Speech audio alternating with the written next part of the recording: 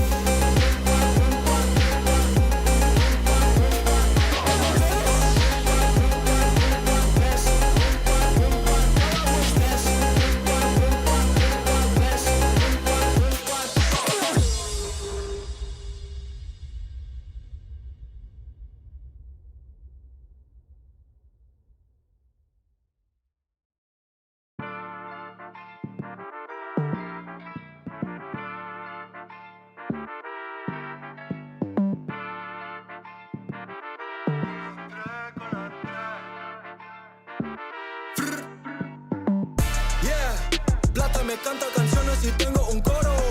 Ganador ves el oro, brillo como un tesoro. Y tu novio es un bobo, mi gatita tiene todo, pegajoso y hermoso, con las tres peligroso. Ganador ves el oro, brillo como un tesoro. En el bosque como un lobo, cazando el dinero, haciéndolo solo. En mi vida he visto todo, nada puede asustarme, solo tengo que cuidarme. Paso grande, voy a brincar, yeah. Cuando fui chiquito me dijo, hermancito, tienes que luchar. Pa' llegar a la cima se tiene que actuar, se tiene que escuchar.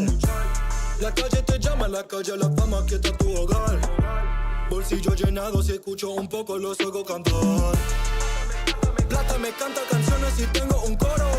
Ganador ves el oro, brillo como un tesoro.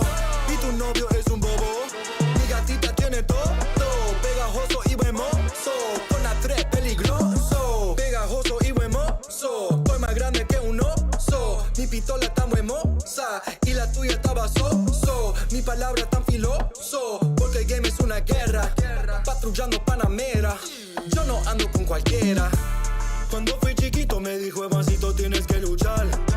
Pa' llegar a la cima se tiene que actuar, se tiene que escuchar. La calle te llama, la calle la fama, que está tu hogar. Bolsillo llenado, si escucho un poco los oigo cantar. Yeah, plata me canta canciones y tengo un coro. Ganador ves el oro, brillo como un tesoro. Y tu novio es un bobo, mi gatita tiene todo, pegajoso y hermoso, con las tres peligroso. Plata me canta canciones y tengo un coro. Ganador ves el oro, brillo como un tesoro. Y tu novio es un bobo, mi gatita tiene todo, pegajoso y hermoso, con las tres peligroso.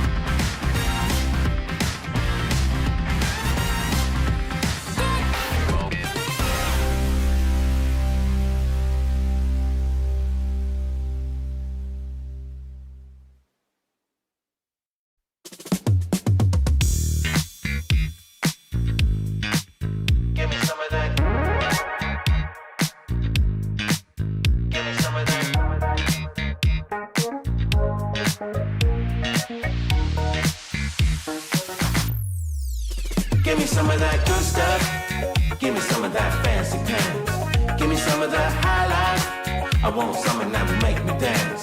Give me some of that good stuff. Give me some of that fancy pants. Give me some of the high life. I want something that will make me dance.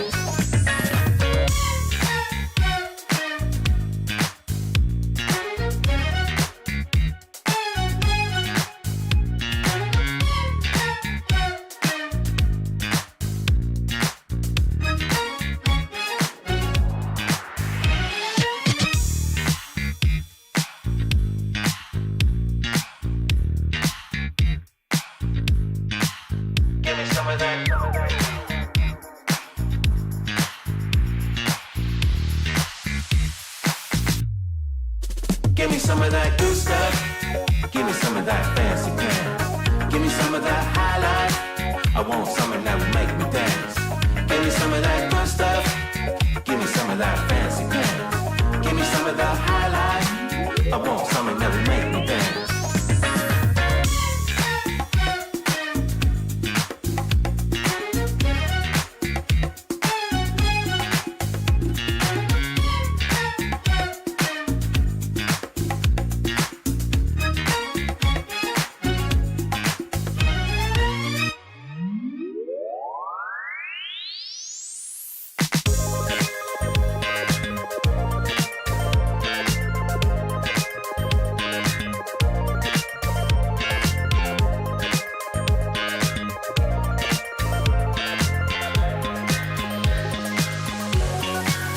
Give me some of that good stuff.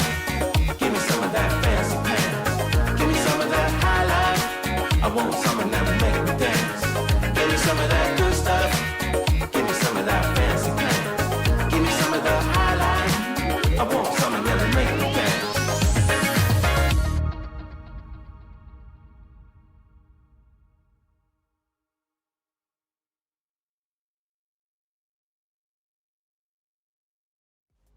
Hello PUBG fans and welcome to the Esports Nation Cup qualifiers. We're going to be tackling APAC to kick everything off. I'm Matcham, joined by Toby, so we're going to be running you through all of the action today. Toby, you just had a whole bunch of crazy changes happen in your life, so of course we got to ask you how you're doing, man.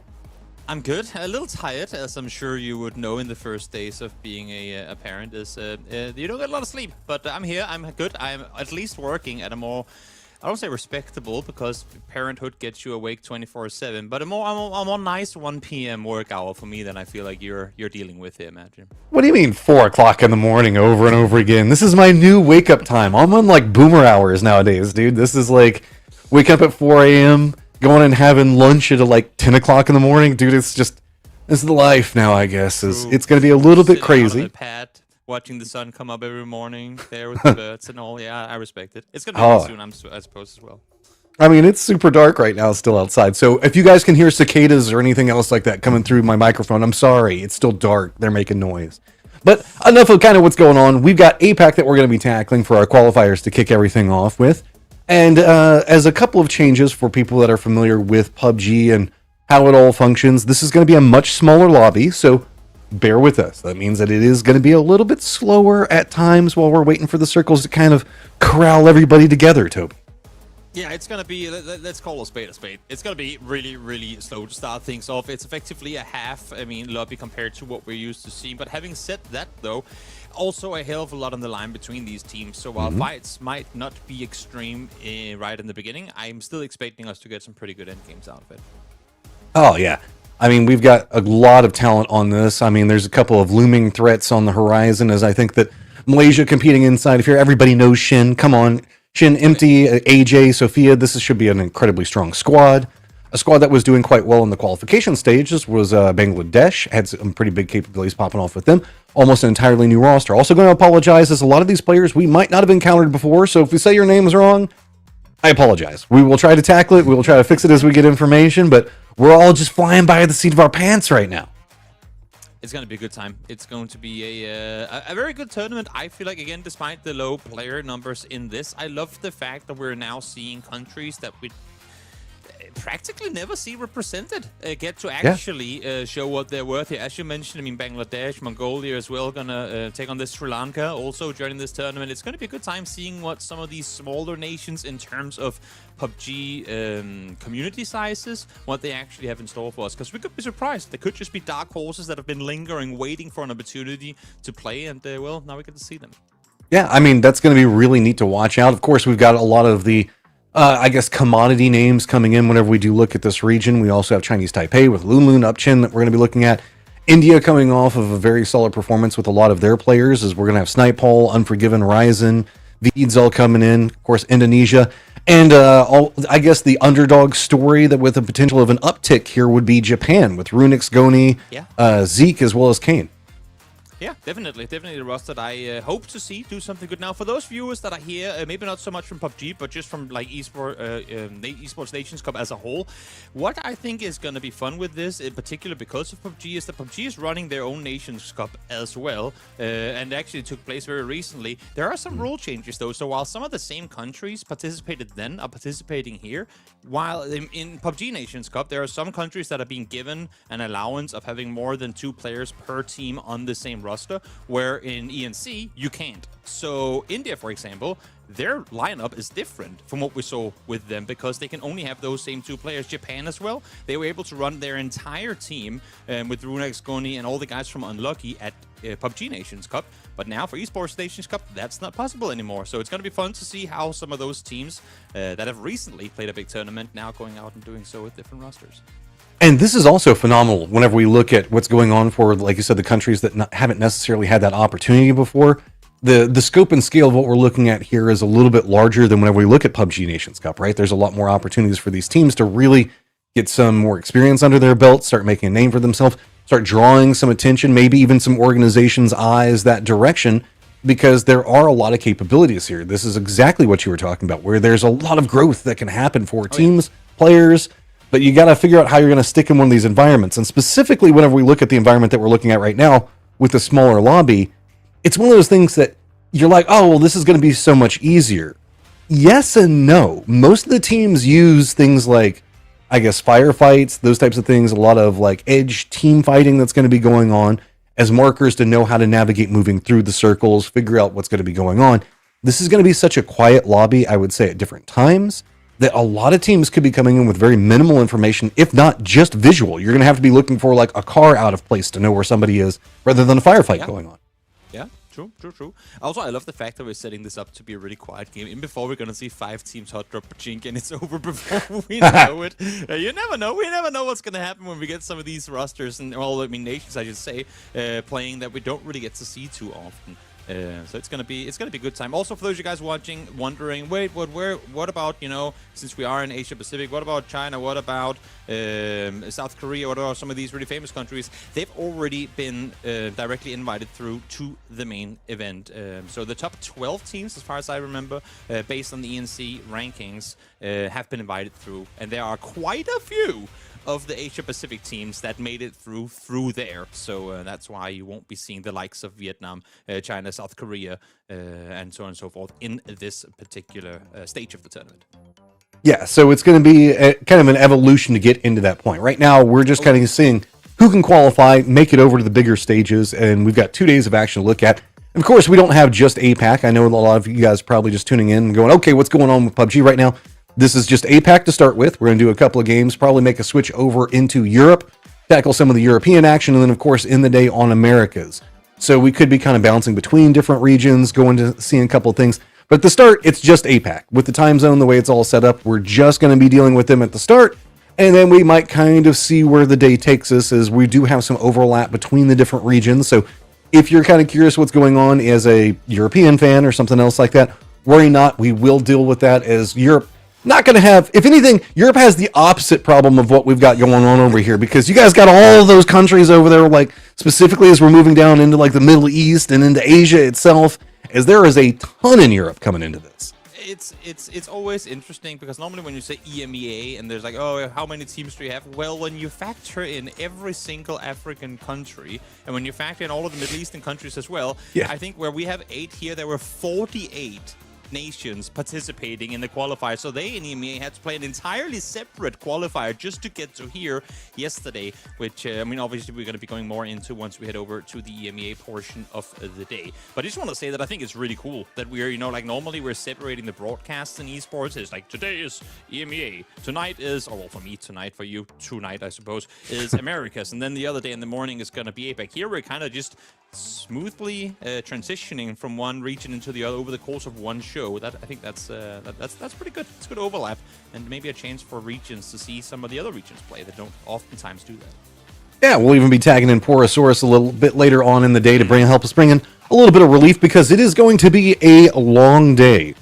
We're going to have, probably about 15 games all occurring at different times throughout the day. Yeah. Much bigger than our normal 5 that we've been looking at lately, so buckle up if you're a PUBG fan. You're going to have a full day of action. Well, maybe a little bit of downtime in some of the games to start with, but it's going to be a very long procession as we are kind of waiting for the first lobby information to come in. Hasn't quite happened yet. I'm starting to understand why they brought us, including Poro, on for this. They were like, guys, we need yappers. We need guys who can just talk non-stop for hours on end. Who do we hire for this tournament? Well, I know 3 that can fill that spot pretty well. Great. No, those are the ones we're going for. And just start tackling anime conversations or whatever else that we're going to do. Oh, no. I mean, we've got the World Cup going on right now, which I don't know if I'm allowed to talk about because, you know, America. I don't know. Whatnot. I mean, you know, Denmark didn't even qualify, so I'm just not even gonna. Yeah. It might have been better if America hadn't. We didn't necessarily do ourselves any favors. Hey, but everybody seemed to have fun whenever they came to visit. So that's what it's really about. Southern hospitality coming in full effect. That is nice. That is nice. And hydration breaks. But with all that out of the way, I mean, looking again, I mean, you mentioned, of course, Shen. Just looking at play, like the roster of this setup as a whole, I feel like Malaysia, as you're saying, definitely one I would expect to see find one of the top 4 spots. But a nation that we haven't really mentioned too much is New Zealand. I mean, Nigos, Heigerman, Linksy, and Sans. I feel like they too pack a pretty good punch, especially in this lobby. I would not be too surprised to see New Zealand out in the top 4 here either. This is weird. Okay, because we're looking at top 4 for the day. And whenever we're looking, the teams that are competing today are going to be Bangladesh, Chinese Taipei, India, Indonesia, Japan, Malaysia, Mongolia, New Zealand, and Sri Lanka. So a couple of newer faces, specifically when we're looking at like Mongolia, Sri Lanka, as well as Bangladesh. But we also do have, I don't know, when we look at Indonesia, Teddy, Trick, Imbat. I mean, there's a lot that we can look at. Yomik that's over there, Setsuna. A lot of players have opportunity here. So this is going to be really interesting to see how this melting pot of a match is going to go, given it's kind of a lot of newer players coming in with not a lot of, I would say, LAN experience, but also coming into a way lighter lobby. So it's like you can learn some really bad mistakes that will carry over, or you can play it really efficiently. There is definitely going to be a, like, if this is your first experience with a high caliber lobby and then only fielding it with half the amount of teams, it's gonna, like, don't get used to this feeling, because the pacing of things, the amount of space that you have to maneuver, as you were alluding to before as well, Matrim, it's gonna give you a very, very false sense of confidence if this is what you're basing your expectations on moving forward into the main event, should you be able to qualify. Yeah, and I mean, that's one of the things whenever we're looking at like experience, just having one player with some LAN experience or more, I guess, qualification experience, we'll be able to make sure to keep those reins in check, right? Being like, okay, this is where we need to be very careful on it, because it is also kind of hazardous on a different regard. Whenever you have such a small amount of teams that are playing, that means that we're going to end up with very lopsided point totals. Like a couple of victories can do a lot. High kill counts are going to be heavily rewarded. We talk about like points per game and trying to keep that average up. All that goes out the window right now. We've got 5 games that we're going to be looking at with a much smaller lobby. So just a couple of repeat performances can absolutely demolish a couple of squads or extremely early outs. If you go out twice early in this, it's going to feel like impossible to try to catch up.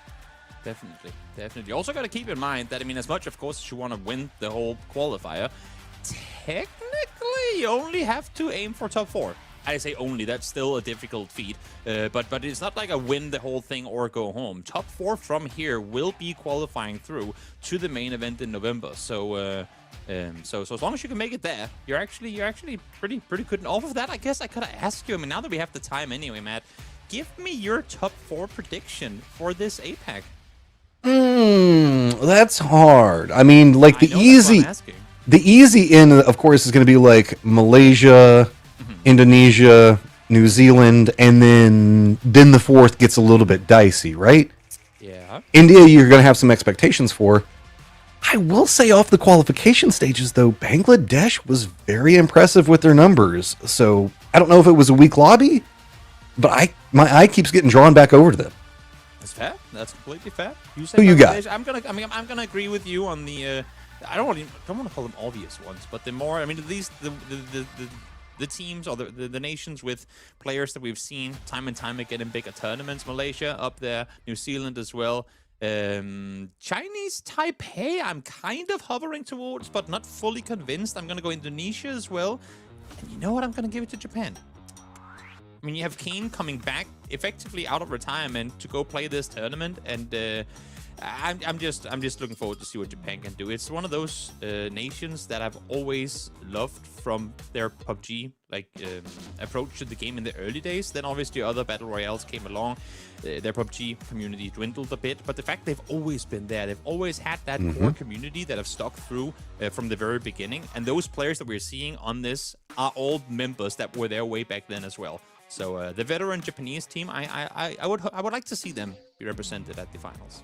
Good old Sun Sister, man. Bring back the love on that one. Is exactly. I do like. I'll be honest. Like, Japan is the team that my heart wants to do well. Not just because I'm a weeb, but because exactly what you're talking about, right? There's a lot of history, and whenever we look at the country, they've been a part of PUBG since near on the beginning. Yep. But just haven't really found the successes to stay highly competitive inside the international stage. This could be a great opportunity for a region or an area like Japan to really get some more growth coming back into it. And that's got to be a secondary pressure that's kind of happening on Japan's shoulders, right? Is they have to have an assumption that this is a phenomenal opportunity for us as PUBG players to reinvigorate our scene a little bit. Definitely. We are, of course, just waiting for the lobby to get started. We're getting word from our admin team. They're still setting it up, so bear with us as we get ready for this one. I guess we can mention the map order real quick, just for anyone curious to see what's going to happen here today. We're starting things off in Erangel, then hopping over to Takeo, then Miramar Rondo, and then for the fifth one, we're doing Takeo once more. So a little bit of extra Takeo love. Where does that sit with you, Matrim?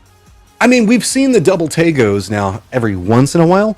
What throws me off more than anything else is usually when we do the double up, it's the first and then the last game of the day, right? Now we're doing Erangel and then 2 and 5, which isn't like wrong. It's just different. So I'm excited to see how that's going to happen. I mean, with a smaller lobby, I'm not upset about a double Tago. Fair. There's that much less to fight over. Therefore, we're giving what little there is to, well, effectively the entire lobby. That makes sense. But it does also mean, of course, as we've been alluding to for this entire pre-show, that especially on Takeo, I fear that we could have a lot of time before fights actually end up. See, Rondo is where I'm nervous about that. Rondo and Miramar, whenever you get a much smaller lobby, there's just so much landmass that people are going to be like walking forward like, I haven't seen anybody in 3 circles. What do I do? But again, like, guys, we're a lot of players getting used to stuff, maybe not as used to the online section, so it looks like it's taking a little bit to get all the players into the lobby. We will get there as fast as we can. Apologize. Again, I'm up at 4 o'clock in the morning. I mean, it's technically 6 now, but we had to do like warm-up stuff and get everything situated. But I promise you, we're wanting to get into this as fast as you guys are wanting to get into it. Just give the players a little bit of time. We'll just kind of keep tackling things as we're moving forward. Outside of this, I will say that Mongolia has drawn my attention a little bit. Why is that? They're a team that, I mean, we always kind of dance around Mongolia whenever we talk about PUBG, because they do have a PUBG scene that's, I don't want to say hefty, but it is breathing, to say the least. It's got enough that's going on to where they're doing some play that's over there. It's just they kind of get drowned out in the fact that, you know, South Korea and China and all that other stuff's going on right next to them. We don't really get a chance to see a lot of the superstars rise through the mix of all of that. So I'm really interested to see how an area that's regularly had to compete against those guys now individualized comes into here. Well, it does. Exactly. It does look like, guys, we've got a little bit of a thing that we're going to do. We're going to do a quick break. I know we just started and going to a break, but that's the way these online things go sometimes. We got to figure out what's going on with the players and how come they're not getting in the lobby. So, again, apologies. We will be back in just a few moments and see you guys then.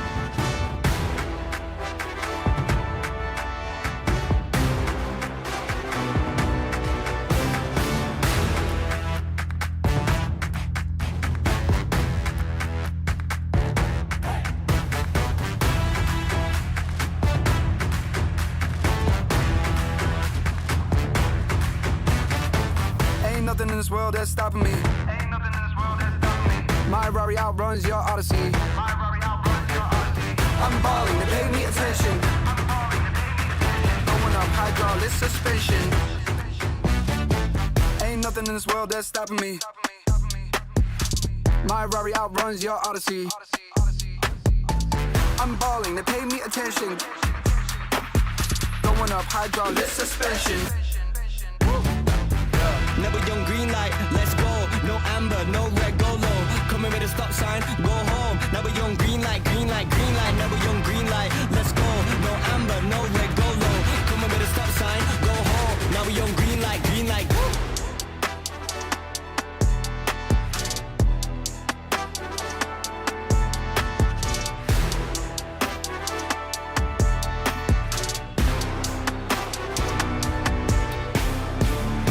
In this world that's stopping me.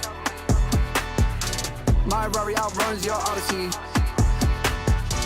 I'm balling, they pay me attention.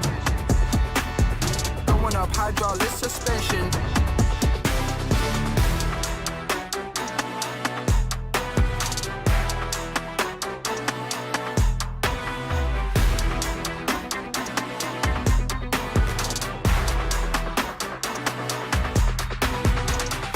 In this world that's stopping me. My Rari outruns your Odyssey. I broke it off cause I'm not settling. I got a gift for the lip, I'm a check at me. Ain't nothing in this world that's stopping me. My Rari outruns your Odyssey. I'm balling, they pay me attention. Going up hydraulic suspension. Never young green light, let's go.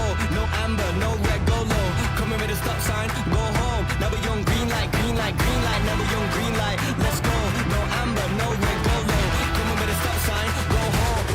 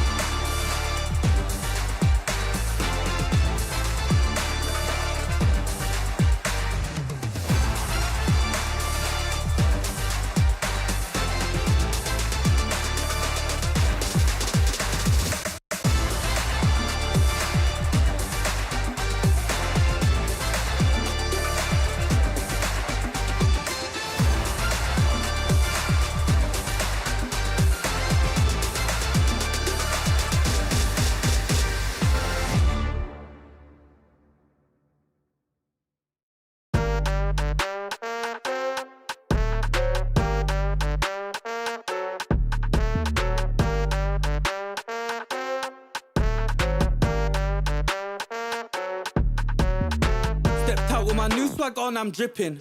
If you wanna chill with a hot boy, come my way for a minute. Come my way for a minute. Step clean any day, won't see man slipping. But you might slip on a drip, man. Tip up the sauce and spill it. Tip up the sauce and spill it. Best cut chop, cause the clock's still ticking. Just check the way man stepped, know that I dropped it different. Know that I clocked it in it, know that I got this in it. No, you can't stop this winning. I came for the top spot in it. Came for the top spot in it. Came for the top spot. Soon I'ma get right there, I'ma step right there, got a bot. Came right there in the drop top, try how you like it or not stop. Non-stop. Yo, if you wanna get this poppin', you better get to shopping. I came in a different drop this time and they thought it was the same one, they didn't clock it. Oh well, it's nothing, they call me a dripaholic. Just watch how I'm dripping on it. Please just don't be slipping on it. Oh well, it's nothing. They call me a dripaholic. Stepped out with my new swag on, I'm dripping. If you wanna chill with a hot boy, come my way for a minute. Come my way for a minute. Step clean any day, won't see man slipping. But you might slip on a drip, man. Tip up the sauce and spill it. Tip up the sauce and spill it. Best cut chop, cause the clock's still ticking. Just check the way man stepped, know that I dropped it different. Know that I clocked it in it, know that I got this in it. No, you can't stop this winning. I came for the top spot in it. Came for the top spot in it. Stepped out with my new swag on, I'm dripping. If you wanna chill with a hot boy, come my way for a minute. Come my way for a minute. Step clean any day, won't see man slipping. But you might slip on a drip, man. Tip up the sauce and spill it. Tip up the sauce and spill it.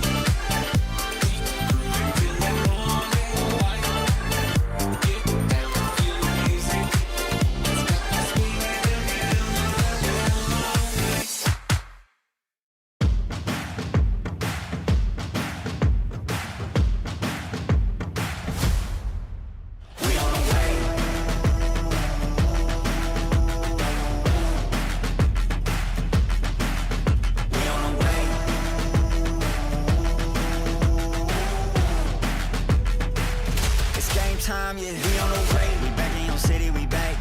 I gotta get to it, in fact. No, never no time to relax. I'm packing the stats, you packing your bags. Okay, I step on the field, it's a wrap. They cannot keep up with the laps. No way. I put their record in a pass, you know it's a fact. Confirming the stats. Game time, game time, game time. They about to step on a landmine. Dialed in like a landline. Don't let them talk, I don't pay them on. Walked in with the Thank you, everybody, for being a bit patient there as we've got everything situated. Looks like we're going to get moving into that game here in just a few seconds. All right, Toby, you ready? What else do we need to go over before we jump into this? You know what? I think we went over the important ones. Smaller lobby, still though exciting teams to watch here, trying to qualify through for the main event, and yeah, top 4 they'll be making it on through to the main event in November. And yeah, with that, I mean, of course, today and tomorrow to play for top 4 out of the 9 is what they're aiming for. I mean, we've gone over all the teams. We've gotten everything situated. Looks like the lobby has now got all of the players inside of it. So it's just a matter of trying to get everything situated, get that game kicked off, as we are going to be kicking off everything on Air and Go. I mean, it's the way we always got to start whenever we're looking at PUBG stuff. So no big surprise on that one. I'm just curious on who's going to come out and get the momentum first. Yeah, and how long time will it take before that momentum gets accumulated? For anyone that has known me in PUBG, I've always been a notorious of hot drops in general. I would like to emphasize now that since we have only 9 teams on the server, if you're hot dropping now, either you are bold beyond belief or just... Yeah, I don't know how to word it any better. Please don't, I guess is the TLDR. Or unless you're that good, please do. Give us something to do at the start. True. I mean, if you are somebody like, I don't know, whenever I'm looking at this, Malaysia, if Malaysia just decides that they want to kind of be a little bit of aggressive, Yeah. I'm not going to be too mad at them about it, right? Because there are some teams that definitely need some growth that we're going to be looking at on this one. If you can, you do have the chance to completely come in and be like, nah, I've been playing internationals for the past couple of years. Just walk in and just start slapping people down. There is risk with it, though, like you're talking about. You could just go out extremely early doing that, but you could have a decent kill count, so maybe it kind of balances. I don't know. We'll have to see. It could.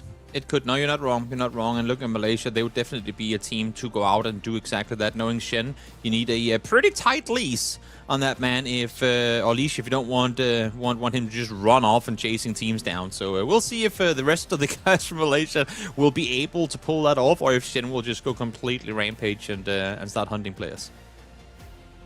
Yep. On the other side of that one, I wouldn't be surprised if New Zealand comes in a little bit more like soft on approach, not necessarily because they can't frag out against the world, more that just the fact that they're trying to they'll probably just want to try to figure out the lobby a little bit more. They're going to be playing this a lot more on the tactical side. I probably assume Japan's going to fall into the same category. I guess the more wild card teams we're looking at are going to be Malaysia, Indonesia, how they're going to be making their approach, maybe Bangladesh off of their qualifications and how they're feeling coming into this one. I'm curious to see how India plays around this, because Snipehall, Unforgiven, those guys, I have some expectations for them to perform well, but at the same time, this is going to be a very peculiar lobby to look at and see how that they're coming into. Definitely. I think that's one of the important factors to mention, is that we have a great combination of PUBG Global Championship finalists in a lobby with players we have never seen before. So I think that sets the expectation of what's to come, is the fact that this is going to be an incredibly unpredictable lobby. And then you add to the fact that we have just 9 teams playing. It's gonna make it very hard to tell what's gonna happen, because I think a lot of teams are gonna be going into fights expecting there to be plenty of space around them, just because the player count is that much lower. But then while they expect that to be the case, there's another team waiting just around the corner, right? So it's going to be interesting to see how teams play around the fact that there aren't that many on the server. Do they then sneak closer to one another, or do they maintain kind of a buffer space for as long as they can? Yeah, this is going to be really, I don't know, like, it's a bit of a mind game, right? You can't rest on your laurels in any regards, because it's going to like lure you into a false sense of security that you're going to kind of just think that there's no chance that somebody could be around you, or there's nobody that could be inside that building that you're going to make a dive towards. And then suddenly there is. So you have to be very... The reason why we often talk about that these smaller lobbies are much slower is because you have to do so much more information gathering. You have to be so much more cautious. It makes everybody just kind of like scared kittens, for lack of a better term. The moment a shot goes off, everybody's going to instantly pop up and be like, what's going on, and can I get involved? Also because, I mean, again, it is top 4 that makes it through, which I think for a lot of people is going to be that's very attainable. But at the same time, if you get into the first couple of games and you just don't get anything on the board, that quote-unquote just top 4 becomes extremely difficult to reach because those teams up there will separate themselves by that much of a margin. So we'll see. I think some, as you say, pretty cautious playing early on, maybe with the exception of, well, I'm looking at you, Shen. But for the most part of the lobby, it's going to be pretty careful playing early on. But then as we get into the end of today, of course, through some of tomorrow, we're going to be seeing some more desperate plays come through. 1 second, just trying to get an idea on what we're looking at here.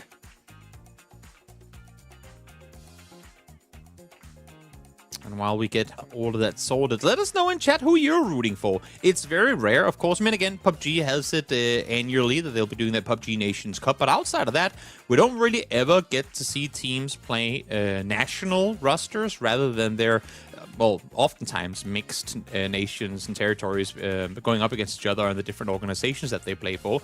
So where are you from? Who do you root for? And who do you maybe root against? It's always great with some rivalries in these tournaments. Who are you hoping to see qualify on through? And yeah, again, I love the way that you phrased your heart is with the Japanese roster, but you're not sure exactly what to see from them. I think I'm gonna hop on that same wagon too. I mean, as much as I want to see them qualify on through, I think it's they're on the cusp. They're on the cusp. That top 4 is like 4th or 5th is where I'm setting them. So we'll see. We'll see where they end up finishing. Look, I mean, we try to be as unbiased as possible, right? Whenever we come into this, but there are a couple of teams, regions, stuff like that. You know, it's kind of the underdog, but also has a decent chance. That's kind of what we're talking about in this category. Is like, no, we're not biased to Japan. We don't think that Japan's going to rock the world. We just want to see a historic nation from PUBG, see how they're going to be handling it, because we haven't necessarily gotten a chance to see a lot of Japan here recently. We did see them trying to qualify in the Esports Nations Cup. Didn't necessarily go the best in that regard. So we'll have to see now what they've learned from that and how they can carry it into this lobby. Yeah, it's gonna be a good time. Of course, we are still just treading water, waiting for this game to get started. They are setting it up as we speak, so it should be momentarily. Now, I've probably cursed that, but hopefully, we'll get into lobby swiftly. As I'm looking back on the rosters here once more, actually, something that I hadn't really thought too much about is the fact that, again, as we said, under normal circumstances, a lot of these players will be playing on mixed nationality rosters, and we do actually have the entire team of R8 Esports in here, where Teddy and Imbot is obviously from Indonesia, going up against their normal teammates and Emt and AJ from Malaysia. That's also always something that I like seeing when you have players that are usually on the same rosters now playing against one another. So Indonesia and Malaysia fielding players from what would normally be the same team. Yeah, I mean, that kind of happens when you get to Nations Cup. You got to break apart all the friendships and all the rivalries reset. It's going to be really interesting to see how that's going to develop out. Also, whenever we look over there, Setsuna is going to be an eye that I have for Indonesia. He kept kind of drawing my attention whenever we were dealing with the Esports Nations Cup that had just finished out. So I have some expectations for that squad, to say the least. Chinese Taipei with Loon Loon and Upshin also has a lot of history, but I know I've mentioned it several times. Bangladesh playing through a weaker lobby with a lot of unknown players is, I want to say, my underdog X factor that I'm looking at in this, though. It feels like there is something that's going on there. Now, how does that translate into what we're going to be looking at with these lobbies? And whenever we bring in, I don't know, Malaysia, Indonesia, Chinese Taipei, New Zealand, people that know the meta, I guess, more than just the fragging power, because it seemed like Bangladesh got a lot of their performance based off of making it late into the game, getting a lot of kills, and then securing victories off of that, which is tried and true basics. But whenever you're dealing with a weaker lobby, you can let a lot of stuff slide sometimes and not necessarily get picked apart for small mistakes. When you look at Indonesia and Malaysia, they will pick you apart on every single mistake.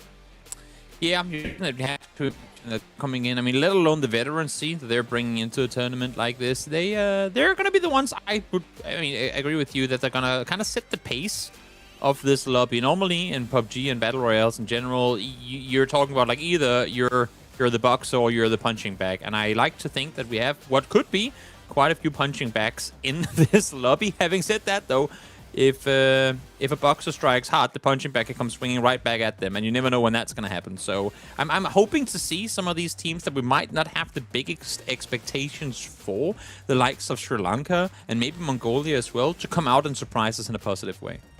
Well, I mean, you hit it right. Whenever you were talking about like boxing references, right? You know, somebody's going to be coming out, taking some big swings, but we don't really know whenever we look at some of these players, some of these teams, and having the smaller lobby, really what the rules of the lobby are going to be, right? Every single lobby is its own microcosm of meta that occurs where it's like some teams will be playing Edge, doing this, blah, blah, blah, blah, blah, blah, blah.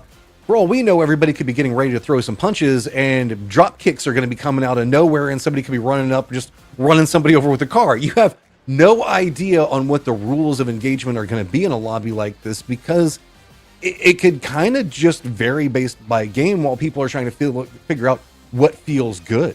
No, that's completely right. Completely right. And of course, again, goes back to the discussion that we had just before is like, how aggressive because one thing is expecting to see Malaysia maybe go a bit aggressive, but outside of that, how many other teams are actually gonna, actively go out and hunt other teams? One thing is if you accidentally have a rotation that runs into another team, like sometimes you're kind of forced to fight, even though neither team really wants to.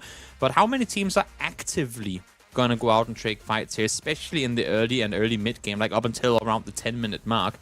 Because technically there's going to be space enough for these teams to not fight for the first 20 minutes, but oftentimes as we see it, it doesn't really go out that way.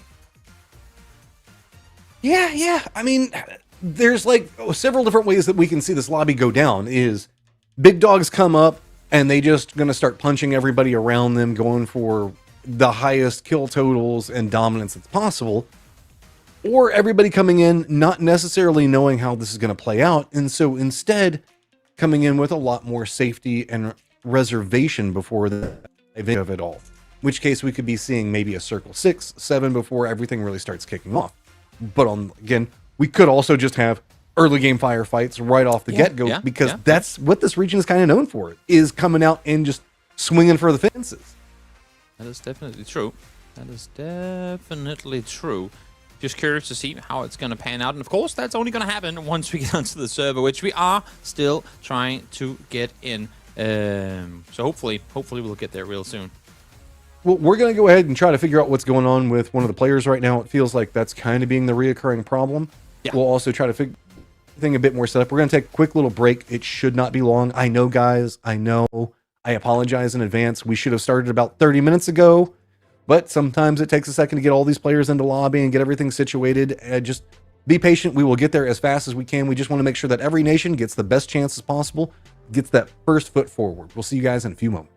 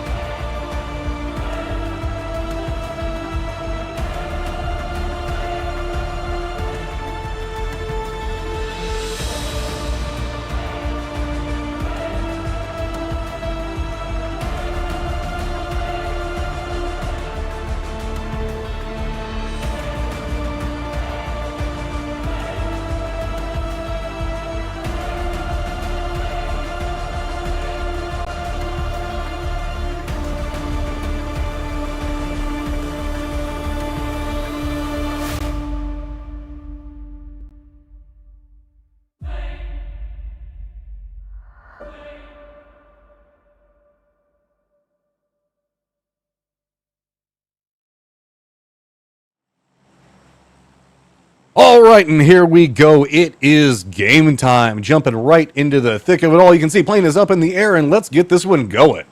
Finally, the wait is over, and we get to hop on in with this one right here. See Team 6 being India, and they seemingly are gonna stick through for this one. We know that there's gonna be questions regarding this, so I might as well just explain to you very quickly. There won't be a map feed for today and tomorrow, as far as I know. Maybe we're lucky that we're getting one by tomorrow, but most likely not going to be the case. So we'll see here if Ryzen and the boys in India, where they're opting to go, looks like a pretty straightforward ruin split to me. Yep, they're going to get the west side of Rosok as well.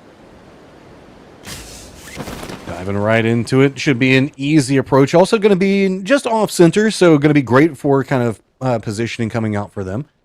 Should be able to rotate around whatever we're going to be looking at while we're still kind of waiting on that first circle. It's like already has the idea. Of course, India are going to pop off, immediately pick up cars. That's going to be the key component in this one, because there's going to be a lot of cars on the table, but oh yes, I mean, you want to make sure that you secure for rotates, because Lord only knows what you're going to be driving into. Definitely. If we take a look at the map, then we'd get a little glimpse on where all these different teams have landed. You see that Chinese Taipei opting to drive further north.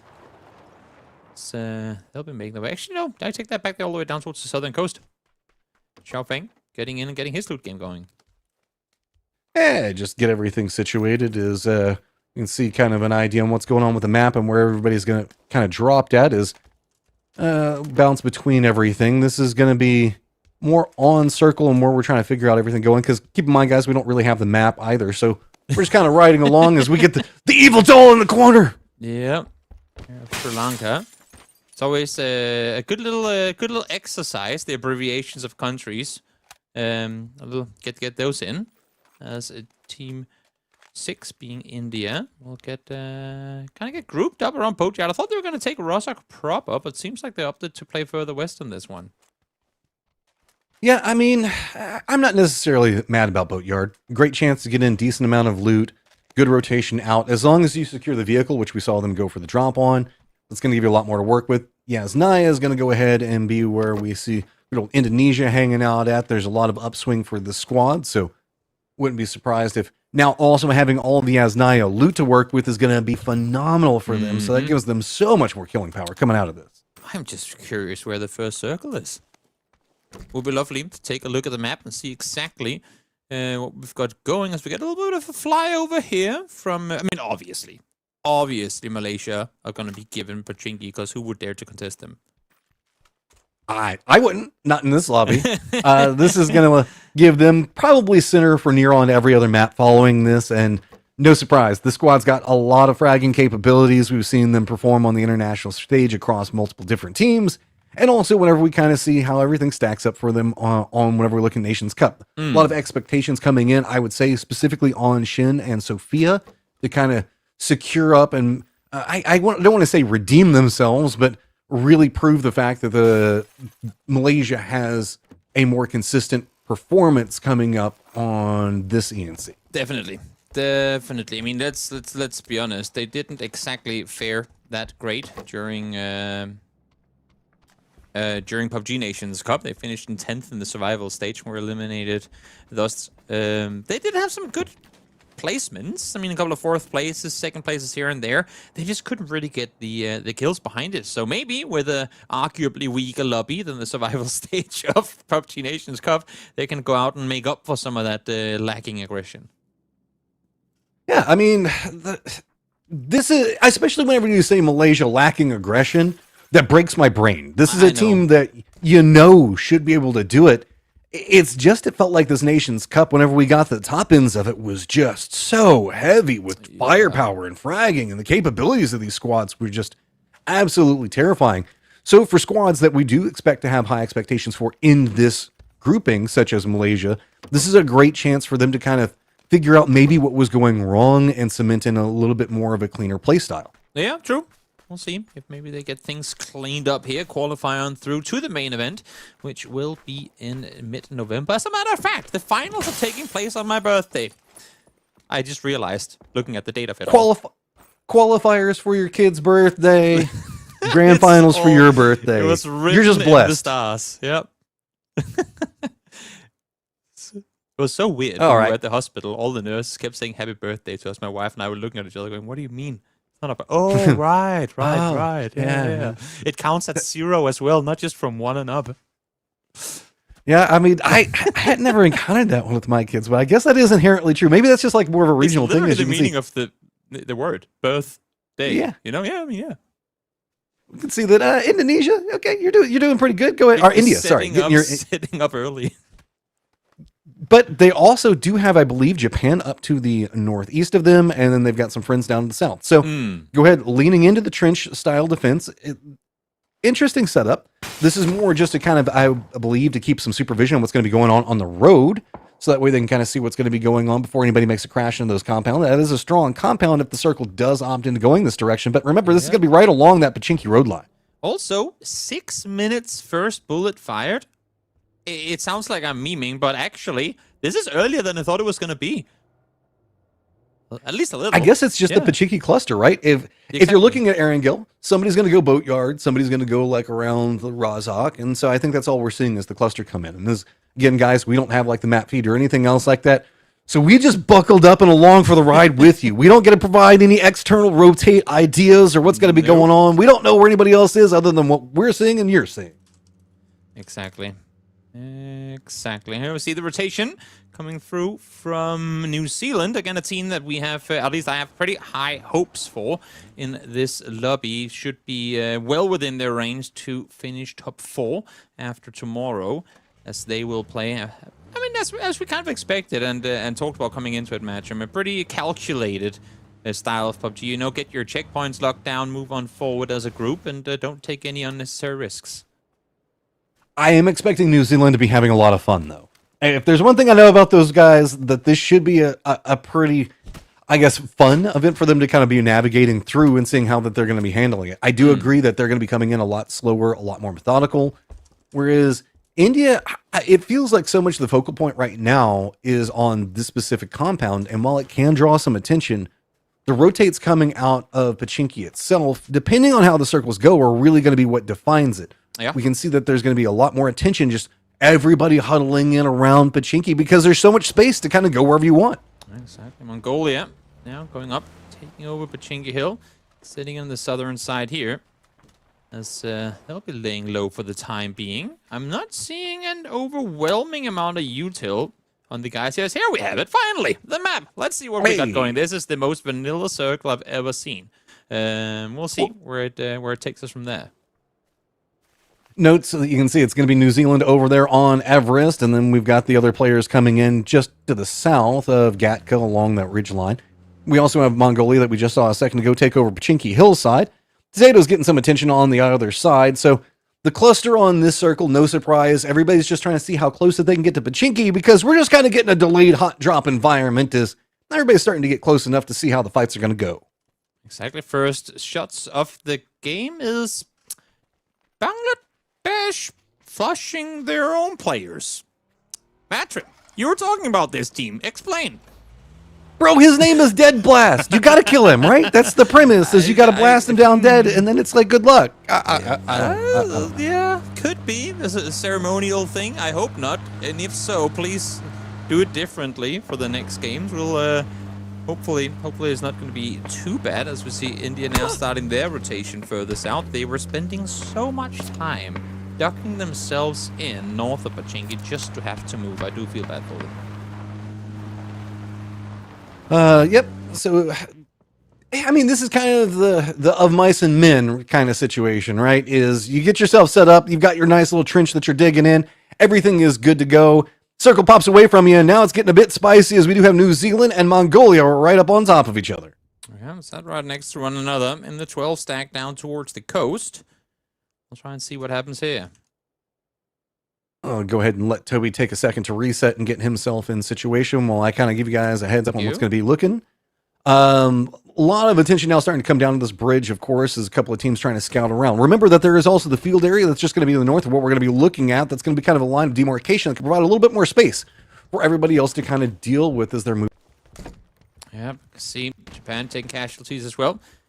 As they're now being followed up by 2 teams. Japan trying to make a rotation on through, but not able to do so as they're losing players by the second, down to just 1, I believe. As Indonesia, they're on the hunt here. We were talking about it. Will teams be chasing down one another? And indeed they will. Indonesia is the ones doing it right now. I mean, Indonesia had some expectations to go for it, going right up along the coastline over here. And I don't necessarily fault this style of strategy. Couple of shots now coming back over to Teddy. He's at least going to be scouting out with his body, realizing where somebody's going to be.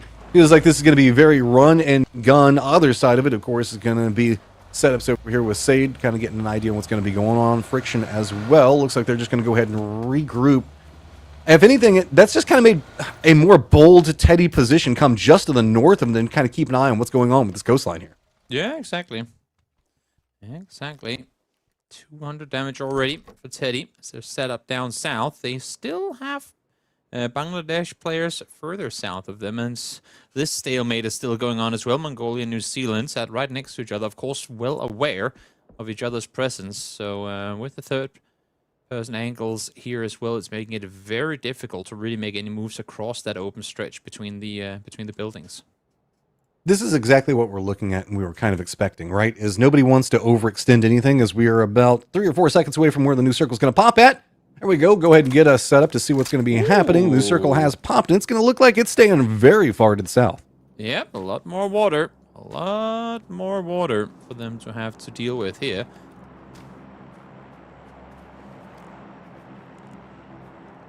Eyes on the defense and setup, and trying to figure it out. Looks like going to be at range. Good old Malaysia getting some vision on what's going to be happening over here, right on the edge of the zone. This is the idea of what we're looking at in the circle, because it is a ton of water. Shin's going to go ahead and spot out this regroup that could allow him to kind of usurp position. Indonesia is going to be wrapping him right back behind, positioning for Malaysia. So there's going to be a couple of the brutes starting to bounce up against each other. A couple of shots now going to start coming out from Trick.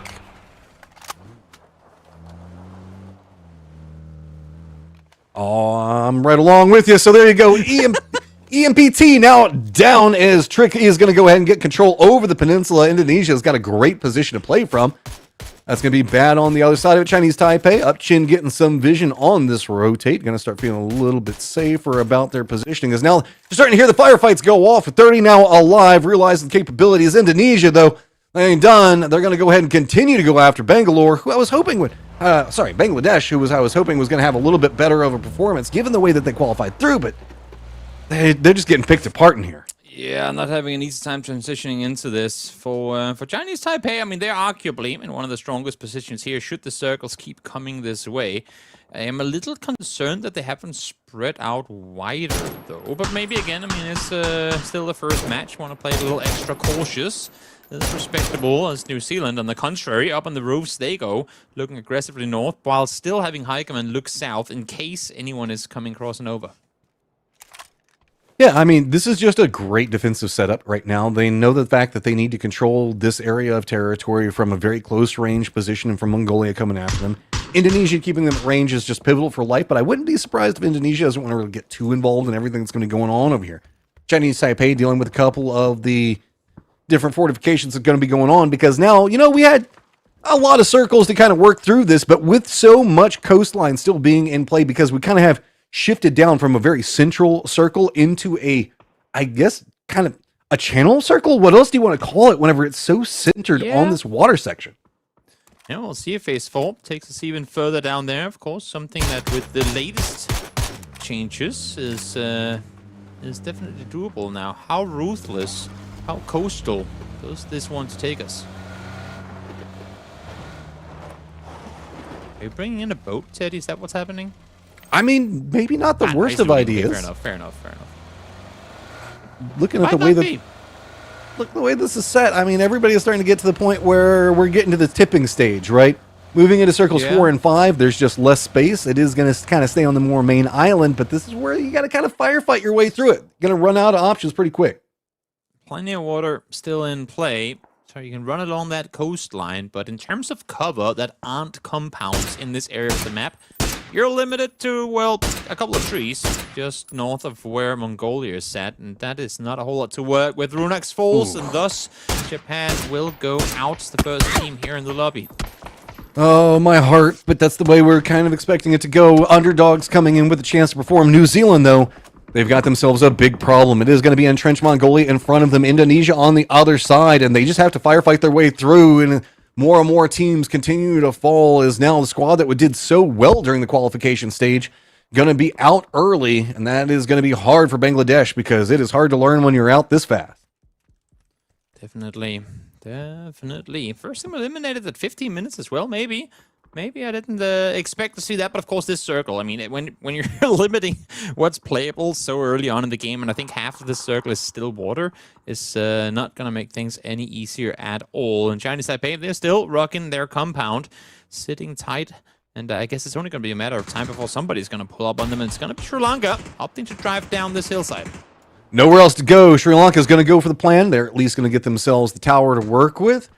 So Chinese Taipei going to be on the other side of it in the more defendable compounds. This is going to be a very strong setup for Chinese Taipei.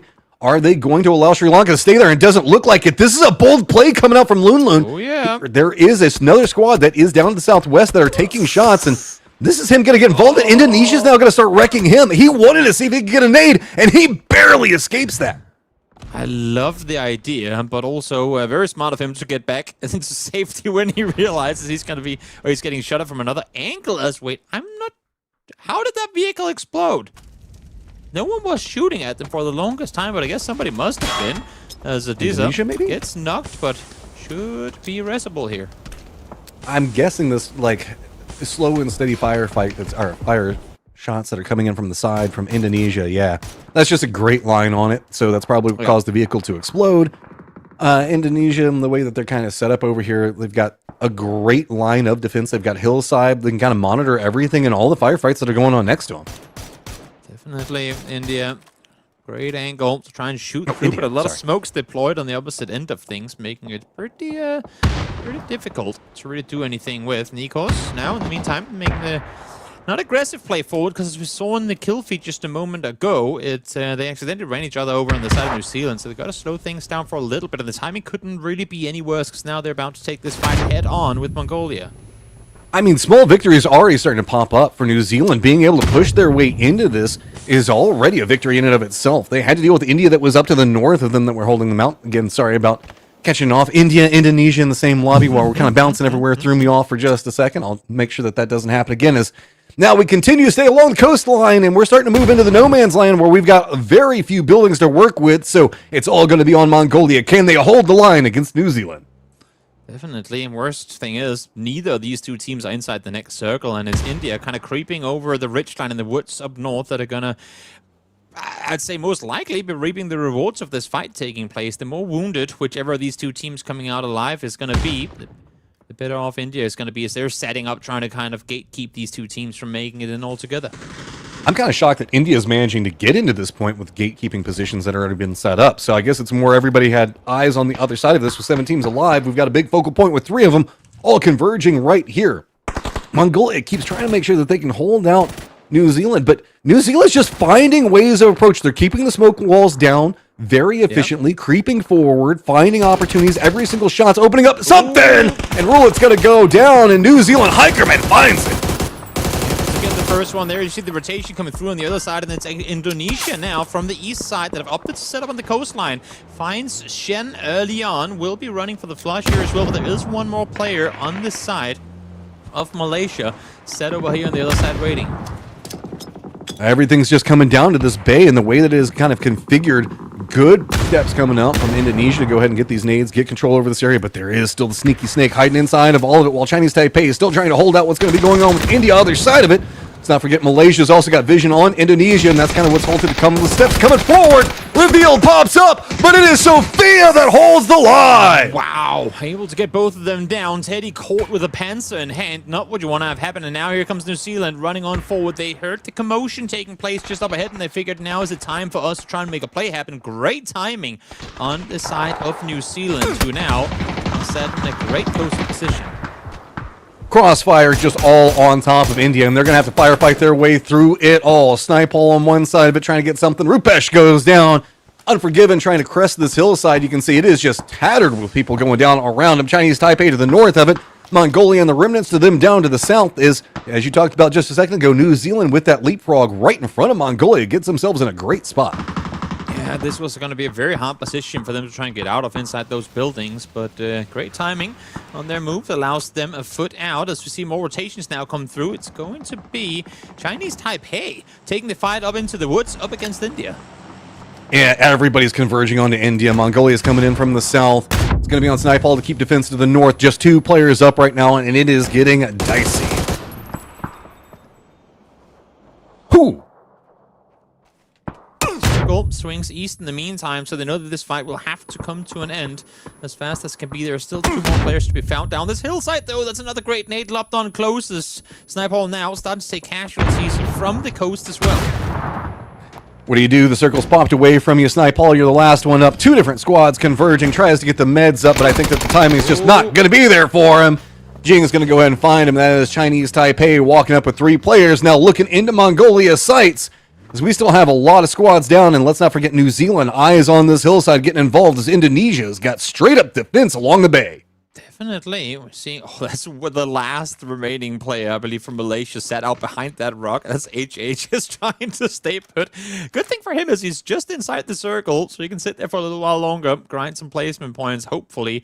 But it's down here towards the western side that things are going to get spicy in a second. Chinese Taipei and Mongolia both have to make their way inside the circle. As New Zealand, they've, I think, just exactly, yeah, they've just snuck inside the circle here, but not really a whole lot of places for them to go from here. Hey, in this circle, getting anything is great. The way that that bay curves in has made it to where Indonesia's got this point on lock. It's going to be just a couple of fields, I guess a couple of trees to work with as well, but not too much else. It's just going to be trying to bully your way. So New Zealand gets to take a couple of shots first. Indonesia will be able to spin back on and maybe finish it out. So Mongolia, Chinese Taipei know where that they can really go for. And you can see Chamoy way over there, over into the east, just making sure that nobody goes for a wrap around the other side of it. This is full on control. Yep. Look at Heigemann taken down. He was the one outside circle, so not the biggest loss on the side of New Zealand, but it's also the off angle that I think he would have hoped to be able to get more from. Nico still does find one. Apti does go down. Now it's just one left alive on the side of Mongolia. I'm curious as to why Chinese Taipei is not opting to peek over here, but as you can see now that I say it, as soon as they try, they're being suppressed by Indonesia as well. 2 different squads. Well, I would say, what, 1.5 really, whenever you look at New Zealand just having 2 up.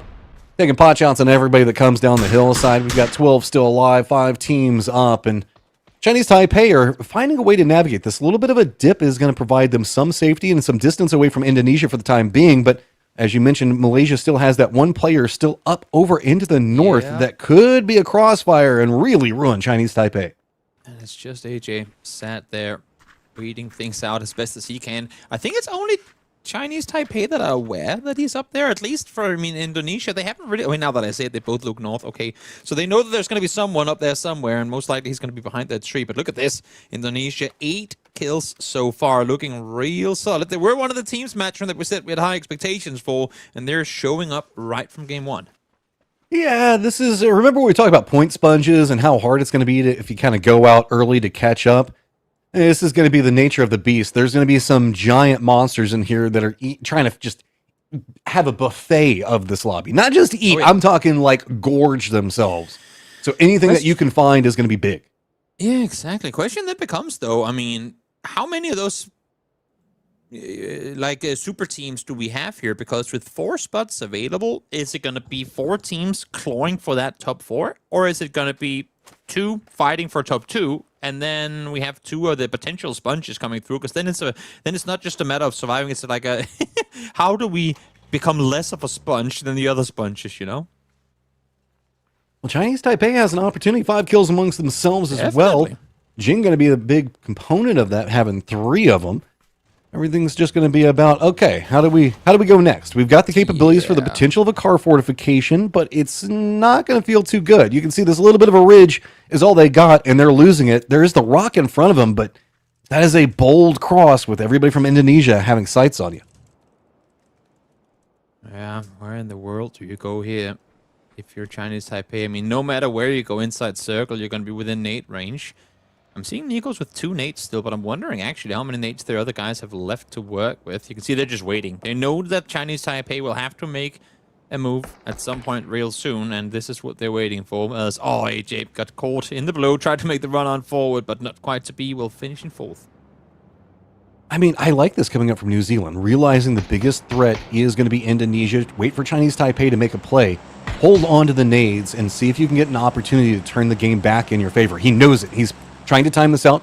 It's going to be Indonesia now starting to try to get some control over that rock cropping, try to hold out Chinese Taipei. That is the moment that New Zealand has that they can try to pounce and just try to dismantle everything in this defensive setup and the role that Indonesia set up. But no, the rotate coming up from Chinese Taipei. It's on the other side. It is straight into New Zealand. There is no opportunity, and that is a massive cost as Chinese Taipei goes out. I mean, Chinese Taipei, they pretty much just gave this one to Indonesia. They're sending it straight towards New Zealand, and there you have it. In the end, will fall. They got one. That's all they needed. And thus, Indonesia, with 11 kills, are off to an incredible start. Just 21 points on the first game. Just a phenomenal setup. And it comes off of the way that they went for a peninsula control play early. Reading the circles is we did just kind of consistently go. First circle was great. It was pretty friendly, as you mentioned. And then, man, we just went hard south. Definitely not an easy endeavor at all. Not at all, not at all. But in the end, I mean, I think it's still the teams that we expect to see the most from that came out with the most points in this. Malaysia got something going through the mid-game. New Zealand and, of course, Indonesia out there in the end as well. And then maybe Chinese Taipei surprising a bit. I still consider them amongst the top half, but definitely got more going with the limited space that they had to work with once they had to get out of that compound. There is something to be said whenever we see like Chinese Taipei getting a few kills and then, of course, Indonesia and their performance there, that there's not a lot of kills actually in this lobby. Kill points have weird value in comparison to what we normally see, right? Whenever we have less players, there's less kill capabilities. So it also kind of neutralizes and makes making it into those later stages that much more vital. Whenever we look at just having 9 teams in the lobby, it's just trying to avoid being those first couple out and seeing if you can compete in enough to maintain that consistency. It is a very rich get richer and the poor get poorer style of lobby. Definitely, and well, speaking of falling out early, Japan, of course, the first team eliminated. I don't think, and I didn't see them get any kills of their own, so definitely looking to make up for a 0-point start to the day here. Trying to get everything set up so that way we can give you the full point breakdown as well as everything, but we're going to go ahead and take a quick break, and we'll be back with game number 2 in just a few moments.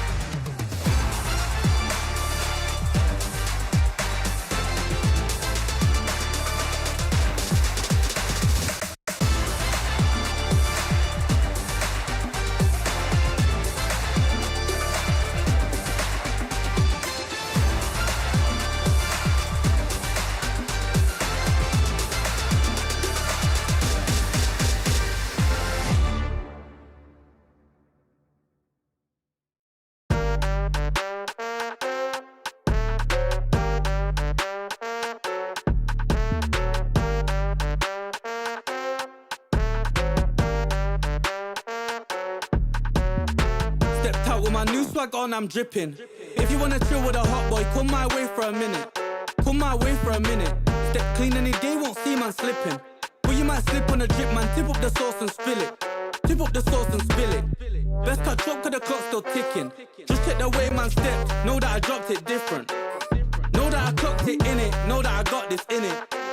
No, you can't stop this winning. I came for the top spot in it. Came for the top spot in it. Came for the top spot. Soon I'ma get right there, I'ma step right there, got a bop.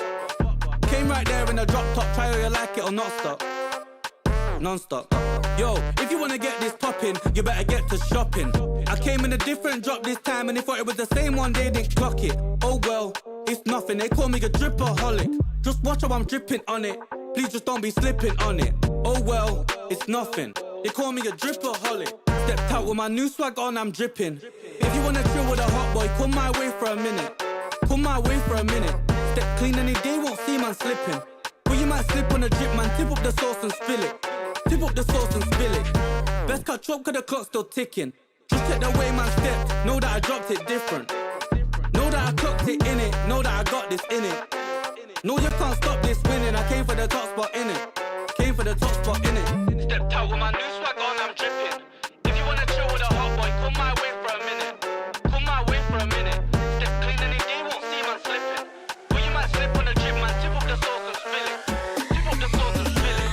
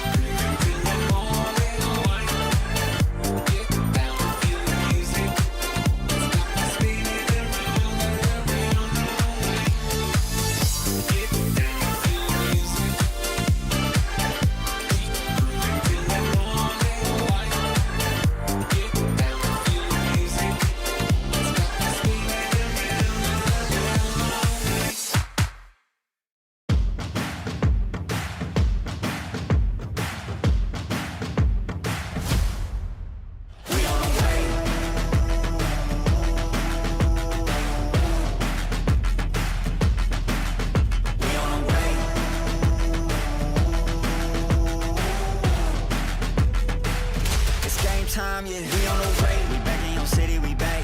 I gotta get to it, in fact. No, never no time to relax. I'm packing the stats, you packing your bags. Okay, I step on the field, it's a wrap. They cannot keep up with the laps. No way. I put their record in a pass, you know it's a fact. Confirming the stats. Game time, game time, game time. They about to step on a landmine. Dialed in like a landline. Don't let them talk, I don't pay them on. Walked in with the mindset. Money line, that's a big bet. Top 10, I'm a prospect. Turn a problem to a profit. Top 10, I'm a prospect. Turn a problem to a... We on the way. We on the way. We on the way.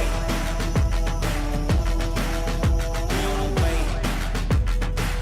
It's game time, yeah. We on the way. Whole team know the mission.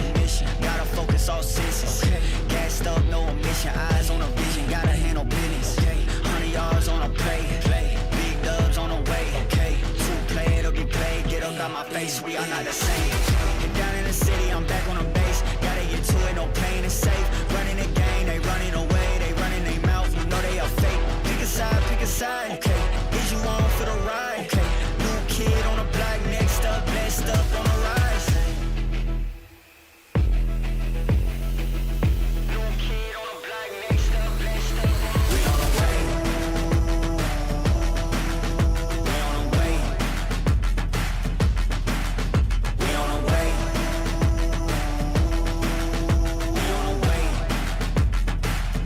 game time, yeah, we on the way.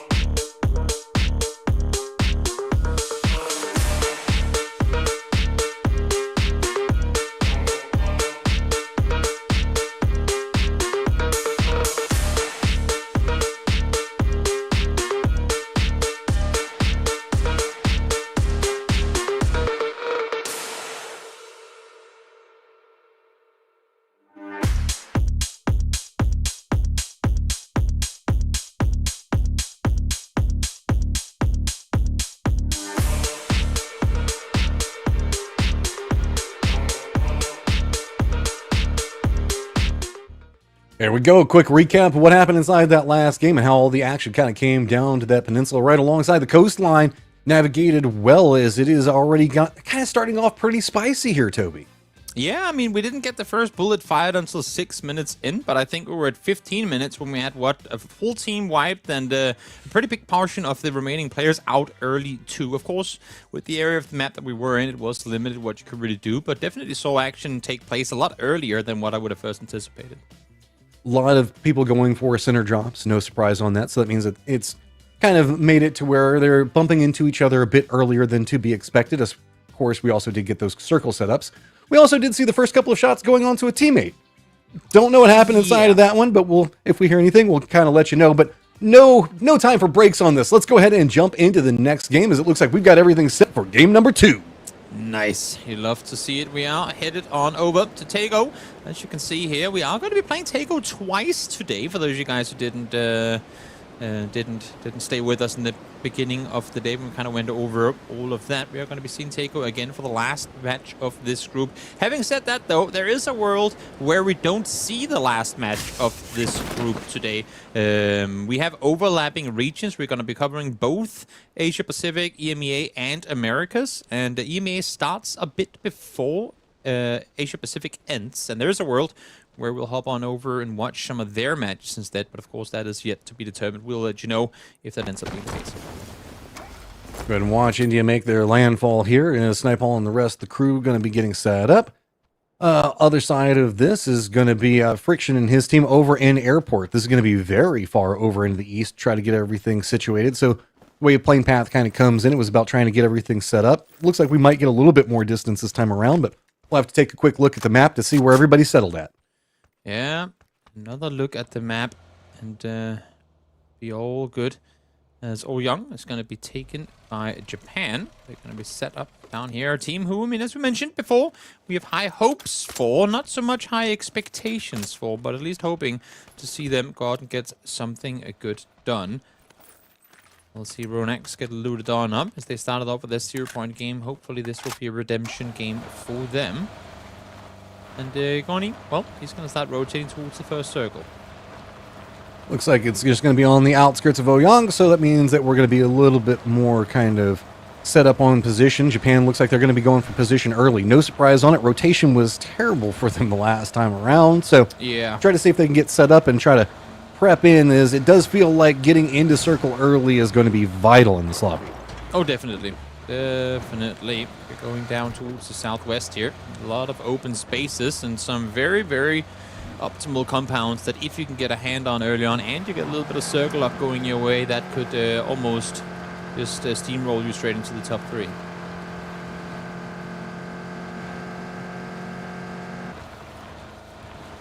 Closer to Song on approach, and this is not going to be the worst of areas to get a good foothold in early, but curious to see how bold Japan opts into going with this. True. We'll see. We'll see if they opt to go aggressive. I mean, Japan as a nation, when it comes to PUBG, oh my lord, that is a very southern circle too. Wow. When it comes to PUBG, is notorious for being incredibly passive. So maybe that'll change now that they are in the very center of this circle down towards Songam. And there is this might actually be some of the most water I've seen in a Takeover circle ever. And remember, I believe that we're playing with the different changes to the circle settings, so we're not going to really bounce away from the water too much. This is actually very big for Japan. Getting that early rotate down in the Songam position is going to put them in a pretty decent spot. A lot of the other teams going to be coming up a little bit more into the north. Still plenty of points of interest to play. As you can see, it is going to be Chinese Taipei. Quite early and efficiently. Another great spot to kind of play for in this area. Definitely. Definitely. And while there's a bit of calm, that's Option. Make sure that his weapon is functional. I can mention to you real quickly that the 12 countries that have been directly invited to the ENC finals that will be taking place in November is going to be Thailand, China, South Korea, Vietnam, Ukraine, United States, Croatia, Denmark, Finland, Brazil, Australia, and Argentina. So if you're wondering why certain teams aren't participating here today, that is most likely because either A, those teams didn't qualify, or B, they've already been invited to the main event. On their approach, about to now touch the circle. Sophia going to be the guy that's going to be leading the way onto it. See Chinese Taipei just trying to see. This is the nature of what we're going to be looking at inside of this. Is it's going to be very nerve-wracking, and you're just going to be trying to peek over anything that you can. Verticality is going to be big for a lot of these teams getting kind of defended positions. As other side of this is going to be Indonesia. Lunlun's just going to take a couple of shots. See if he can scare anyone away from point, but it does look like Indonesia is just going for a full trap. I think that they spotted this out. Yeah. It is a full push. Indonesia, no fear, running right up onto Lunlun. He needs to bring back out that gun and start going for some sprays. His defense going to be very hard to hold. Joy already making landfall.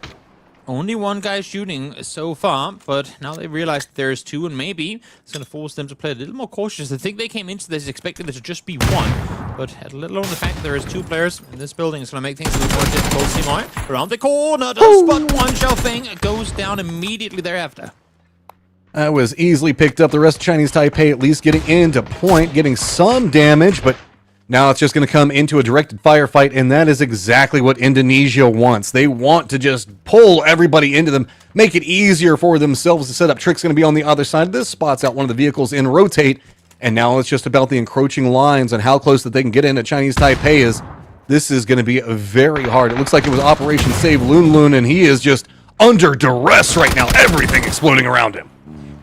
Teddy up on the rope, trying to be a good over-the-top protector for his teammates, but hard really to do a whole lot for Chinese Taipei here. Trying to get back to safety, trying to corral their troops, but not able to do so quickly enough. On the flip side of that coin, though, Indonesia, great pull-up, able to get themselves a double. And a natty in that first place. Hello, New Zealand. Looks like you're also going to get a little close here, a firefight. See if you can get involved. Malaysia on the other side of it. So Indonesia kind of being the catalyst for whatever that's going to be going on around it. But this is a squad that's already proven that they're not scared. Now going to spot out a bit of the rotate coming up from Malaysia. Are they comfy where they're at, or are they still wanting to go for more kills? They could be as bloodthirsty as they want. It looks like they might just go for a rally defense. Definitely. Indonesia, they're still looking for more. You can see the way they're kind of maneuvering around, seeing if there's anything else available. In the meantime, they'll safely park their vehicles just to make sure the tires don't get popped. Because if there's a map that you really want to have those vehicles useful on, that would be Tego. Having to traverse these open stretches, I mean, similar to the likes of Rondo and Miramar, you do not want to be forced to do that on foot. No real squads going for aggression onto the defended position that we can see Indonesia playing either. Malaysia doesn't have a real need for it. Instead, running a 2-2 split pretty wide. Hearing the firefight, knowing, really just also paying attention to the kill feed, knows the fact that they know who's going to be close to them. New Zealand, though, that bit of a high ground is going to have a lot to work with. You can see that everybody is pretty clustered around the Song-On positioning, and that's no surprise given the way that the circle is kind of popped up. Everybody's just going to be kind of chilling. Mongolia is going to be one of our furthest squads over the west, as long as the remnants of Chinese Taipei. Yeah, India, slowly we saw there on the map feed, making their way in from the far north, not in a hurry to take fights here at all. As Sri Lanka, it seems like, again, they're only able to connect with the three. It was the same case in the previous match. Hopefully, they'll be able to get their fourth back on the server. As do you think there's been a competition between Lama and Tharana, and who can have the most A's in their name? I mean, when you got the double La into the Ma, I think that you just win, right? But I mean, there are the two double ups before that one. Is I just want them to pop off because I really just want to be like Lama. And then you're gonna hold it for that long, yeah, exactly. Do I mean, what is it? At least 4 seconds, right? If that does it, we'll give 1 second per A, and then we'll track it from there. That's Indonesia now, once again, out actively looking for fights here. They do have to go through the very edge of the red zone, which, of course, I mean, oftentimes doesn't really do a whole lot, but you never know. You never know when that big artillery piece is gonna hit you. It's so weird that this is now where Indonesia has decided to get more aggressive into the defensive lines. Japan taking a couple of shots over at Malaysia. I think it was just because they saw Malaysia going for a bit more of that regroup into Song-On. So maybe Indonesia seeing if they could pounce. But I think that the defended position for Malaysia is already going to be strong enough to hold. Everything's kind of calmed down over here as we're still waiting for about another 5-6 seconds to figure out where the new circle is going to pop at and see if it kind of eliminates any of this area. If it goes for a hardship over anywhere other than center, does mean a lot of these teams are going to have to rotate. Definitely. Chinese Taipei with the last 2 players there up and alive. Going to try and see if they can make a southern wrap into this as Japan now. One side of the coast here, looking further down to southwest. They want to go further inside circle.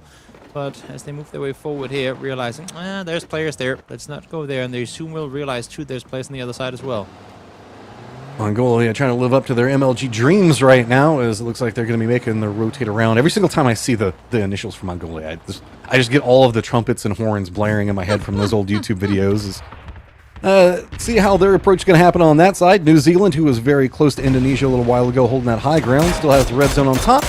And take a couple of shots, get some damage. Is the high ground not too efficient against the position that Indonesia is going to be playing from, just due to the way the trees have fallen? Exactly.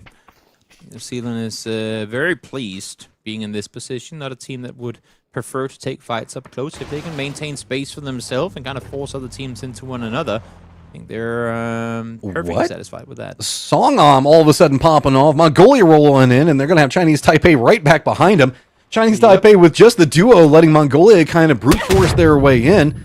Now a couple of nades coming back, going to make it scarier for Up Chin, but I think that this is just buying some distance. Mongolia's put themselves in a pinched point. Fortunately, though, it is going to be just a duo to their south. We still have a couple other rotates that could be coming in from the west that they have to keep an eye on, though. Yeah, I'd be surprised if Mongolia actually opts to go aggressive here. Of course, they want to maintain the space that they have already, but try and see if you can keep these two players on the southern side, and even more so, maybe, you know what, if they do realize that it's Chinese Taipei that are here, and they've been able to track the kill feed and seeing that they lost 2 already, see if you can run down, clear them out, and then go back and take over your position again. Could be a smart play. But let's see next circle. Where are we going with it? I'll be notified in just a moment. There we are. Once again, we're staying coastal. Hey, if we're going to get the hard shift early, keeping a lot of the water, and then just go around Songam, that's where most people are playing from. Looks like we're just kind of looking at a normal mid-game circle at this point, as most of the squads now just trying to creep their way in. Way over on the other side, you can kind of see the 3-man squad starting to get some vision on some of the rotates near them, as Songam is where everybody is. It is the place that is popping off, to say the least. Definitely. See Abdi reparking that vehicle in case they would have to leave here again. It's always smart to have the car on the right side of the city, as answers will look from the rooftop. Play cautious too, because you're revealing yourself to a lot of potential threats playing up on that roof. It's India now, for the first time, have made their way inside the circle too. Got Snipehole kind of holding down a defended position, keeping an eye on everybody in front of him. A couple of shots were exchanged, so at least getting some information. India coming in later, remember, are going to be kind of the blind guys in the circle, as they don't really know too much of the defensive setups in front of them, but you have to assume that the cluster is going to stay pretty close around this point. Most teams now are pretty comfortable on their areas that they're going to be playing from, but you can see that it is starting to become a bit more of a problem for Malaysia, with Mongolia on one side, and now it's going to be India on the other. What are they going to do to hold around this, as Empty is going to be kind of peeking around and watching everything go on around him. Not going to be easy to try and make your way out from here with this many teams around you, that's for sure. So I do like the fact they've opted to play 2 inside the city proper and 2 kind of out in the fields on the eastern side, just so you have a bit of a path out should you have to leave. But look at this. If they do opt to go east, Japan, as you can kind of see Runax on the map, on the mini-map in the bottom right corner there, he's all kinds of ready for any push coming east. If this bombs east, Japan is set for a really fun game, provided they can defend the territory. Indonesia rotating around over into the north. Remember, they were kind of holding down close to the position where we saw going on around Songam, but they've been kind of bouncing back and forth, much more roaming, much more confident in their play style. And no surprise, given game 1, they're absolutely vibing right now. Oh, yeah. Oh, yeah, definitely. Bangladesh, in the meantime, chilling for the time being. Also only 3. Trying to squeeze their way further west here. They are inside circle, so they got that going for them, which is nice. But they have a team set up towards their west, which they're trying to fend off. Is that Sri Lanka? I believe it might be. Maybe. I mean, whenever we're looking at Bangladesh, a lot of Bangladesh, A's, and I figured that then it can only be them. that's the default way to go. I'm glancing around. I don't see it. Are they the only team that has players in with A's? They are. So look, there we go. We've got our inside track to figure it out. We know what's up. We keep a lot of water in Japan. Get center of the circle. This is all going to be about how well can you defend. Oh yeah, this is the most what we just saw, a rankle circle that you could ever give us on Takeover. I feel like this area is going to be very reminiscent of what we saw just 1 game ago. And how are all these teams planning on making their way into this circle? I don't know. One thing is for sure, while we haven't really lost any teams yet, we are losing probably more than 1 team with this next circle shift. So we're going to get a little bit of a remix of what we saw last time. Everybody going to be playing around next to the coast. Looks like New Zealand's going to go first. They're going to cut right in front of Chinese Taipei, who moved out of Songam and being very rewarded for it right now. A couple of the hillside firefights coming up. Okay, it rolls right in. Jin gets the knock on Hikerman, but that just draws in the rest of New Zealand right on top of him. Gets the knock onto 1. Gets another knock up Chin, trying to hold it together. Linksy in some trouble. It's him and Nikos. He goes down, and New Zealand gets dropped by the duo. Wow, a little help coming through from Malaysia on the offside by Abdi, but outside of that, what an incredible hold by the duo. As you were saying, Chinese Taipei losing 2 early on did not have any issues taking out the 4-man strong New Zealand. Right, that's 1 down. Where do we go from here? These new water settings, we don't necessarily need to pop away from it anytime soon, so coastline hillside no longer feels very good. Indonesia getting a little bit of vision of what's going to be going on. A couple of peaks. It's just Trick, the last one up. He goes down, and Japan's defense holds. Yeah, Japan able to make something happen here. We wanted to see it happen off of a 0-point game in the previous one, but it's far from over. They have been able to reset. We'll have plenty of loot available should they care to pick up any of it. As now we have the 3-man strong Bangladesh making their way in from the east. It's just Attic that is kind of creeping out here behind the rock. See the rest of the teams still inside the compound to the northeast. This is a pretty decent opportunity whenever we look at Bangladesh because they can kind of backstab what's going to be going on. Chinese Taipei has been the focal point. You can see comes the India rotate. See a couple of vehicles in front of them, but I don't think that they need to be too concerned about that. That's going to be kind of the remnants of what we were watching earlier. So we've got Bangladesh one side, India the other, and it's a lot of fields up to the northern part of the circle. And that's why you see everybody kind of playing coastline leading into this hill, and Japan is just kind of watching it all. Yeah, Bangladesh trying to see if there's any treasure behind this rock. Maybe he'll find something. At least, if anything, he'll get himself a little bit extra cover. More cover, more digging, more survivability. Malaysia to the north has kind of been the defenders over here, dealing with Sri Lanka on the other side. AJ slowly bleeding out, as it looks like while they do have defense in the north, everybody's trying to just wrap around. And a slow rotate coming up from Sri Lanka as now we do get the new circle pops, and of course it stays right down next to Japan. Yeah, definitely. Sri Lanka losing one. Dizza falls to blue as well. I believe that might have been off of a lot of damage taken. Sophia now the one to go out to see if there's any points available on that eastern side. Shen finds Dizza off of that knock, so able to get some more points in for Malaysia.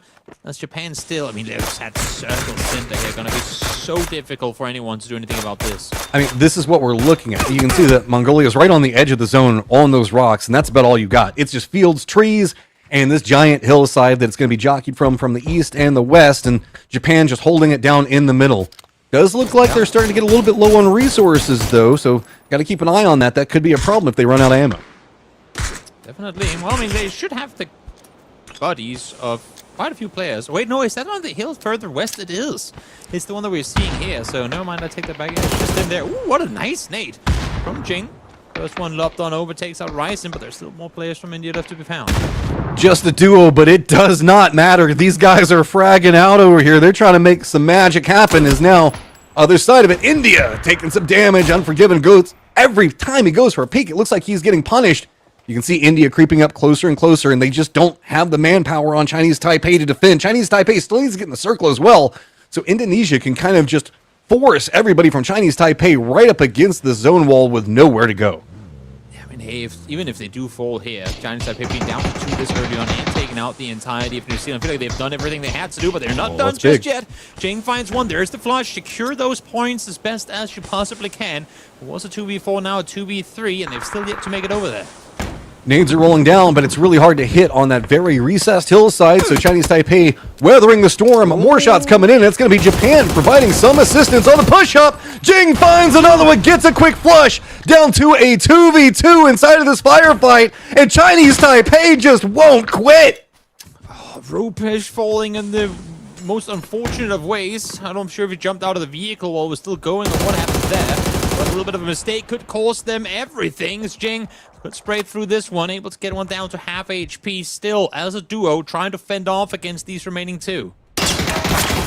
In pinch point, can he go for the shots? Does get the knock! It's just a solo up for India. Bold steps out. India is eliminated. Chinese Taipei now eliminated 2 squads as a duo. You know what? I take back every level of doubt that I had in this roster.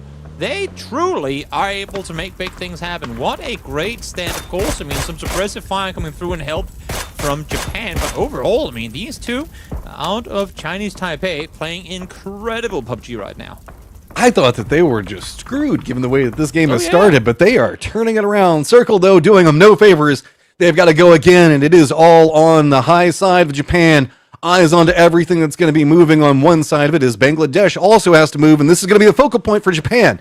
They've got to figure out how they want to defend this one up because they are going to get no assistance from anybody to the north. Yeah, it's going to be tricky.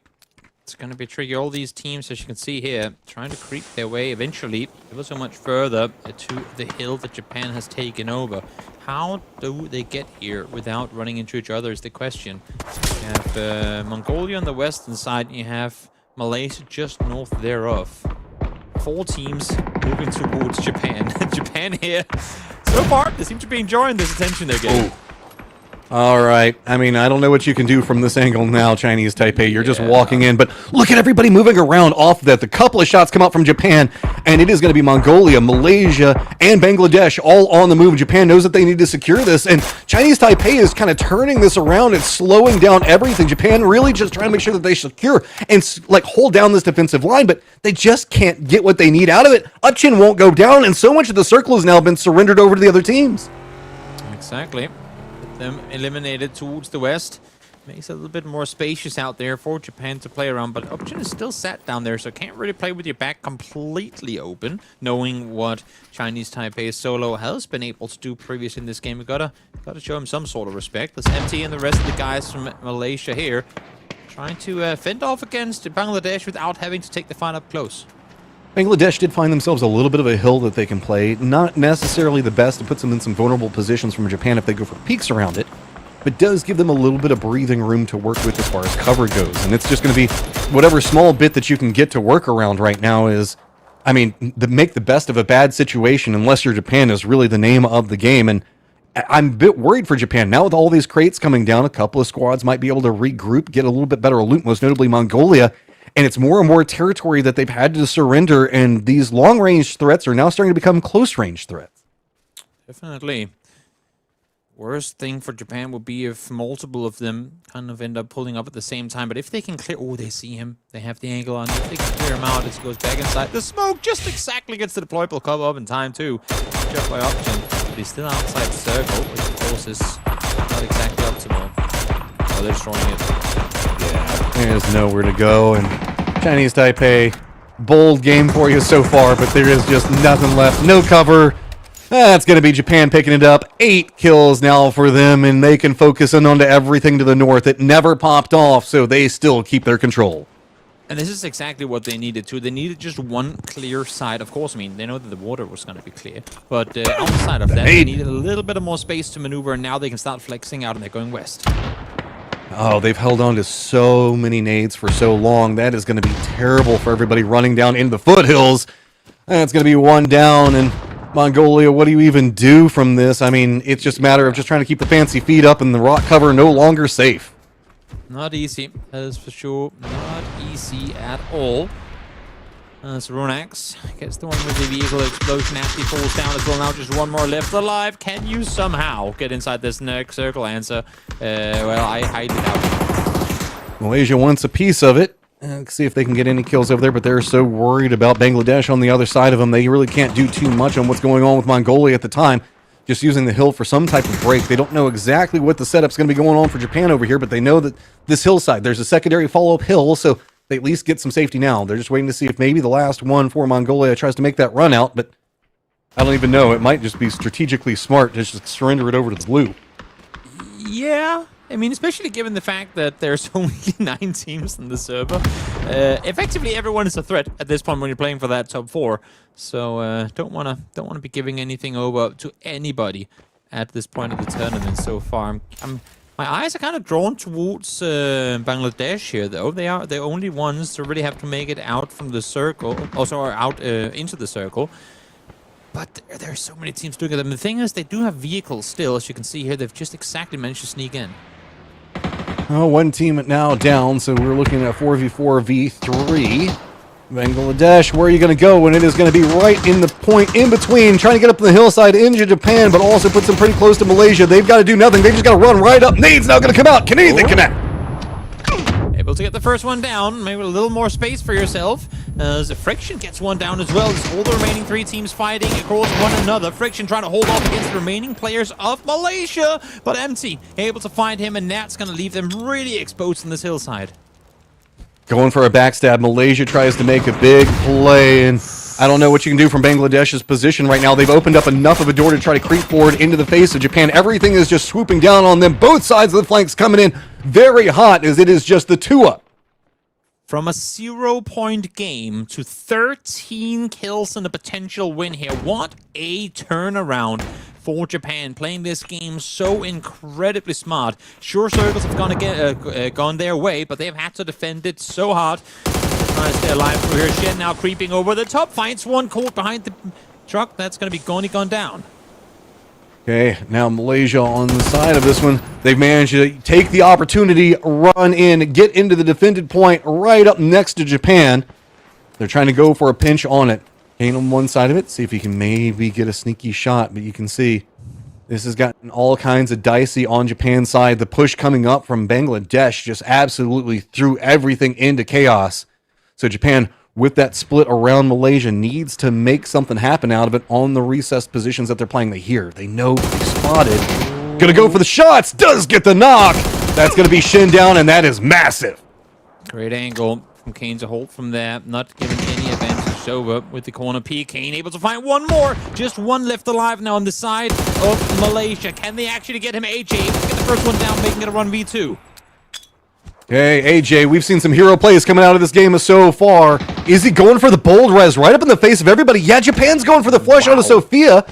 Is he going to have the time? 4 seconds down. They're just trying to get to the top of this hill. Once they get there, they can see it. And AJ takes a massive amount of damage. Shin goes down. And it is just him and some smoke to work against the 2 players remaining from Japan. Yeah, just a half second more would have been able to, at least for a little bit, get his teammate on his feet. But now they know exactly where they have AJ. He's trying to wrap around a little bit further. We can see Kane here jumping for info. Is well aware that he should be sat here in the coastline somewhere. But he's going for the wide wrap. Let's see if this is going to work out for him.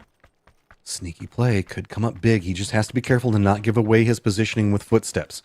He's got the rock cropping for something to play. We are still only in phase number 8, about to be phase number 9. Looks like they have an idea on where he's going to be coming from. Doritos up on top providing something, but looks like he wants to try to get over to that. Remember, we are in TPP, so he's a bit hesitant to go for that angle, and I don't blame him. Yeah, no, I think he must have seen him when he went out into the open there, but didn't want to go for the shot because his teammate wasn't in position to try and help, but they know exactly where they have him sat now behind that rock. One smoke to work with for Key. I'm not sure what Runex has to throw up and over, but regardless, this is going to be a huge game for Japan. And honestly, I mean, pretty good game for Malaysia as well, given how they had to fight their way into it. Shen, of course, we can expect a lot from him, able to get 4 kills this match as well. 6 kills on the team so far. And now here, a difficult but doable 1v2 for AJ. This is all going to come down to center point. The way that it looks right now, blue zone already coming in. Be about another 30 seconds before I think that we see AJ is going to have to make any form of movement. Everybody's pretty close, but with the way that this rock cropping works, he is going to have a pink angle up onto the top of that hill. Question is going to be whether they have to peek into it before he's forced to move or not. I think if you're smart here and you're inside of Japan, you play the numbers game, and you say, great, we'll just sit here, hold our angles, third-person view, until that rock is fully out of the circle. I think that's exactly what they're doing. Yeah, it's just about this little bit of a dance. You can see the center dot is going to be just on the outside of what we're looking at here. So going to have to move a little bit more to the rock cropping side of this one. More vulnerable angle. They know this. Steps away, gets some punishment. Couple of jukes between, but that little bit of damage could be enough to stack it right now. House Peak's coming out. Other side of it, blue zone starting to get just too close. Car's not providing enough cover, and there you go. It is going to be Japan that walks away with a massive game. 16 kill chicken dinner for Japan coming off of a 0-point game 1. That is an insane turnaround, skyrocketing themselves straight up into first. I mean, Japan, respect, dude. They played the position well. They had to make sure that they corralled enough of the teams around. It got a little bit crazy whenever we did see Bangladesh kind of make a run right up into their face, but that kind of opened up a couple of movements for the other teams to work around. Also, secondary shout out, Chinese Taipei, man. Yeah, that duo held for so long. Definitely. I mean, first off, I didn't expect them to survive against New Zealand just because of the praise that we've been giving that team. They did, but then every single other threat that came their way up until the point where they had to leave themselves, they were able to fend off as a duo, as you were saying, Matt, and that was incredibly well done by them. That was we've just been seeing so many, I guess, coastal circles, just 2 so far, but that's 100% right now. I mean, if I had a nickel for every time it happened twice, but that's still kind of weird, right? Whenever we're looking at it. And Japan, I just think, understood the successes and the capabilities of where they're playing. We did see them kind of start looking like they were going to go that Song side. Instead, they went for the more coastal position, the high ground, realized that it was getting a bit too hot over there. So very well played from them. Exactly. Love the fact that they never opted to fully commit to the city. They had 2 people on the compound out on the east thereof, so they could kind of overlook the city, and then 2 players playing on the coast. It was very smart done by them. Well, we're going to go ahead and get everything set up because we've had some very crazy action so far. We're going to get game number 3 underway in just a few moments. We'll be back. See you in just a second.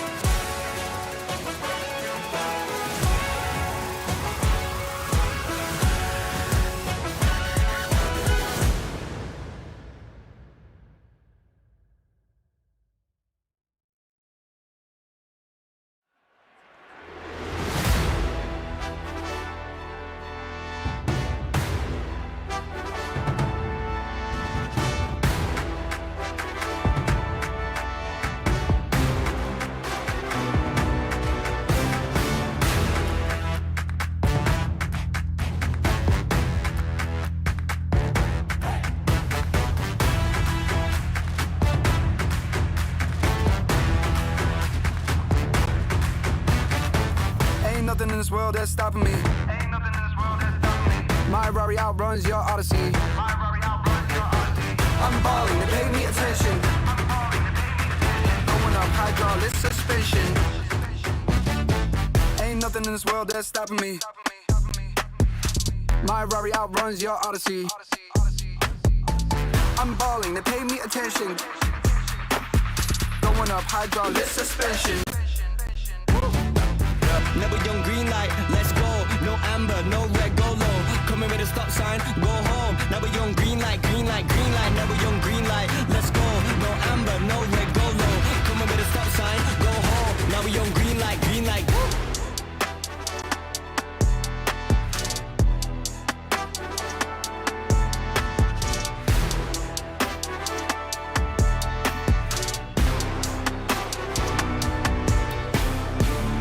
In this world that's stopping me. My Rari outruns your Odyssey. I'm balling, they pay me attention. Going up hydraulic suspension.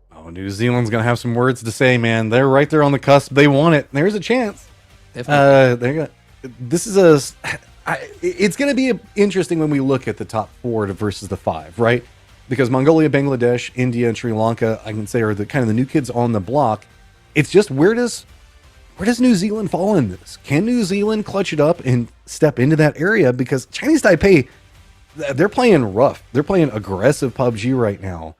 It's going to be really hard for New Zealand now make the cut because it was going to be kind of Chinese Taipei is where they were eyeing. That's true. That is true. We'll see now what's going to happen as we move on forward over to, let me just think for a second, Miramar, I believe. I believe it is Miramar we're playing next, right?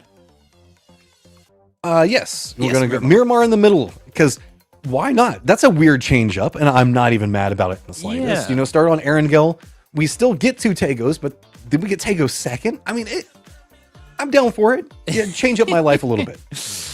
Exactly. Always nice to see. We are just moments away from getting set next match started. And given how we've gone coastal twice now, would be fun to see maybe a South Coast game on Miramar or maybe an East Coast one. Everyone knows what I'm hinting at. But hey, I mean, if it's ever going to happen for me, maybe today's the day. We keep dancing around Oasis, too, whenever we've been looking internationally. So True. Maybe a chance for it to kind of go that direction. Wouldn't be mad about that. Is Miramar can provide a lot of fun. One of the things that whenever we look at kind of how water functions and unplayable, and we were talking about that beforehand, about the new circle settings and the way that they move away, they don't necessarily treat unplayable any different. So there's a lot of potential new circles that we don't get a chance to really see in previous Miramars that we now get to see. So this could go pretty wild, pretty fast, with now also bringing in a lot more verticality. I don't know what to expect. Exactly, straight into the mountains is something that's always going to be fun. And it's kind of interesting because for the longest time we had players complain that, oh, it's so predictable on Miramar and whatnot. Well, now that it isn't, I'm also hearing people go, it's too unpredictable, we can't do anything. It's like, guys, you can't have both. Either you get one or the other. So we'll see how crazy it's going to get here as we go on over to Miramar. All right, plane up in the air, and we're jumping into this one pretty quick. Plane path is a bit more of a northern lay, but it is going to be pretty much west over into the east. Going to end up around Azahar with Death Star Trench, going to be a passover point, as well as San Martin. Pretty much everything going to be on the table for this one, so a lot of big points of interest for not a few teams. 9 teams to navigate Miramar is going to be interesting to watch how these rotates go out and where the priorities lay. Let's see here. Does everyone fly their way north? The plane anyway does. Is there anyone left in the plane at this point? I don't think so. I think India is the last team out, so Azahar is going to be completely free for the taking. Imagine this circle going in Pala or something just anywhere south, southeast. That'd be kind of interesting. See what happens as Chinese Taipei, off of 2 pretty decent games, get themselves going in El Poso. I mean, just imagine if they had their other players up. There was a chance that they might have been able to step up against Japan, even in that firmly defended position. I mean, that was just an insane defense for duos multiple times, holding it together. So I've got some, I guess, high hopes for this whenever we see how Chinese Taipei is now going to navigate Miramar, because like you were talking about, it can be a little bit slower sometimes. And then we do have the circle and don't have an idea on where it's going to go. So hopefully we'll be able to see the map in a second, see where everybody ended up at and where we're going to be positioning for. Exactly. Indonesia also off of a great game 1. Try and see if they can make up for a somewhat less optimal game 2, let's call it. And New Zealand as well here. I mean, they had... I don't know. I mean, I feel like they could have been in one of the best positions in the end game there had they not been so heavily caught by surprise by the 2 players of Chinese Taipei. Not sure if it was miscommunication or maybe they thought there were more players there than they were, or what it was, but a tricky one. And oh my lord, are we actually going campo militar on this? That would that'd be the first time in a while. I'm telling you, for a while we keep dancing around this Oasis area. I don't know what it is about Miramar in the north, but this is really big for India getting into position early here. There's a lot of strength to be had, specifically the points that they're going to be playing from. I love that, and the verticality and the points of interest that they're going to be playing. I'm just worried because whenever we look at New Zealand's hopes and dreams were resting on the fact of trying to be in that 4th, maybe 3rd place position, right? With Japan now popping off, that's going to be so much harder for them to try to make that cut line. They have to have big games in and of themselves, and now they're also going to be kind of chasing position inside the circle. That's true. That is true. I'm also interested in seeing how far north India actually opts to go, because they know they have all the space up there. I mean, they're the only team in the area, and they, of course, flying in early, saw no one around them, so they should be all right on that front. But it's like, how aggressive of a position in the early game do you want to take? Do you go all the way north and just kind of slowly play in from there, or do you actually center up somewhat and go for some prime real estate? We'll see what they're up to do. Seems like they are going to stick in and around the city, at least for the time being. Japan's already got a foothold point that they're going to be playing from. You can see Sri Lanka as well. Longer wrap coming in from Bangladesh up into the north. Japan on their regroup's going to be pretty close to center, and it looks like they're going for more of a hillside defense. But whenever we look kind of around this, like, Tierra Branca and all these positions over here, remember that there's a lot of kind of cliff facings that come into play, verticality and pathing, as well as roads. So going to be a lot, I guess, harder to defend the position versus the isolated hillside that we saw from Japan in the last game. That's true. Indonesia almost getting themselves a free kill there, but fortunately that vehicle got out of the reins of the Panzerfaust just in time, as Japan now towards the circle center, going aggressive again here. I mean, I gotta say, when we're coming into this day, Japan is probably one of the teams that I expected the least aggression out of. Because, I mean, you have your Malaysia, Indonesia, Chinese Taipei. Those teams I expected it from. Then you have your other teams that I don't know too much about. So them I just didn't know. But Japan, I actively figured they're going to be passive. But that's just not been the case at all. Well, Japan has always played with this intriguing style where they hold a good defense and they keep territory control, like what we expect whenever we look at like European and American teams, right? But they're also a lot more mobile in their defense. So it's a lot more running around in the lower sections while they leave like one or two up to try to keep like long-range scout lines. And then they're constantly repositioning, waiting for maybe a crash right onto their compound or something else. So it's a much dicier level of, I won't say dicier, it's a much more, I guess, movement-heavy defensive style than we often see. Yeah. It's the best way I can describe it. No, I mean, it makes sense. Makes sense. Well, in the meantime, now Mongolia, they're going to get going as well.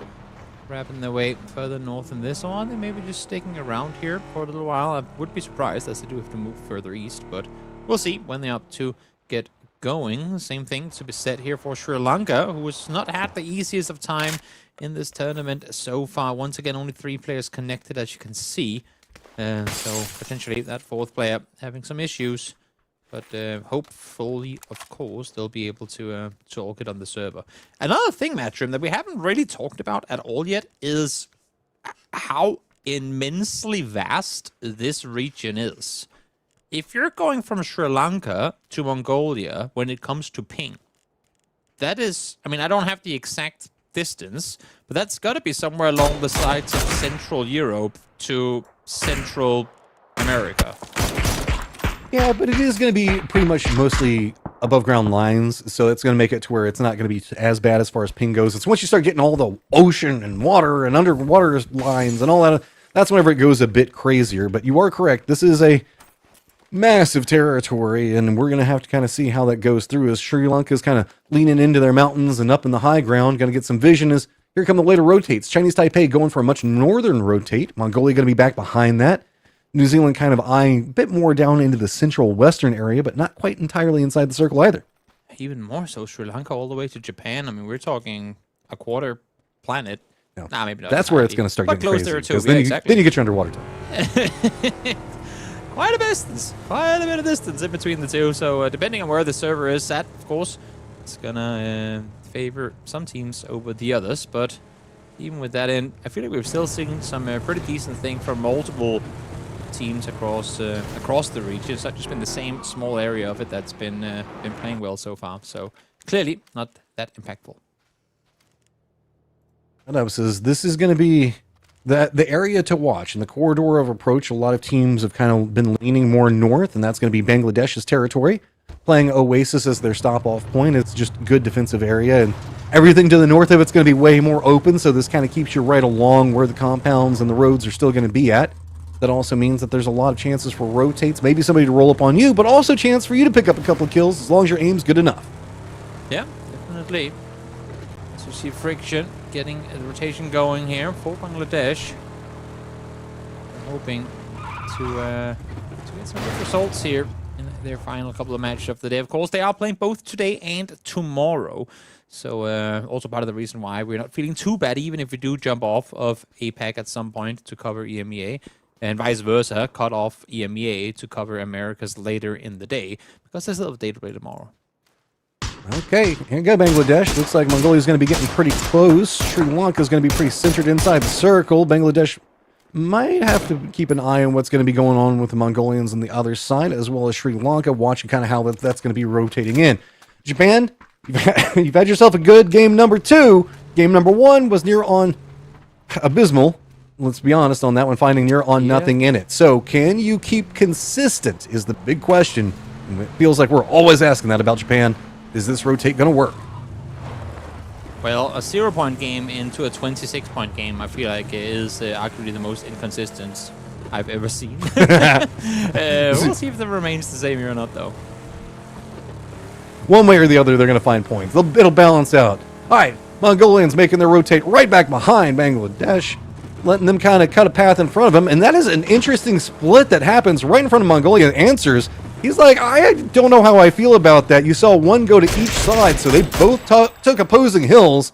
That makes it feel like a trap is just looming, so he had to cut off and go a different direction entirely. Exactly. I think this up here is what forced them to make that move away. A lot of shots fired in their direction. Makes them think better of it. Goes further away as we see here on the northern side of the Surabaya. Sophia and the remaining players from Malaysia have been able to set up shop and scaring players off quite effectively so far. But now here, Japan again. Keen able to get himself a double. Oh, sorry, just the answer's gone down. Yep. Quick down and flush. Looks like they couldn't find the path that would work out. And now it is going to be another point over into Japan. So no 0 on this one so far. Can they continue another big roll as they're going to have a lot of opponents that are going to be in front of them. I think the next contender on the other side of it is going to be India with some vision on their points, and it is going to be Snipe Paul himself kind of keeping an eye on. I think also just, I mean, for Japan, talk momentum and talk about, you know, comfort and going out and take fights. When you take out over half the lobby in one game, I don't think you're afraid of any fights you're about to take coming into the next game. I mean, I would be surprised to not see them have a little extra, you know, sharpness on those poles moving forward. Yes and no, because like Japan isn't necessarily a run and gun squad, right? Like even then it was good on their defense. They got into territory, they held it down, they understood their win conditions, and they played those very effectively. Japan having to move into a circle and firefight or move into a compound, it feels like that is the exact opposite of anything that they would want to do. So they've got to figure out some way to bypass. I would love to see Japan play with confidence, go for a crash, and be like, we got this. New Zealand, though, oh, Sans, I think he was waiting for the right moment to pop, but Sri Lanka got him. Yeah, first time we see Sri Lanka get something going so far today. Good on Lama for getting one. Issue is, now Heikeman is trying to take the fight in return, but he's fighting a whole other team. Always terrifying when you realize that you're in between two different rosters, as Linksy now try to run forward and get the team to safety. Zealand, how are you going to go about this? You've got a couple of high ground positions in front of you. You know it's not going to be feeling too good. Start to realize there's too many people down around the lower sections. New circle has popped. We'll kind of have to wait and see where this one's going to go, as it is also going to be New Zealand on the hunt. But given the fact they're all hopping in vehicles, it looks like it's going to be a long rotate. They're heading to the north to try to wrap around all of this.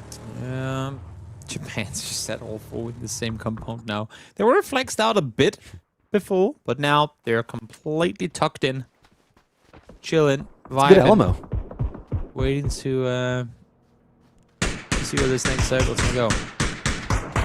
All right, nobody's going for the Alamo right up on top of them, but the Mongolians getting pretty close. Just going to use a couple of the hills and the recesses to get some distance away. Don't really know what positions that we're going to be playing for or around at the time. We'll have to see if we can get the map up, as the oil derricks in the distance. Going to be kind of a line of demarcation for a couple. There we go. Campo Militar is going to be the focus in. India is going to be very set up. Chinese Taipei going to run for a wide split. It's going to be pretty strong. Bangladesh going to go ahead and get a foothold in. It's going to be New Zealand coming in back behind them, but down to the south. Looks like we're going to be having some space to work with. Is Campo Militar. You wanted it. Looks like we're getting some attention. Yeah, at least for the time being. Hopefully the circles will continue to shift up in this direction. As you know what, I gotta say that given the fact that we only have half a lobby's worth of players, the locations that we're getting for these mid to end games honestly couldn't be any better. we are kind of forcing teams into areas where had it been a full 16 teams here, would have been practically unplayable. But because we only have the 9, it actually works out pretty well. Hey, I'll take it. Full lobby Campo Militar. All right, oh, good shots coming up from Nikos. Sade's going to go down. New Zealand on this longer wrap. Looks like they're going to be crashing in the other side of Campo Militar, but they still have to deal with Bangladesh on defense. Great shots. They punished Friction fast. Absolutely no idea what was coming. Completely peppered. Well, he can wait for to get taken out by him, though. I'm not too sure. Lund finds one more. That Bangladesh falling apart by the second. Just one player left alive on that roster as they're trying to make that rotation happen, but just not working out for them. Alec, only one left alive, trying to find some sort of safety, but he is continuously being shot at. 4 teams fighting for areas around Campo Militar. I don't get to say that too often. Is welcome to the APAC vibes, man. I'm loving it. Chinese Taipei with this split has control over the road. And this is so smart coming up from Chinese Taipei because they realized with the northern set of these circles consistently going this direction, going for that road, people were going to be trying to wrap next to Campo Militar. A couple of shots would then force them down into the south, into the southern duo waiting. This is just so cleanly set up to try to net kills early. Exactly. Teddy looking over the top here. See what he can find, or if anything, make some more space from the outside and the south side of the circle. So hoping that this next one swings in their direction. Let's see. It is going to go south, but it's southwest that it's headed, so I think they're going to be out of it. First team out of this game, though, is going to be Bangladesh, not able to get anything going. I think that's going to be a 0-pointer for them. That's a big, big kill for coming up from New Zealand right now. Nervous on that last game, right? With Japan having their big pop-off, so they come out the gate swinging. Still 4 players up, 3 kills, and they've got themselves Sri Lanka very close. Still 3 players up. Not necessarily finding their 4th player, but finding the heart to continue to try, and I love it. Definitely. Definitely. Let's see here if Tharana can get something done. I'm sorry, I just, whenever you give your a name, how many A's I gotta pronounce all of them. Shen now doing what he does best, pushing on forward, finds one, finds the second as well. Indonesia falling apart by the second. There's my Shin. I was wondering where he was at. Big, big game coming up now as Malaysia's going to go ahead and regroup right in front of Indonesia. They also have Chinese Taipei up to the top. The way the circle's popped, it's left. Campo Militar moved over into the west. So now it's going to be all up on top of New Zealand in this reposition. Sri Lanka also running right up on top of them, but Lama now gone down. Yep.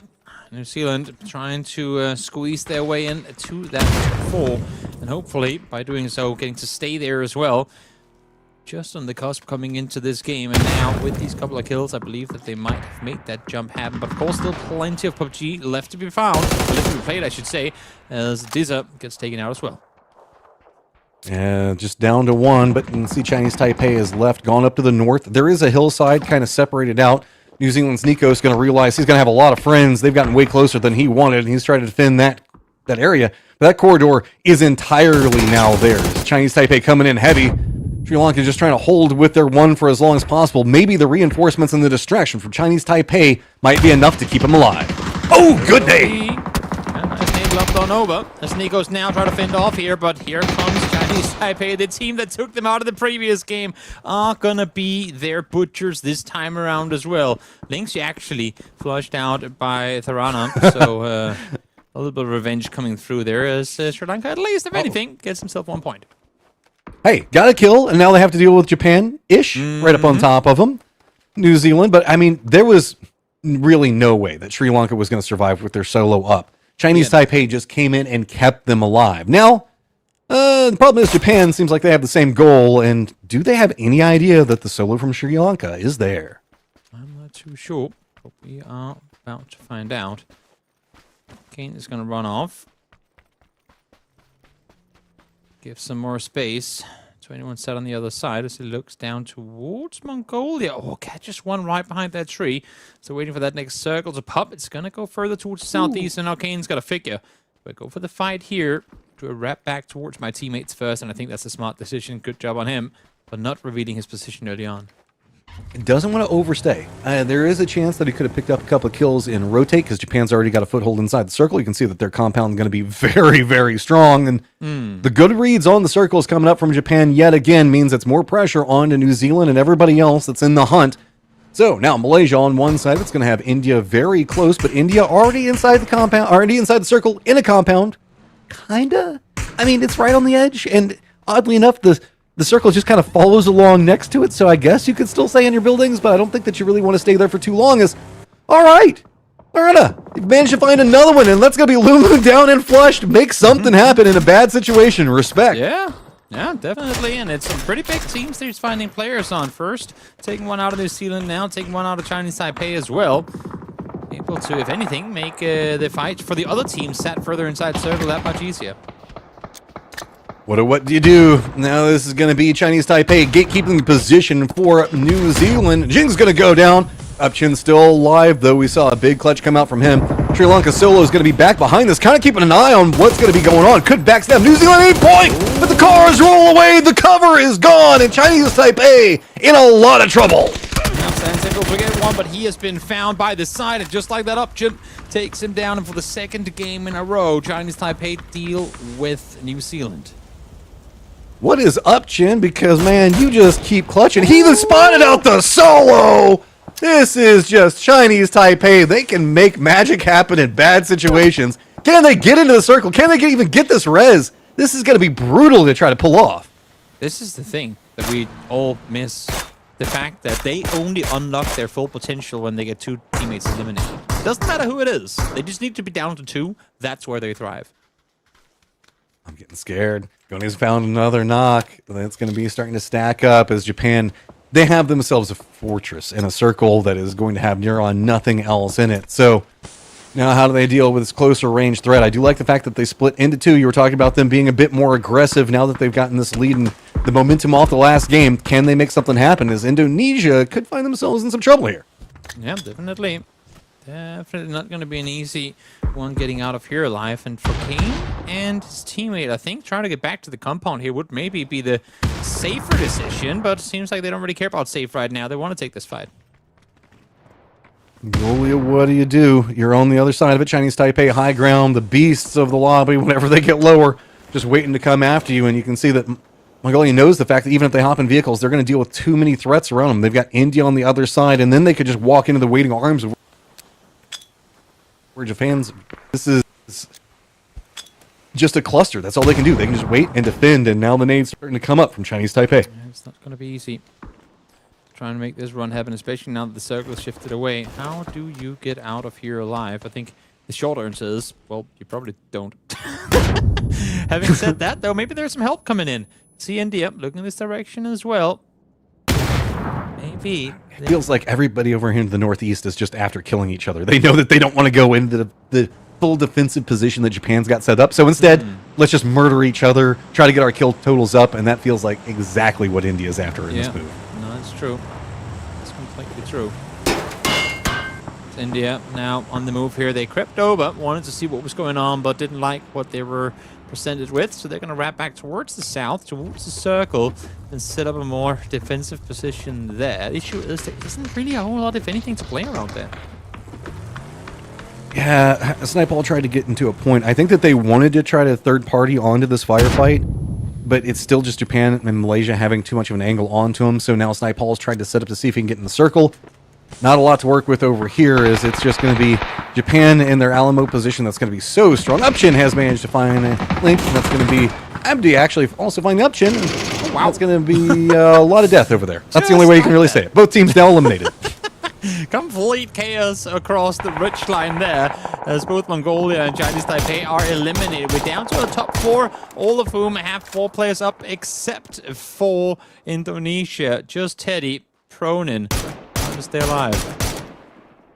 Indonesia down to a solo early again is a bit surprising for me. We didn't necessarily see them take a lot of control inside the last game, so 2 out early, so see how they can manage to survive, at least getting the placement points in the later stages of this. As you mentioned, it's a solo versus 4-man squads all across the board, but this is an aggressive push coming out from the other side of it, and they're going to be running up right back behind Indonesia. A couple of shots come up, and there you go. Shin's going to find one on Teddy.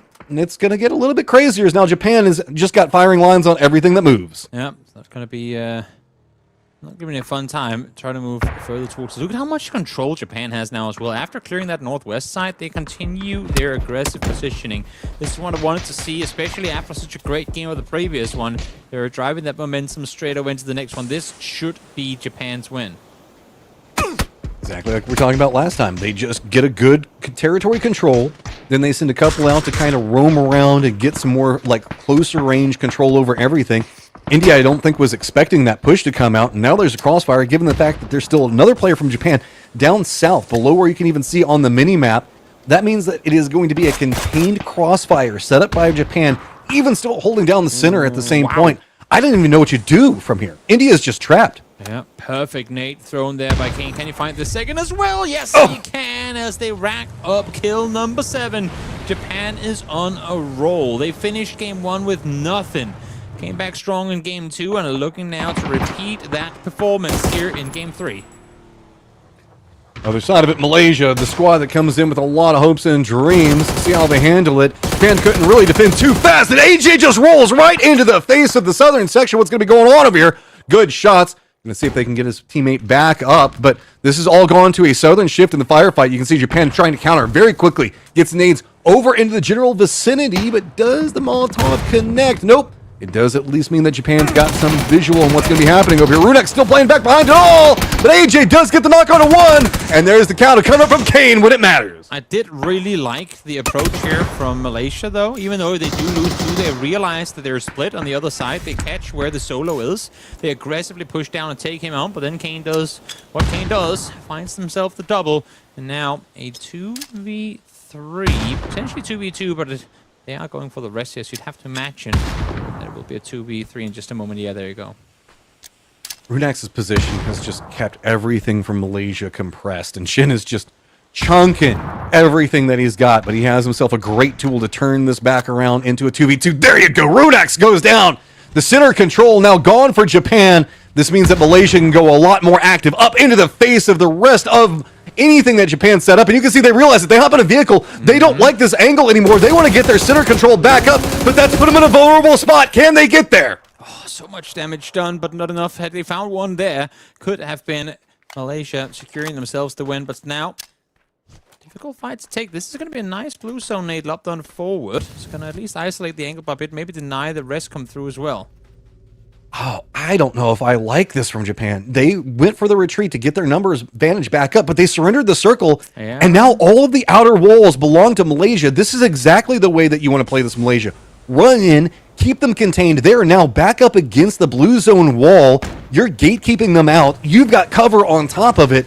It is all onto Japan to firefight their way out of it, and Shin holding a great angle on one side, empty on the other. Well, if anything, they did manage to get the third player back up on his feet, but as you say, they are kind of cold and awkward crossfire here. The only downside for Malaysia right now is that if they manage to separate these fights, it's very hard for the Malaysian players to help out each other. But we'll see here. Ronex, does he see him around this side? I'm not too sure. Kane, for sure, has no clue that he sat on the roof. Japan, here it goes. The pressure cooker is mounting. Okay, yep. Ooh, good shots, though. Shin gets the knock onto 1. Getting Kane down early is big. Now back into a 2v2. You just have to surrender territory and let Japan walk into your waiting arms. Yeah. Is the vehicle going to be enough? Maybe they can sneak away? I don't know. There's no way. He's hearing all the footsteps down below. Now that they've realized where they have the final 2, I like the idea they're waiting this one out. And for Malaysia as well, not going overly aggressive. They know that they have to get out of this building. They know that the circle is going to force them to make the move. So Malaysia's patience here is being heavily rewarded. Shin just up on top of this building, staring at a first aid in front of him if he needs it. Just chilling on the floor down there. Oh, spots Alpha T. Easy shots from above. Shin just making that look technically simple. Easy pickups now. Malaysia's turned this game back on its head. Japan was on a rampage, but now Malaysia feels like they've got it on lock. Yeah, this is the Shen that we've come to know and love from 4 a.m. Able to do a lot on his own, even more when his teammates are there to help him out, but as a solo, he is so incredibly dangerous. Do you take the fight here? He knows he has him just down below. Or maybe, does Japan actually just deny this in a 1v2?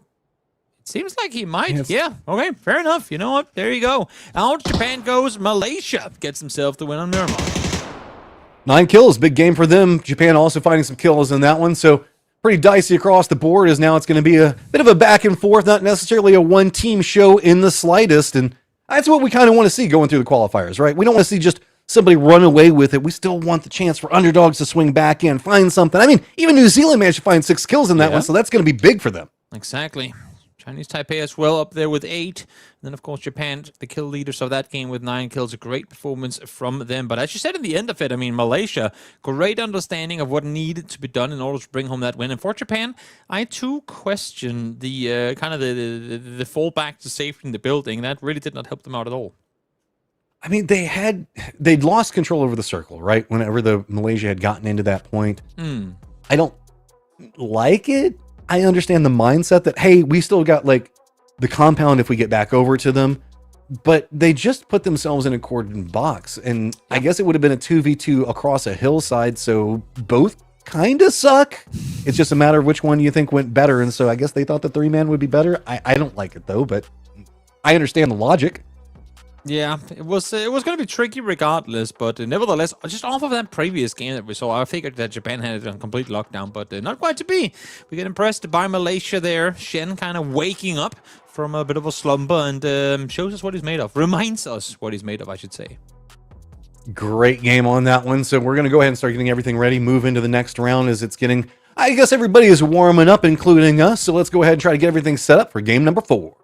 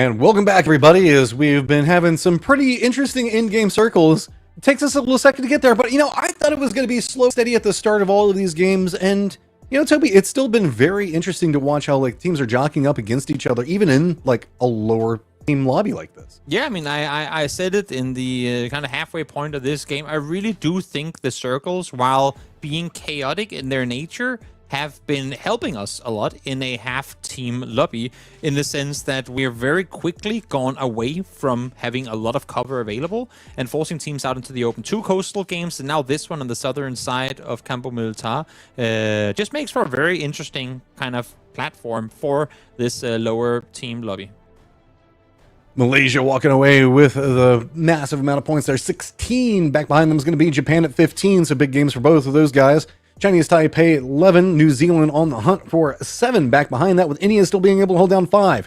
See, it is a big gap up at the top between everything else, but I'm kind of curious on how this makes the overall look. I have to get a quick look at that one, because that's really what it's coming down to, is how much is the lead getting at the top versus at 4th place. And are the 7 points from New Zealand actually going to be enough to squeeze them into the top 4 in the overall standings? It's going to be, I think New Zealand could actually end up being one of those cusp teams. I thought that was going to be Japan, but I guess they just said, you know what? No, we'll win the whole thing. And right now it looks like they will. No, New Zealand still sat behind Indonesia here, 8 points down. That is hard to catch up for New Zealand. I mean, 8 points off this early with it being Indonesia. Indonesia hasn't necessarily been too explosive, but Chinese Taipei, Malaysia, and Japan haven't let off the gas yet. So for sure, New Zealand's got to find themselves their big game, their opportunity. You can see that they keep getting in the right points for it, but it's just they're bumping into just these really weird, like, duos or weakened squads that can just somehow light them up at the wrong time. Exactly. And for those of you guys, of course, that don't know, these teams are playing today, and they'll be playing again tomorrow, and then the top 4 will be making it through to the main event of the Esports Nations Cup in November. So a top 4 is what you're aiming for, and right now, Indonesia able to not just get, but actually increase a bit of a gap here down to New Zealand. Yeah, I mean, whenever we look at it, that means that there is 7 games left, so could have an opportunity for a couple of these squads to still kind of creep up, but then the name of the game really is going to be New Zealand, and how consistent can they stay, or can Mongolia or India manage to rise up? Sure, Bangladesh and Sri Lanka still have an opportunity. It is only 27 points to catch up, so it's 20. You just got to pull out a big banger, but it is going to be harder whenever you're looking at Sri Lanka and Bangladesh to be able to do that, just given the land experience, the online experience. There's a learning curve in this one, so no harm to either one of the squads. I think that there's a lot for them to learn here. And that's also one of the big things that Esports Nations Cup is really trying to kind of focus in on. The fact that, yes, we're used to seeing, you know, these top lobby performers. And this goes across all the titles that are represented here at the ENC. It's the fact that this is, of course, in part about getting to watch some of the best players in the world go out and do their best. But it's also getting to showcase countries, nations, and territories that literally never get to attend these type events, get them a platform to go out and show what they're made of. I mean, looking at EMEA, we had teams like Kenya and other countries in Africa that I would have never expected to be able to even field a PUBG roster. They're participating there. At least they were yesterday. Some of them did get eliminated, but still, I mean, that's what it's all about. It's coming together globally and showcasing what we're worth. And I feel like the likes of Sri Lanka, Bangladesh, maybe Mongolia as well, are among those, at least in the PUBG PC scene. Yeah, and there's a trickle-down effect that happens in every region. Just having a couple of players that are competing on an international event now get to go back and go, oh, well, you know, these guys did this, and they did this, and they get to talk to other players. And it just creates overall growth in the entire country, the region. So great to see as we start off around Hermay Town and end up just north of Long Ho down to the south. So everything on the table on this map. And of course, Malaysia looks like they're going to be playing around center is want to do on this map, to say the least. Yeah, they won the last game. They can do whatever they want. And that's exactly what they're going to do. Whatever in the world that they would want. One thing that I do like, though, just referencing the leaderboard that we saw just before, the fact that it's not just... I was a little worried that there was just going to be 4 teams. You know, able to get a 20-point gap down to the teams below them very early on here. But the fact that it's a 5-horse race, at least for the time being, makes it that much more interesting. It does mean that within the race up in the top, there is going to be one of those teams that won't be qualifying. And as it sits right now, at least, that team is New Zealand. But I'm sure that's going to change a lot of times before this tournament is over. That was an interesting little modification and drop, going ahead and grabbing the buggy while another person goes ahead and grabs a gun, gets set up on rotation. So, I mean, deny out of resources, a vehicle is pretty as close to center as you can get. It's going to be big. Sri Lanka, team that we keep talking about, just because... Hey, wait, did they have 4? Oh, Did I see 4? oh, are we unlocking full threat potential? I think we might be, because I'm seeing 36 on the server. If math is mathing, that's everyone has 4. Hey, no caster math involved in this one. All right, let's see how this all gets set up here. Okay, you can see Malaysia's going to have test track. Circle has popped, and it's going to be very far over to the east. Jadina City going to be just on the outskirts of it. Nobody, not a soul inside of Circle 1, and I don't think I've ever said that before. Yeah, no. Sade just exactly creeps over last second, but no, that's true. Completely vacant out towards the east, and I do like the fact that for the longest time in PUBG, when Rondo first got added to the esports, we never went anywhere but in between stadium and test track. Forever, this is all we did. But then we hit a point where eventually we were just non-stop going east, and now we're back here again. I kind of like it. This is a fun area for the map to have games in. Yeah, I mean, you've got to keep an eye on the river and the way it kind of encroaches over around, going around Jadina City on the way pathing in. It creates a couple of like independent bottlenecks that teams could choose to defend. I mean, it'd have to be a team on the hunt, such as maybe New Zealand or something like that, that would go for something that is, lack of a better term, as ballsy as that. Because that's just we're trying to set up to get as many kills as we can to catch. Everybody in the top 4 is going to be playing a lot more of a safety position. And I think that New Zealand would be the only squad that's trying to be that proactive. You do have to be careful, though, because you have squads like, I don't know, up to the north, where we're looking at with Bangladesh, that don't even really have to go through that crossroads, though. So they're going to have a much easier path into, a hilly? How else do you want to describe that section of the map? What, hilly leading all the way down into Jadina City? Yeah. It was pretty hilly. Pretty hilly. I'm sure every single one of those hills would be higher than the highest point in Denmark. So, yeah, I consider that hilly. What is the highest point in Denmark? Somewhere along. It's not like Poland flat, right? 150 feet above sea level. Is Poland less, or Oh no, there's do they have definitely more mountains verticality? in southern Poland. Oh, that's right. That's right. Highest point above sea level is like 100. So I'm gonna help you and your American math and distances. I think we're somewhere along the lines of 200 yards off the ground. 200 yards. Yeah. Okay. In height. We go in football metrics. You can use meters and stuff like that. I know my math. I saw like 100. Is it like 130 meters? The tallest point in Denmark is. That one I do not know. You are correct. There is going to be a lot more than that. I mean, just the buildings alone. 170 Look, we get to see. Okay, so 600 feet ish, 550 feet. Yeah, somewhere around there. That sounds about right.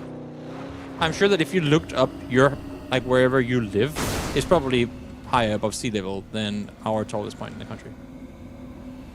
Things that we do whenever we're waiting for all these rotations to go off. You know what? I have a whole bucket of things I can now talk about. After enabling that mode and now like legally being able to do dad jokes, there's so many things I've been waiting to get to say on broadcast that I now have full clearance for, which I appreciate.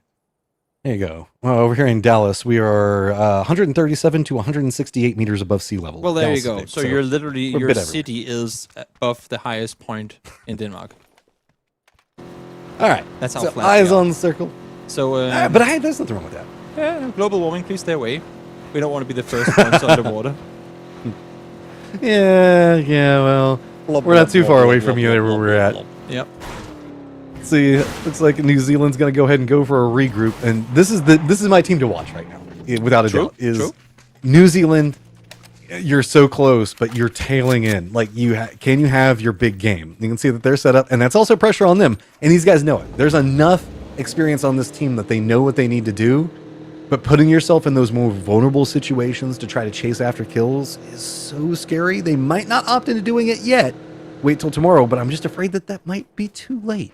Yeah, I mean, you said it earlier, and correctly so. The way that the current top 4 hasn't let their kind of feet off the gas at all so far tells me that if New Zealand doesn't, keep up these at least all right performances, then they're definitely going to be falling down Chinese quite Taipei hard. in a little bit of an awkward spot. They bumped into Indonesia, has to retreat away from it. Timoy is just now on top of this. He has no options. It's him and a motorcycle all by himself. He is going to go down. Lunlun's going to be the one that spots him. Quick flush. Counter push comes down the other side. Looks like Indonesia was trying to hope to get over here in time to go for a res. Instead, instantly punished. Chinese Taipei, they came to play today, man. I guess this is, you know what, I mean, stay on New Zealand for a bit. This is exactly what they're hoping for. Some of those teams that are ahead of them on the leaderboard ending up fighting each other early on. Could not be any better for them as Teddy does manage to find one, gets taken down right thereafter. Again, keep in mind this fight is taking place kind of far from the circle, so this should be coming all the way to an end as Lun spots Setsuna on the bike, and now there's just one left alive on the side of Indonesia. Couple of peaks, even punished on the peak. Lun shuts it down. Nothing to really be had over here. Hops back on the motorcycle, and yeah, it's just get out of here because that is just not working. Phase number 1 firefight, so maybe somebody going to be mirroring that. Is that going to be Jing on the hunt? No, just making sure that nobody was coming back. Go for those flushes, get everybody back up, and head your merry way back into the circle. Yeah, trying to get back to safety as quickly as can be. As Trick will run off, reconsider moving forward what they should have done there, and then maybe go back and get their teammates' tags up. This is big, though. Indonesia now weakened again in the earlier sections. Are going to be down to just one player. If you're a New Zealand fan, there's an opportunity here. 8 points difference beforehand, and no kills found inside that firefight. So now New Zealand, if you're tracking what's going on with the kill feed, you know that you have an opportunity. You don't have to go for as crazy of kills, but it means position in later stages is going to be so important. Where are you going to opt in to play from? Definitely. Nikos driving further north again. I mean, New Zealand like to play it safe in the early game. No reason for them to go overly aggressive as the new circle does pop. I think we're going a bit further south with this one too. I thought it was northeast. Just a moment. Oh, we do see the edge of the circle there just a moment. So could be that we're even further towards the east than we actually were before. Have to see how this goes. Get a visual on the map at any given time here. See how everybody's set up, as it is going to be Bangladesh all kind of regrouping over here.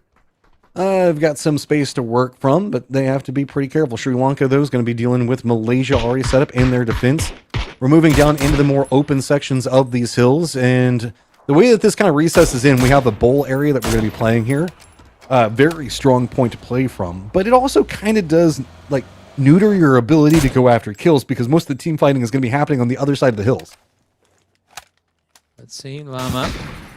Got a pretty nice spread here between the four. Now they are 4 players. Oh, we get another guy with a lot of ace. It's Shama. Welcome to the server, my friend. Now I feel like this... Drizza, you're failing us, man. Yeah. Did you think it was S's that you needed in the name? I'm not sure, but clearly something's wrong here. Yeah, no. Going with the 723 instead of a million A's. Synergy. Just... as a heads up to everybody, yes, this is also going to be on like the way that's all set up. So they might just be leaning into like what his more casual name is. So eyes on this one. Mongolia going to be very close to where we see New Zealand at. Roulette not wanting to go for too much of an overpeak up this hillside is... I don't blame them. We are kind of in that area around Jadina City. You can see it in the distance, so I'm assuming that we are in circle, but it does feel like everybody is playing very far to the east. We haven't just seen where that new circle popped yet. Yeah, no, it's playing rather quiet right now. This Mongolia just hearing these vehicles drive off. Oh, is that bait actually? It might just be. There's still 2 players sat on the eastern side. They're looking for more. So Abdi, he is fully focused on just digging. Diggy hole. Diggy hole. New Zealand, though, on that flank, if they can find something, it'd be big. But Mongolia is just kind of going with the wolf pack strategy, staying on top of each other, going for some of the digs on the side of the hills. Makes it a little bit harder to see. Also kind of gives you more of an entrenched position. Have to see if we can get the map here in just one moment, so we can kind of get an idea on where everybody is positioned. Yeah, it would be nice. Get a look on the map and see what's going on. 15 seconds to go until the next circle pops, as we have Japan finally making their way into what is the current circle, at least. Okay, kind of spearheading this rotation. So they're going from team to team, rotating just past a bunch of them. I mean, the way that this hill is now set with the new circle having popped, Mongolia is going to find themselves up on the high side of the hill with a lot of control. Japan going to be playing from the lower sections. New Zealand didn't really go after the chase on to what we're going to be looking at. That means that they're now going to be the external team hunting their way into the circle, but if Japan goes too much further in, they're going to find themselves right on top of Malaysia, and that could be a problem. Yeah, where do they opt to set up shut? I'm not too sure, but you can see here, I mean, I feel like Japan is doing a pretty good job of showing us what's available in the circle center, which is, well, not a whole lot, let's be honest. Not a whole lot is up for grabs in the current circle center. With this high-rise hill, you can get a lot of vision in the way it's going to be set up. See, it is going to be, again, Japan, though. With this is India running a very wide split for control. I think that we're moving more to the northern territory of the circle now. Those couple of shots are going to be enough to kind of force Japan back into that Malaysia territory, if I remember correctly. Mm-hmm. India, in the meantime, trying to maintain their 2-2 split across the street here. Scaring off any potential threats as Linksy. Maybe able to open up a potential fight here. I think it came at somewhat of a distance. Finds roulette. India still chilling. Everyone chilling. We talked about it early, how this would be probably the case of this map. And now finally, fight about to happen. This is what we needed from New Zealand. Can they go on the hunt, find something? Sans does get one. Linksy has gone down. Backstab shots coming in. Japan flanks all the way back down to the south. They're coming in on the other side of Mongolia while New Zealand was going on the hunt for him. And Japan is feasting off of New Zealand's attempts. But Heikeman gets the knock on a Rudex. Able to get one, but New Zealand taken out right thereafter. And I gotta admit, I'm feeling like we're starting to see a certain pattern make itself present here with New Zealand. Every time they take a fight, they end up getting third and fourth partied in those situations. Not what you want to have happen. And just like that, Mongolia out of this one as well. And the victors of it just getting that much stronger. Chinese Taipei and Japan reaping a lot of rewards over that. So down to the south, Chinese Taipei, how close are you going to get to where we see Japan playing? Doesn't look like they want to go for it. Instead, they're going to go down into the bowl that we were seeing India play from little while ago, so should have some space to work with. We got a quick glance at the map so you can see, kind of get a feel of how far to the east we are. So a more eastern wrap coming up from Chinese Taipei does probably mean that there's not going to be a highest chance for kills, but a lot more safety in position. Is not too many people over here. Definitely. Let's see how much further they're up to go. They're kind of wrapping the east side unplayable here, which is always a little awkward when you're playing in and around that, especially this late in the game. Of course, keep in mind, next circle doesn't have to shift away from it either, so could make it that much more difficult. Let's see, where does this fourth circle take us? South is where we're going. All right, that means the fact that it is going to be Sri Lanka and Bangladesh on the hunt for the circle. Already got some vision on each other, a couple of pot shots between them. Nothing to deter any big movement just yet. You can see it's going to be Thurana, taking a little bit of damage there. But how much do you want to commit into this point? Because if you're Sri Lanka or Bangladesh, you know that none of this is going to feel good in a rotate. So you kind of want to clear your sides, but I don't think that Bangladesh has any option. Sri Lanka's already got a foothold in. Yeah, not inside the next circle though. But no, you're not wrong. It's going to be tricky for them to try and make that wraparound without taking a lot of heat. As Japan, in the meantime, they once again find themselves up on a hillside. They've found one of the players down below. I believe that might be the final player from Indonesia, Trick, playing low. It is. Sat here on his own, trying to stay safe. This is about the worst circle for a solo you could be. So we've got this giant hillside that, of course, we're going to have our King of the Mountains on top of right now, just kind of watching everything. And then you've got the road. You can kind of get how it leads in. See, Japan's down to the south, but they have vision on so much of what's going to be going on into the north. India's in a fully defended position. Then you've got the road that cuts north-south and then leads into a very dropped, recessed valley on the other side of it. So everybody is predominantly playing on the western side of the road right now. Let's see, Trick. Prone on down.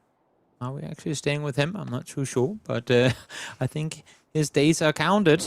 Once Malaysia makes their way just a little bit closer here, they should find him. And to make matters even worse, now he's being shot at by Japan as well. But they too need to make sure they're safe. Oh, Runex, do it. You know exactly what to go for. Boop. Let's see if he gets it. On a solo. Shot. Is that all it takes? The one shot. He's going over to confirm it as well. Give it to us. Yeah, he's got to run out of point. Oh, there so goes the vehicle. He's going again. Round 2. that's the big part about it, right? Is you just take the shot and it forces Trick to have to leave. He knows it's coming after him. So now does he just kind of juke him around and bounce him around? I mean, he's got so many of them. Why not? Yeah. Oh, Yeah. clean as can be. Runex finds Trick with a mortar. What are you going to do, Indonesia? I mean, that's just, yep. All right. Other side of it, though, Japan these guys are just feasting right now. It is unbelievable. I thought that Japan was going to be the underdog in this, and they are just coming in dominant. Yeah. Playing with confidence. Off of a 0-point start to the game, I did not have the highest hopes for them, but they said, wait a minute, we just needed to warm up, and they've been ever since. Oh no, they don't know. They don't know that Runex has a perfect lineup on this dip. Oh, no. Are we actually is it gonna getting more hit? with this? They're in cars. You can see that they're trying to move out. Oh, Runex! He's just messing up everybody. Go show us what's going to happen on the other side. Show us Bangladesh. Wow. Show the explosion hit. Oh, they're trying to go for a res. Not like this. Not like this. Oh, Runex. And then Jing finds the last one also with a mortar. Bangladesh. Well, the first part of the country's name is Bang, and I guess that's how they went out. Oh, okay. Sri Lanka, what you got planned now is you got to figure out how to get inside this new circle. Chinese Taipei, playing that valley that we were talking about, now has everything up the hillside that they can watch. Pretty defended. Looks like Japan was trying to come down the hillside. There goes the roaming Japan defense. Goni's going to spot out Jing, and he's going to go down. This is exactly what we're talking about with New Zealand and how they had to, kind of maintain a good tempo in these lobbies. Is the fact that while they might be inconsistent, I mean, Japan, Chinese Taipei, and all the other teams that we're seeing up in the top, they are doing so much to maintain those top spots. Yeah, I mean, Japan is going to pretty much lose their hillside control, so it looks like they are going to opt in to go on more valley side down into Chinese Taipei. Sri Lanka is going to have some supervision on this one. India now pretty much gets the entirety of the circle to play however they want. Chinese Taipei starting to realize the rolling tail is going to be a bit bad, and it is going to be Sri Lanka's. The Rana is going to find out Loon and get the knock and the flush. Yeah, Sri Lanka needs everything they can get here. Trying to creep their way further south along the roadside here is a good run for them. Tharana. Oh, goes for that shotgun is going to help you a whole lot of that distance, and unfortunately, because of a little bit of fat fingering, he is going to go down. Xiaofeng does get taken out by Japan, so a little bit of help is coming through from the other side. Yeah, Chinese Taipei is just having to defend two different fronts. There's not a lot of cover playing this hillside, and they're going to lose it the more that Sri Lanka keeps peeking over. Japan realizes it, just runs right down. Jing up chin the last two up. Can they make another miracle happen? Is it is going to be Japan right on top and behind. Nowhere to go. Another nade, and the explosions ring true for Japan as they are just demolishing squads around them. 9 kills already. Incredible. Not sure what that observer bug was for a second.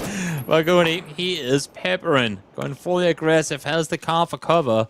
This could not be any better for him. The only issue is that Malaysia, as you can see, are creeping in from the west, and Japan, for the time being, stuck down on this road, could actually be very vulnerable to push coming from that other side. Well shotted out there as Malaysia. Can you make something happen? There you go. Sophia does spot out Runex, gets the knock onto him. Big focus coming up from Japan onto Sri Lanka. Might be a punishment moment. Other side of it, India's decided that they're going to start getting active on the other side. Looks like they're on the hunt for Sri Lanka. Japan, what are you going to be able to do from this angle? There's nowhere to go. You're trapped down in the valley. You've just got to run up, and it is on the hunt for Sri Lanka. This is bold. Ooh. Stepping into their face, he gets one. Goni gets the other, and this is Japan right into the face of Sri Lanka, saying the fact that if we have to pick one side, we're going to pick yours because we think you're weaker. Yeah, I love the fact that they're up to go so aggressive on this, realizing the pressure coming in from the other side. And also just a 1 HP re-peek from Goni there. Really good job on him. Kate trying to make the run on forward, but not quite to be. Japan does get eliminated, and once again, it's Malaysia, the butchers, of them this time around. But we ain't done yet. Malaysia Shin leading the way, wants to go ahead and finish out what Japan tried to start. Good shots coming up. Malaysia racking in the kills, and it is now them and India face to face. Other side, everybody on the eastern part of the circle. Nades now starting to come out. Shin being the point man yet again, but there is a little bit of high ground for India to work with. They're running a 3-man split. One player back behind. Unforgiven gets the knock onto Empty, though. A little overzealous here, maybe not giving India the respect that they deserve. And just being unforgiven. Oh, he's not going to let that one. Float Shen, though, does get a good re-pick in from the side angle. He was fight one. Now making it a 3v3 as they creep further forward. What? AJ just rolls right into the middle of the circle after Ryzen. Nobody really going down just quite yet. That's opened up more movement on the other side. Sophia's trying to capitalize off of it. Shin gets down Snipehole, but Snipehole then managed to get down Sophia. So this is turning into kind of independent 1v1s and at different sections of the map entirely. Yeah, exactly. Shen. Now, nade in hand, lopped on over. Try to see if we can make some space in the backside of that smoke, but not quite to be. We'll try to push further forward, but not able to find him. And then you still have Risen in the compound now, backing off. Going for a vehicle once more. I'm not sure exactly what the play is here for Risen. Seems a little disjointed on the side of India. He had to retreat. AJ, off of that push, actually forced him out of the center position, and now he's coming up to see if maybe he can reinforce or try to get the other players in the circle. Sophia's just crawling for the circle. Shin's just playing smoke slow, steady, realize the fact that he might have enough time now between him and AJ. AJ is going to be the point man, has to bend, and he does. Gets the shots on his Snipehole. Down already, finds another one, tells everybody up on top, take your time, get your reses, get your meds. I got the circle on lock. Incredible flex coming out here from AJ, finding the double. They know exactly where they have the last one now as well. He's like, guys, I have a Panzer. Someone get in the car with me, and we'll get him.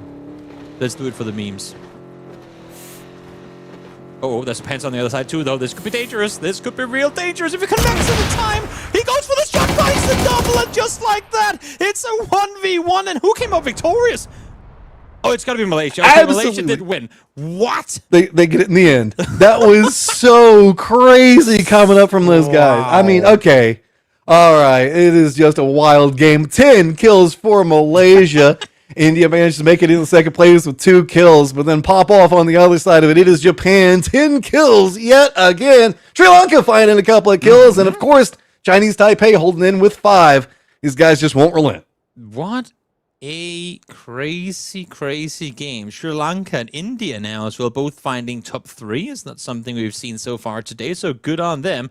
But as you said earlier, Matrim, the strong get stronger here. And Japan and Malaysia, both with double-digit kills, are looking very good right now. I mean, you can just feel like this lobby is just getting, like, I guess, more comfortable game after game, realizing the fact that I do worry that you might have to learn some bad habits to play inside of this type of lobby. But you know what, Japan? You're having fun. Live your best life right now. It is just bold pushes coming out, leaving high ground advantage. Let's go. Let's go. That's what I love. Take the game, take it under control. An aggressive playing coming through here for the boys of Japan. I am absolutely forward. Also, just seeing their confidence grow over the course of the day. Can't wait to see what they bring coming into tomorrow. Yeah, just absolutely nuts. I think that we're going to be going all the way into maybe map 5 after this, so might not have to take a break. We might, I don't know, but it looks like it's just going to be a straight up run into the next one. As I'm getting worried. Oh, we are going to go to break, so we're going to take a quick break. We will be back in just a few moments.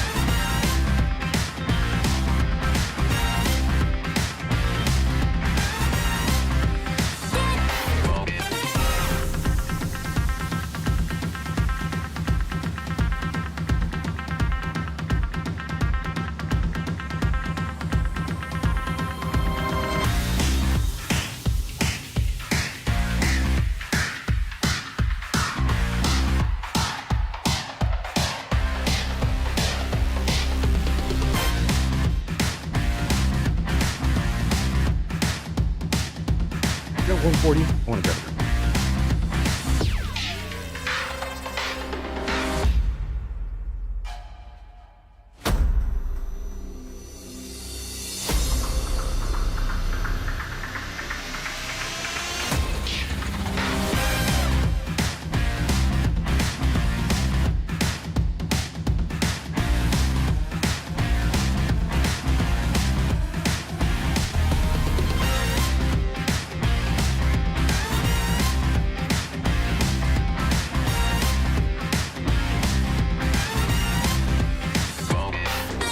Stealing one of my son's Capri Suns. Ah. I stole my son's Capri Sun. He's got it. That's a good call. Ah.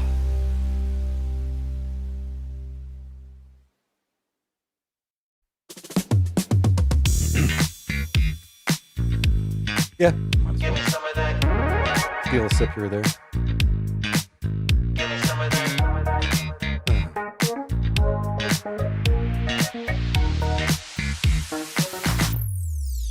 Give me some of that good stuff. Give me some of that fancy pants. Give me some of that high life. I want something that will make me dance. Give me some of that good stuff. Give me some of that fancy pants. Give me some of that high life. I want something that will make me dance.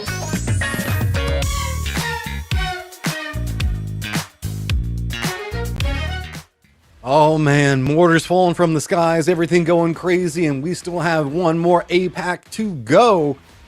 I'm worried for the teams on the cusp. Those guys at the bottom need to find something fast. Yeah, I'm gonna lie, I'm working through the hardest brain freeze ever right now because I just had to chuck this ice cream that I thought I had more time to eat. So I'll do that while we take a look at this. Malaysia able to get themselves yet another win, back-to-back chicken dinners for Malaysia. Good on them. All right, let's just go ahead and hit this overall ranking fast because 55 points up on top. Look at the cusp. It is New Zealand. 28-20, still just 8-point differential, but I think that we've got the game ready, so let's go ahead and try to get to that as fast as possible. Back into game and back over to Take. We go for a second time today. This plane as fair as can be, straight north to south. Everything on the table right now, so good as good can be. We did see Tego earlier in the day in game number 2, so it was a very southern circle. It was kind of our theme to start off the day, see if we get any flavors of difference on this map. Yeah, I wouldn't mind that at all. Let's see what's going to end up happening. Oh, I should say, and if Malaysia can pick up a another one, making it 3 in a row, that'd be pretty impressive. Of course, we got to keep in mind this is the map where Japan got themselves their 16-kill win. So hopefully for them, they can go out and do something similar here once more and really cement that top 4 position. It's two different play styles going on right now between Japan and Malaysia. It's territory control into roaming movement for Japan, and then on the other side of it, Malaysia, it's just roaming control on whatever moves or whatever they want to get involved in. A couple of people now look like they're maybe fighting over a vehicle. New Zealand's going to have that one stolen away right in front of their face. Hip scissor, or well, more like parachute mini car. And seems like it's a draw. Well, he still gets the other one, so it's not the end of the world. So it's fine. It's evened out. So a couple far of spawns today, right on top of each other.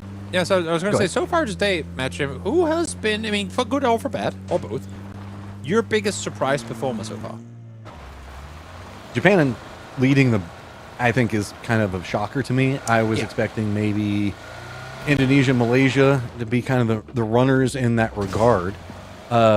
Japan's just playing very clean right now and has gone from being an underdog into being the guy at the top. And that's my big takeaway. Who you got? No, I would like to agree. Circle shifting north, always fun to see. But no, I'm completely with you on that one. Also because they've been kind of put into very varied situations where they've been able to come out victorious. I mean, if we look away from that 0-point game 1, I feel like they've just improved game by game. Like normally you see a team get a really good game to start things off, but then kind of slow down a bit. Here it's kind of the opposite. Chinese Taipei has also been damage control kings right now. I mean, whenever they have all 4 players up, they're dominant and in control of near on everything around them. But even with 2, I'm still just astounded. It was game 2 whenever we saw the duo manage to take down 2 different teams. Sure, one of them was weakened, but Still phenomenal performance as we got our eyes drawn back all the way up to the north in Army Base. And that area is kind of the center-ish position. And the hillsides that are coming down to the south of it means the fact that there's going to be a lot of ravines, a lot of hillsides, a lot of different like mini arenas that teams can fight in. And when you don't have very many teams in a lobby, that is a recipe for a very interesting endgame. Definitely. And I'm actually now starting to think, is it even worth setting up a bridge camp or any sort of camp into the North Island here? Because had you been 16 teams on the server, sure, you could almost guarantee yourself that somebody is going to come past you. But with just the 9 and you being one of them, making it 8 potential threats, what are the odds that a team is going to come to your bridge crossing on over? So is it even worth it, or should teams just, go for central locations instead? On this map, I think that position just matters too much. Yeah. There's too many bridges, right? There's too many different ways to cross. If it's like Erangel, then maybe there's a conversation. But just look at the spattering of bridges, different approaches. I just don't feel good about it. I very much prefer going for a strong centered position, or maybe at least a good point of interest, and trying to play control of that instead. Because Circle 2, 3, it's going to get spicy. The way that this lobby has been playing, it's just full on APAC, man. This is why you love to watch APAC. That's true. And that's true. Of course, everyone, I see a lot of people asking in chat, where does EMEA? Where does EMEA? EMEA will be after this game is over. We're going to be doing a bit of talent switcheroo, and then we'll hop over to EMEA. And then after EMEA is done, we're going to be hopping on over to Americas. So yeah, and also I think the game start times are fixed, meaning that if it starts in, 12 minutes, we might miss the beginning of the first batch in EMEA, but that's perfectly fine, I think. And then we'll get settled in after the game gets going. Yeah, you can bounce around a little bit and have some fun with it. It's going to be Poro that's going to get tagged in, depending on how fast we go on that. So make sure you guys give him some love. It's just going to be the 3 of us kind of bouncing around between everything. It's going to be a red zone on top of Malaysia and India both, as they're regrouping and they are full committing into the Army Base hillside. I don't blame them. This is the place to play, in my opinion. Oh, definitely. Definitely. Present here in the vehicles of Malaysia on the other side. I was going to ask if he's going to try and take some shots at them or not. Goes for it, but now revealing his position. Is going to have to try and make his way back to safety, and does exactly that. There's enough little ridges and dips and gullies that you can navigate over here that it's going to be really hard to go for a squad wipe. Instead, this is just kind of control over territory and kind of making sure that you let somebody know that this is ours. Don't come over here. You can have that area. Everything's fine for right now. As it does look like Malaysia is pretty, focused on trying to get back up to where Empty is going to be at. We got another couple of teams starting to make their approach into the circle, and New Zealand is the team to watch, without a doubt. Can they finally have their big game? Because they're in the hunt for one in a bad way right now. 8 points behind has just consistently been where they're hanging out in 5th place. Yeah, if they could get a big one here, and even more so, if they could somehow actively deny some of the teams in front of them of getting something equally big going in this game, and that would set them up for some real good stuff come tomorrow. Because, again, I feel like every single time we've seen New Zealand go down, there's been 2, if not 3 teams taking part of dismantling them. And knowing the capabilities that you have with that roster, I feel like that's kind of what it takes. And they've just kind of gotten themselves squeezed into areas where they couldn't just take a head-on fight with another team. There's always been multiple teams involved, which is kind of ironic given how passive they play the early game, that's then how they end up fighting. Well, the circles haven't been a help to New Zealand either. New Zealand likes to play like a much more, I don't want to say European style. Cerebral. They want to play more off position placement, play it safe until they need to take the firefights. And the circles have just been forcing everything to be very APAC focused, man. Like, get in the trenches, get in the fights, get in there early, and get those kill counts super high. And I don't think that that's the way that New Zealand is wanting to approach this. You can see that they're trying to come into the Army Base hillside from as far to the east as you can, just to make sure it's safe. Yeah. It's a lot of weird analogies I could do, but none of them felt appropriate for the broadcast, so I won't. But no, it's true. Sometimes, you can try as much as you want to force other teams to like, no, guys, let's play the wise PUBG. Let's do the, as you say, more European or Western, at least, style of PUBG of going fully cerebral on it. But then if the entire server says, hell no, we're going to keep going aggressive, well, then you're kind of just forced to either adapt or die. Yeah, it's the thing that players always say, right, is the, oh, well, we're not really too concerned what everybody else is doing. We're just trying to focus on ourselves. That's easy sometimes whenever it's just like you can actually be by yourselves. Whenever it's just everybody rolling up on top of you, 3 or 4 teams, then you got to be pretty focused on the other teams around you. Definitely. As we see digging going on, of course, that's something that we've been seeing a lot of over the course of the last PUBG tournaments and probably will continue to see a lot of moving forward. I'm just waiting for excavators to become activated. On there, I think there are actually excavators on Tago. You just can't use them for vehicles. Imagine, though, if you get like a 10-mile-per-hour vehicle that could just literally dig trenches in seconds. Yeah, but those things are like tanks, man. No, I know, but they don't have any proper windows. So that'd be the nerf. Is that like you're effectively set on a buggy? You might be right in the wrong neighborhood. See how New Zealand is set up here. Nico's one side of it. Couple of shots. They don't get... Oh, they do get the knock. Linksy manages to get one. It's going to be Disa down. Nikos goes down on the other side. It's going to be a llama. I'm not going to try and take anything away from Sri Lanka here, but if New Zealand can't even best Sri Lanka after having been given a great opener against them, my hopes for New Zealand is going to dwindle by the second. But it does seem like they're in pretty good control here. They find themselves third. Now just one more left alive as Sans shoots his teammate, question mark? You know, moving targets. Things happen. Hey, new team approaching, though. This time it couldn't be any worse. And it looks like yeah, no, it's Runex. He stops. That's going to be the worst of worst because they're like, hey, we heard firefighting. Is Japan going to be full APAC now and go aggressive? Because I don't know if New Zealand has time. They haven't really even secured all their points. There's still only 2. They need to get that last one. Oh, no, a BRDM? Oh, no. To make matters even worse, now they're being hunted. Get away from here, guys. You got your kills. You got your rest. Get out of here and lick your wounds for a bit. Is Japan going to get Disa? I mean, he's just down over there on the side of them. Do they even have any idea that he's there? Or is he just going to bleed out and let New Zealand get him?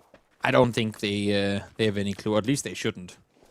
Given how that fight took place and kind of came to an end before they got over there. They probably know there's one still left. Oh, no mind. I take that back. That's definitely a point going the way of Japan. Just stealing it from New Zealand. Shutting the gate back behind them as much as they can. All right, Sri Lanka. Here's now your problem because they've decided to go away from New Zealand and you are a solo watching Japan and a BRDM in front of you. I would just let that one go. Not gonna lie, I kind of wish his name was Ta-da! Just because there's so many instances in which we could make fun with that, but Tarana is, I guess that also works.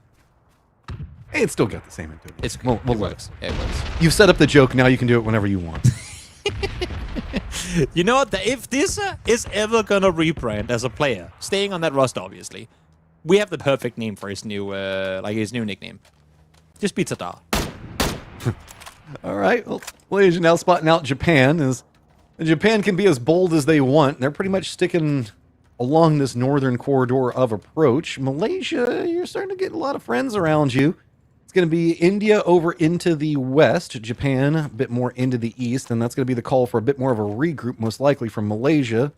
Only spotting out 1 or 2 doesn't make it scary yet, though. Oh, Sergal swings towards the north, and India sat center of it. Now we're looking at the hillsides. New Zealand, Cambodia is up there as well. How did they get down from there? And in the meantime, Ching! Nice breaking through down to friction. Not necessarily a bridge camp, but a northern defense on approach is a good call out for Chinese Taipei. Bad problems, though, for Bangladesh, because where do you even go from this one? As Chinese Taipei is going to play this one aggressive. Jing just gets a great shot onto Dead Blast, drops him down, and this is full control from Chinese Taipei over here. And Bangladesh, I don't think wants anything more to do with it. Oh, definitely. And I feel like every time we've seen Chinese Taipei come out and get something good going, it's oftentimes been in the hands of Jing. This time around, able to get himself his second. There's Option now coming on over to help on out. They're going to be perfectly fine of this position, getting themselves their second kill, and we'll get now a chance to rotate further forward. Chinese Taipei is going to be a little bit later on the rotate, but remember, we did see that Japan was leaning into a bit more of a northern approach as well, so Could be a couple of juggernauts going after each other. We did see India that was kind of set up in the defense of Army Base proper itself. Army Base proper is strong as long as the circle stays there. There is this really awkward, very high hillside that goes into a rock cropping coming out of it that leads into these trenches. So it provides safety for now, but if you have to leave, you're just walking into a kill box of high ground positions if you don't get a foothold in there fast enough. Oh, yeah. Oh, yeah. Hopefully they have an answer for that. I feel like it's only fair that my VMix started freezing up after I said that. It's like, Karma comes for you. We gotta get him off the broadcast. Oh, yeah. And India's firm in their defense to the east, and that's going to be where Japan's going to be coming from. Snipehall is going to have an eye over into the west. See if maybe he spots out any of the rotate from Chinese Taipei, but you can see how it's a lot more open over here whenever we kind of get around Army Base. It gets away from the hillsides and could cause some problems. Hey, we got a Sri Lanka player coming back. It's decent. And correct me if I'm wrong, but I feel like that's the first time we've actually seen a rest today. Or like a recon respawn. It's the first one I've noticed, I will be honest. It's a bit harder whenever we don't have the map feed to kind of track how all that's coming in. Okay, well, we do still keep in a lot of Army Base. We're still going to have those awkward rock croppings that we were talking about down in the south. Looks like Malaysia, maybe Indonesia can get control over those. Bangladesh is about to have some friends here in a little while. And now, what do you do if you're India? Japan could just regroup and play for position, but they could also decide that they might make a bit of a problem for India. Forgiven. All right, Rupesh. One over the top. That's Kane gone down. Rupesh with the knock. Rupesh with the flush. Easy peasy. Unforgiven. Now spot out another one. It could at least slow down Japan in their approach over here. I don't think that Japan really wants Army Base, but I don't think that they have a choice now. With these couple of shots, it might have kind of forced Japan either to go for those higher hillsides or just make the commitment into Army Base itself. I feel like maybe it's going to be a regroup and go for the hillsides just to the southeast. Trying to play this one safe. Not going to be easy to make his way out of there, but it doesn't really have to right now. Since I'm up in the hills, it's New Zealand and Malaysia sat right next to each other. AJ is trying to back off the safety, but not quite possible. One goes down now, two falling down, and that's going to be Bangladesh eliminated from this. But kind of a bad spot to play from. No surprise there was a little bit of a jump that could come in after him. So 3 kills, now sitting over for New Zealand. Did lose that one earlier. We didn't necessarily see them get the flush out on. The Japan stole away from them. Malaysia's going to be in front of them, so New Zealand's just going to have to bully their way in. They do have the hillsides coming in, so the high ground advantages. Is it going to be enough to Anakin themselves? Well, I would say Obi-Wan themselves against the Anakin in Malaysia. And Malaysia doesn't like it. They retreat. They're like, no. We're not going to take this bait. Some of the greatest PUBG teams, while known for their fracking capabilities, usually are also the ones that know when to disengage, that don't overstep their boundaries and always have a fire escape ready. And that's a great example of that being seen here from Malaysia. Had a chance to aggress, but thinks better of it. This is where I guess the pressure cooker is starting to come into play, right? We've got Mongolia on one side of it, Indonesia. They do still have the high ground positions that they can play, but you can see it's starting to move more into the hillsides leading into Army Base, which is going to leave them vulnerable angles from Japan, potentially India, a couple other spots. Just really the hill is going to be enough, but Mongolia does get the knock on to Trick, and is going to stall out any big movements coming up from Indonesia over there. Looks like Chinese Taipei here's a firefight, and they want to get involved. Definitely. Abdi is trying to kind of cover his teammate from up the hillside, but so many trees and so much foliage, they're blocking off any potential crossing. It's very difficult to really see what's going on up there. Here's kind of how it goes into Army Base itself. You can see that the hillside drops quite dramatically down into the base. So anybody has to leave or go from position one side or the other. If you're having to come from the high ground down to Army Base, it sucks. And if you got to go out from Army Base into the hills, it sucks. But it gives us a little bit of a 50-50, both sides of it. Is Sri Lanka finally going to be eliminated? And it's going to be India trying to keep control against Japan. And I don't blame them. They know off of the knock and flush they got a second ago that this is Japan over here next to them. They need to defend against the aggressor over here because these guys have just been on fire today. Definitely. And to now Trying to figure out how in the world do we get into this next circle. They've been able to keep 3 alive despite the fact they've been taking 5 from quite a few different angles here. And as far as we can tell, Japan is set in a really good position to try and deny any sort of kind of push into the army base proper. The hillsides are going to be where a lot of the focus is going to come in. Japan isn't probably going to overstep anything just yet. They don't have a need to. So instead, the moving factors down to the south are going to be New Zealand trying to get a foothold in. Indonesia is going to be moving right alongside of them, but has Mongolia on the other side of that. It's going to make it a bit more awkward for them. Not forget about Chinese Taipei. Oh, Setsuna already going to be on fire. TD at least does manage to find out answers to get the knock onto him. Roulette now in some trouble. Does get the knock onto one. At least slows down. Trick on the other side of this. How are they going to come from approach? You can see it is just nice little peaks up on one side. Car rolls down, but Roulette can't find the angle onto it. Trying to creep further down the hillside, but with this angle is so incredibly dangerous to peek on over. And still, I mean, with him going this aggressive up hills, no clue what's happening behind him either. Roulette has to try and go aggressive if he wants to stay alive. He is running further forward. That blue sonate is going to just exactly hit him on, but he's actually going to commit to the rest anyway. Abdi, you really can't get too involved in what's happening over here. It's just going to be Roulette up against everything that's going. Finally, Abdi does manage to get some separation against what was going on with Chinese Taipei. So the duo should be able to regroup and provide some assistance. Not even really. Trick has now gotten to a point where he's shuffled both the players off. Abdi's having to retreat at least inside the circle. Roulette's got nowhere to go, and all of Indonesia just cuts right in front of him. Trick still sat behind the rock here. This is the thing. They know that there's so many teams around them downhill. They want to get the angle before making moves, and now trying to play some sort of suppression for his teammate and trying to cross further down. But as soon as they get down to this, so they also see there's even more players up ahead of Setsuna able to find Roulette. Golia just nowhere to go, just getting bullied out of point. Now has to run right into Chinese Taipei, and he's probably not going to be too long for the world. There you go, gets eliminated. Indonesia's got a lot of control over the southwest now as New Zealand doesn't have clean sight lines. The way that the hills have kind of played over in that position means that there is a different arena that they're going to be playing from. It's not until Indonesia gets closer into where we can see Chinese Taipei that it's going to be a little bit more hazardous. Exactly. Teddy now like this plateau they've got to work with, but there are some open sight lines towards the east that they need to play smartly around. Circle, actually shifts towards that direction too, so Indonesia able to get themselves some space, but this one is dragging straight back to New Zealand, who have been blessed with a shift here at Matchroom. Let's see if they can actually make something of it. They're going to have a lot of vision on what's going to be happening on the external section of Army Base itself, but see, the focus for a lot of teams has been into Army Base. Let's not forget, I believe that there's still a BRDM still in play. Sans does get the knock onto Shin. That is going to be big, but I don't know if they have the angle to go for the flush onto it. As now it is going to be Indonesia making a counter push back over to the south after New Zealand and takes those couple of shots. So New Zealand has to figure out where are they going to go. Are they going to lean into their defense? And they don't have an option. Indonesia's just running right into their face.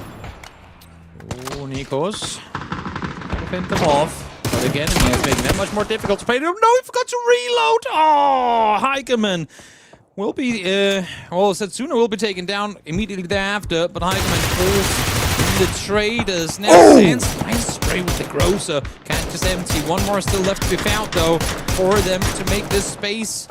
On this other side, still one player left to be dealt with. No frag grenades, just smokes and some flashes to really work with over here. He's going to have to go on foot and push into their face. He wants to try to get him before they can go with the res.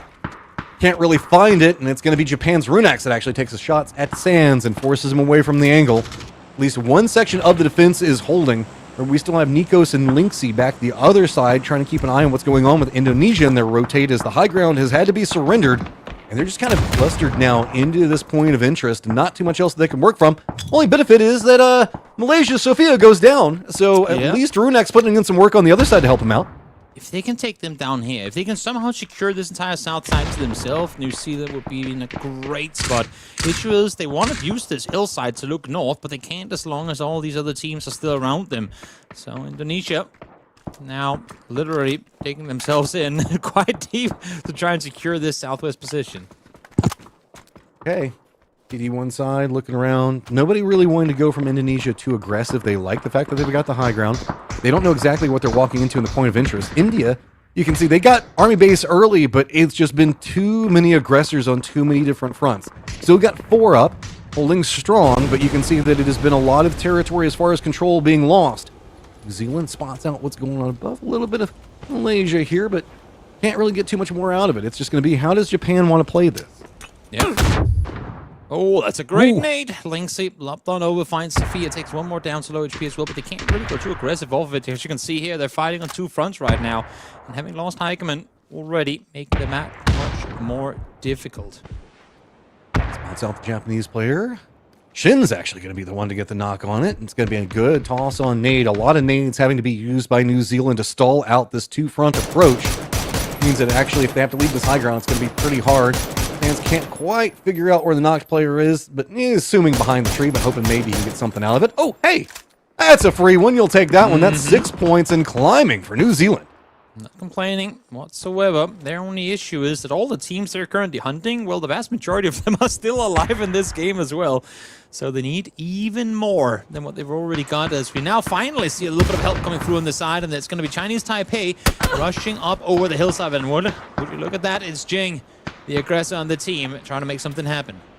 Upshin's forced his way into Army base itself, so rest of Chinese Taipei was trying to see if they can maybe get a sneaky set of kills over here onto Indonesia. Instead, they're going to find a little bit of a crossfire that's going to make it a bit dicier than they probably want. Sands being down, though, is pretty free. Sophia finally gets vengeance after being knocked 15,000 times in a row. Goes after New Zealand. Exactly. Jing running back to safety, and this is a perfect play for them. Peek on over, do some damage, force them towards one another to take that fight, and then you can back off. Really great execution there from Chinese Taipei.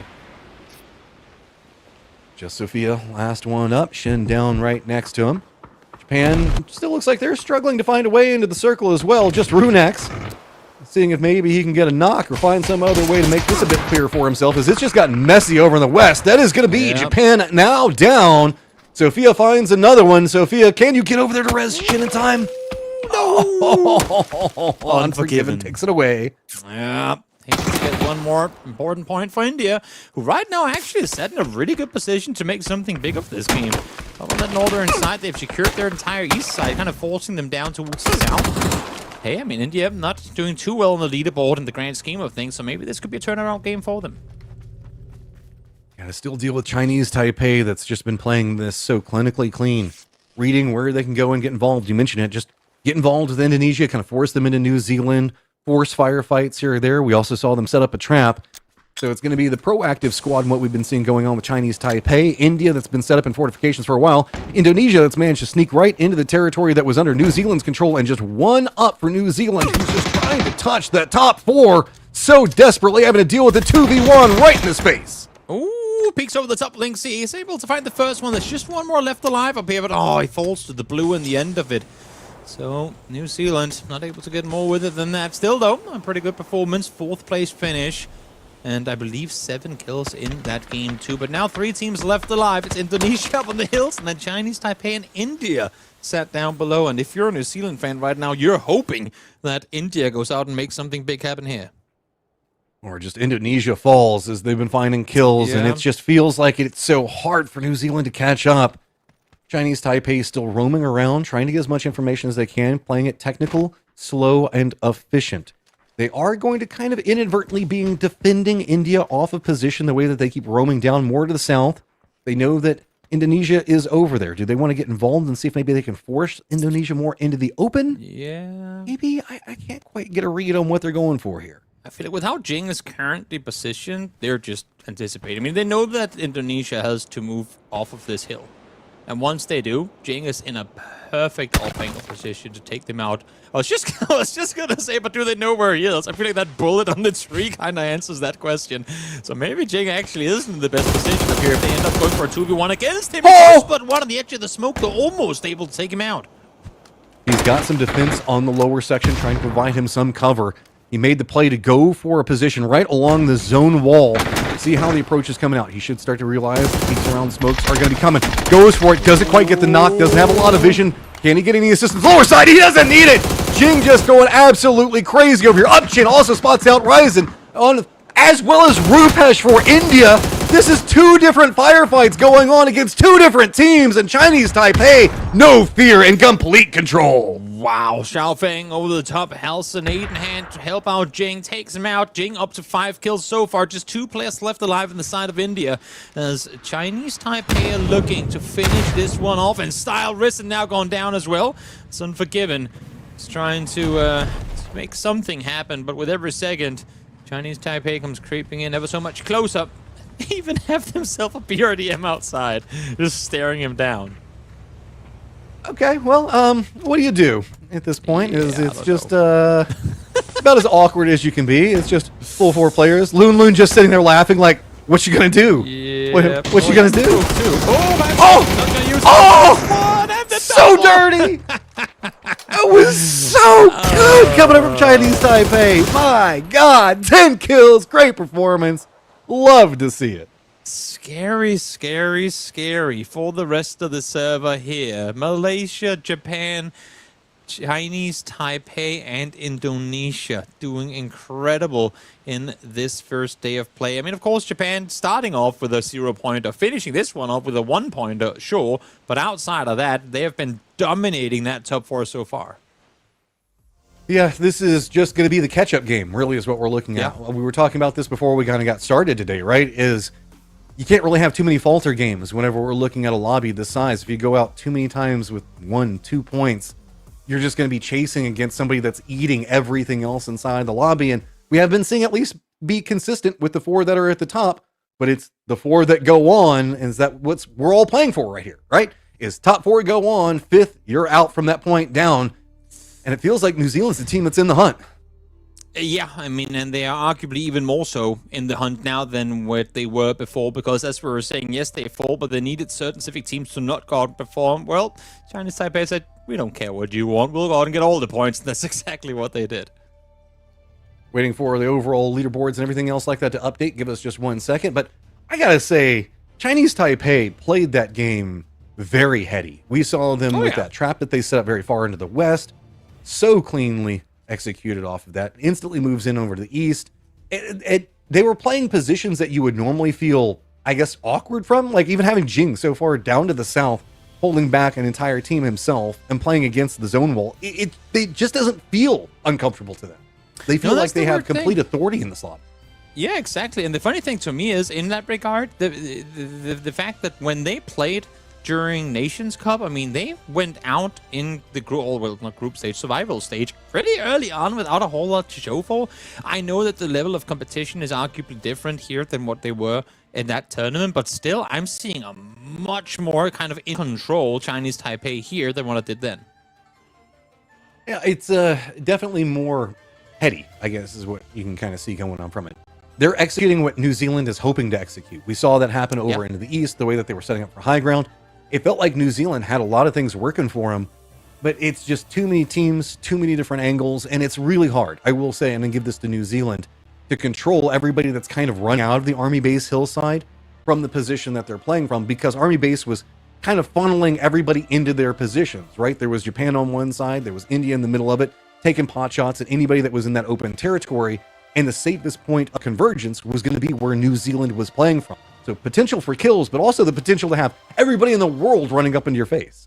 Oh yeah, definitely. Now I guess with the moving at the halfway point of the APAC side of things, are there any teams that maybe didn't do too much today that you're not so much wanting or hoping, but expecting to see come out and do something different tomorrow?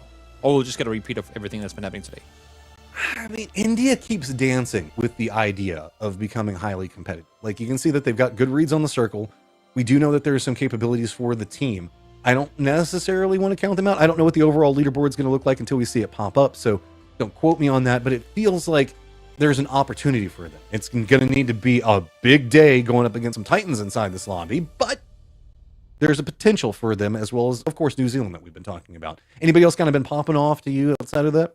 No, I still think New Zealand is the team to look out for. I feel like I've seen enough from the likes of Japan, Indonesia, Chinese Taipei, and Malaysia to kind of say that, you know what, I'd be pretty satisfied with them going through. It's New Zealand to me that needs to to make things happen differently. As we see the leaderboard here, look at how close that top 3 is. Tied at 58. Malaysia now surpassing at 60, and then a 20-point jump off down to Indonesia. It's really tomorrow, I think, going to be a fight for that 4th place spot between the teams that are set below. Yeah, unless Japan manages to just falter a couple of times, Indonesia has a target on their back, and it's not 8 points. It's finally 7 points. New Zealand is closing the gap slightly, slowly, and steadily. It's just the problem. There's only 5 games left, so it needs to be more than 1 point each time. Yeah, true. No, it's gonna be a fight for 4th place. I don't see any of the other 3 falling short tomorrow. They've been playing so well today, dominant. They have so much coming off of today that they can bring into tomorrow. So I think, yeah, Indonesia, all eyes on you. Can you maintain that 4th place, or do we have some angry New Zealanders coming for you? We'll have to wait and see. Well, we also have a lot of eyes going over to EMEA, as I know that we need to get set up for that. Yes, guys, stay here. We're going to be running the broadcast across all 3 regions, this one spot. I'm going to tag out, bring Borosaurus in here, and I know that Toby's wanting to dive into some EU action, as well as a little bit of Africa, a little bit of Asia, a little bit of everything. You guys get all the spice of life. We'll be back in just a few minutes with an entirely new region.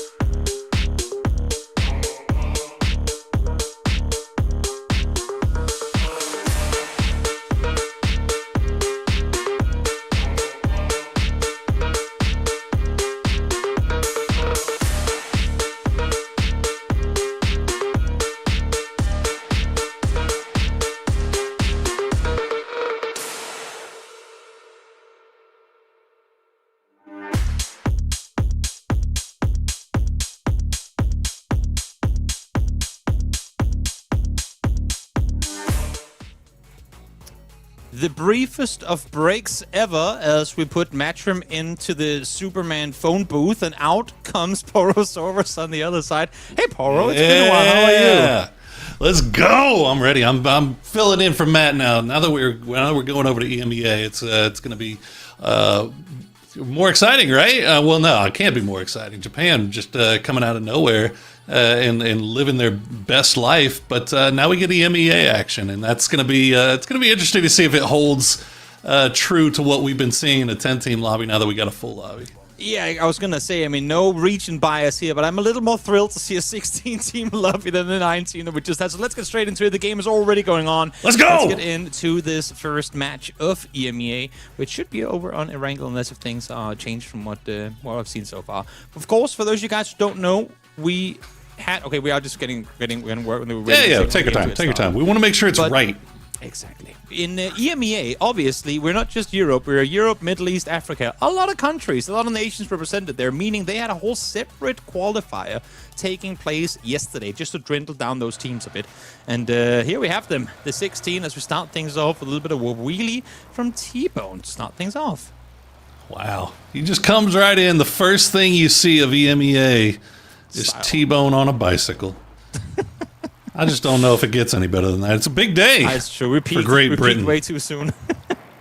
Yeah. No, look, it's a big day for these boys. It's going to be a lot. They got to make sure they get this done as quickly as possible because kind of a big match coming up later in the day, Toby. I don't know if you're aware. Yeah. I mean, ever since Denmark just didn't qualify, I haven't been paying any attention, but I do know that stuff is happening, and. For the first time ever, for some reason, Americans seem excited about football, which is it's weird, you know. All of a sudden, you let us play against some really small countries and beat up on them, and all of a sudden we get all full of ourselves, and we can do it in our own stadiums too, even better. I got to go to a game actually. I saw a little jelly, a little jelly. Yeah, I got to go see Norway. Oh, were you part of the whole rowing thing? Yeah, I didn't do that, Okay, but I can guarantee you the Minnesota Vikings are going to steal that for this season. And I know you're an NFL guy, so like we have stolen so many chants from Europe as we see the kill feed lighting up. Germany just getting absolutely roasted here, while Great Britain kind of holds down Sharkfin. Well, yeah. So he's working on his core, you know. He's getting ready to row as well. Or get rowed on, I guess, if you're a history fan, I guess. As we see Romania here, we're going so quickly from one game to another that my brain has to reset for a second. As we're literally seeing, I think, 6 different teams fight right now, which is kind of crazy, given how we're just being thrown straight into it, and we're only 10 minutes into the game.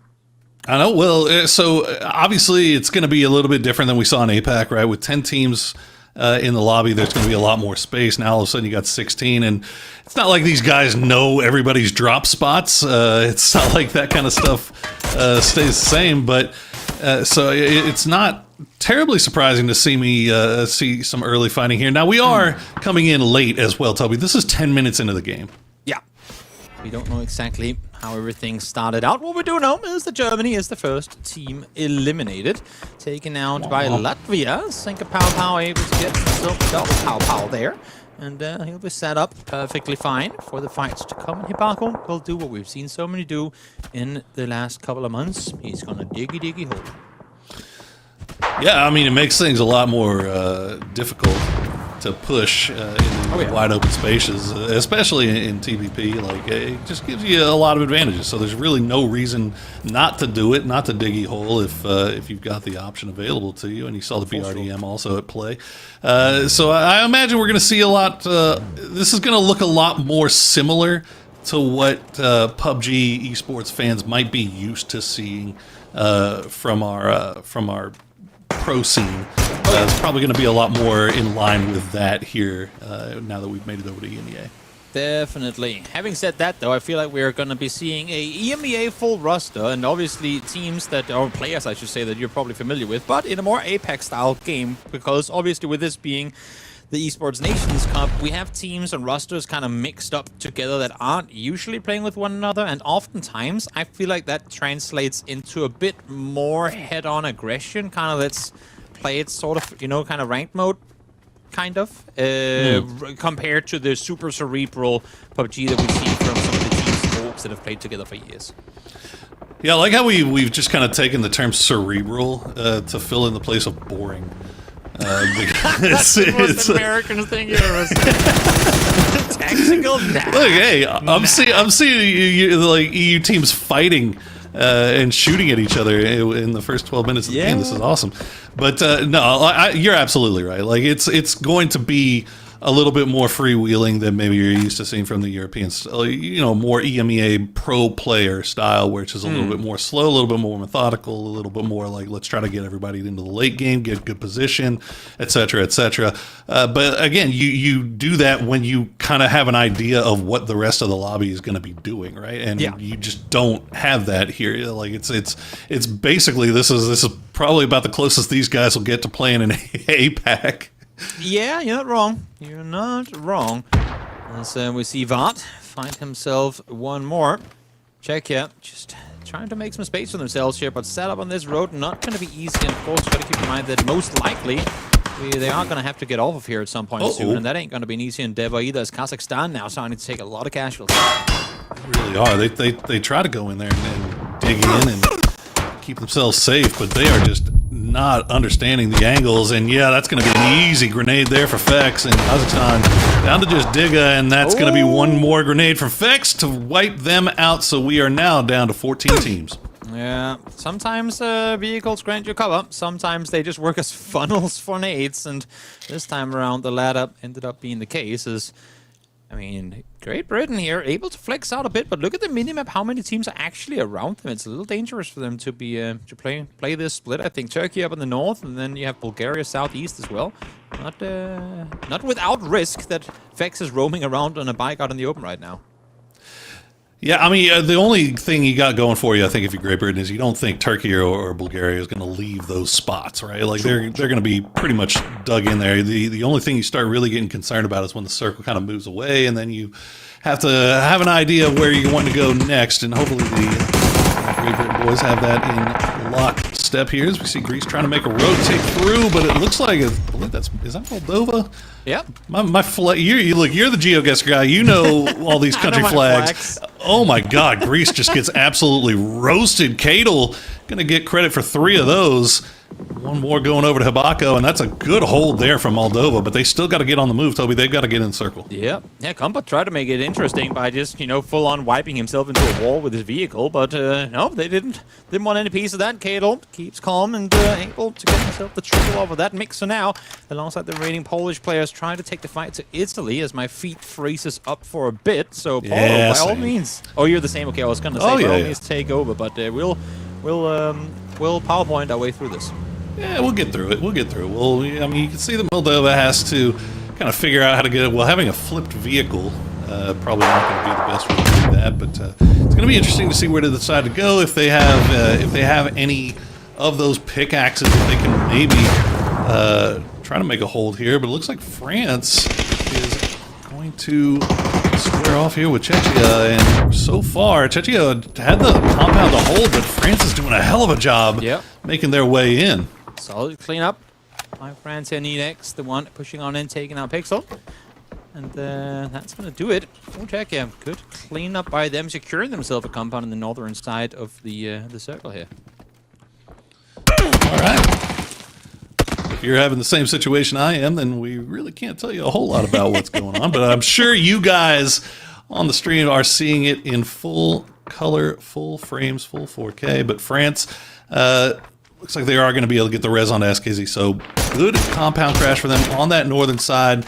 And if they get a little bit of circle luck, Toby, this compound, this side of the map does see a lot of that go their way. So hopefully they'll be able to hold down the line here, as we see now what we were talking about earlier. Great Britain do have to move, and that's going to be rough on the south.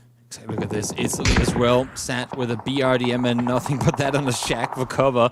Not exactly the most optimal of positions to be in, as Vex, with the ace in hand, finds Code Marco. 2 of the big teams in this tournament, both victors of their respective group stage groups, trying to make their way further forward. And Iraq now, up against Latvia, able to get one in the face. So fights take place literally on all the edges right here. Iraq trying to make their way on that edge style. Looks like Latvia, a little trade-off there as we see Poland just playing a little tower defense here. Just keeping eyes on everything around them. It does look like Fahod is going to get taken down. So Iraq trying to fight their way in, finding some success, but they are paying the cost. I think Poland is gonna. I mean, as much as there's tempting points to be gone for around them, I think Poland is very satisfied with just staying in this position right now. They know there's a full-on fight taking place still down towards the water in the south, and that Great Britain is most likely still in and around shark fins, so respecting their patience. So they'll sit tight for a while longer. Serbia now going up against Austria. It's going to be Kilyakai first. All right, cutting back over to that Iraq fight here with Latvia.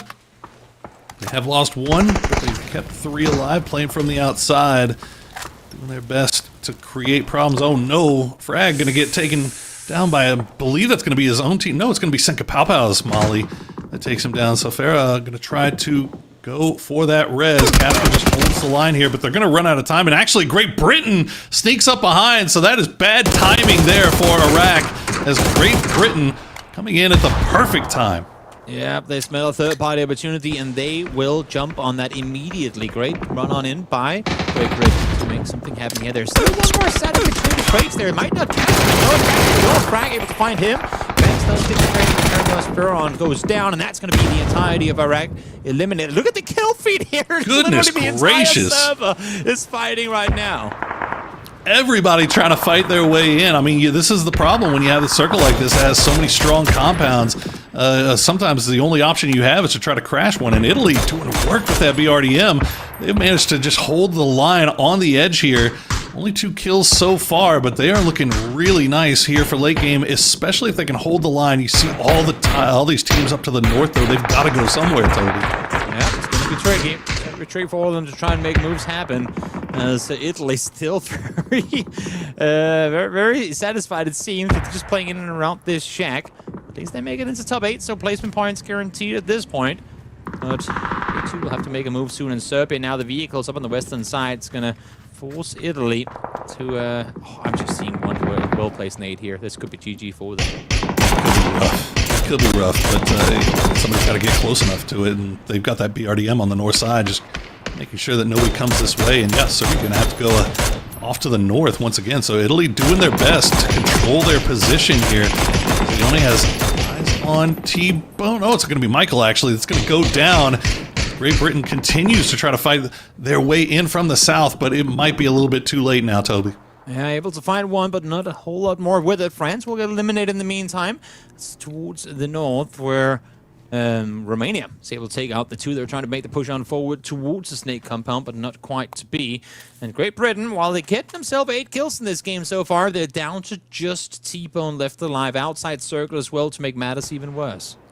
That's still a heck of a start, especially when the circle is pushing away from you like that, right? You're never going to be upset about getting 8 kills, as T-Bone will go down. And that'll be our top 5, as now Shilla has gone down as well. So Turkey immediately follows, and Italy just causing havoc there on that western side. You see Poland just sitting in this compound still.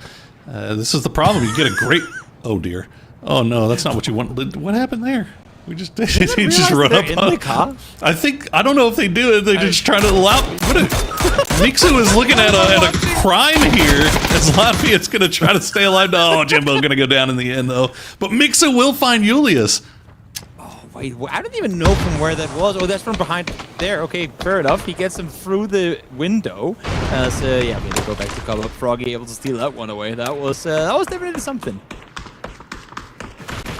Mixu just had to watch that all happen through his scope. Wonder what the heck was going on. Well, Poland still in great position here on that south side. You can kind of see on your mini map there how things are playing out. Everybody on the edges, because the middle is just wide open and nobody wants to be the first one to send it there. I think if you have to, though, Italy might be in the best position, as they do have that BRDM. You got to imagine that's going to loom large late game. Oh yeah.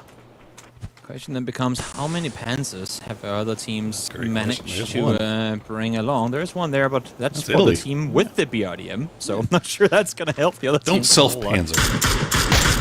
Yeah, no, that would be done. Also, don't mortar straight into the roof of that shack. I actually like this from Leon. So if you can stay safe while dropping those mortars, you might be able to create yourself a little bit of spot to play. Give yourself some dips to work with now that we do have that destructible terrain in effect here. Edu, just going to keep an eye on what Poland's doing, as they are trying to leave that compound.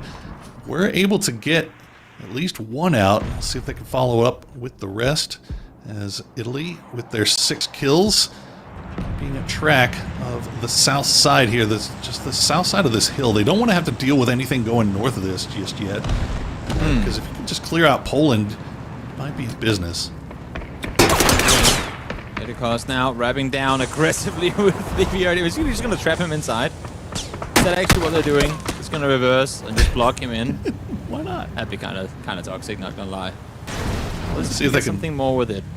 Yeah, if they can get a cheap run over here, yeah, that'd be great. I mean, the Poland guys, they must be just at this point. You know, they've been sitting inside of that compound for a long time now, shooting at everything around. You got to imagine if they probably obviously don't have a Panzerfaust, but they also probably sitting low on ammo, so they don't really have the ammunition to spend to just shoot at these guys. So it's really just going to be a couple of guys hanging out next to each other, maybe, and some throwables will come through. See if we can find something, but this is tough for Italy. It definitely is. Edgecon's able to get one. O'Connell gets the run over on Kapi, and there goes the last. As a matter of fact, there's Ali from Romania able to find him from the hill up high. So we're down to our top 3 teams now, as Romania got to sit back and watch all that happen. Serbia is still in the woods towards the west, and then Italy, the ruiners of fun, down in the south with the BRDM. Well, Romania been quietly just racking up kills over here on this eastern side. Yeah. Now they've got all 4 alive. They've got a nice high ground spot to play with, but they are going to have to leave it. They do have a foothold inside of the zone already with Seal. As you see the rest of the Serbians very spread out, trying to survive here. It looks like Crystallini's just going to go down to the blue zone, and yeah, QBE has just the smallest foothold here on the edge, but I think this is just Serbia trying to stay alive as long as they can, try to make it to the late game, see if they can maybe third-party a Romania-Italy fight. Yeah, exactly. That's going to be pretty huge. Should they be able to do exactly that? But Italy, playing this one very careful right now. Not in a hurry, of course. I mean, they're probably expecting there to be a Panzer or two around somewhere, which normally there would be in these mid and end games. But what are they going to do with it? Can they force the BRDM to go the other way?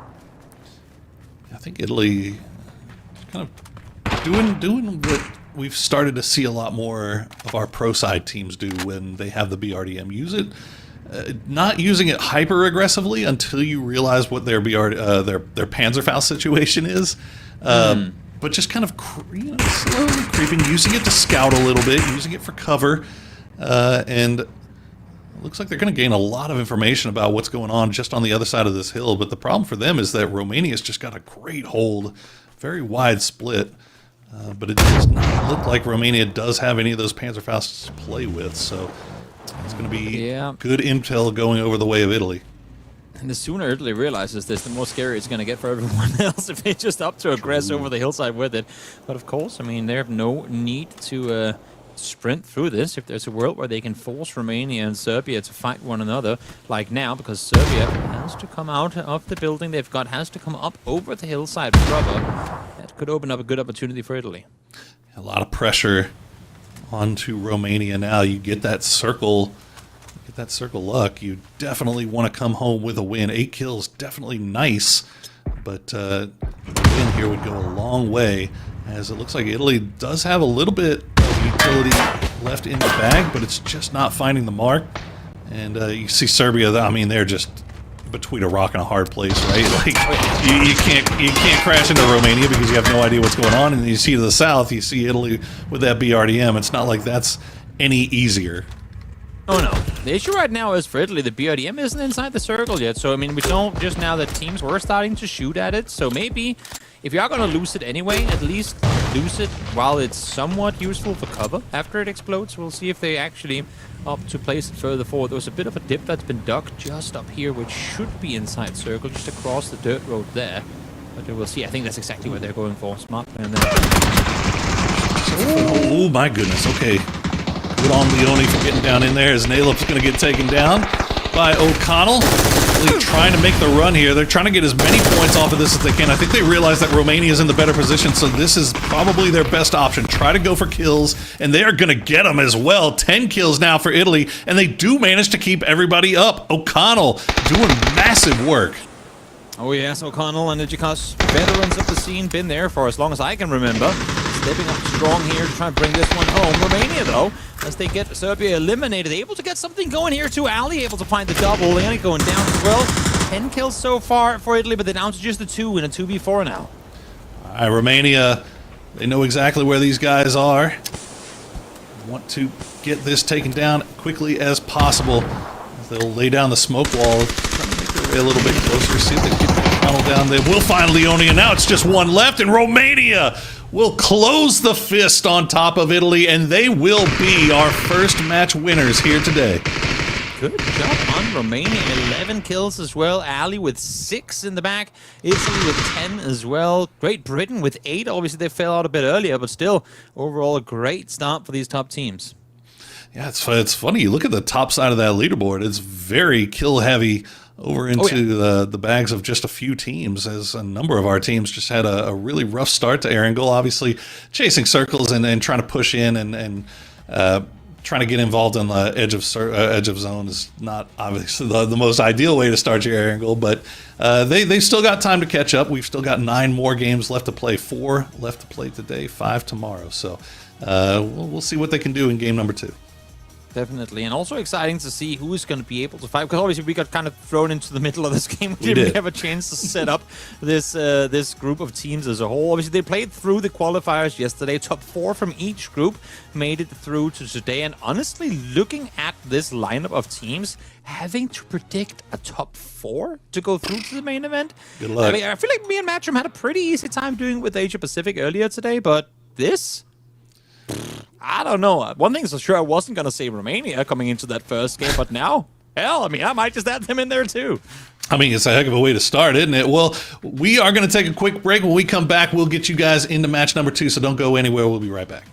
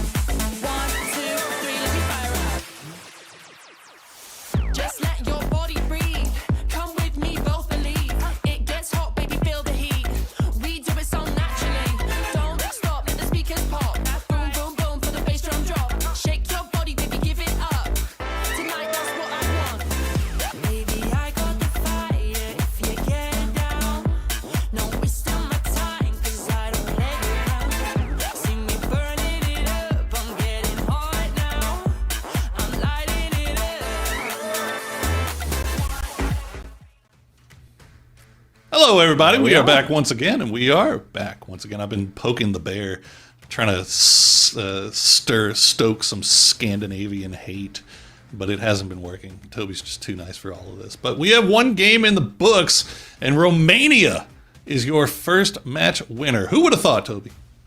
I know for sure that I wouldn't have thought. But hey, I mean, you know what? If that means that we get to see a bit more of a heavy fight for the top, that's just going to make things that much better. Of course, for those of you guys watching that might not know exactly what's going on, this is the ENC qualifiers. The teams here fighting for a top 4 position. No prize money and all that stuff. Just get top 4 and you qualify straight through to the main event in November. So that's what these guys are fighting over. And honestly, as I said, kind of going into the break, seeing this set of teams, I have no clue who's going to be that top 4. I don't. France and Greece don't even exist. France and Greece. sorry.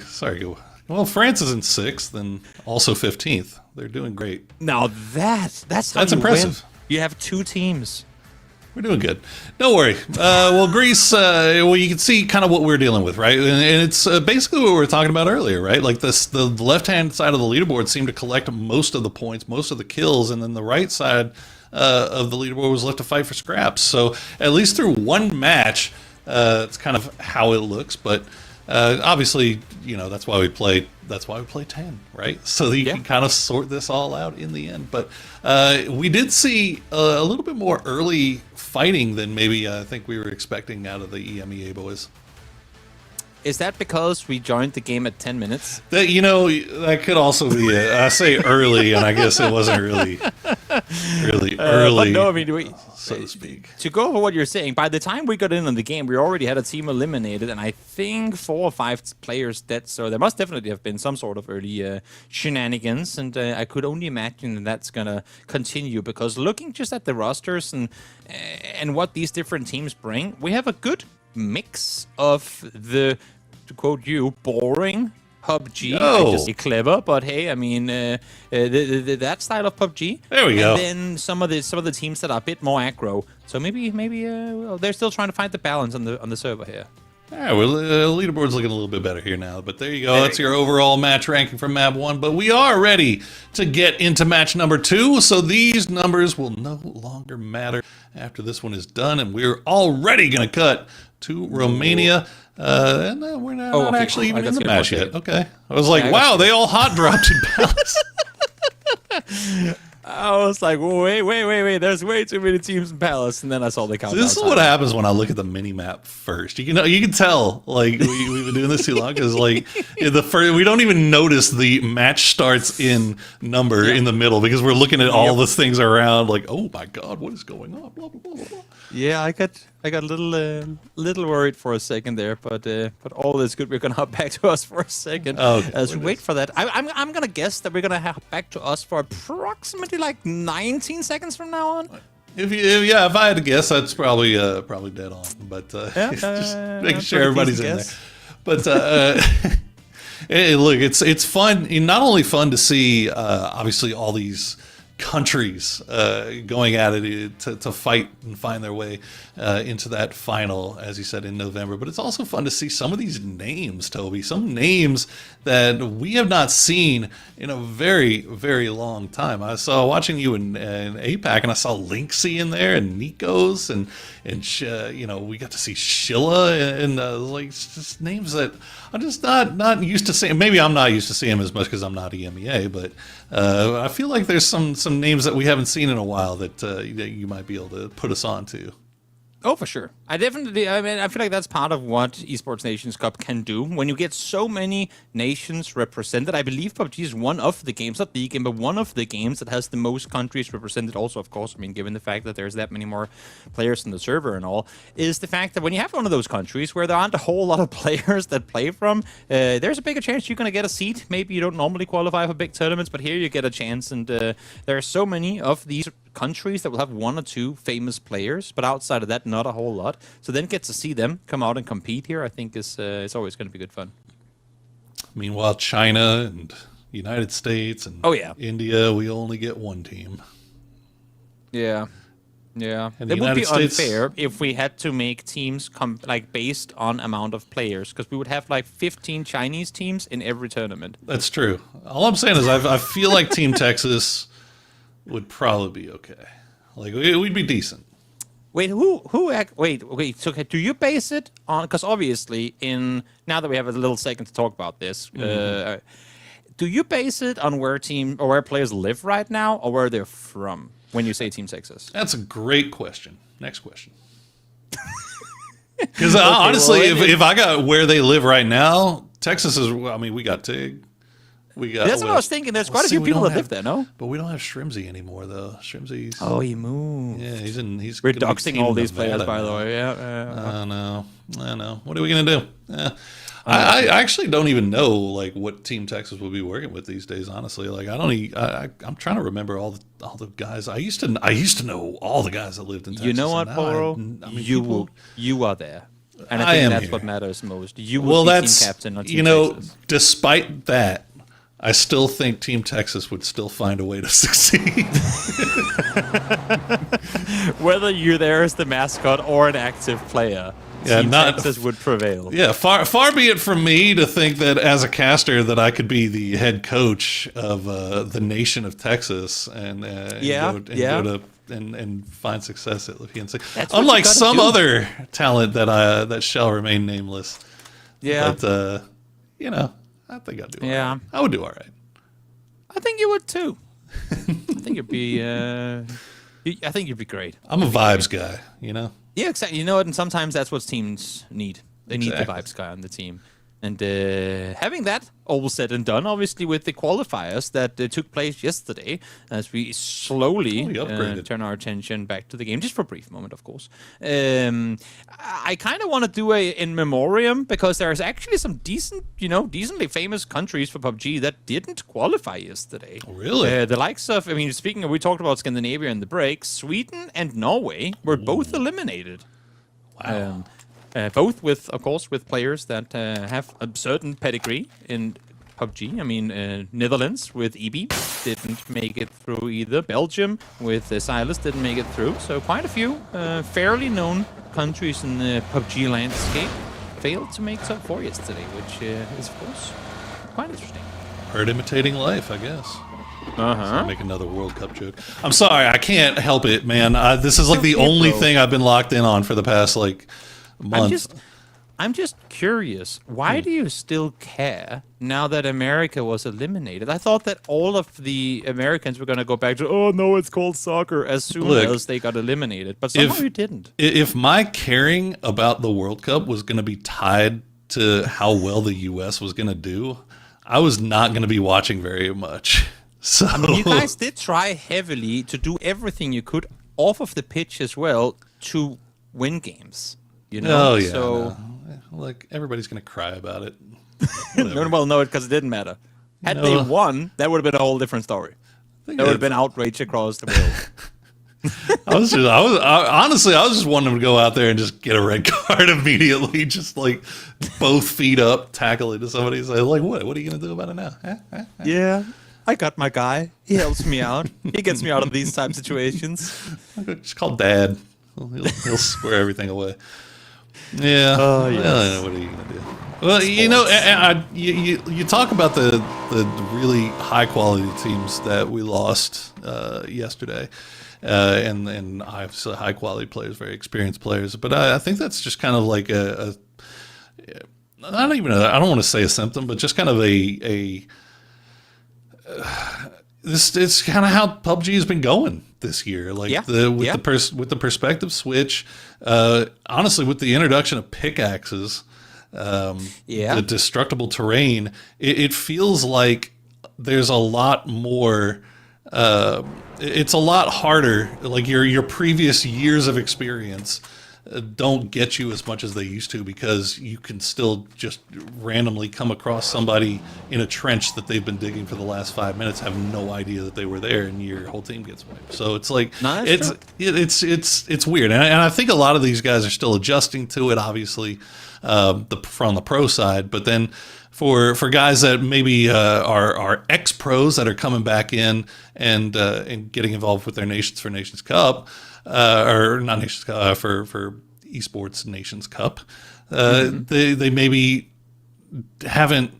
I don't know. They just haven't had time to really adjust to all the new metas that we're seeing from this year. Yeah, no, that makes perfect sense. I had a very brief. I mean, just to echo what you're saying, I had a very brief conversation with BATTLEGROUNDS the other day, and I was like, "Yeah, how are you doing, buddy? How has the year been for you in PUBG and all?" And he was like, "Bro, it's been like trying to learn a whole new game." Yeah. You know, It's so I tough. mean, it goes to show when some of the best players in the world that we consider the guys that kind of pioneer, that everyone tries to replicate, when a guy like him goes out and says something like that, there's got to be something to it. Yeah.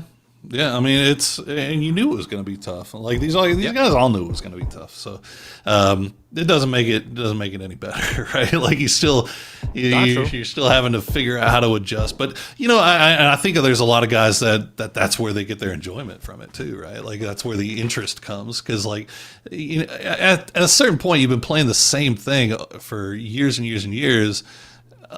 Now all of a sudden you get a full changing. Obviously, it's scary.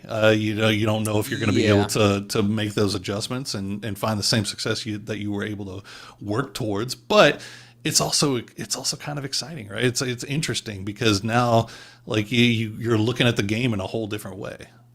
I think you can what do you call it? Kind of put down the enjoyment of, you know, like the variety that we're seeing in the game for a certain team based on how much success they have in the current state of the game. Sure. A Yeah, team that is 100%. just Yeah, if you're winning, all of a sudden everybody's like, "Yeah, TPD's great, man. I love this." why are we changing things? No, what do you mean? This is perfect. We're farming. And then other teams, they will be way more pleased with the changes as we see. There you go. Oh, Bulgaria, that's a free beat. Sinka pow pow. Being eliminated right then and there. BMW Bandiuga. That's a new name. I haven't seen that name before. Have you seen that name before? No, it's fun to say, though. He's looking for a sponsorship. I like It it. is. Hey, look, I'm here for it, man. Get your It's your gonna be bag, Aston boo-boo. Martin Toby from now on. Just you know, just gotta hope. Maybe someday. McLaren Mike. That's me. Mike Laren. Like, come on, you got to dream bigger than being like. Look, I drive like I love BMW, but you know, I was gonna say, isn't PUBG the PUBG crew? Isn't that like the BMW crew? Am I wrong? dream bigger. You know? Oh yeah, but it's Fair. because I can't afford the McLaren. Yeah, true. That's Well, true. You're like, send them an email, guys. I've been repping you in my nickname for the last 10 years. When are you giving me a car? Lambo Toro about to come and make an appearance. Lambosaurus. Lambosaurus. There you go. I like that too. Actually, that's nice. Well, we have managed to make it 8 minutes into the game and only lost one player, so things are stepping up here for Things are EMEA yummy-yang. on Tego. Yeah, they're getting back. They're getting the groove back now that they're on Tego. You called them out for being too aggressive. They're like, no, Like, we wait, can't- he's right. We can't be We gotta- doing this. We gotta slow down here, guys. What are we We doing? cannot, guys. Even Poor is catching on to us. We gotta stop things, bro. Chill. But then we have Turkey. When in doubt, look for Turkey to come out and start a little action in there. Hold Serbia on rotation. They're actually kind of pulling up at this. Code Marco is in a nice pin position up on that north coast. It was a nice game for Serbia in game number 1, but now they're in a little bit of trouble as you see Komarko, as you said, on that coastline. But I think Serbia's sniffed him out. And yeah, that's a great grenade from Simon. Will force Code Marco away. Nice follow-up from Nayla. Or actually, Simon's going to be the one that does it. So Turkey, they were in great position. They had the fight onto Serbia, but Serbia turning it around here. And that's going to be really rough to get those reses off. Shilla already in the vehicle to see if he can maybe get in position here. I'm already seeing the memes. Call an ambulance, but not for me. That's that is Serbia right here. Let's see if somehow they can reset this. I hope that vehicle is going to go bye-bye. I am afraid. Schiller trying to make the run on forward here. If at least make some space for the rest to come through, but no, he's actually coming into the fight. That is bold there from Shilla, and he will at least get the flush onto Simon, so that's going to be a point picked up, and he's going to find QBE as well. The prone position from Shilla, and now he's got the smoke to play around, so Serbia in a little bit of trouble, and now he's got support as Celtic has arrived. And look at this, Germany actually stealing all those points away from Turkey here. You know what? I think in this case, Turkey are not going to say, oh, they took our points, but go like, thank you, guys. Can we please get the hell out of here now? I think they thought they had a great position to try and take the fight to them, which in theory they did. But Serbia, they just struck back hard. I've got to give a lot of credit to Serbia there. That was really, really well defended. And, I mean, they were in a horrible position here. Komarka going to have to go around to the other side. Looks like it's Chris. Did get knocked, but was able to be picked up by Pains. So Germany will just go ahead and retreat, but they do have to make it across that river eventually. But that bridge is not going to be the way they do it because that is hot. Yeah, try and see if you can make your way all the way west instead, and hopefully there won't be anybody sat over there waiting for you. Hopefully, well, we won't know because map. But that is true. Chaos Poro. I like to live in the moment, Toby. I know you do. This is very much a Poro-esque type match we've got going right now. Who needs planning? We can just YOLO. Exactly. Just get in there. Yeah. You know what? You can win more if you go all in every round. Did you not know that? Best laid plans often go to waste. So the solution, just don't make plans. Just don't plan. Just go. Look, he's scouting. I feel like your spirit brother is Shia LaBeouf. Is that correct? Just go. Poor surprise. Romania did get that win in match number 1, and they have not seen a lot of action going on around them, but they are going to have to move now as they will have to head south, and you can kind of see what they're dealing with here. That's Iraq off to the north, I believe. Is that Bulgaria? Yep. No, Chechnya. Romania. I'm not sure who you're looking at. I'm just saying countries. I'm just looking. I'm trying to figure out flags, right? Like, I forget sometimes that I'm casting with Americans. This is so this is Germany. Well, yeah. Can you tell me what the state flag of Mississippi looks like? I bet not. Yes. There's blue in it. Of course it is. Whatever. Of course there is. I want to hear some it. red and some white. Speed That bump. wasn't meant to be there.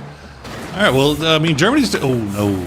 Well, I guess they found out that they are getting this bridge is getting camped, and it's actually Vard gets the knocks. Hoba will get the flush, so Kazakhstan will pick up a nice point for themselves. But that's actually Great Britain on the back end here, so Germany might find themselves doing a little bit of their own bridge camping, as a number of these teams have been trying to make their way in from the south. But you see Kazakhstan, the bullets coming from the other side of the river. I got to imagine that's who it is that's sending them. Oh, Michael. Trying to wrap up and over. I don't know if they're too eager to take this fight, but at the same time, they also have to cross over. It's kind of an awkward position that Great Britain finds himself in here. Because they want to cross over, but there's a team set over there. And now Germany is just kind of squeezed in, like forced himself into the middle of all of this. Well, this is the good part about having that double-decker bridge. And it's also inside zone, so they've got time to kind of get themselves sorted here. Let's see if they can maybe get an angle onto the Germans, but it doesn't look like that's going to happen. As we did see in match number 1, it seemed like one of Great Britain's priorities was to just get involved in these early game fights, and they're going to pop the E pickup. Meanwhile, we're going to have a utility bonanza between Poland and Italy, and it looks like only one of those is going to hit, as Cappy will go down. O'Connell just doing his best. He's going to find another one, though. O'Connell coming up big for Italy here in first couple of matches. Little throw locked on over there. France, though, from up high, looking to join this fight as well. And I think their presence is what's keeping Italy and Poland in these hits right now. They're set over the top, and now they're pushing on over on the other side. Needles is there. Trying to see if you can find him, and there's the nade thrown on in as well. Leone's going to be the one to get the flash on to mix with compact Germany. And UK again. Great Britain opted to go for the E pickup and are able to get away. But one player, Michael, I believe, is opted to stay behind. Yeah, I'm not sure if that was intentional or a miscomm or whatever, but Michael will stick around a little bit longer.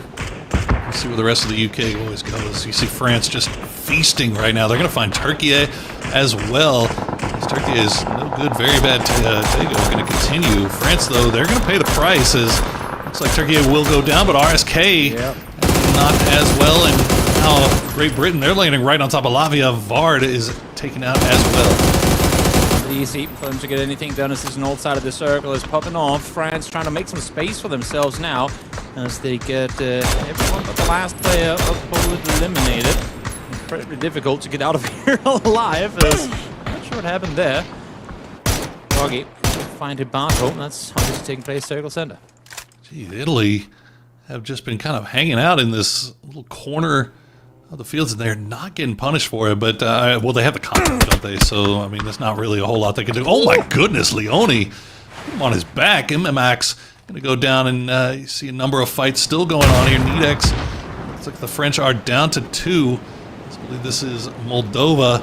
We'll lose Abako, but they still got 3 alive. They've got to fight their way into the zone still, and they've still got the Romanians to deal with. Definitely. Well placed Nate here. Good take down the double. If you can bounce it on the back wall. No, goes a bit too far. Time around. That's a great angle on it. Not able to get him there either. A little bit of damage done, but the rest does come through. Moldova in a weird spot here. Yeah. They feel like they've got the advantage here against Romania, and one would imagine that they do, but the smoke's just slowing things down enough. The pressure from the blue zone going to force them to just wrap around. It looks like they're going to send 2 in, 1 left behind for Moldova to see if they can maybe get that flank position onto Romania. Meanwhile, the mortars are falling. Not sure who's sending those, and Iraq now has angles on this as well. So many teams trying to eye this fight. Of course, they have been scrambling for a bit. Romania and Moldova. Now they finally kind of hold truce and try to leave both. That's just going to set up Iraq and other teams to the inside. Take them out as Humbug. It's able to find Ali. One going down. The flush should be imminent. Farah. Oh, no, mind. It's Humbug that gets it. That feels so bad if you're Farron. As he had him dead to rights. Nobody shooting at him, but couldn't steal a point. So Iraq will just keep an eye on everything that's happening on the edge of zone as Moldova will find Froggy. So Romania, I believe, down to just 1 or 2. Meanwhile, Greece fighting in from the east side. Looks like they've got a nice little ridge line to work with. And got that one last player from France, Nedex, surviving just on the rock. Yeah, Bulgaria in a good position here to try and fend people off, but of course gotta make sure to keep the distance between all these players to the other side, as they can now see the guys from Iraq too, down towards the south, and just there getting reminded why it's so dangerous to peek over for so long.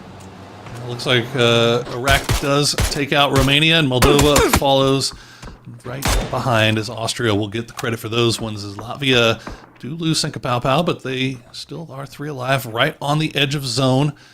You can see just what's happening off to their east, off to their north. Great Britain, Italy, Greece all have to go somewhere. And now it looks like Germany and Iraq are going to be squaring off on the river side here. First knock comes through from Chris onto Frag. Farron going to try to provide some support for his teammates from range.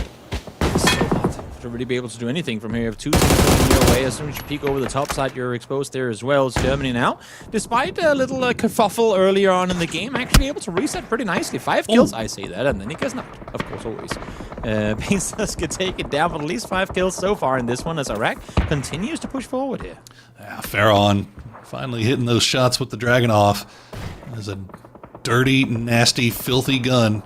If you can hit those shots, Poland will go down. We're down to our top 10 as we check in with Czechia. On that northern side, looks like they have a little bit of room to work with, but they still have to go a little bit farther south to get inside zone. They're just keeping eyes on this Italy-Great Britain mashup. Over here on the west, see if they can maybe sneak another kill away, as Janny will get rezzed. The issue for them is that they know full well that Bulgaria is sat on the southern side of this tube, so can't really just go on the third party, because they'd be shut down as they try to go there.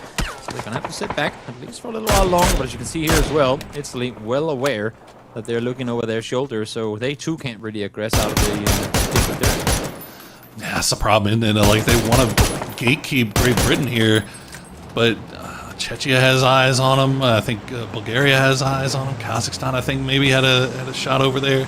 Czechia gonna do a little repositioning. I think they realized that eastern side just a little bit too hot. They've got free path over here on the west, while Iraq and Germany continue to square off on the coastline. Circle. It's gonna probably, bring us somewhat inland, but having said that, there's obviously no guarantees, and for Germany, if they want to make some space, and I think they realize now they have to make a move on forward. Nice headshot connect that's going to allow for them to make the push on through, and with Farron gone down, that really limits the angle of Iraq to just that rock that they have up there in front. Yeah, it's unfortunate for Farron. As he gets knocked way off in the distance from his teammates, not going to be likely to get rezzed here, as the last 2 remaining Players from Iraq will have to play around that rock for the time being. Meanwhile, Italy and Great Britain do trade knocks, trade kills. T-Bone and Vard now the last two players up. They're trying to trench their way a little bit closer as much as they can. The circle is now going to pull away once again, and now they have to worry about Latvia. Yeah, difficult position for them to be in. They have to come off this hillside real soon as well. As Vard prones on down. No vest left to work with, barely a helmet, but T-Bone does manage to make something of it. Finds 2 points, getting that much closer to placement points now as well. Kazakhstan here on the southeast have just been eyes on everything, as Pixel will get taken down by Leon T Pro.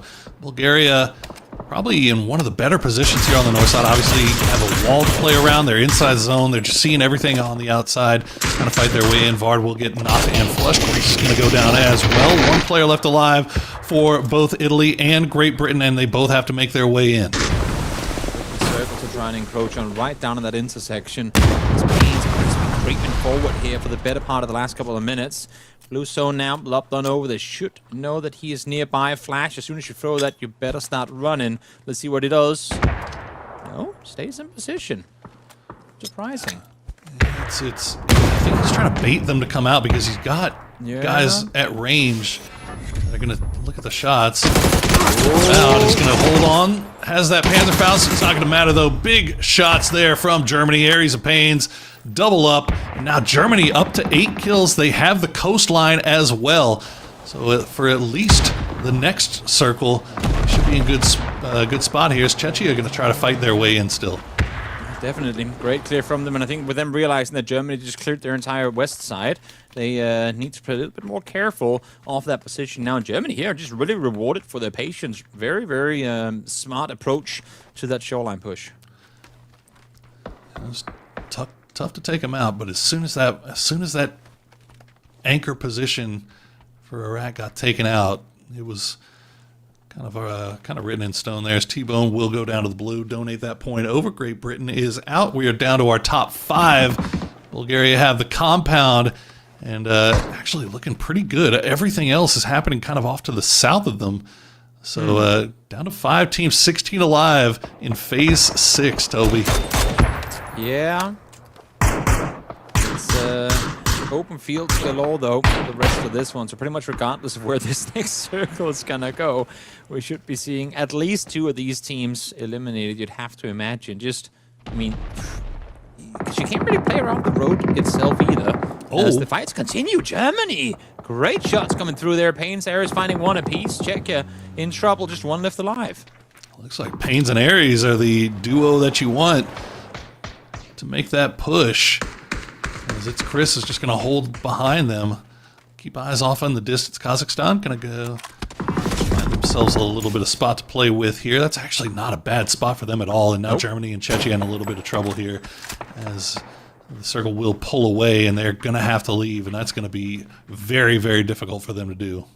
Definitely. Huge position for Kazakhstan here. They didn't fare too well at Nations Cup earlier on, but in this one, they won their group stage and now looking pretty decent in this round as well. Made it into top 4 with Pixel going down.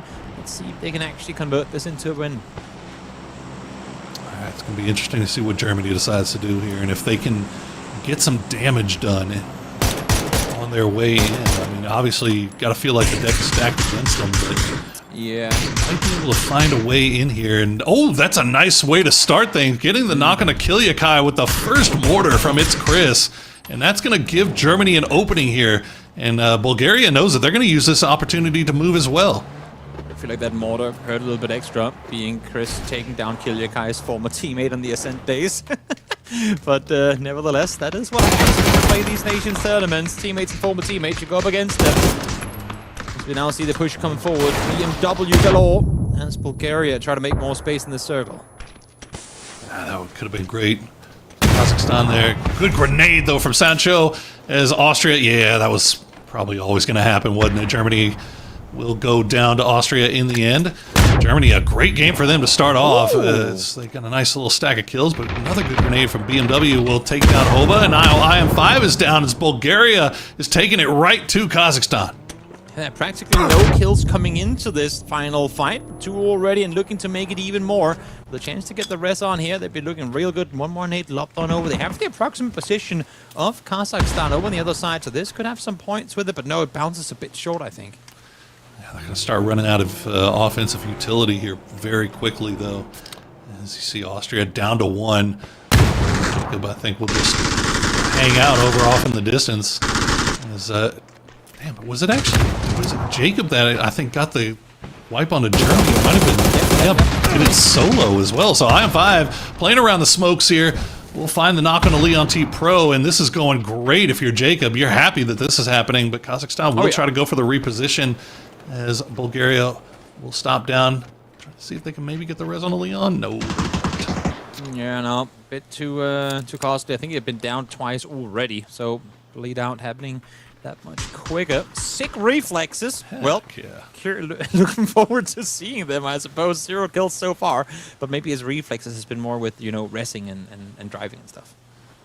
I do like the name, though. That is putting, like we talked about, going all in with your name and being a McLaren. I feel like sick reflex. That puts some pressure on your performance. Yeah, quick flicks, something like that. Be sick. Well, Jay, I mean, look, this is honestly like a really nice spot here for Jacob. He's got his trench dug in. He's got cover. He's got these 2 that are squaring off. Like we could see something magical come out. Not going to put pressure on the boy just yet, but Bulgaria and Kazakhstan, they have been just going at each other's necks. They've only been able to take down 1 off of each side, and it doesn't look like they've got a whole lot more utility left in the bag. So just kind of hanging out and waiting to see where the circle goes next. Yeah, gonna wait this one out. This for a little while longer. Still got 40-some seconds to go until the final circle starts closing in towards the center. And for the time being, I mean, these flags are blocking my vision a little bit, but I do believe that everyone is inside the circle. So it's going to be crates and Doritos and that 1 tree. It's going to grant you what little cover is left in this. You see, none of these teams, neither team really, wants to be the first one to make moves here, and can't say I blame them. Oh my goodness, if that grenade, maybe that one? Oh, there you go, Jacob. He got Germany down with 1 grenade before, and now he's going to find Apocalypse. As sick reflex, it's that situation where you're like, okay, is there another grenade going to come? Okay, Digga will take down Jacob in the end, so the dream is dead for Austria. And now Kazakhstan, they saw that knock, but they weren't in position to take advantage of it, and now they're going to come down on Bulgaria, see if they can find better angles, in Bulgaria, they're in trouble. Yeah, exactly. With Kazakhstan taking that position away from where Jacob was, there's just nowhere Bulgaria can go where they're in cover of everyone. I'm not sure if maybe they don't have nades on the side of Kazakhstan, the player that's playing up close here. No, just 1 smoke to work with. Because had he had just 1 nade, 1 molly, anything like that, he would have been absolutely perfect position to get himself a triple. 1 down, 2 down. Do we get the last one with the spray? Yes, we do. Kazakhstan out victorious with 9 kills. That's a beautiful end game there for Kazakhstan. Oh, yeah. Like they end up going and taking the push onto Jacob, taking out Austria, weren't able to capitalize on the knock onto Bulgaria, but sending that 1 guy forward, even if he didn't have any utility to use, he had that deployable shield that he could put there, and his teammates from range were doing the damage. They had the blue zone right up against their backs, Bulgaria did, so there wasn't really much they could do, and at the end, IM5 just pops out, cleans up, and that's 9 kills and a victory for Kazakhstan. Solid work for them. On the same side, Jacob, I mean, I believe he had 1 kill coming in, oh well, for whenever he was a solo, to be able to get top 3 and get an additional 4 kills on top, that is a huge solo performance. That's really nice. And Germany also collected a nice stack of kills there, despite going out a little bit early. So again, we're just seeing these teams fighting on the edge of the zones. Like nobody wants to take that risk to just try to crash through. They're getting involved in fights and they're sticking around for them. They're not pulling away. They're wanting to see if they can get as many points as possible. Because I think in this lobby particularly, every team feels like they like their chances in a straight up team fight. Oh yeah, for sure. Also, again, I mean, in the grand scheme of things, you don't need to win the whole thing. You quote unquote just need to make top 4, and I don't think there's a team that you're saying. I mean, don't think there's a team that don't think they're capable of finding top 4 here. So nice to see everyone fighting with like full confidence going into it. Yeah, just get your points where you can. Well, we're going to take a quick break. When we come back, we'll get ready for match number 3, guys. So don't go anywhere.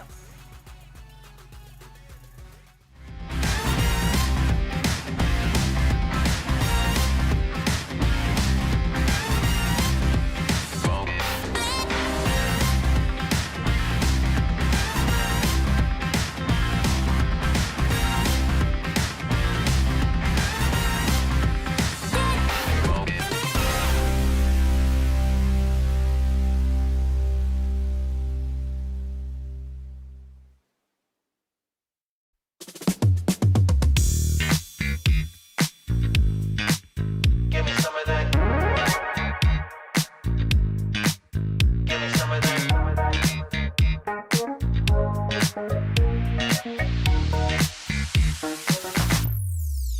Give me some of that good stuff. Give me some of that fancy pants. Give me some of that high life. I want something that will make me dance. Give me some of that good stuff. Give me some of that fancy pants. Give me some of that high life. I want something that will make me dance.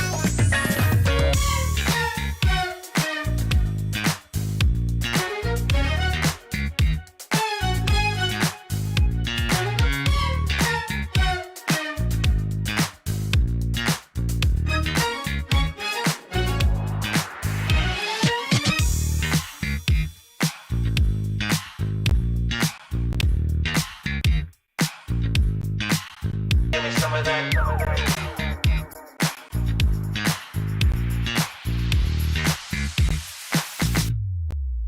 Give me some of that good stuff. Give me some of that fancy pants. Give me some of that high life. I want something that will make me dance. Give me some of that good stuff. Give me some of that fancy pants. Give me some of that high life. I want something that will make me dance.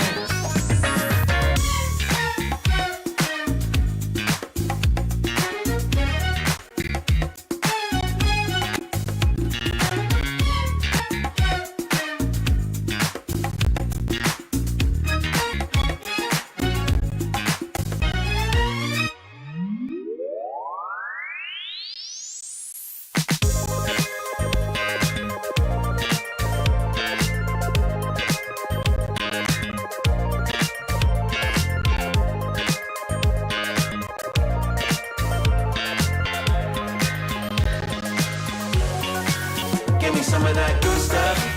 Give me some of that fancy pants. Give me some of that high life. I want something that will make me dance. Give me some of that good stuff. Give me some of that fancy pants. Give me some of that high life. I want something that will make me dance.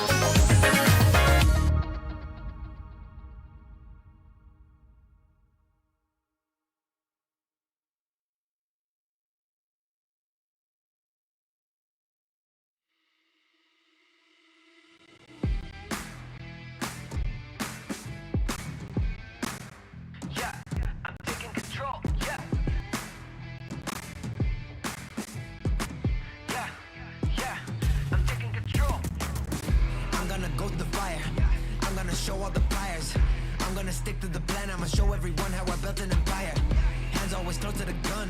When the challenge arises, I come. I'm not one to just get up and run. It's my task, I don't rest till it's done. Better know that I'll be taking that control. Yeah, yeah, I'm taking control, yeah. Better know that I'll be taking that control. Yeah, yeah, I'm taking control, I'm taking control. Better know that I'll be taking that control.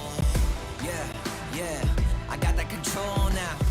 Better know that I'll be taking that control. Yeah, yeah, I'm taking control, I'm taking control. I'm gonna take that control. I'm just replaying my role. I'm gonna take all those are the ones who be standing in front of my goals. I've been up like a ghost. No one can even come close. I'm ready to go. That charger, and you better know that I'm bringing the force.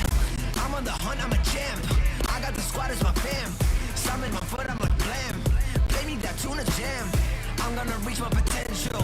Full fully, I get in the mental. It's the state and I go for it all. I'ma honor the grind, I'ma own it, no rental. Better know that I ain't never gonna fall. Better know that I am coming for it all. Better know that I am taking back control. Better know I'm taking control.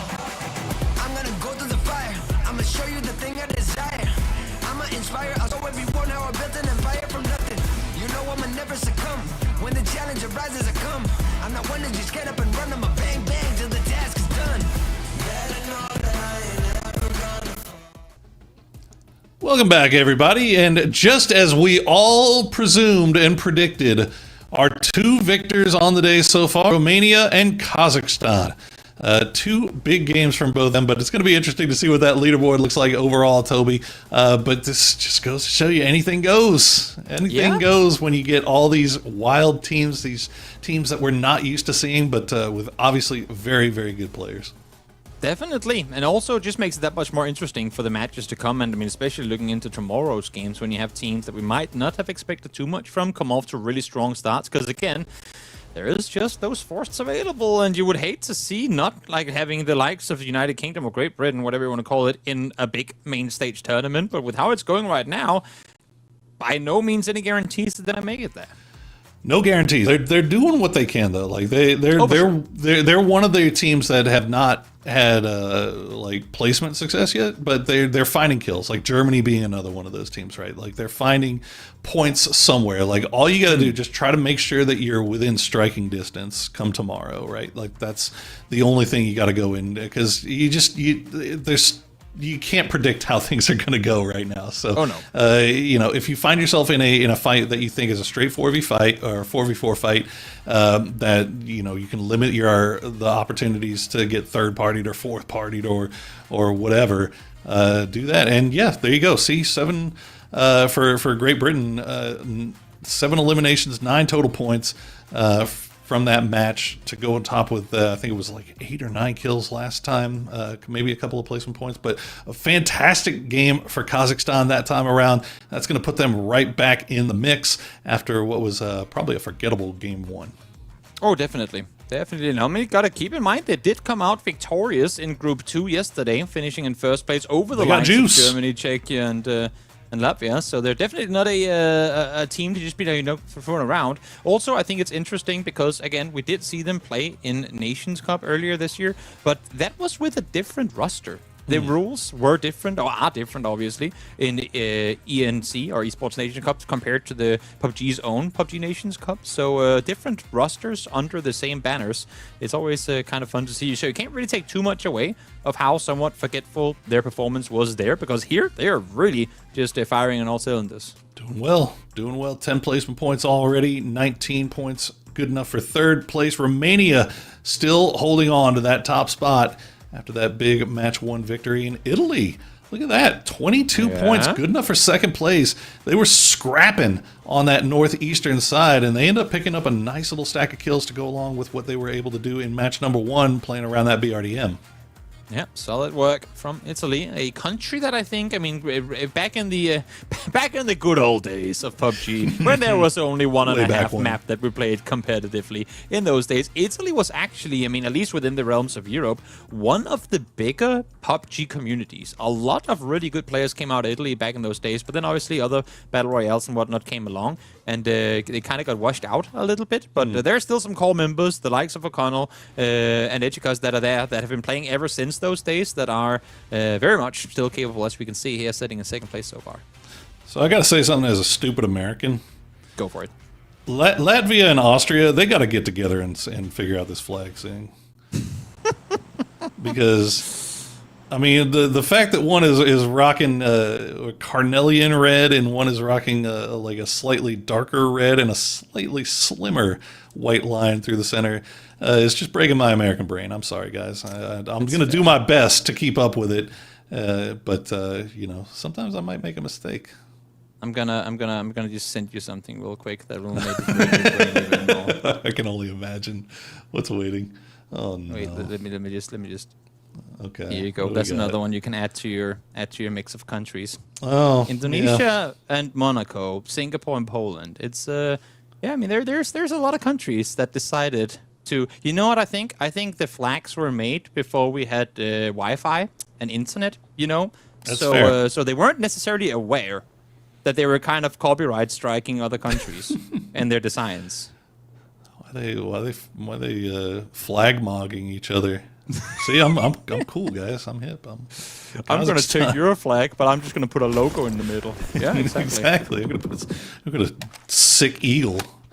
Yeah. What are you gonna do about it? Well, Kazakhstan, after that big win, we see them getting their drop spots all by themselves. Look like we're seeing a lot of teams opt for these big wide splits when it comes to drops, because you're looking on the mini map, there's nobody else anywhere near these guys. Think of Pow Pow. At least he's got a loot buddy. He's got a battle buddy, and that'll keep him safe for the foreseeable. Is Poland? They're going to send Norcus off into the distance as we try to figure out where everybody is currently on Miramar. Yeah. Will get themselves looted on up.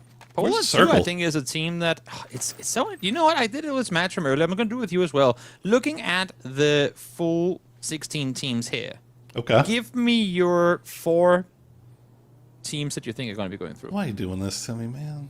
Because I'm All right, looking who's at this and- yeah, okay? Who's the top 4 in the leaderboard right now? Okay, so you're just gonna Probably play that them game. with maybe like two differences. I don't know. I love your eagerness I for. can't make predictions. Not in a 10-game in set. theory, it's pretty easy. Well, no, in theory, like if this was like last Making year. predictions is easy. Getting them right now, that's a whole other thing. Oh yeah, no, that's true. Well, I mean, hey, if playing fantasy with you for as many years has taught me anything, it's making predictions on how players are going to do. It's easy. Who won PGC the year before last? One time. How many times? You did one. You got one time. You know what? We still talk in Denmark. We still talk about when we won the European Football Cup in 1992, bro. I can do this for at least the next 20 years. That's fair. Look, That's how we do we're it. not We even do going to one get thing cool. We're not going to We get do a cool started thing on that, on once. the amount of things that Americans take credit for. Like, we're just still pointing at the scoreboard when it comes to like French fries and hamburgers. I don't know. Yeah, there you go. There you Meanwhile, go. they're See? French fries and Yeah. hamburgers. I don't know. Yeah. Yeah.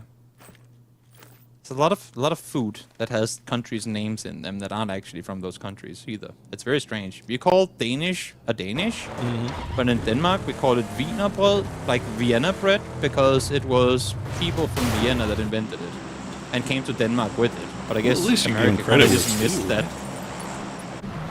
No, see, in America, we just assume that you guys are all the same. Oh yeah, Denmark, Austria. They're so close. Denmark and anyway. Austria, yeah, you might as well be next to each other. Again, red and white flags. You know what? You're not wrong. You are not wrong. In that same sentiment, Czechia and America is very similar too. Red, white, and blue. It just works so well. Fair. I welcome Yeah, my Chechen yeah. brothers. Also, game. Bulgaria trying to Sideways scare Italy. off their opposition. And yeah, exactly. Well, it's a different green. Sorry. You can't do this to me. I'm mostly It's- doing this to you because I know it's going to bother you because Of it's course like it the is. GeoGuessr thing too. Because like it's going to drive you Because you're insane. an American. I love how everybody gives me slack because they just assume I'm not smart. Yeah. I wanted to say something else, but I can't. But just it's fine though. I'm happy with it. Like I'll take everybody's like oh like it's just like I'm fine with that. That works for me. It's like, you know what? I found out I can just play from the ladies' tees, and nobody gets mad at me. Like it's You know what? That is true. why would I try to Anymore. why would I try to hit a 350-yard driver when I can just hit a 200-yard driver? It's way easier. I've been playing around with my brother not too long. Cat We Williams played from strat. the back tees. That was the worst experience of my life. Why would anybody do that? Like it takes forever. Because Well, I got baited into it by my older brother, and you can't say no to that. well, if you're going to be a brother, you got to bait people into doing stuff. Well, Right, Bulgaria trying to see if they could bait Austria into a full four-man fight here, and it looks like it's going to work because Yeah. Jacob and Jacob actually going to get that opening knock, too. So now the rest of Austria, it looks like Kilyakai going to come over. They did leave one behind, just in case. And I believe that's Smoking 8 from range. We'll keep eyes on this. Not going to be able to get the flush on the knock just yet, but they will now. BMW go down as well. Jacob doing work from that high ground. Able to get them a lot of points after his teammates fell. In the match earlier, just moments ago, and now able to get himself a double here as well. Able to keep Austria in this at least for a little while longer. You have Kazakhstan sat just south of this. They're going to be hearing and seeing all of it, but with it being uphill from where they are, it's a little difficult for them to actually proper engage in it. And I know Kazakhstan can do it too, because they're operating with a little bit of a cushion here, right? Like they had that big win, and now you start feeling yourself a little bit. You realize that you got some points to play around with. You can afford to be a little bit more aggressive, and you see the shots come through. They're going to get Kilyakai down to about half HP, and now Austria and Bulgaria have to know that they are no longer in a 1v1. There is a third party that has arrived. Yeah, slow things down. Take your 2 kills and kind of just be pleased with that and sort of reset the situation and figure if you take the fight here has allowed for any other teams to get closer that you might not be aware of. Okay, I think they're going to know that, well, Italy, hopefully they didn't see Bulgaria's flag and get confused like a stupid American, but I think they realized that Bulgaria was able to just kind of dip on out and go ahead and bring everybody back together, play from the same compound, knowing that they have Kazakhstan on the south, Italy just off to their east. Yeah, Kilyakai will pick up his mortar. You never know when you need a mortar. Get back out. Always come in handy. And set up tight circle center. Curious to know where the next circle is. As a matter of fact, I don't think I know where the first circle is. Sure I haven't don't. seen the map yet. I don't think I've seen the Yeah, it would be nice to see a map at some point whenever some of this shooting stops, or even at the meantime, or the same time. Yeah, we'll get there. Convenient. Is this fight still? Oh. Nope, It's never still mind. there. I thought Austria had left. But no. Or I thought Bulgaria had left, but I guess Bulgaria, their flag must have been covered up, and yeah, they're down to 2. But I mean, if this is one of those weird situations if you're Austria, right? Like you know that there's 2 other teams at least that are kind of breathing down your necks, and they would love to be able to crash you, and that's a big knock from Julius on the Smoking 8. As Smoking 8 was the guy that was left behind as the insurance policy, the high ground, the Overwatch man, and now Austria will lose him straight up, and it's just such a tough push to make here. Kilyakai will go ahead and rejoin the rest of the boys, and Austria's problems will continue here. Yeah, where they were already kind of pinned in with the 2 locations that they had. Now that they've had to give up the high ground position, it's just going to make it that much more hard, if not near impossible, for Austria to make an aggressive play onto Bulgaria. Because now, as they will know too, Italy has perfect lines of sight of what's happening down below. One more bullet could be enough for Archicaz to get the knock here, but a nice little touch and weave from Kilyakai keeps him in it. I mean, it's a great spot for Italy to pick up too. And remember, Austria was up here, and then they decided to I think this was the 2-2 split from Austria, and they tried to crash down and then take the fight with Bulgaria. So good work on the part of Italy to just kind of make sure that they were keeping eyes on everything around, backfilling, get a nice high ground position, and they're going to keep all 4 up here, I believe. Yep, all 4 up here. And, well, now we can see that they are just on that northeastern side of the zone. So they'll at least be able to scout out what their next move might be. Yeah.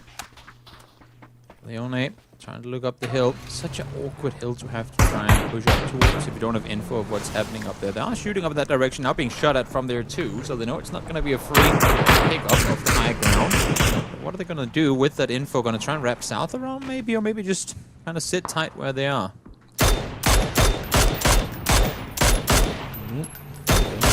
Good shots from Leone there will at least force them to move away, as Leonti Pro going to get a knock on the Direwolf with that grenade, and that might be the sign here for Bulgaria. Indeed it is. They're going to try to make a push here. This is aggressive from Bulgaria, pushing out as a duo to try to see if they can capitalize. They'll get another one. No, Kilyakai will get him with a drop shot. Now Sick Reflex is all by himself. Trying to make the run on up. But low HP set up high, but Jacob is there defending his team. Unfortunately, Kilyakai didn't. Well, he got flushed before. He could get him, but in the end, will survive, but only for the time being. Italy saw that in the kill feed. They knew who was down here. They knew it was the Austrians. They had already taken one away from them, and now they're just going to make the full-on crash. Shot at from range here. Nice spray from Jacob will get Leone down, but the Panzerfaust in return, and that grenade's going to fall right on top of Direwolf, and Italy will clean that up quickly, if not cleanly. Yep, nice job on them. Able to get eliminated. 3 kills now for Italy. Oh, that's a vehicle without tires. Run back to safety, my man. They should have vehicles in the compound from Austria, though, that they can use. So, in that regard, they should be fine. As the next circle pops, where are we gonna go? Well, looks like we're going back off to the southwest. So Italy's still inside the zone, but just on that northeastern edge as we check back into Kazakhstan. Hold the line here, play a little tower defense. They're going to bring everybody into this compound, full 4-man squad. It looks like the few shots being sent down towards Moldova will be enough to keep them safe for the time being. Yeah, a lot of these compounds, these teams haven't really had to do a whole lot this game just yet, but now they're forced to make moves. Everyone is shooting at the same time here. Romania making the mad dash through. Here comes Turkey as well, doing the same thing. You can see Great Britain just north of them as well. I think it's Moldova. Shots over that now. Oh, no, Turkey will absolutely destroy Moldova.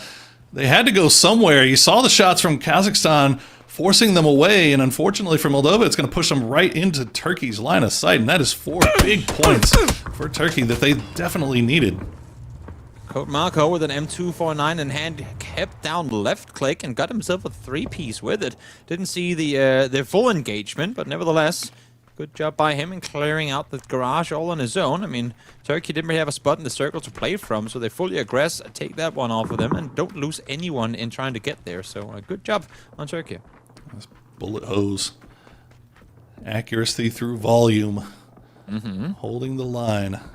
And not even taking a knock off that either. Not that, you know, there was any real pressure, but it's kind of good practice, obviously, to make sure that you win your fights without taking a knock, because you just, especially right now, especially when teams are making their rotations on circle pop, you just never know if there's going to be another team that's just kind of driving by. They see that, they see the knocks of the kill feed, and they say, oh, that's looking like a really hurt team. Like, let's make a push in here and see what we can do.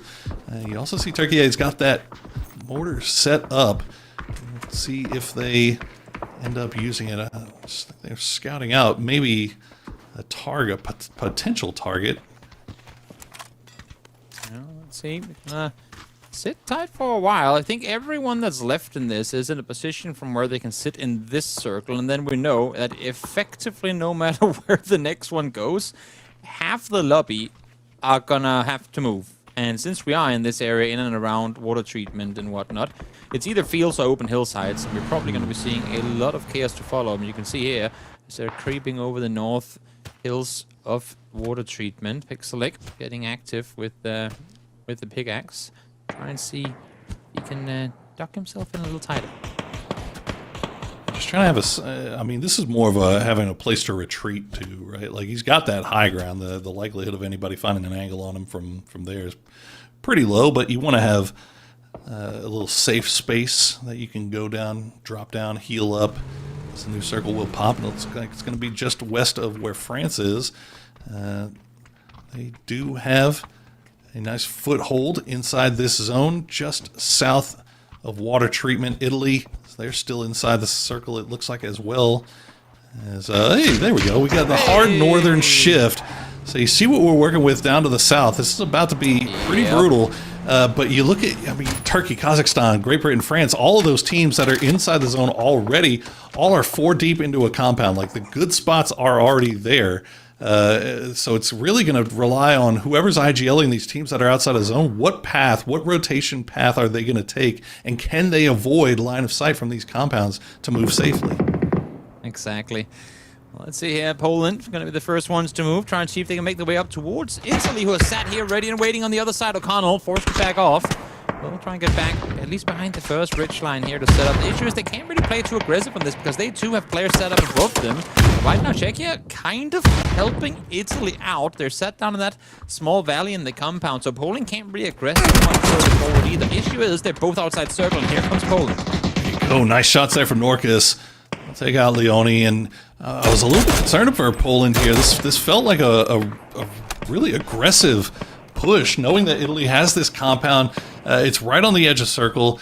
But again, going back to what we were talking about before, there's just not a lot to play inside that zone that's out of the line of sight of all those compounds that are full 4-man stacks. So Poland, looking at their options, felt like this is probably the best one that they had available, but pushing into Italy is always going to be tough. Big knock from O'Connell on the Cappy, and now we'll see what Poland can do as a trio. Good grenade, though, will take him down, and Julius is going to go down as well from Pixelic from Czechia. You can see them off in the distance. Yeah, they need to get this fight done as soon as they possibly can. Circle is forced to make the move, and that nade coming through from Meisters gets it done exactly like that. Now, though, the run further forward. Can you get the rest here? I'm not sure that's even going to be possible with how much these players are looking at them from the side. Yeah, it's really up to Czechia and how aggressive they decide that they want to be. As we see Greece trying to fight their way in. Michael going to get a knock on a Turkey with the mortar, at least the flush. Kazakhstan starting to get active once again. You saw them win match number 2.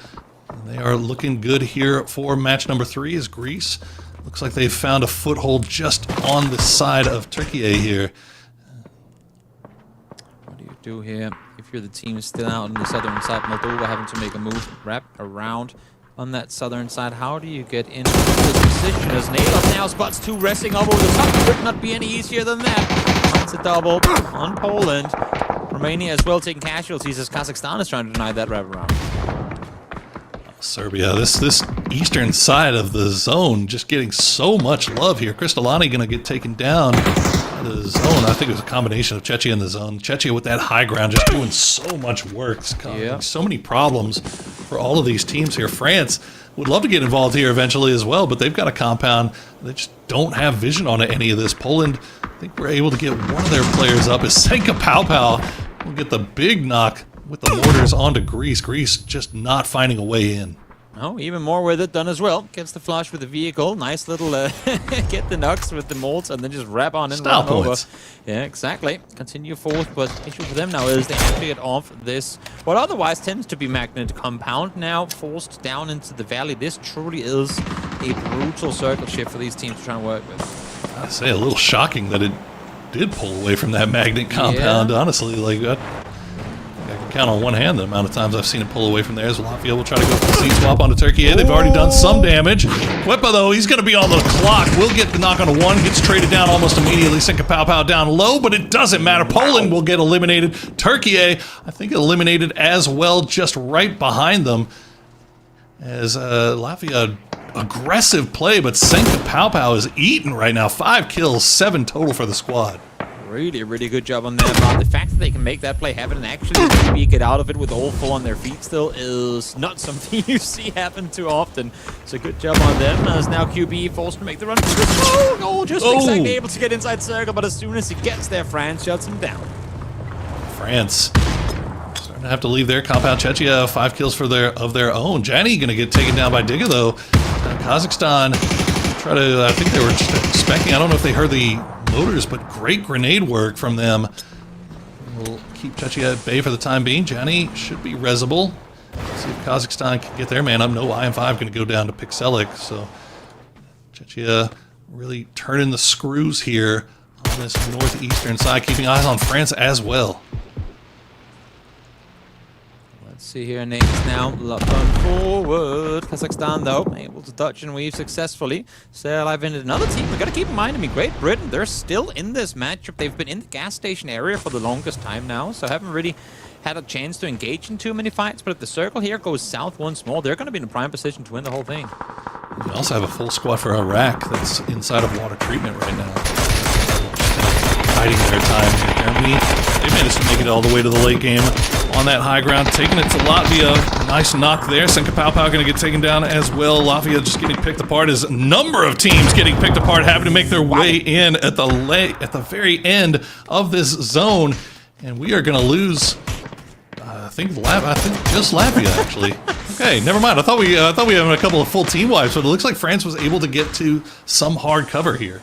Exactly. A lot of teams taking casualties in that engagement there. As Czechia has somehow been able to keep all 4 alive. 6 kills so far in this one too. Pixelic, of course, spearheading that operation there with the 4 of his own. If they can find Kazakhstan and secure themselves that plateau down the hill a bit, they're going to be in a golden position in this next circle.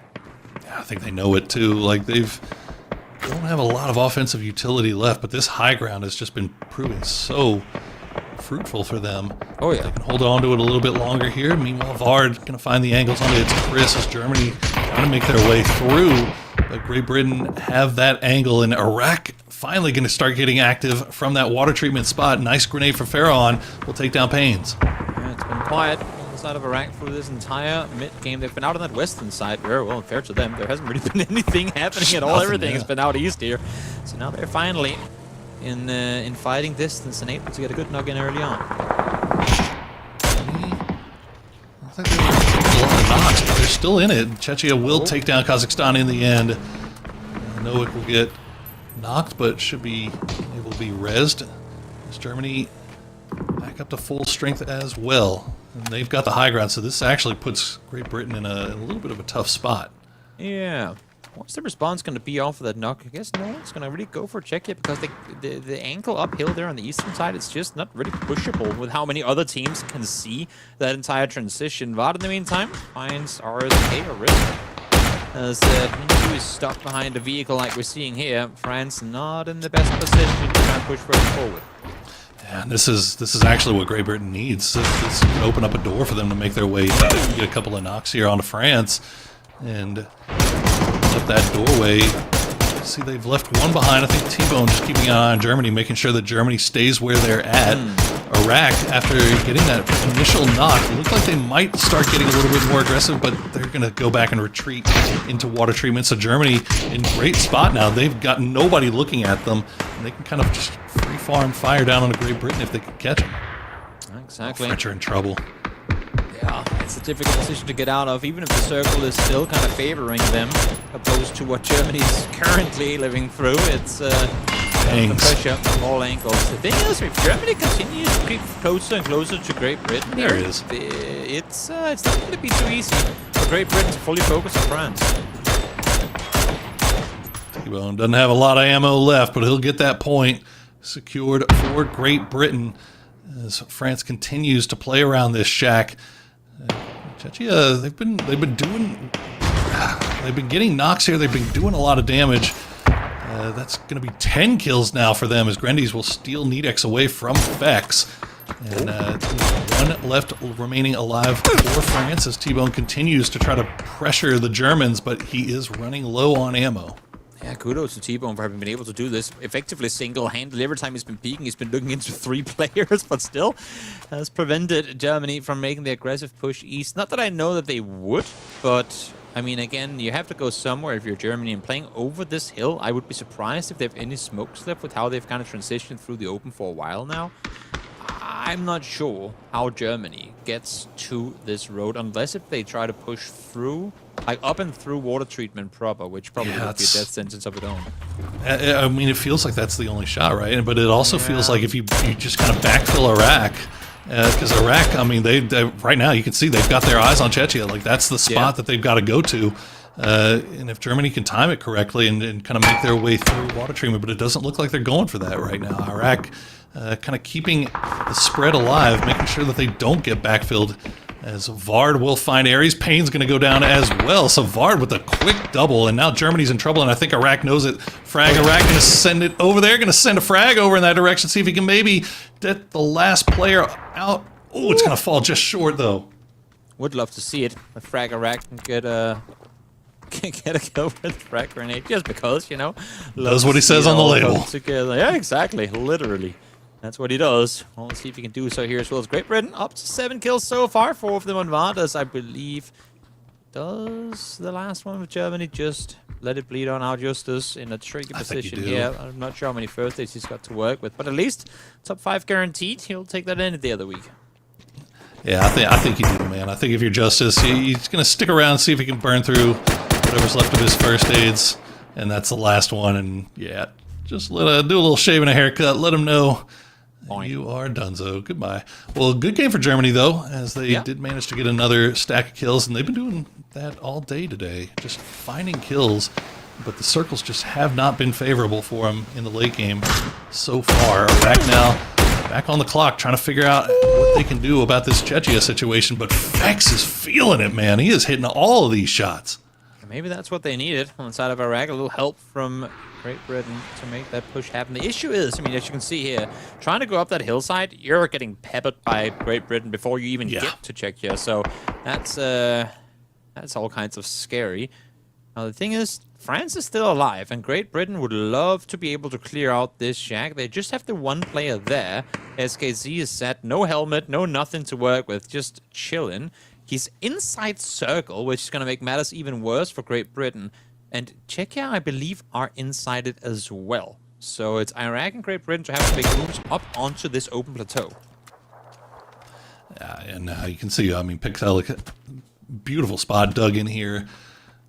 Can just keep eyes on Iraq, and it's going to be tough. It's going to be tough for Iraq. Like they need a little help, I think, if they're going to get out of this position. And whether that helps comes from another crazy knock from Fex onto Czechia, or if it comes from just an initial opening knock from them. Again, Fex, just nasty shots. Casper going to take it down. Almost 700 damage and 1 point to show for. I do feel a little bad for Fex, but that's what DMRs do for you. Sometimes they're good, sometimes, well, you can't really capitalize on the damage you've done. Gonna try to hold on to this utility as much as they can, or as late as they can here. Casper gets rezzed, but Janny in a perfect spot immediately gets the re-knock. Gonna take down Frag Iraq as well.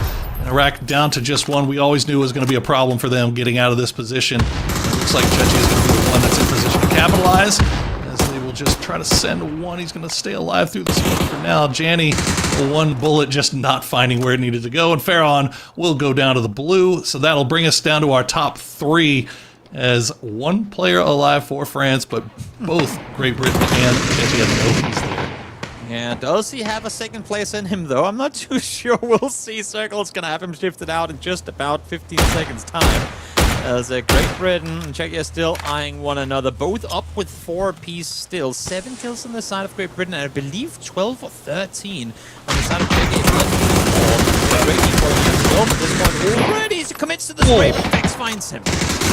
And Fex just right where he needs to be. Grindy's, though, will find him and get the knock. And now Michael's going to go down as well. Owick and the high ground just proving to be too tall of a task here for Great Britain, especially when they have just nothing left. But the good news is that France will go down, so if nothing else, Great Britain will get the second place. And Czechia with a massive kill count, 15 kills, and a big win here on Miramar. I was considering going France, France, France, but nope, not quite to be. T-Bone getting him down just before the end of it. What a crazy finish to this one. The Czechia get themselves, again, a bit of a rare, south side water treatment finish there. A lot of kills for Czechia, and another stack of kills for Great Britain. Still can't manage to get that win, but doesn't really matter when you're putting up 9 kills seemingly every game. Latvia also with a 7-banger there. Senka Paupau with 5 to his name. So it'll be interesting to see what these leaderboards are starting to look like. Look like Turkey is starting to find their way here. 4 kills in that one after the Kazakhstan crash, but weren't able to pull anything else out of it. But that was a weird one, Toby. As you said, like, they call them magnet compounds for a reason. It's because they got magnets for the circle in them. But this time, not to be. Then we removed land ratio altogether, and all of a sudden the circles go, ha ha ha! I love it. I'm so happy. I've been begging for that for years now that they moved that. But ever since they made the changes to how swimming works, I've been wanting to get rid of the land ratio stuff, and they finally do it. So we'll start seeing some crazier circles, which is going to make things that much more difficult for these teams. With 2 games remaining, Toby. Definitely. I do believe we have a break ready, and I mean, honestly, I'm not sure what we're gonna see with this. I don't feel like there's been any one team that's just been going through the top so far. It's been really good to see. Yeah, it's going to be fun. Well, guys, we are going to take that quick break. When we come back, we'll get ready for match number 4, so don't go anywhere.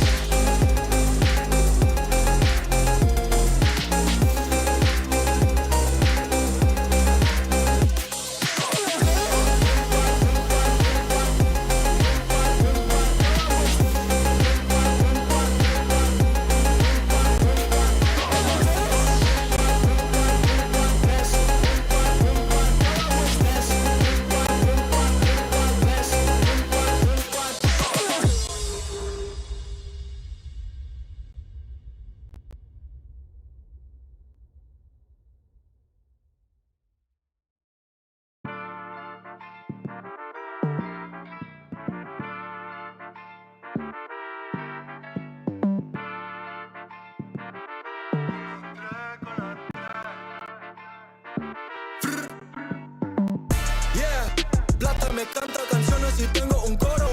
Ganador ves el oro. Brillo como un tesoro. Y tu novio es un bobo. Mi gatita tiene todo. Pegajoso y hermoso. Con la 3 peligroso. Ganador ves el oro. Brillo como un tesoro. En el bosque como un lobo. Cazando el dinero, haciéndolo solo. En mi vida he visto todo. Nada puede asustarme. Solo tengo que cuidarme. Paso grande, voy a brincar, yeah. Cuando fui chiquito me dijo, Evancito, tienes que luchar. Para llegar a la cima se tiene que actuar, se tiene que escuchar. La calle te llama, la calle la fama, que está tu hogar. Bolsillo llenado, si escucho un poco los oigo cantar. Plata me canta canciones y tengo un coro. Ganador ves el oro. Brillo como un tesoro. Y tu novio es un bobo. Mi gatita tiene todo. Pegajoso y hermoso. Con la 3 peligroso. Pegajoso y hermoso. Estoy más grande que un oso. Mi pistola está muy hermosa. Y la tuya estaba so. Mi palabra tan filoso. Porque el game es una guerra. Patrullando Panamera. Yo no ando con cualquiera. Cuando fui chiquito me dijo, Evancito, tienes que luchar. Para llegar a la cima se tiene que actuar, se tiene que escuchar. La calle te llama, la calle la fama, que está tu hogar. Bolsillo llenado, si escucho un poco los oigo cantar. Yeah, plata me canta canciones y tengo un coro. Ganador ves el oro. Brillo como un tesoro. Y tu novio es un bobo. Mi gatita tiene todo. Pegajoso y hermoso. Con la 3 peligroso. Plata me canta canciones y tengo un coro. Ganador ves el oro. Brillo como un tesoro. Y tu novio es un bobo. Mi gatita tiene todo. Pegajoso y hermoso. Con la 3 peligroso.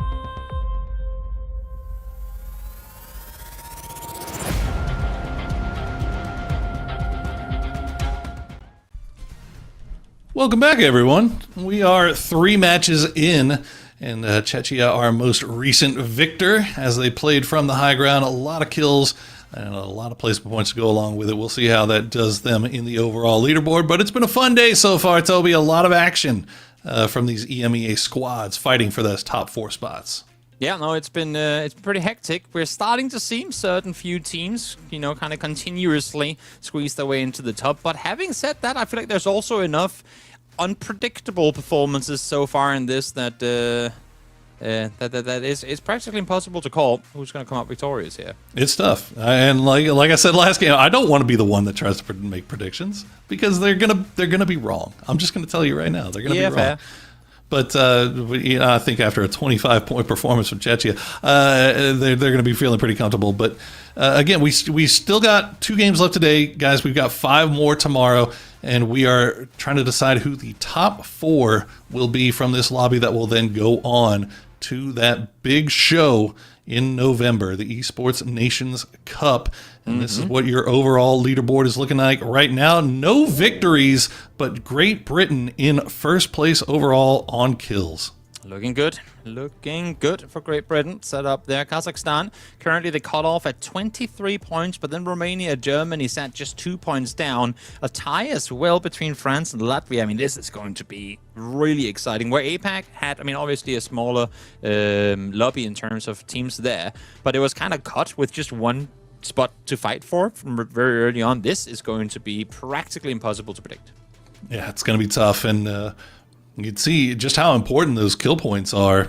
Oh yeah, as you know, getting victories has not really helped Romania and Kazakhstan stay in the top 4. So we're going to have to do a lot more work as we head over to our new map, and that is a very far west plane. I don't mind it. I don't mind it at all. If we could then get a Jadina City circle to go with it, then I'd be happy. Now we're talking. See, this is what I've been waiting for. This is why I wanted the land ratio removed, so we could get the Jadina City ending. And Jadina City, Sarki, you know, we've been talking about it forever. We want to see gun battles on the moving walkways. Yeah, someday. Someday. I thought maybe me leaving the scene for a half year would give you all the cool stuff that I don't get to ever cast, but hey, I guess that didn't change anything. No, in the end, we just got depressed. What are you going to do? Oh. Whatever the reason may be. Oh. Yeah. well, let's see, friends. Oh, you go ahead. You go ahead. I'll let you do the talking points for this game. Really? Is it because there's not a lot of talking points to be found? Well, Rondo is.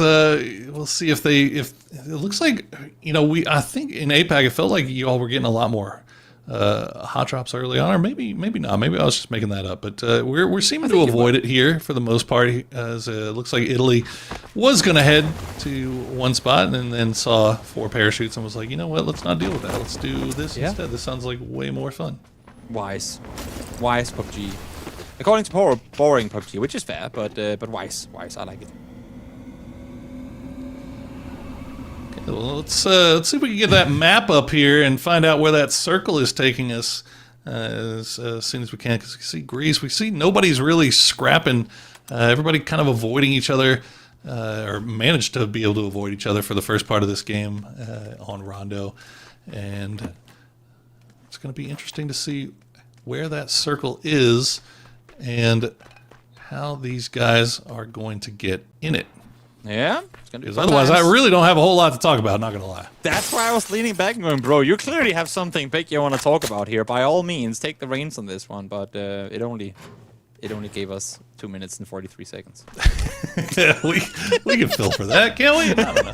There we go. Okay, so we do get that Zhao Tin circle. So Germany, dead center. Austria already making moves. You see Great Britain once again way off on the distance. But you know what? If you're going to be dropping on the coast, you kind of anticipate that, right? Like you kind of assume that that's going to happen. As we see a number of teams already on the move, 3 minutes into the game, trying to get up to that northwest zone. Yeah, it's going to be a good run on up. As Habibi, alongside his teammates, will try and make their way further towards the circle center. Ali, never know when you're gonna need a panzer house. Might as well bring that one along. There are RBRDMs in and around and everywhere. Having said that, though, we haven't really seen an overuse of BRDMs, I feel like, in this tournament so far. Yeah, I mean, it's been very sober. It is. It's nice. It's relaxing. It's calming. You don't see the the BRDM, the mortar, the destructible terrain, the pickaxe. Like all of these things they're here. They're staying. They're not going anywhere. So trying to figure out how best to play with and around those items, obviously on the top of mind for all of these teams. And so far, we just haven't really seen a whole lot of BRDM play. Now, we did see it in game 1. The Italians managed to find late game with it. And if any of these teams do manage to find the thing, I would imagine BRDM would be top of the list as to things that they would like to have, but not necessarily a need to have. Yeah, I see what you're saying. Rondo, though, definitely a map where the BRDMs will come in quite handy, because you will very quickly run out of viable cover, and in those situations, I should say, BRDMs can be quite convenient. Also, And again, this might just be because we don't have access to the map stream. Like, it feels like e-pickups. We haven't really seen a lot of those either. And then Rondo, another one of those maps where e-pickups feel like they loom pretty large. Gliders loom pretty large on Rondo as well. Just kind of getting that. It's one of those maps where everybody wants to try to do everything they can in their ability to get as much information as they can about what's going on around them. As we check back in with Germany, see Austria. I believe that's Austria. It could be Latvia. I've learned that today, but I think it's Austria, just off to their south. Yeah, it is. You get more of a what do you call that color? Bordeaux, I guess. Sure. Red on Latvia. Maroon. Yeah, where Austria Like is more just like though. red. Bordeaux red. sounds nicer, like a nice. Isn't that the name of the wine. color? Bordeaux? Yeah, no, it's absolutely accurate. It is. I mean, I call it more like a wine red, but the wine that I'm describing is in fact Bordeaux. So you know, both work. As we get to see the map again. Yay! Hey-o. We're getting spoiled. Well, Greece looks like they're set up just off to the north. They've got Iraq off to their west. You see Latvia, Germany, Turkey all sitting up in the middle, all going towards Zhao So that could be something to keep an eye on here, as a number of these teams might decide to go there early. We're still only 6 minutes in. And just to take our quest for the red in Latvian's flag all the way to the finish line, I just googled it. It is called Carmine red. Carmine. I like Do that. with that what you want.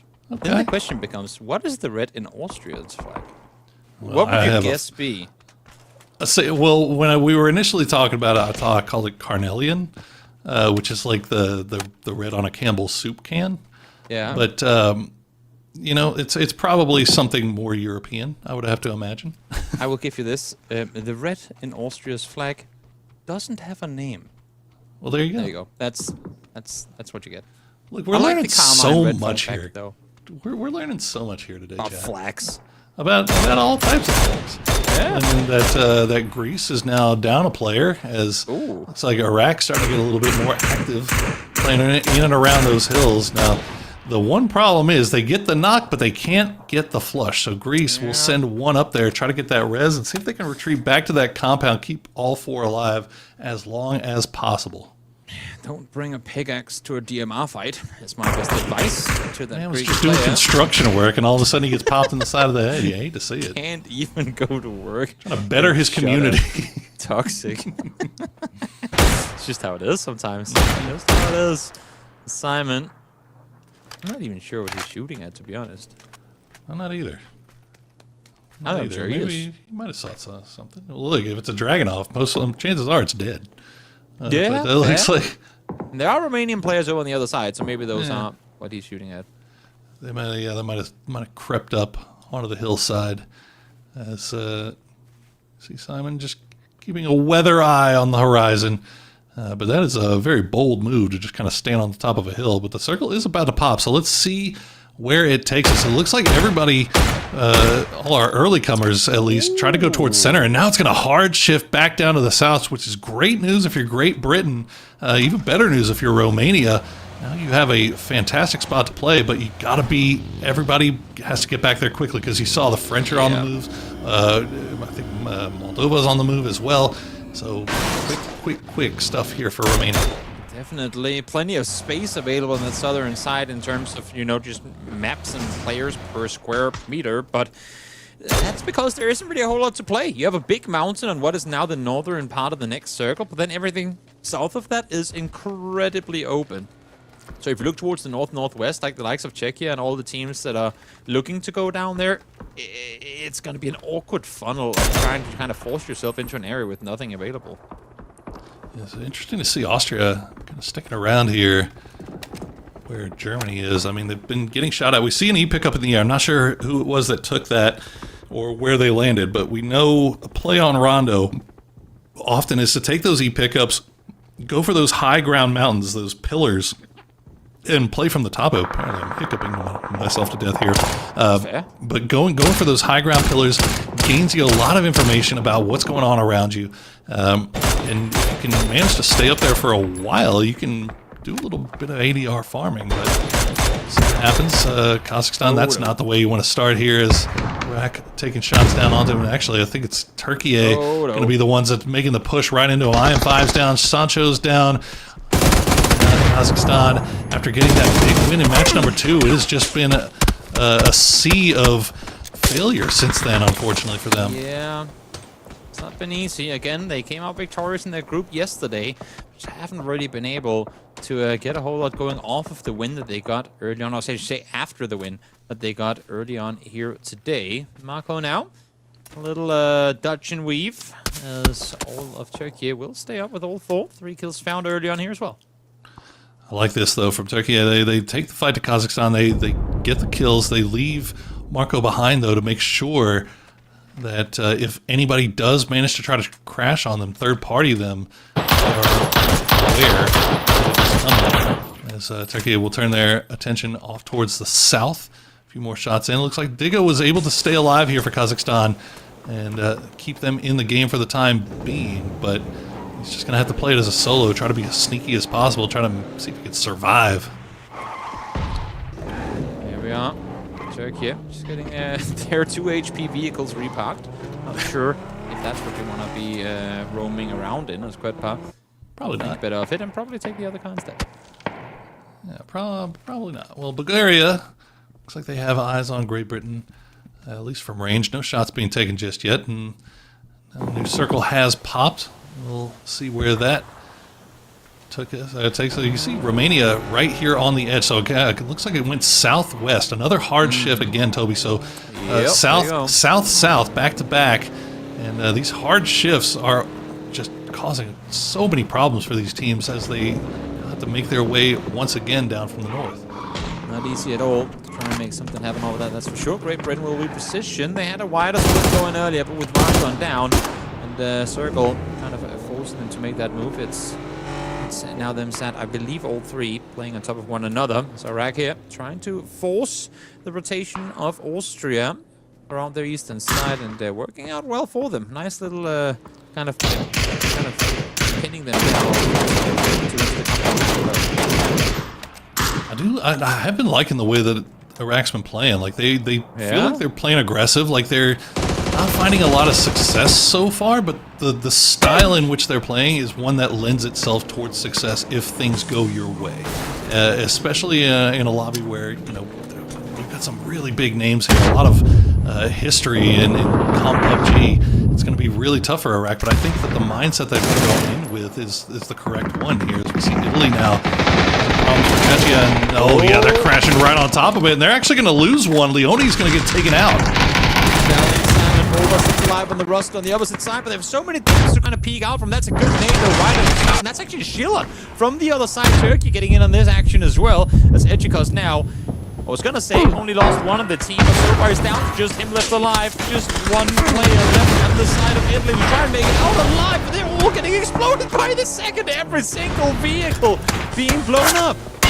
Oh my goodness, everything's bad right now. Turkey coming at the perfect time to third party, and unfortunate for Italy because they had Czechia pretty much dead to rights, and they do manage to get a few knocks there, but Turkey is going to be the one that capitalizes the most, as Ejikos will get taken down in the end by Emimax. So Italy will go down in 15th place, but look at Turkey with 8 kills already.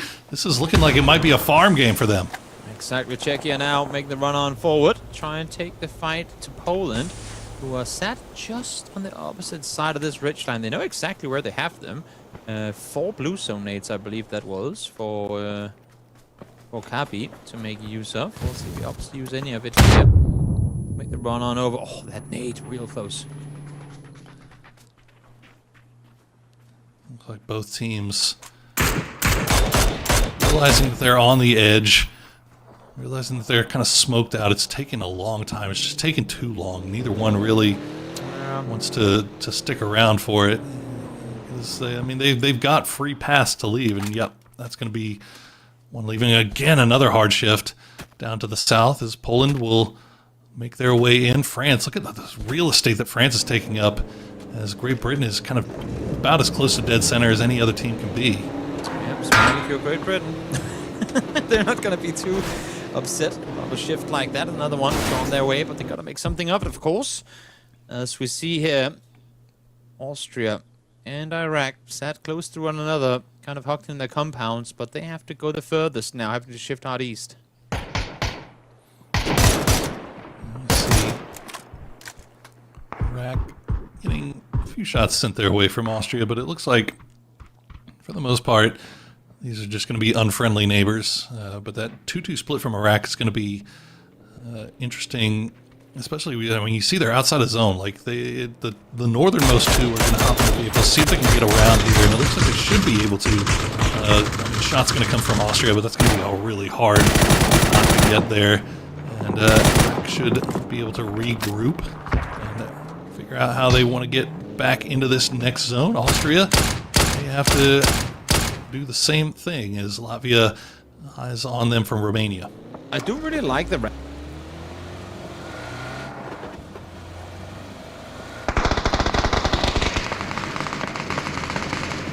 with the position as now, maybe to see if we can find something through the woods here, but those trees ain't making it any easier for him.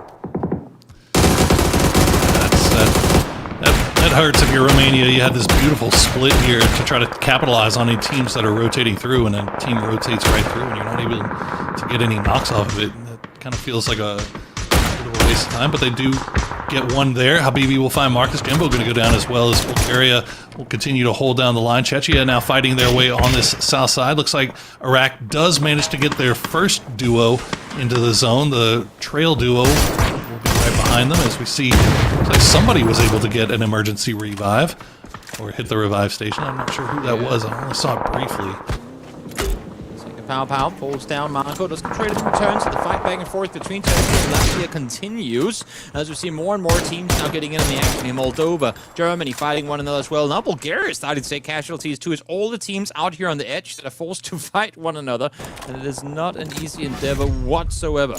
Oh my goodness.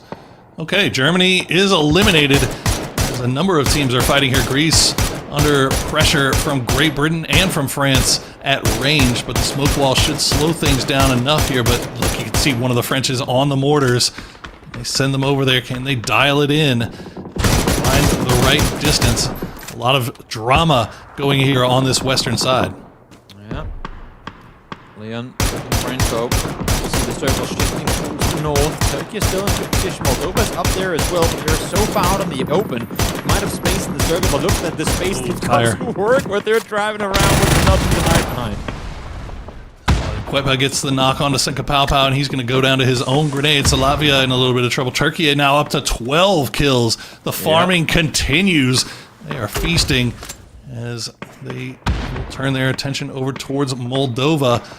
And I believe I see a parachute in the air. I'm not sure who that is. Is that? Who is that? Where are they going? It must be. Oh, it's a Kazakhstan player. Okay. Yeah, exactly. It's 5. Hey. And yeah, he's. Well. They also got Sancho back as well, and Sancho trying to make landfall, but unfortunately for Kazakhstan, it's just asking a little bit too much to go for those phase 5 revives. Greece at this point have to be just happy that they're still alive, as they were getting hard pressed from multiple angles. Non-stop chaos and chaos galore. Poland kind of falls down behind their vehicles here. Czechia doing a great job of the light wrap around, and contrary to what we saw with Iraq with doing the similar strategy just moments ago, this time around Czechia actually wrapped all the way inside circle that can now hold them out on the outside. So great job on them finding that spot inside the circle. I think Czechia may be activated on Miramar. They feel like they are moving with purpose and intent right now. They're shooting at everything and finding the shots. Maybe not so much the kills so far, but the way they're playing, the kills will come. Moldova managed to get 3 alive into the top 12. Playing from the north side, they've got it all to themselves, and they've got eyes on Turkey. But, oh my god, there you go. There's the mortar from Norcus. We'll find the knock and the flush, so Czechia out in trouble. Bulgaria as well. Nice angle they've got onto Iraq. They're T-bone behind the gutter there, but they fall right thereafter. Great job from Bulgaria to force them out in the open. 6 kills for Bulgaria, or rather for Romania. 4 kills for Bulgaria. Let's see if they can get Sick Reflex back on his feet. They should be able to, as Sick Reflex will immediately pop back up. I'm very confused about what just happened, but either way, Bulgaria still alive. 6 kills. Getting shot in the back, though. They need to be careful about what's coming out of the blue, as Iraq still trying to find their way in, and they've got Austria problem to deal with. Yeah, definitely. Poland, despite getting the 2 knocks earlier, couldn't really make a whole lot of it. Now they do, though, make the run on forward. Up close, Czechia eliminated. So is Iraq. So we're down to just 11 teams left alive. Okay, so Czechia feeling themselves, and they end up going down a bit too early. As we see, they're somehow still alive in this thing that we're watching right now. Bulgaria, I think we just saw this. I'm very confused about what's happening. Toby, you take over. Yep. Let's see here. Come put. Trying to stay put as best as can be. Both in hand. At least a good weapon for tire popping, but at this point in the game, not sure how much he's going to get with it. Does have the 8x, so maybe there's a headshot waiting for him somewhere. But right now, I mean, they need to get inside the circle, need to make the run on heaven, and I think had he had the MR, maybe there would have been a knocked player on the opposite side of things, but what am I to say? Does he swap it out? There you go. Yeah, get yourself a mini. Or the mini, yeah.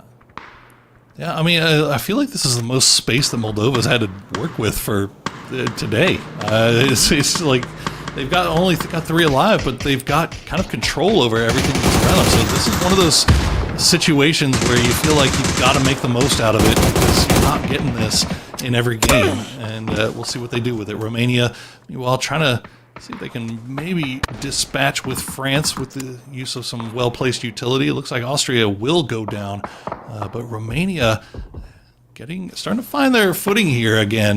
They didn't have they had a great first game, obviously a big win with 11 kills, but then the next 2 games kind of nothing. So this time it seems like they're taking advantage of the situation they have. As Michael will pick one out. Apocalypse now is going to go down. Sick Reflex is going to follow. Bulgaria immediately eliminated by Great Britain. Dragunov gang prevailing, making more space for himself. It's still a circle to push into. Almost there, but not quite just yet. In Greece as well, a team we haven't really seen anything from today. I think they had 1 point coming into this game, or 2. Hadn't been great. But hey, I mean, this time around, there's that circle center. They haven't done a lot this game either, but at least they're inside circle. Placement points guaranteed. Hopefully, for them, with the opportunity given here, they can make something big happen. All it takes is 1 game, and you're right back in the conversation. So let's see if Greece can pull something out here. As Poland and France will run into each other. It looks like Romania will do a little third party on that as well. Michael trying to take shots from range, but is going to have to duck back down. Poland will get eliminated in the end. As France will keep alive. That is a tough spot that they've been having to play, but they've been defending it really well. Definitely. Definitely. See Romania still trying to just maintain the spaces they've got. They're not overly eager to aggress forward. Always look in the sky. You never know when a mortar is coming your way. And smart on Habibi to make sure that that's all accounted for. And then you have France set down below them. I think that's what's kind of holding them back from growing extra aggressive, is the fact that you never really know. Like if we look too much in one direction, we're going to get shot from the other. Yeah, I mean, it feels extra bad, too, because you know they're right down there. And they had... Oh, there you go. Paidaros will find the double knock with the grenades. See if Great Britain can recover. I don't think it's going to happen. T-Bone not really in a spot. You can see what Great Britain was having to work with. They just had to try to send it into the open field, and unfortunately, going to lose 2. We'll pick up 2 points. Yeah, not sure exactly how you recover from that. T-Bone at least does get something. I say that, but then the kill is stolen over from Seated. So, not quite to be. Not quite to be. Yeah, and this was what I was talking about before, is like Romania knows that France is there, but they just don't have the utility. They can't get rid of them, and as long as France is disciplined with their smokes and just keep recycling them slowly, there's not really a whole lot that Romania can do about it. So Moldova starting to work their way a little bit closer down towards the south here. They've got that mortar. Do they still have mortars left to send? Is the question. They're going to smoke things off and try to find their way inside this next zone. Moldova. Grab on forward. They did have the smoke set up, as you're saying, but is it enough space? Ali is sat ready and waiting with P90 in hand. Is they gonna allow them in? No, I say that I speak too soon. T-Bone revealing his position, now getting naded as well. Falls back into cover. I think we don't forget our one wild card player from Kazakhstan. I think that's one of the players that were revived, and all he's been able to pick up is a pumped double barrel pump shotgun. But that could cause some damage to Moldova if it strikes when they're not expecting it, as T-Bone just continues to dance around the rock using whatever cover he has and has created for himself. Catches the solo behind, finds Kompot as well. Despite being a solo left alive, he's getting a lot of job done. Not any points to go with it though, as Kompot gets stolen over once again by Romania. That's a story of the day for Great Britain, isn't it? Is just getting kills when and they're now starting to find their way to the late game. Now, obviously, only as a solo, so you can only expect so much from young T-Bone, but he is managing to collect as Greece down to 3. Romania still with 4 up, still feeling strong, and they've got the P90 as well, which feels like that puts them in a best position. Oh yeah, definitely. All 4 alive still. It's very limited how much they've actually been shot at. Because of their position, they've been able to keep teams at a distance, and in doing so, forced to them close to one another. You look here, Habibi almost kind of cresting in on 1,000 damage done this game. As we get yet another digging adventure going. This time around is Sealam. Wonder where he's planning on going. Trench warfare. Well, they've got pretty much anything that they want. I mean, look at the mini-map. They've got center zone, they've got the north. They know that France is completely pinned down. They know exactly where Greece is. They know exactly where T-Bone is. So as far as information goes, they have all of it. And now they also have the control points on the map as well. So France, it looks like they're content with just laying low and trying to make it a little bit further in this game, see if they can get some more placements out of this, because obviously, with Romania being where they are, there's just not really much France can do without putting themselves at risk. T-Bone trying to stay put, jumping around to make sure there's no snake in the bush in front of him. As we continue forth. France down to 2. They've been proning it out in this position for the longest time as well, and it's Romania that's been denying them a chance to really go out and get a whole lot done. As Habibi loves a flash on. Oh, I'm not sure exactly what that flash was supposed to do for him. And, oh, there's T-Bone spotted now by the P90. Not going to make that easy. That's going to be tough. It's going to be tough for pretty much anybody that's not named Romania at this point. Honestly, they just have such good position here. Now, the only thing that could cause them problems if France is able to somehow get a knock here, or if the Greeks and the French push at the same time, which they do, but Romania is holding strong. T-Bone will take down Give It. Habibi will take that one away, so T-Bone's still finding damage, finding a way to be an influence here in the late game. France trying to make that push up, but Romania is holding strong. He might have had 5 kills stolen this game, and now he finally goes out at the end of it. A little unfortunate, but at least got top 4 for his team, so nice placement points to be garnered. Great Britain as Greece now down to just the 2. Tries to push forward, and the timing is now as France steps up. Gets the knock on a Froggy and the immediate flush, so Romania doing their best to try to hold the line, but the French not going down easily. Ali will get the knock on SKZ. There goes Amy Max, the P90 looming large once again, and now Habibi can put his full attention towards the Greeks. 2 left alive in the smoke cloud. Can Greece pull off a miracle? Not with that P90 in hand. Another one. There you go. Romania gets their 2nd win of the day, this time with 14 kills. What an incredible step up from Romania. Again, I mean, they had this position for a while, which initially didn't cost them too much to take, but they've really had to defend it hard come the mid and end game, and they did so in style. I mean, that was just, it was oppressive. There was just nothing that anybody could really do. And Romania, to their credit, like, they did what they had to do to hold on to that side. I was a little bit nervous when I saw that push coming in for France. I'm like, okay, you got the knock on a Froggy.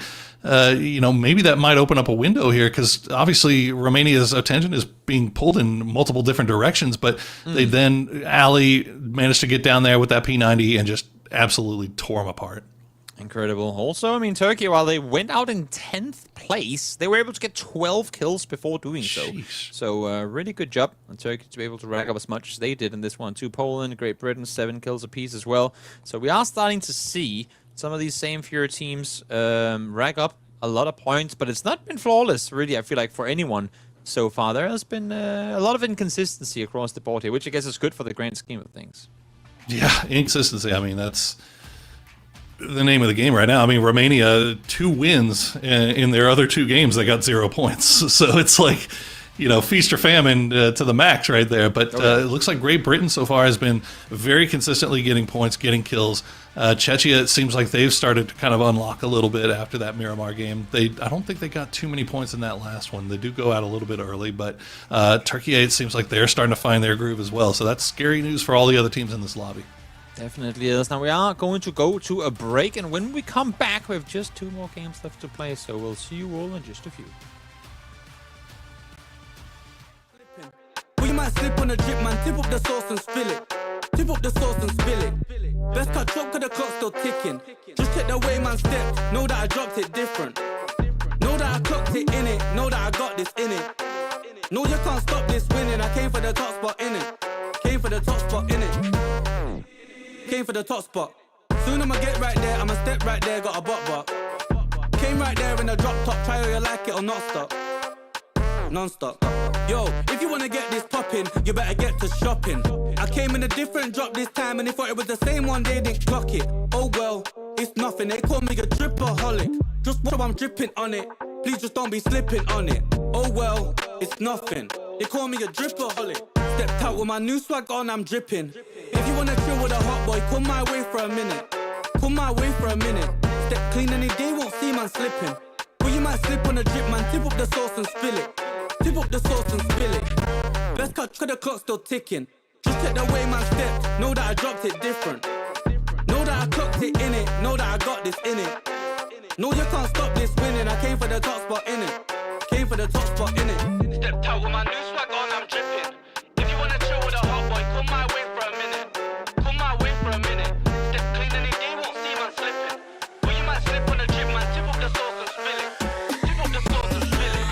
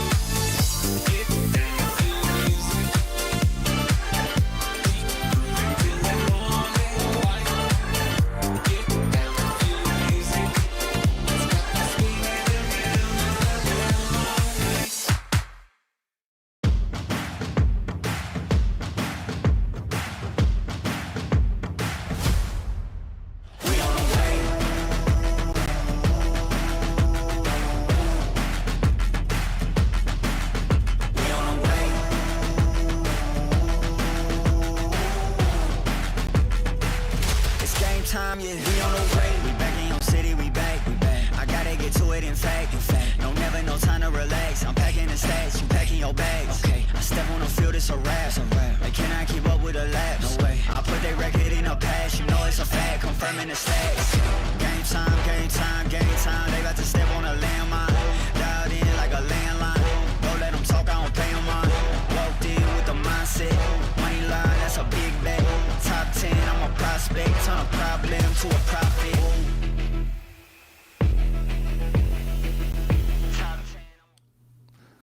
Welcome back, everybody, as we have 4 matches in the bin now. Romania with their second victory, and this one more impressive than their first, as they collect 15 kills and a nice stack of placement points to go along with it. That should probably put them back in the top 4, I would think, even though they had 2 kind of stinkers in the middle there, Toby. Yeah, no, good turnaround performance from them. Why have, you know, like anything but 0 pointers in the middle if your other games are just big wins? That's a great way to show proper inconsistency and potentially enough for a top 4. Exactly. And I also learned how to correctly say Czechia now. Whoa. I know it's big for me, honestly. Like, look, I've guys, so you know, Texan, Dirty South, I've been I've heard Czechia my entire life. I didn't even realize I was pronouncing it wrong. So I'm glad that you guys are there to educate me and get me to say it right. But Czechia had a big game in the third game. Didn't manage to follow it up that time, but they are still in third place overall with 33 points. Still looking good. You never know what you're gonna learn during a cast of PUBG. Today it's geography, you know, and flags. Yeah, and flags. You know it exactly. Latvia. We know that it is what, the Carmine Red. Yeah, I didn't know that. Red. Yeah, I didn't know I'm that. I'm still having to teach myself to say Turkey, but I'm getting better at it. I'm getting better. Look, it's a process, guys. Like, it's, you know, we educate ourselves, we move forward, right? So exactly. Thank you for letting me know, and thank you to specifically for Pixelic for letting me know that I'm an idiot and that I've been saying it wrong my entire life, basically. So Czechia looks like they will have a nice little spot for themselves on the south side, as the plane definitely favoring the mainland. No island finish unless the game just really just hates everybody.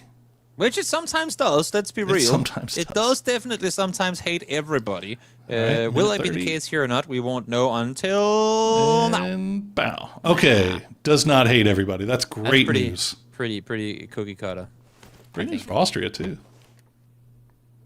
Austria right kind of dead center. Too shabby. Let's see if they can get everybody back together. It's been a slog for them so far, but they are within reach of that top 4. If they can find a way to capitalize off of this good position here that they managed to get in Circle 1. But again, you know, we talk about it all the time, Toby. Like, you look at C1 specifically, C1, C2.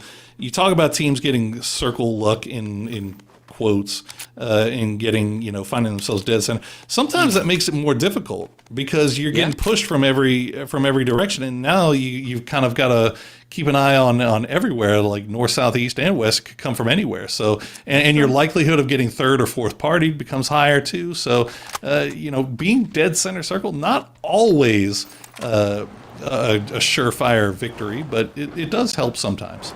Especially when you have areas of the map that you're in that doesn't allow for you to really do a whole lot from that center position. I think Greece in that previous game is a pretty good example because they had a center position for the longest time, but they were kind of in a valley and couldn't really utilize the center position that they had. So come the very end game of there being, what, like 3-4 teams left alive, they still only had 2 kills, and it wasn't because they just, you know, well, now we're just playing defensive. They literally couldn't really fight anyone from where they were. So yeah, you're center, and sure, placement points are great, but you can't really do a whole lot outside of that.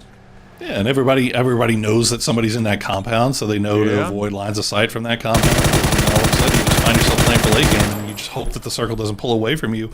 Yep. A la Iraq, when they were playing water treatment. They had that great position. Circle was going great for them until it didn't, and then they had to fight their way out and had not really a whole lot of points to show for it. Exactly. Germany also, I think maybe Germany to me is one of the more surprising performers today, in the sense that they haven't done as much as I thought they would. Is it too soon to call a team out for expecting more from them? I'm not sure, but maybe. Maybe a little too soon. I'll happily be Toxic Toby for a minute. I don't know when I get to be it again, you know. So fair. So I'll go out and say, Germany, come on, guys, let's go. Well, you know, I think that at different points we've seen Germany, we see what the plan is, right? Like they're trying to go in and take these fights, and sometimes it's working really well. Like they got 11 kills in match number 2, 4th place, but then sometimes that's the problem, right? Is that you don't know how the rest of the lobby is going to behave and where these teams are going to be. As we get another look here, Kazakhstan, Great Britain, all off to the west. Iraq also going to have to make a late rotation in. Czechia down to the south. Wouldn't be surprised to see them play kind of around that southern edge and maybe try to do a little gatekeeping, as they have.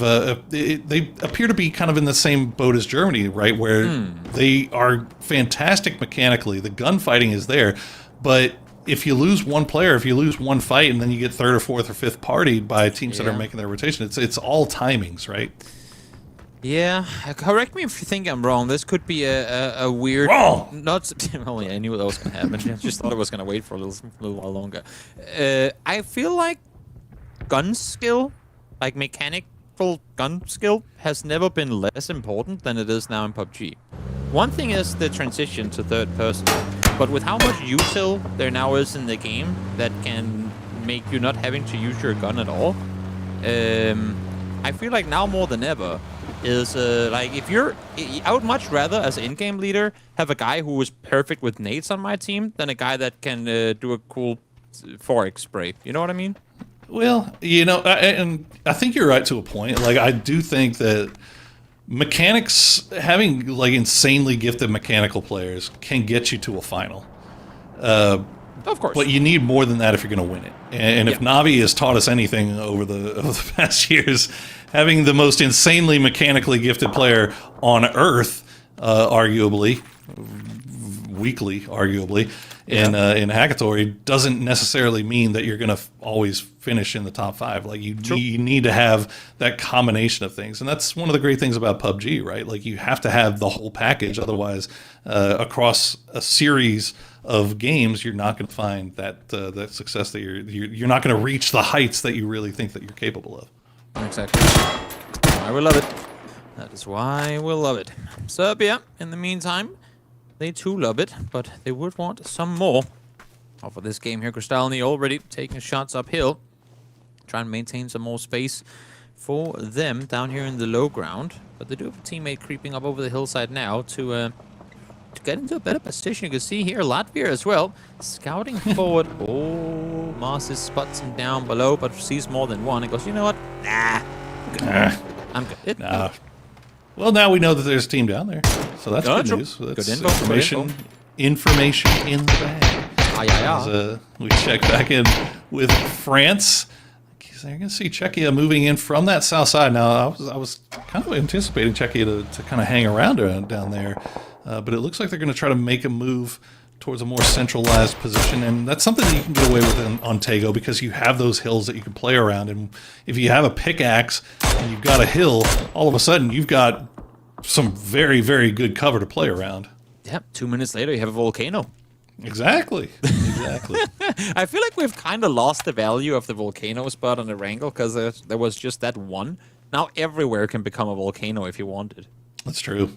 Yeah, it's true. And if you dig your little holes right on that ledge, especially in a TPP perspective, like you can see everything that's going on down below you, and a team that's maybe coming from the bottom, they don't even know that you're there. Because they can't see the ridge of that hill. They can't see that you're in the hole. And you just pop up, and all of a sudden, easy pickings. So that is something that all of these players, all of these teams are having to start adjusting to here in the year of our Hackatory 2026. As Latvia looking over towards Bulgaria, they're getting a lot of information about teams that are around them playing from these high hillsides.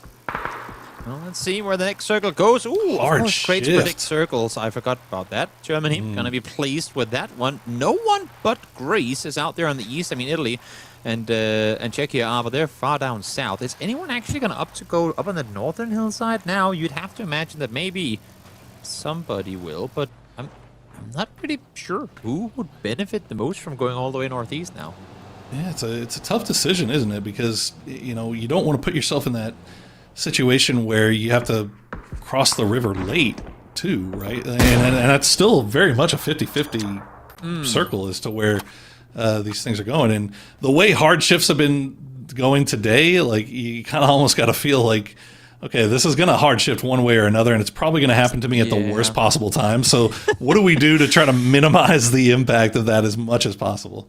That is usually how it goes. When you want it the least, the game goes, ha ha, look what we got for you. And, well, for Germany, hopefully that won't be the case. They got blessed with this one. They're hoping that the next one will give them that exact same feeling of bless when it comes to circles. Usually if you can get an idea of where Great Britain is, just assume that the circle is going to go as far away as possible from that. Because they have just been running and running and running all day long, but not that it's been holding them back too much, because they are still farming kills, farming points, getting guys into the late game as Germany just continues to keep eyes on everything that's happening around them. Playing full split right now, so no big aggression coming through from them. Romania, in the meantime, getting to scare off their opposition. Latvia came around to say hello, but forced away as the entirety of Romania, I feel like, started shooting. Back into the red zone they go as Sila. That's a pretty beefy red dot spray. Didn't really hit anything with it, though. Marcus, though. Forcing him back in and leaving Froggy back here. You got Habibi and Froggy kind of keeping eyes on the east, and only 2 guns keeping eyes on the west. So Latvia, I think, realizing the situation, they'll be content with their spot that they have to work with right now, as the red zone will start to come in. That's going to provide them some more dips and divots to work around here should the circle continue to go down this way. But actually, no, we're pulling away from this. I'm just now realizing, yeah, this is on the southwestern side, so they've got to get on the move once again. And I think they were maybe sticking around to see if they could catch this team leaving the compound. Exactly. Simon getting into the vehicle will start there. Not so much rotation, more just group up. Because again, this is yet another perfect example of the set position that doesn't grant you a whole lot. That's where they're set right now. But at least they're kind of flexing out to get some more than just that. As Michael does get spotted by Bandiuga. That's how I'm going to pronounce his name from now on. As the circle goes... There it is. Whoa! Germany! Okay. We give it to them, I guess. To be fair, the hard shifting to the west side is probably the best possible thing that could have happened for most of these teams. Because at least you know, right? Like, you know it's not a 50-50. It's going to go back over here at some point. Well, I say that, but we don't have land ratio. So maybe I need to stop saying that. Gee, what year? What a month am I in 2026? Fair. Yeah, it's a new day for everyone. Us included. I know. Well, Austria, we'll see Turkey making the moves just off to their north. A few shots being sent in that direction, but it's mostly just to peacock a little bit, let them know that they're there. Kazakhstan now put in a position to where they do have to find a way across that river. Looks like they'll try to head down back towards the south and try to get over there as quickly as they can. Looks like Michael was able to get back on his feet, so Great Britain back up to full strength as the circle does, once again, pull as far away from where Great Britain was as possible. That is any easier. Go for an E-pick-up, as they did in that previous Takeo game, when they got themselves stuck on the bridge with Germany. Greece now, spotting one of the players from Czechia. Gonna make a run for it in the US. Those get out into the main street down to half HP, and will to get out of there alive. Okay, Greece defending their territory, but their territory is on the wrong side of the river, one has to assume there. Czechia will lose Nowik there as they try to make their way across the bridge, but all things considered, trying to get across now, that is probably about as good as you could have hoped for, and maybe they might even be able to get him back up on his feet as he is below the bridge.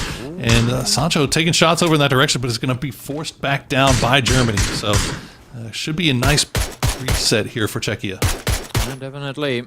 Senka looking for more, but he's outside circle, so it won't really grind him a whole lot to stick around for much longer. I'm curious if we could get the map open to see exactly how Latvia is actually positioned down here in the southeast. Just Romania, they too are trying to get inside the circle. There's just no space to move. Coming up, look how open it is. Coming in from that southeast is just diabolical. It's tough. It's really, really really tough as Italian.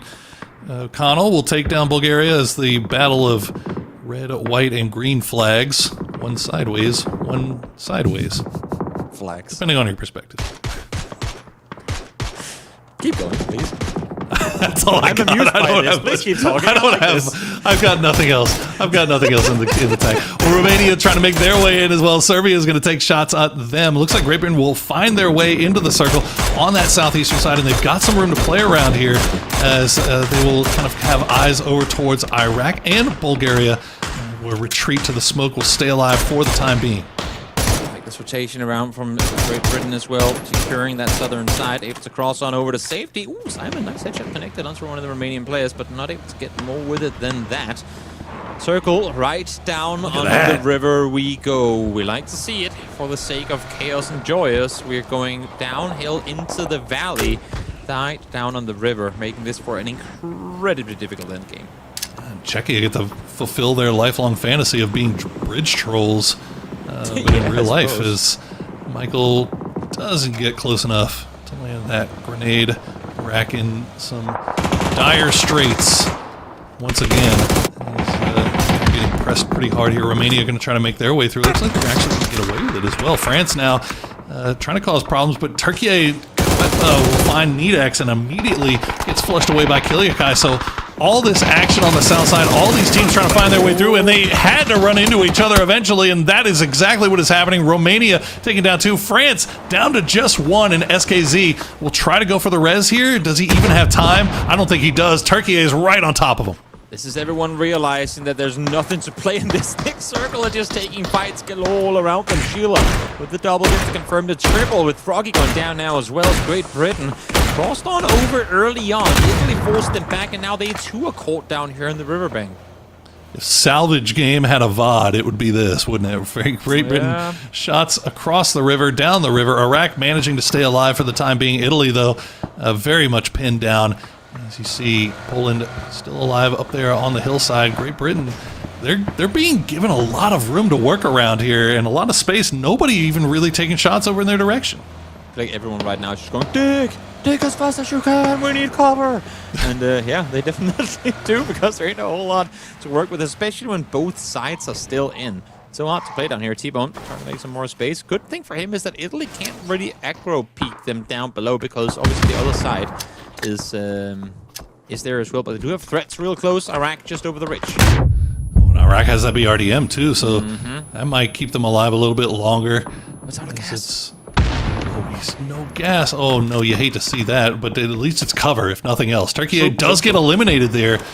Combination of Austria and Romania will come together to take down the Turks, as Austria has that high ground. They're holding on to it as long as they can. Latvia trying to make their way past Serbia, and they will do so, and they will take down Serbia in the process.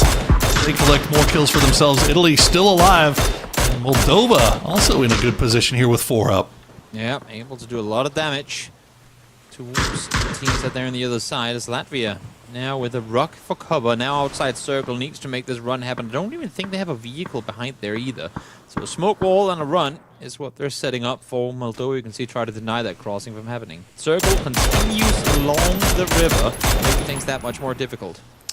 Love to see that for Germany. Hate to see it for Italy, and of course Great Britain. It's going to pull away from them as nature intended, but they're going to see if they can take out Iraq and before they make their move. But the problem is that BRDM is just, you know, what do? You don't have a Panzerfaust. You don't have a whole lot of ammo to spend on this. Michael's just going to continue to spray into it with a mini, tickle it to death maybe. Austria, looks like Poland has eyes on them on the top of that hill.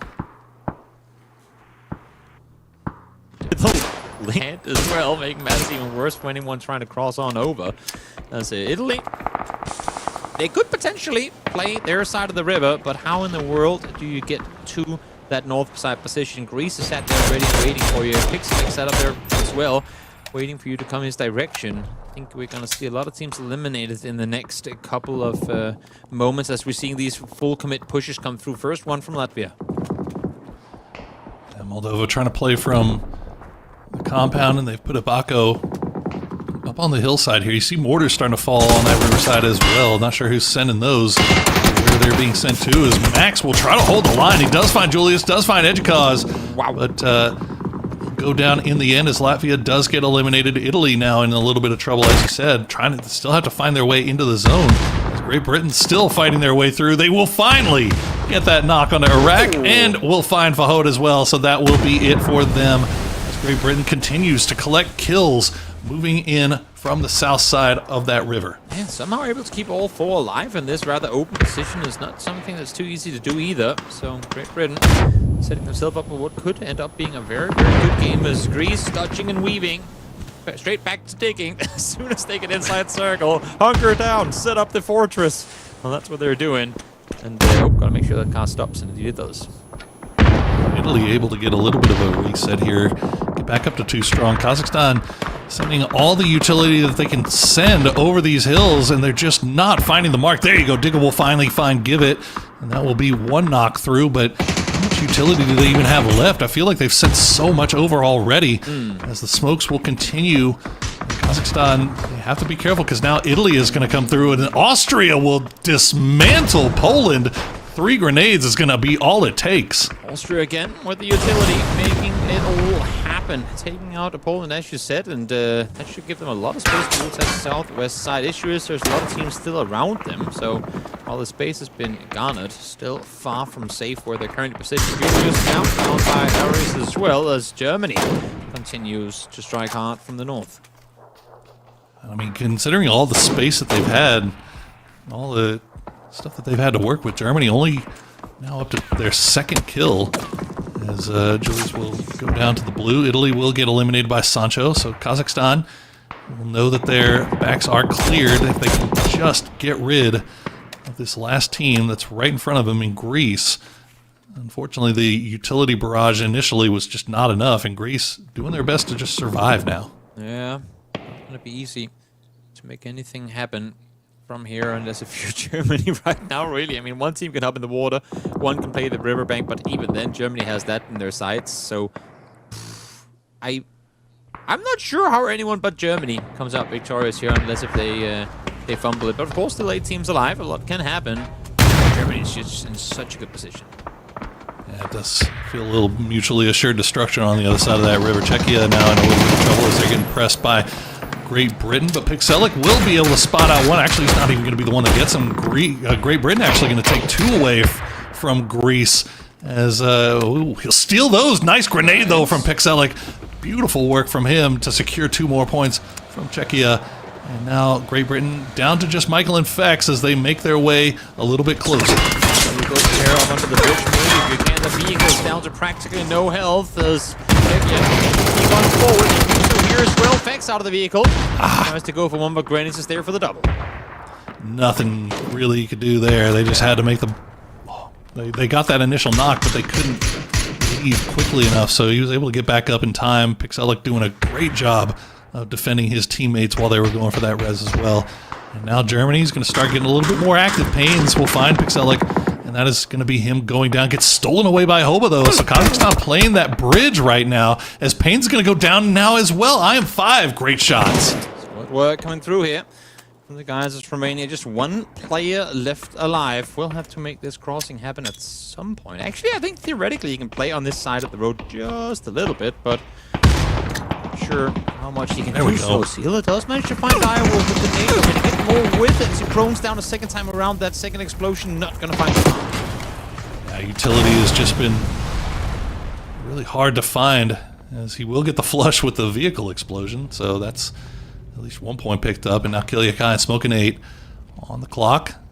They'll keep eyes on everything that's happening around them, but they know that they have to deal with this problem of Vasile from Romania, while trying to also avoid the line of sight of Moldova. Moldova making a late game here. 7 teams alive, only 18 left alive.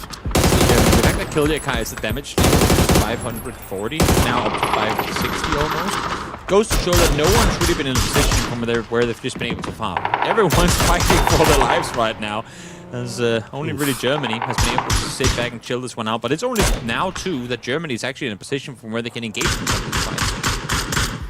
Well, Kazakhstan had an idea. They were going to try to send 2 below the bridge. Unfortunately, just everybody was looking at them. And they get taken down almost immediately. We'll see if they can get that res onto the bridge, get back up to 2 strong. Novik is going to go down for Czechia. It's down to just 1 player. We've been fighting below that bridge for quite some time here. I'm 5. Drown his way away. Good shot from Chris. Goodness gracious. And we'll follow up from Pains. And that'll be a 5th kill picked up for Germany. Somehow there's still 5 teams alive in this lobby. Impressive, wild, given the lack of space that they've got to work with. You have 2 out on the bridge. You have a Romanian player across the street. And then you have the remaining up on the other side as they jump down below. Have they been seen? Yes, they have. Double crate gear for them as well. Chris with the MG, and then you have Ares with the MK as well, not making matters any easier. Yeah, I mean, in Kazakhstan, there's not really a whole lot of options for him. Yeah. As just everybody kind of, Austria just has beautiful positioning onto that bridge. They try to jump down. Smokinate will get Digga. That'll be him going down. We are down to our top 4. And our final player from Romania has managed to, I think it was Silla, managed to stay alive long enough to get even more placement points picked up for that Romanian squad. So good work on him. Definitely, with the 2 wins that they have so far in the day, and of course 2 forgetful games, but still, I mean, this is them converting what would have otherwise been another 0-pointer into actually something fruitful. So good on Romania for staying active up towards the top here in the end of it.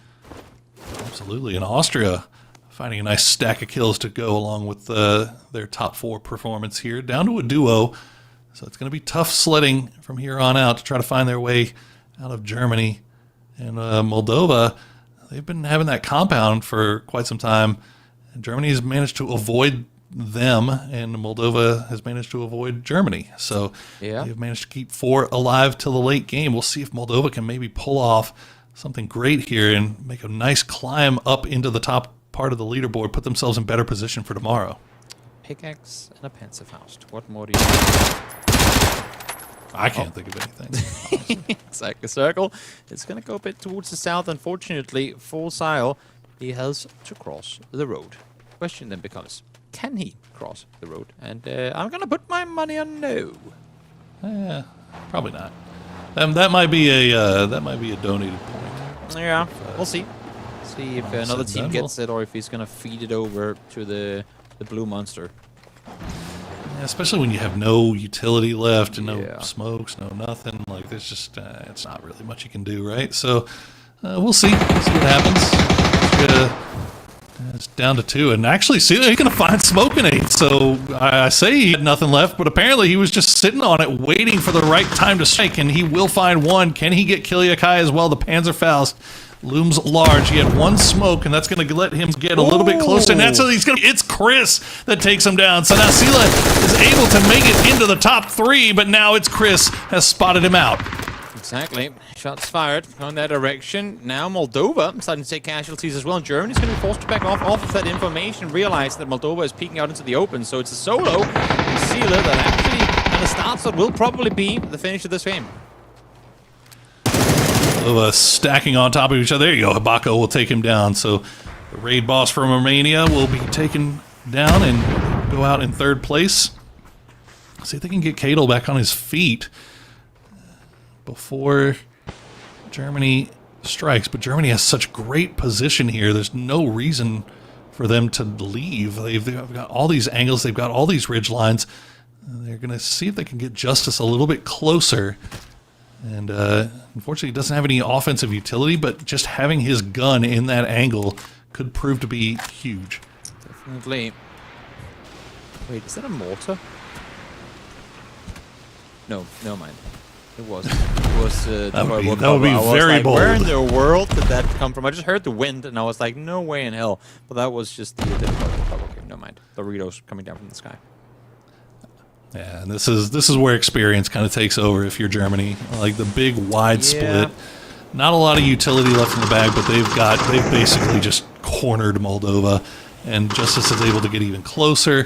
Better angle once again. The support from his teammates at range. Pains gets low. Chris will find Habako, and that looks like Moldova's going to try to go for the revive here. Chris cooking that grenade. as well as he can. Will it land? Will it find the spot? It will indeed. Gets Abako immediately upon getting res. Kadel's going to go down, and now the push comes through for Germany. Yeah, double nade to follow as well from Chris. Now it's just the one left alive with no help. He's going to deny it. Makes sense. Germany, though, did manage to get 3 of the 4. And after a lot of circles gone away, sure, they were still able to make a lot of the game itself. 10 kills in chicken dinner for Germany to finish off the day for EMEA.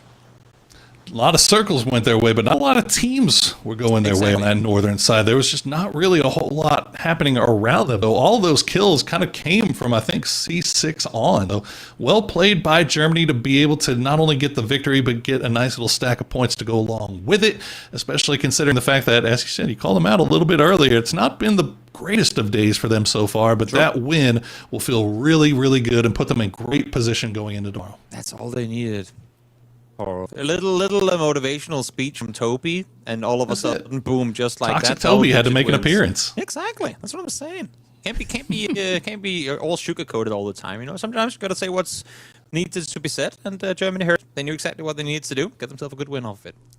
This is really all Toby, is what he's trying Exactly. to say. Yeah, for sure. 100%. Well, another great performance from Austria, and gotta give credit to Sile from Romania. 5 kills playing as a solo, and he was just a problem when it came to the late game. So Romania has proven to be an absolute force in this lobby so far, and it's going to be really interesting to see what they can pull off here tomorrow.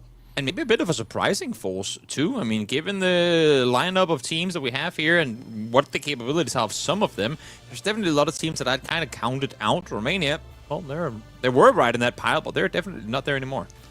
Well, EMEA, we anticipated would provide a lot of action and a lot of entertainment, and it is definitely delivering so far. But we are done with EMEA for today, and we are getting ready to take you guys over into the Americas, where we will replace Toby. Goodbye, Toby. We'll see you tomorrow with Matrim. But we're going to take a quick break, so guys, don't go anywhere. When we come back, we'll have the Americas.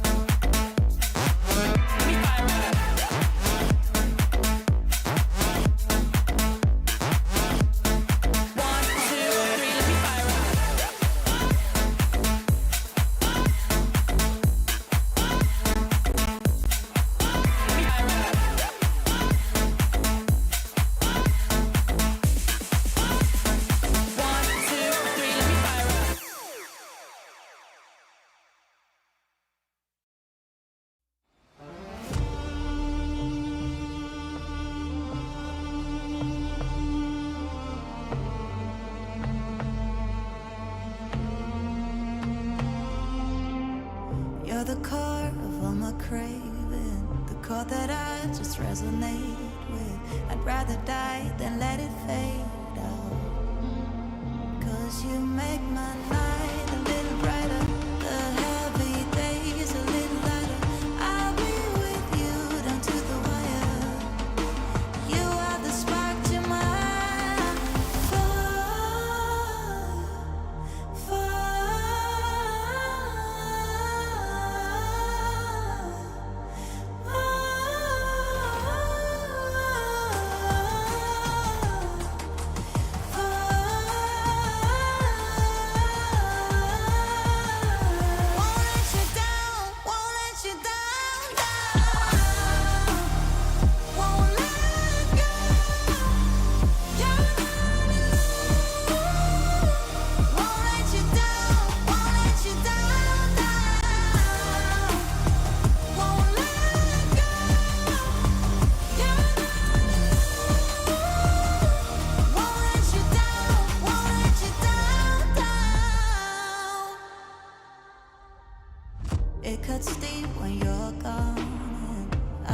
sleep, 'cause my head song is keeping me awake, keeping me awake. You make my night a little brighter, the heavy days a little lighter. I'll be with you down to the wire. You are the spark to my fire,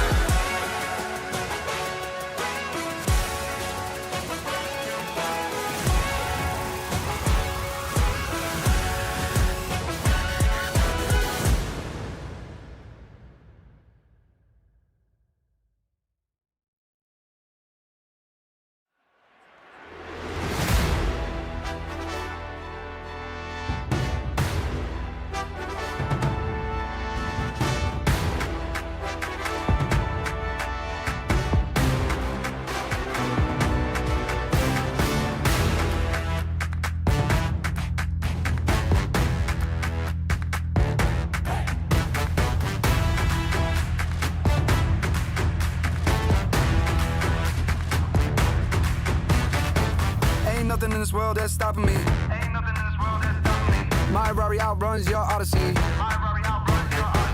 I'm balling, they pay me attention. Going up hydraulic suspension. Ain't nothing in this world that's stopping me. My Rari outruns your Odyssey. I'm balling, they pay me attention. Going up hydraulic suspension. Never young green light, let's go. No amber, no red, go low. Coming with a stop sign, go home. Never young green light, green light, green light. Never young green light, let's go. No amber, no red, go low. Coming with a stop sign, go home. Now we young green light, green light.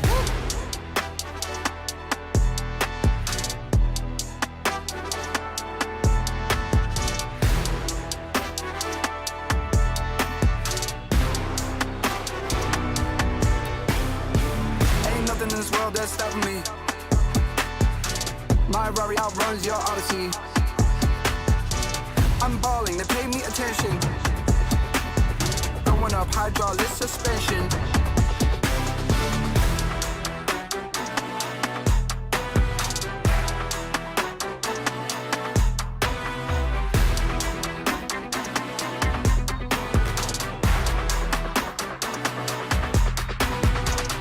Nothing in this world that's stopping me. My Rari outruns your Odyssey. I broke it off cause I'm not Saturday. I got a gift for the lip on the trick enemy. Ain't nothing in this world that's stopping me. My Rari outruns your Odyssey. I'm balling, they pay me attention. Going up hydraulic suspension. Never young green light, let's go.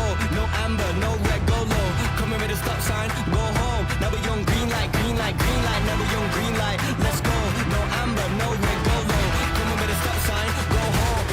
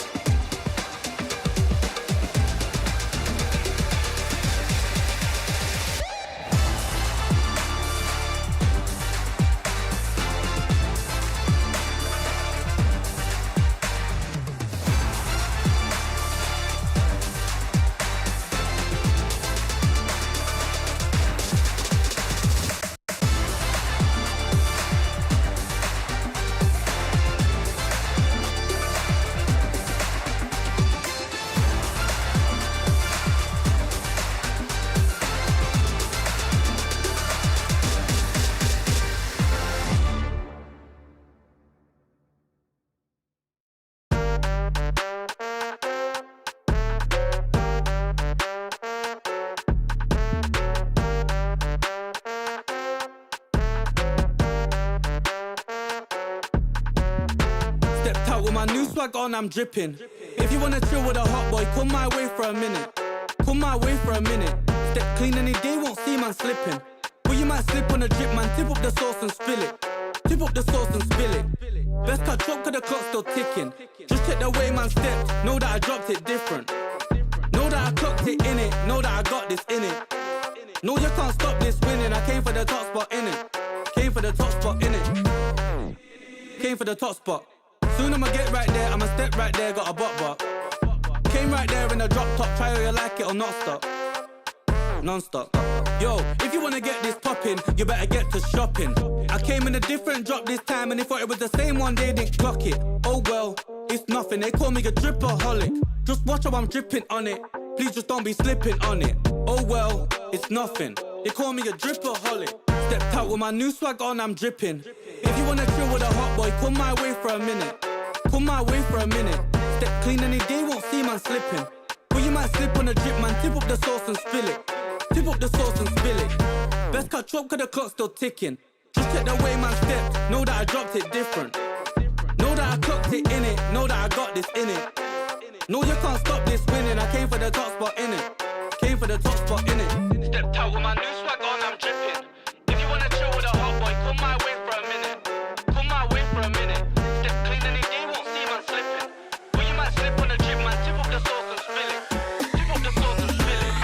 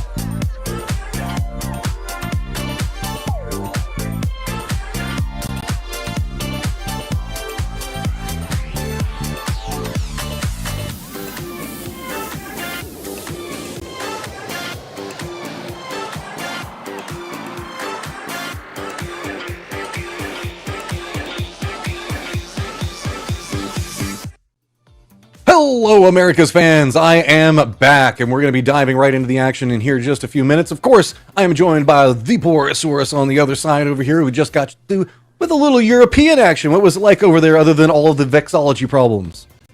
I learned about flags. I learned about Czechia, and I learned that apparently Romania is just goated. That's the things that I learned today. I don't know about you. I mean, it was a really fun watch. Germany coming in tail end of it, getting themselves the big game. Respect there is. It's just been pretty wonky circles since we've gotten rid and kind of made the changes to how the circle selections work. It's kind of gotten a little bit dicey on how everything bounces around everywhere. I like it, though. Love it. Give me the chaos. Give me all of the chaos. Well, you also got to give credit to Great Britain. No wins today, but they managed to collect a boatload of points for themselves. And I have a little... very irritating, yappy, British-sounding bird told me that apparently this roster is just playing everything together this year. So that's. I mean, you could see the payout. I mean, they've to the tune of 51 points. Like that. That is a great day for Great Britain. Yeah, I mean, lean into it. I mean, if it's working right now, keep it working. It'd be interesting to see if how this development, having more Nations Cup style stuff, is going to progress teams and how they interact with each other. But at the top of it, you can see it was Romania. Thank you, everybody that kind of tuned in for the entirety of the break to kind of get idea on what's going on with final scores. Great Britain just a couple points back behind that. Then the drop off into a tie between Germany and Czechia. Then we've got Kazakhstan, France, Austria, and Italy rounding it out. But I mean, right at the cusp line, we still got the 11-point drop down in Kazakhstan. Yeah, that's pretty rough, man. Like, it's top 4 that go on to the big show, and having an 11-point drop off after 5 games, that's pretty impressive. So, and you think about the fact that Kazakhstan got a victory today as well. Like, France has been playing well, Austria's been playing well. It feels like Italy has been playing really well too, but just not getting the placement points that they need. And obviously, this top 4 is starting to kind of separate themselves a little bit. So, it's going to be really imperative on these teams that are trying to make a run to try to do something early tomorrow to try to make sure that these guys just don't run away with it. Turkey, man. Turkey is the one that's drawn my attention. I had a lot higher expectations in specifically this qualification rounds, but Italy, and I believe it was O'Connell, that was just absolutely popping off for them. So good. Yeah, there's a lot to be had over there whenever we're looking at what's going on with EMEA, but we're going to be looking at the Americas now, and it's going to be a little bit kind of like a bit different because we're not necessarily getting a lot of North America. I think we've got Canada, and then after that, it's pretty much South America to follow suit. That's all we need. It's all we need, baby. But it's also going to be a slightly lighter lobby than we saw at EMEA. We're back down to 10 teams. So it's going to make for very slow early games. But once it comes to the late game, and I think that almost puts more pressure on these teams, right? Like, you know that the lobby is as light as it is. There's 6 less teams worth of kill points to have. That's obviously a lot more space to work around. So you kind of feel like you have to do well in terms of placements and getting up there for it to be worth. Well, I've got some more vexology for you here, Poro, because it's going to be kind of confusing today. We've got 3 flags that look very similar. Colombia, you can see that's kind of pushing over that eastern bridge. They've got that map over there. Then if you look over a bit more into the west, the one with the stars, that's going to be Venezuela. So it helps you remember Venezuela stars, Colombia just kind of blank, and then Ecuador is going to have more, as it's going to be just to the further west of them. 3 maps all similar, it's just kind of giving you guys a heads up so you can keep an eye on them. Yellow, blue, and red, a big player in Central and South America. I think it's because like the Pan American agreements and stuff like that, they all chose to like have similar colors. Don't quote me on the history on that one. It's another far western circle with a lot of water in it. Far western circle with only 2 teams in, and when you only have 10 teams in the lobby, like, these teams have a possibility of running into each other early on. So I think that is the absolute last thing that you would want to have happen. Any of these teams that even get close to each other in the early game, unless it's a fight that you really feel like you can win quickly, you probably just pull away. And yes, this is Cuba with Don't Trust Me, as well as Sharpshot. Yes, Sharpshot is going to be playing for the Cuba team. So we got one of the America's historic players coming back into action for Cuba itself. Of course, also Canada is going to have some historic players on it. We have seen the resurgence of K-Mine trying to compete a bit more competitively. He's going to be on the roster, joined by Joshi, Shinboy, and Finna.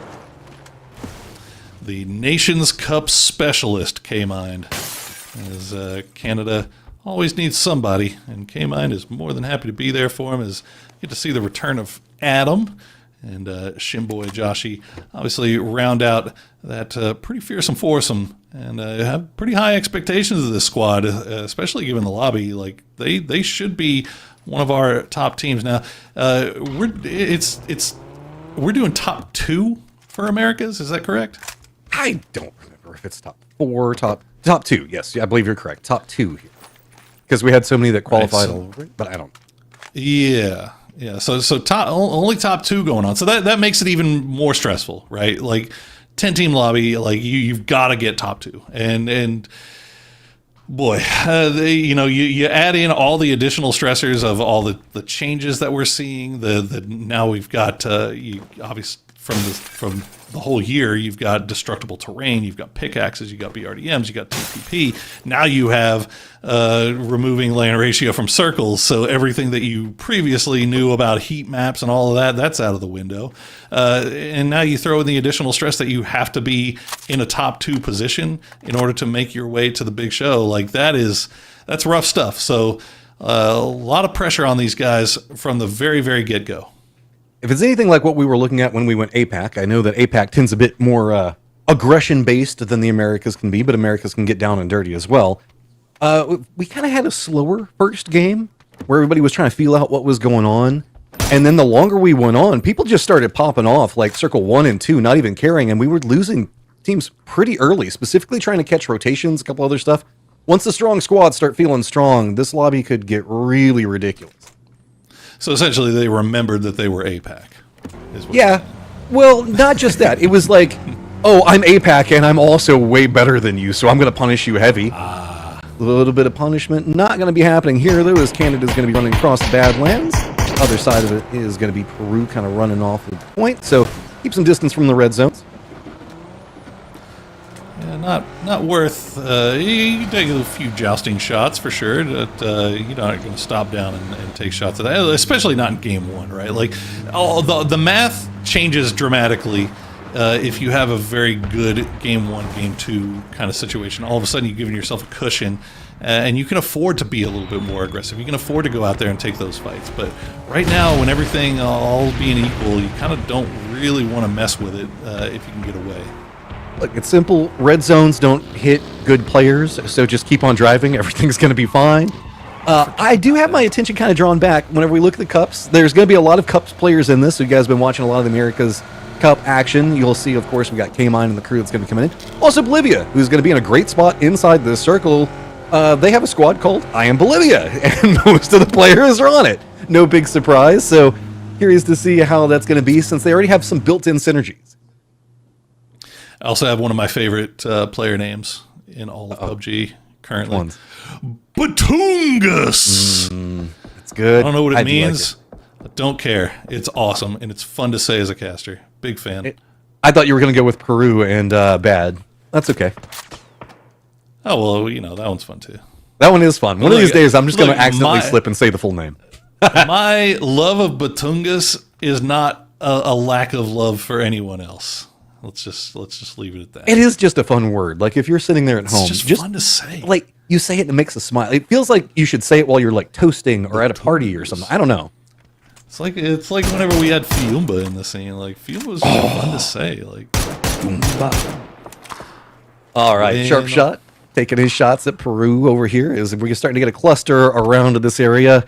Everest, Georgia Pole, they're going to be getting some attention just due to the fact that we've got the bay that's going to be in play for this one, and it's a kind of northwestern circle with a lot of water in it. What else do you want? Play the fields or play something that's big and, like, safe? Yes, play the safe thing. yeah, and especially if you can get there early enough. Which, I mean, 6.5 minutes in, like it's given how there was only 2 teams in here to begin with. There's still a lot of very decent real estate for these guys to play around. You can see what Cuba's working with, just the classic 2-2 split there between Hospital and the strong compound. But they do have Bolivia just off to their south, but they know each other are there. They're taking a few shots in passing, but now all the rest of the teams are starting to arrive, as you see one playing around on the coast. You've got Ecuador on the coast. You've got Venezuela just off to their east. And nobody really in any real hurry because there is so much room available given that there's only 10 teams. Yeah, and, I mean, the circle being highly aquatic, as well as having a lot of planes coming out of Gatka, is going to mean that these teams are going to be a lot closer to each other. So it's going to feel similar, I would assume, once we get everybody into phase number 2, depending on how the next circle pops. I think that that's kind of the eyes that everybody's kind of going for right now. One of the reasons we're seeing a lot of later rotations, there's a lot of rotation paths into the circle, so no need to be scared. You can kind of just roll into it a little bit later, and you have a lot of different options, as nobody's really leaning into, I would say, like gatekeeping or a lot of playing right along the edge of a circle whenever you've got these many players inside the lobby. Everybody's just going center and fighting it out there. Yeah, and your gatekeeping's not going to work as well, right? Because nobody's forcing another team to come into your line. I mean, everybody's got all the time in the world to stop down, scout out, and really kind of figure out where everybody is. So, gatekeeping probably the juice not worth the squeeze. Couple of shots going on between Paraguay. As there we go. We do stay on Georgia Pole. We keep the bay in play, as well as all of Everest. A smidgen of Gatka, so that's going to be the Gatka fields to the west, going to be eating up a lot of space. Bolivia in a great point already, kind of watching that, as well as Venezuela.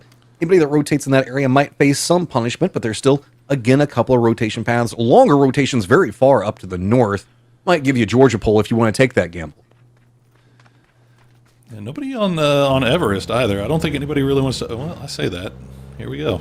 Thank you, Columbia. Well, they will take Everest, and they will be able to scout out from that. And so far, so good. I mean, nobody else really up there. Nobody even really looking in this direction because there are so many good places to play that aren't on the top of the mountain. And you always assume that you're going to have to come down from here eventually, right? So it wouldn't even really shock me too much to see Columbia leave one up there or maybe even two up there and send the other two to try to find a better spot inside the circle. Couple of shots come out. You can see that I love damage. Definitely loves his damage as he took a lot of it. He's going to get rezzed and he should be fine. The rest of Paraguay should be able to rotate around. This is just due to that harassment that we saw over along the western coastline. I believe that this is still going to be encircled. Canada playing position is going to start having a lot more attention being focused their direction. As Everest kind of being right on the edge of the zone makes it weird to rotate around. It does kind of kill rotation paths along that angle to where now you're forced to kind of go Georgia Pole, come in from the north or the northeastern area, or just come in directly from the south, and none of that feels too good. It doesn't, but it's a big factor that we're going to probably beat it to death. But the fact that there's only 10 teams means that you got the space and you got the time. So these things that in a normal lobby, 16-team lobby, 64-player lobby, that would be difficult and kind of put you make you a little uneasy. Those things become a little bit more doable here. As you can see, Ecuador, I mean, they're just kind of stopping down on the hillside. They're getting a good idea of just everything that's coming in from their south side. They don't have to go for a compound. They can play on this edge and try to see if they can take advantage of anybody that's coming in late. And get yourself a crate. Double the fun off of that. I actually really like these compounds over here whenever you get these types of circles because you can kind of come in. There's a couple of buildings that kind of follow that road coming out of Georgia Pole Bridge over on the western side. You're playing right along that, so you have a couple of leapfrog positions. Managed to avoid what's going on with Everest. A lot of safety and security to be had over here. Problem is, if you do end up being gate kept along this Everest line, it's kind of brutal to run through several teams, but you don't have to worry about that in this type of situation. Right now, you just kind of get to play your own style, keep the pacing together, and a couple of players that were playing in APAC earlier today in our lighter lobby said that was kind of a problem. Coming in and just trying to keep warm and stay aggressive is hard whenever you just don't see anybody for a circle to a circle and a half. It's true. You look at, I think that's Honduras off to the east. That's a hard shift over to the west. Okay, a lot of water still in play, and that's going to make things interesting now because you see all these teams that are on the periphery of this new zone. They have to make their way in. That's great news if you're Guatemala, who's on the north side. They've been taking their time coming in, but now they've got a free passageway in. But all these teams that are on the south that are going to have to find their way into South George, the odds that they run into each other are starting to get a little bit higher. How long Colombia stays here also makes this a very distinct game because they're going to have vision on both sides of the rotations. With the way that this is set, we've got that little mini peninsula, triangle that's going to be sticking out whenever we go over into Georgia Pole, like as far west into Georgia Pole as you can go. That's going to be where we're going to be based at. And you're kind of getting a lay of the land over here. You can kind of look out and see it's real open over there. So a lot of the teams are going to be trying to opt for a couple of these buildings, specifically the walled ones, could be providing some level of defense. But I feel like most of the other squads are expecting a bounce away and are going to try to be playing more maybe on that Everest line. But there's not a lot over there. Whenever we look at hospital crates, those couple of buildings that are along the lines in between them, that's about all she wrote. So it's going to now just be a bit of a gamble to come into this because you haven't been able to scout out what's going on over here. You just got to send it. And that's exactly what we're seeing going on now. Columbia having to send it down from the top of Everest. Now, they did have a chance to scout things out, and they actually take a pretty decent path rotation-wise. They do make it past Canada, pull into the hospital, and it looks like they're going to survive for now. The first knock's going to come through, and it's going to be on a TIFO from the Cason. So Cuba down one. See if they can pick one up as Guatemala trying to make that cross across the bridge, but Deke has eyes. I mean, when was the last time we saw somebody getting harassed this heavy crossing the West Georgia Pole Bridge? But this is going to be the focal point. There's so many buildings. We still have like the apartments that are over here that are going to be open for anybody that might try to rotate around that way, lean into crates. But the harassment just continuing to go down. Going to be a little bit of safety to be had around the bridge, and it looks like that's what they're going to try to execute off of. Couldn't quite make it down into that lower pack of buildings I think that they were aiming for. I love how we have the 10-team lobby kind of slow things down in the first place, and then you know what? What if we had a city ending to end things? Let's make it even slower. So we'll see if these guys can get in there. But it looks like our teams that were kind of hanging out on the edges, playing around in the hills, are going to spot out each other. And you see Venezuela actually has eyes over towards Ecuador. Greg Shot, a very notable name in the PUBG scene, playing for Venezuela this time. He's got a squad with him that he thinks can get the job done. The OG GGG, as there are so many of them coming in here. It's always great to come back and like look at these players from past and see the successes that they've been able to have inside of life, as well as like just streaming, playing other games, doing stuff like that. Whenever it comes back down to PUBG, we know that they love it. A lot of these guys used to compete inside the MPL. See how the setup goes, and no surprise, stays pretty centered, still keeps some of the water in play, but Venezuela in a primary position that's going to be so strong. They've got themselves Peru just on the other side, going to be defending them, and Cuba just down below. That's going to set them up for a great endgame. Yeah, not too shabby. You saw Cuba, as you said, have that compound in the middle, but the one problem they're going to run into is trying to find things to shoot at, because I think everybody's going to know to avoid that kind of a line over into that, but you can only do so much at the end of the day as Cuba trying to reposition themselves. A little bit more of a 2-2 split rather than 4 solos. Canada on the move as well, coming in from the south side. Bolivia looking over in that direction, but not finding the angles. I'm a bit nervous because whenever we saw, I believe it was Ecuador that was over on that western approach, they were still pretty close to where the edge of the zone was. A lot of teams are now being forced over there. Specifically, you can see Canada now just going to not have too many options. Takes the shots over Paraguay. That's making their rotate. It's pretty open once we get to the other side of what we're looking at here, and Canada knows this. This is going to be a bold approach where they're going to probably have to deal with about 2 to 3 different teams. Same way as Paraguay is. They're just going to start crashing into whatever little dip that they can find. And, oh, nice shots coming up from Josh. That's going to open up something as Ecuador now having one of their players go down gives them a little bit of an easier pass in. Yeah, I think that was the hope for Canada, isn't it? Is that they can maybe wrap around on this south side, see if they can catch 2 teams fighting, third party that as quickly as possible. But they got to have that stopwatch going on in their head to realize like the zone is pushing right behind them. They're going to run out of time. So looks like they're on the move once again. Colombia's going to run into Paraguay, and Paraguay is just going to try to send it even further. And they're going to find Andresito. He's going to go down. If everything's terrible, just send it. Get something, and that's Paraguay's plan right now. They got 2 up. They lost a lot just to get here. They are right on the edge of the zone, but is it going to be enough? Canada now making their push right up on top of Ecuador. Already has one of their players down yet again. Shots at range going to make it even harder. Venezuela trying to take a piece of them, and it's going to be a 1-2 punch coming up from Whitey as well as QDL. I don't know what you can really do. Is there is just a firing line of squads now set up on the southern Georgia pole positioning. If you're a later squad like Canada, it's just going to be brutal coming into this. Yeah, it looks like Canada might have forced Ecuador to push into Venezuela's line of sight. So, yeah, it's tough down there on the south for the time being. Cuba, meanwhile, have just been vibing in the center. It looks like Guatemala staying alive for the time being. For what it's worth, they've one down into the water. I'm not sure what the play is there. There's just not really a lot in front of you, and White's just got full eyes. Maybe hope that your teammates can force him off, and it looks like they should be able to for now.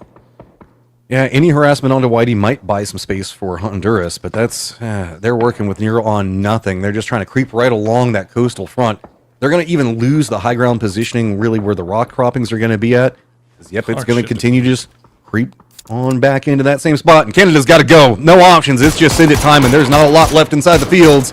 That's one down as Adam's going to get picked off, and you just got to send in, try to crash something. They know they're walking into a bloodbath. Got that initial knock and try to capitalize on it, but unfortunately Ecuador has that hard cover, and they've got a nice little split here. Joshy will take down Maidlesh, though. That might open up a little bit of a door here. As Ecuador down to that one player came on trying to fish with dynamite, but just not finding the knock as our last Ecuadorian is on the move. Rocker just going to keep the happy feet alive and keep Ecuador in this match for now. And almost goes down. I mean, you still have to get done with this firefight, move forward. Bolivia's already setting up to see if they can pounce on it. K-Mine wants to commit into a res. They know that they're probably going to have to push by foot. Joshy hears all the people coming up back behind him. He now knows he's in trouble. He doesn't have a way to really get back over there. The support in the lower ground really can't be provided. Everybody's kind of focused in on Roker and his positioning. So now Bolivia's going to start trying to take a piece of it. Ecuador is going to get eliminated there, but now it's going to be Canada with 2 up, and they still got to go while they have Bolivia right on top of them. And it's not even the 2 that were right next to each other. Shimboy gets taken down by Bolivia, so Canada, 2 solos essentially just completely split off from each other as Bolivia coming in late, perfect timing for them. Joshi just waiting to see if somebody maybe peeks the wrong spot at the wrong time. Batungas dancing around, but not going to find it just yet. Columbia Panzerfaust from the roof, not going to find the mark. And they'll have to continue making their way in. I respect the ambition, though. It was a feisty shot down into, like, trying to go above the wall to hit in. Colombia now rotating in right back behind where we see Bolivia trying to make their rotate. Cuba is going to be trying to gatekeep all of that out. Paraguay also kind of in an odd spot. Looks like they might be pushing along a similar pathing depending on how this goes for Colombia. Colombia at least trying to backstab into Bolivia might provide a little bit of a reprieve for Joshi to work around, but there you go. Sharp shot's going to spot out Danny. That's going to be the knock onto that, and a quick flush to follow. Grenade there from Santahiro. Just falls a little bit short, but that one's going to find the mark onto Kevin. Paraguay does get eliminated in the end by Colombia as they continue to fight their way through. See if they can maybe get Bolivia slipping. Bolivia sends one out here, but they've left three behind. But now Batungas is all by himself on an island. The smoke wall laid down, and Batungas is going to go down. Colombia is just brute forcing their way through, and it's going to cost 2 follow just near instantaneously back to back. Not too many other ways that you can go around. Looks like Gorilla trying to see if he can just sneak in and get to cover, but the smoke going to be dissipating back behind in blue zone. Not going to have a lot. He's going to go down. Nowhere to go. And all eyes turn back into Venezuela as Canada is now rolled up right next to him. Just mutually assured destruction on that south side. Bolivia paying a big price for it as they do take down Colombia in the end, but they lose pretty much everybody else in the process. Venezuela just playing from the hard cover. Canada, as you said, managed to find their way in, but what can they do now as a duo? Venezuela just free crossing this road. That is about as free as you could ever hope for. Just Canada lets them get away with it. This is an interesting push around. I think that Canada might be trying to use the lower section near the beach to creep maybe more around to the north, get some distance from Venezuela. That just opened up an easy path for them. Meanwhile, on the eastern side, you can see Honduras still just trying to push their way in, and it is hard set over here. Peru is going to be gatekeeping on one side of it. Where do you even really go for this? It's just gotten really messy. As Guatemala up to the north of this trying to kind of keep an eye on what's going on over here, is Venezuela just being the beneficiaries of the circle, and they are just putting their foot down on everything around them. Yeah, credit to Guatemala for keeping everybody alive. I thought they were pretty much dead to rights there for a while, but they've managed to keep 4 strong and playing around those cliffs. See what they can find some kills as the game gets into its next phases. Canada could just backfill Venezuela, but they just don't know that Venezuela's left yet. Now they might have an idea. Venezuela will spot out Sharp Shot. That's going to be him going down. That's that eastern front where everybody's kind of stacked up. Hearing those shots coming out, and I think paying attention to kill feed means that Canada's managing to sneak in right back behind it. Peru, though, coming alive. It's going to be Verhoffer. He gets a knock onto one. And I don't know really what you can do over here, as Honduras just doesn't have a path in. It's like open streets and smoke's about the only thing that they're getting over there to try to run in. And what, 3 different teams kind of keeping an eye on them? Yeah, it's been tough for Honduras having to fight their way in from that eastern side. They probably are just sitting on very limited utility at this point. You see the smoke still going. They might be able to get one player back on his feet, but nope, they're going to get absolutely roasted. Combination of Cuba and Peru will take care of them as we check back in with Venezuela. They've got a compound dead center circle, 3 kills to their name so far. I'm kind of scared right now because Venezuela has a stack of DMRs and some hefty sniper rifles just waiting to unload. This is getting closer range by the second, but Venezuela's shift into this position means that there's going to be some wide open territory around them that they can really exploit those DMRs, but they're going to have to keep their head on a swivel and really keep control of the territory around them. Depending on how they're approached, they might get pulled apart into too many different directions. Guatemala up to the north, you can see, is really trying to encroach in, and back behind them, they still have Canada, Cuba, as well as Peru, and there aren't the cleanest of sight lines. Oh, K-Mine gets knock onto one, but it's going to be Cuba's player off in the distance. Liam Mazzino will be dead here, not going to be able to get rezzed there. I think everybody just kind of waiting to see where this circle goes. Like Canada and Guatemala just hoping that they don't have to cross this road just yet, and there you go. They're not going to have to. But Peru and Cuba will have to push their way into that tower defense situation that Venezuela has got set up. And if Guatemala can find themselves some good lines of sight, they may be able to pick up some points off of this as well. Guatemala running yellow on top of their flag keeps kind of making me think that it's a Venezuelan. Like you see the Venezuela flag, it's the same color. I almost keep thinking that somebody's creeped down over there next to them. Don't get baited like me, chat. You guys will be fine. Realize that Venezuela's got this position on lock. And this is that open territory I was talking about. If this continues to go center, they're going to be able to just absolutely unload on anybody that's trying to cross this. So it's going to be about how many smokes that you have left. And this has been a lot of building-to-building crossing. That costs a ton of smokes just to get in position, even at this stage.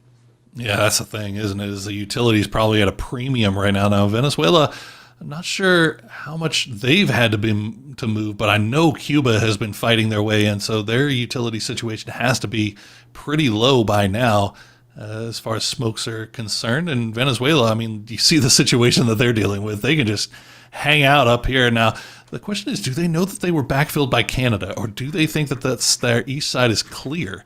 Because Canada could cause some problems here if Venezuela's not expecting it.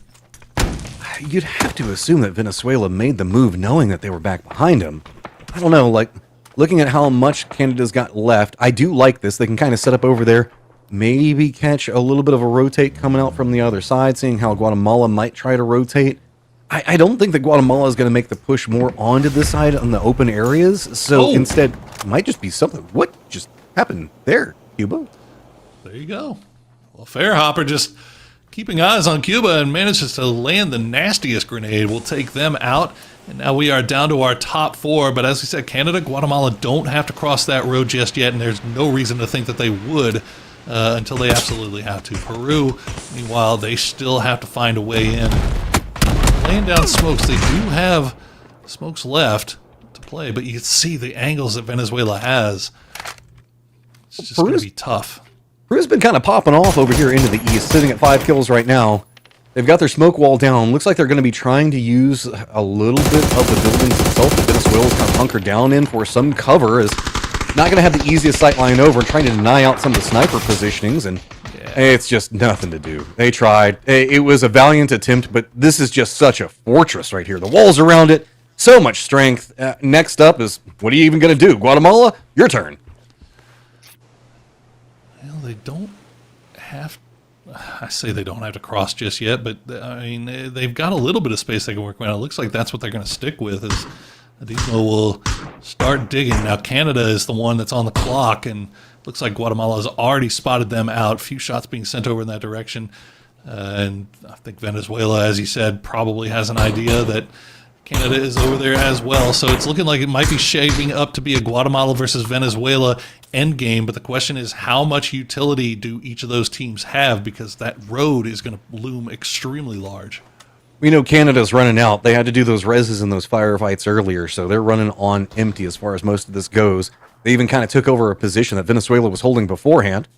Might be able to get a couple of smokes across this one, but it's going to be about all she wrote after that. And you can see that there's not much to be had. And I guess maybe if they get next to the tree, there is the recessed hill. That's kind of hard to shoot if they lay down on. But, I mean, you can see Venezuela's already setting up, expecting them to make the cross and go for that position. Oh, Whitey just stops K-Mine in his tracks. That dream is dying quick. It's not even going to let them take a shot at it. They set the smoke wall. I mean, it was always going to be rough. I mean, between Venezuela and Guatemala has sight lines on that ridge line as well. So, I mean, that was the best that Canada could really hope for, is trying to go for that ridge line. And in the end, they will donate that last point over towards the blue. And now it is the straight 4v4, Venezuela versus Guatemala. How well is Venezuela set up in this tower to defend? Venezuela's kind of on the edge of this if we look at it. We're going to be aiming in for a center dot positioning. Venezuela has a couple of buildings that they can use for cover into a better point. You can see that it's Guatemala trying to play this little bit of a ridge that they've got to get a couple of peak angles. See if maybe they can set up a couple of crossfire positions. It's going to be hard, especially giving the firing lines and the elevation coming out from the other side. But Guatemala realized that there is an opportunity here. And oh, Rex, if you can get into this point, oh, you've just established a foothold. You can now defend the rest of your squad up. And I think that Greg shot read it. Good, and he's going to land the molly too. Oh, Nate! Nate! Take a lot of damage, and in return, he might go down to his own Molotov, and he does. So QDL will try to get there as quickly as he can, but it looks like Guatemala going to try to capitalize as quickly as they can. Rex going to go down as well, though, to the Whitey Molotov, and Whitey will flush him out. So now Guatemala, the rest of the team, has managed to get across the road. Nade gets Greg shot yet again. This is just stalling out. The more that we see Venezuela have to go for the reses back onto Greg, it's slowing down the pacing on their defense. Guatemala on the other side of it, finding some more, setting this one up. It was an uphill battle for Guatemala, but they still have 3 versus 2. Whitey on the other side. Spots it out, goes for the shots, does connect, and gets the knock. That's a massive knock, and that's going to be a 2v2 now. But Guatemala has done the hard part. They've got a C4 as well. Is he going to drop it on the building? He is. Trying to see if he can maybe force Whitey to move away from his hard cover. Guatemala might be able to get this res back here as Whitey will take the shots into his back. He's going to push this. Aggression, I like it. He's going to go down, though, and Guatemala gets the win.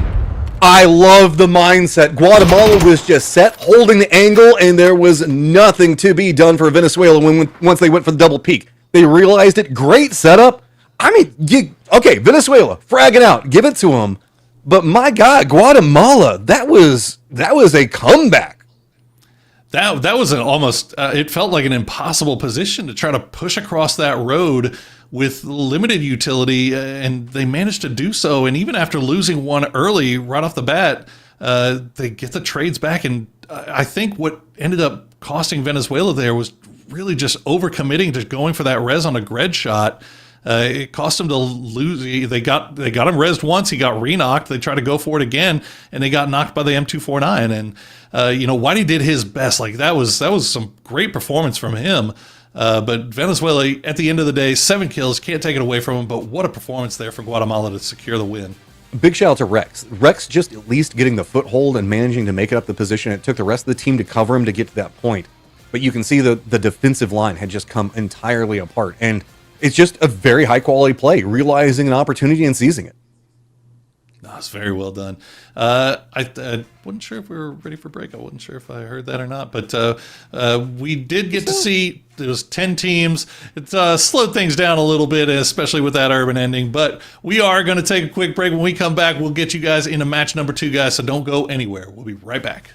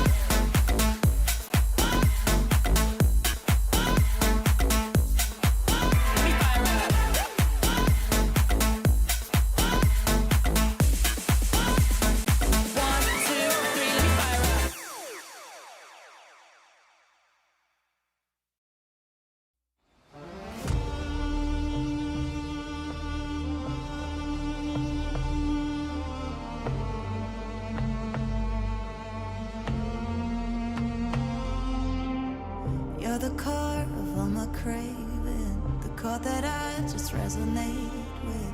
I'd rather die than let it fade out. 'Cause you make my night a little brighter, the heavy days a little lighter. I'll be with you down to the wire. You are the spark to my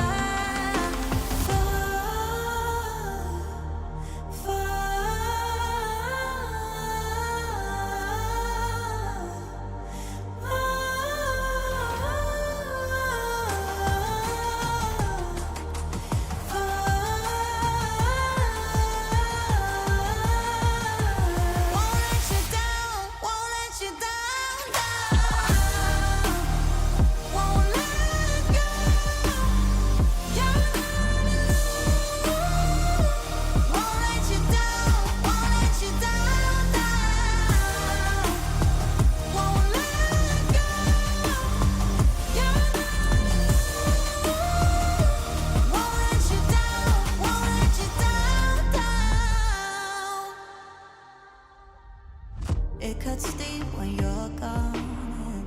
I can't sleep 'cause my head song is keeping me awake, keeping me away. You make my night a little brighter, the heavy days a little lighter. I'll be with you down to the wire. You are the spark to my fire.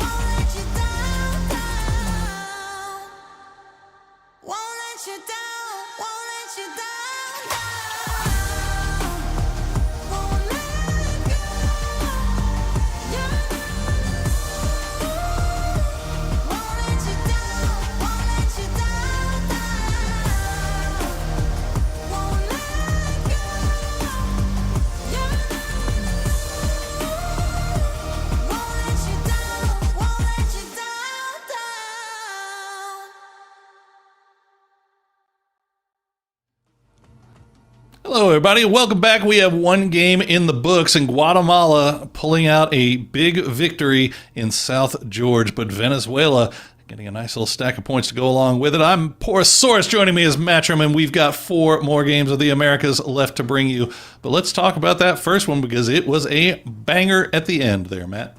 I mean, when was the last time we saw a South George ending, specifically over into that area? I think it's been a few years. It's pretty wild over there.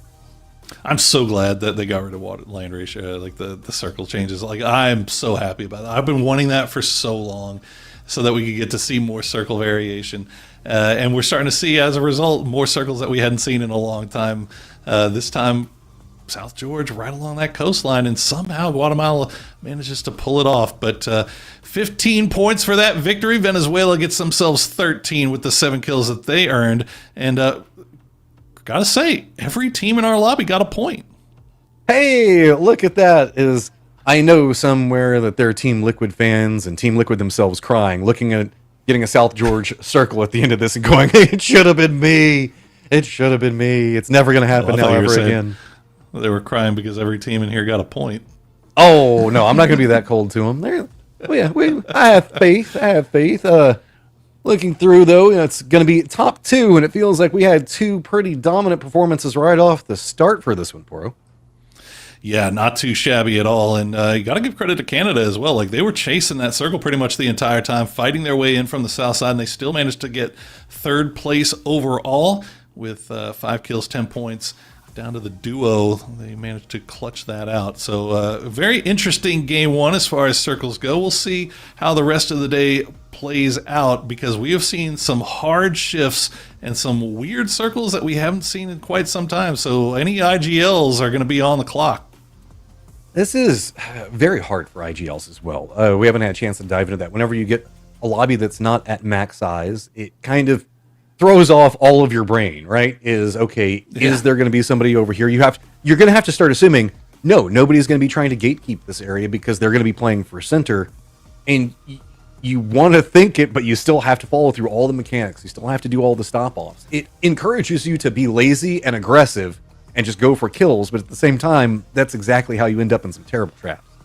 That's true. You gotta maintain that discipline, right? You gotta maintain the discipline of acting as though this lobby still has 16 teams in it now. So that means doing your scouting, clearing every house, every compound the same way you would as if there's somebody in it. And I think most of these guys know that. And it's really just once you've gotten through the nuts and bolts of how to set up for something, it's just trying to be aggressive after that, right? Putting yourself into the position to where you can start being that team that starts to 3rd party and 4th party all these different squads. But we are in match number 2 and we're ready to go, and we get about the most kind playing you could ever ask for. Yeah, we have been seeing this on this map, that it was pretty nice. Our first circle was game number 2 over in APAC, went all the way down Songam was just barely inside the circle. It was so far to the south. So see if we get any more of that craziness kind of going on. Is everybody should have easy drops. We might get a couple of people fighting over some vehicles maybe in the middle of the map, depending on how it goes. But I wouldn't expect it to be too heavy. Just depends on how aggressive you want to be, and it doesn't look like anybody's want to take those risks early on. Even Guatemala.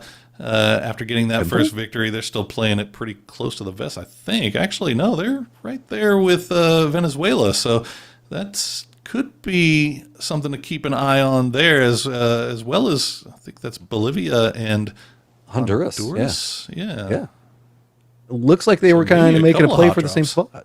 I don't know if it's a hot drop or if it's like a lukewarm, where we kind of wanted this and we're annoyed that you're here kind of thing.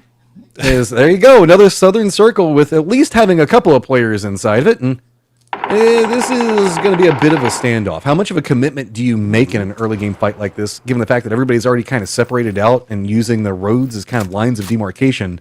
I don't think that anybody's really wanting to go for a big push like this too early, but Venezuela's got some points to play with, maybe. And they don't really need to either, right? Like you can share this pretty easily, and I think Guatemala will be. Batungas. The one tap on a Rommel, and now Honduras in a little bit of trouble because they've lost one, and now they've got one more. Batungas, you got another bullet? No, believe in yourself. believe in the you that believes in, or believe in the me that believes in you. I wanted you to see it, get it, man. No, instead they have a different strategy. They're just going to send Kevin over here, and it is just running people down. Looks like at least one vehicle has been picked up, so it's going to be a bit harder. He's got to hit him in the air right as soon as he makes the ground fall. Ooh, Kevin hits it. Oh, can you flush it as well, though? That's the problem. Just single tap, tap, tap, tap. One more.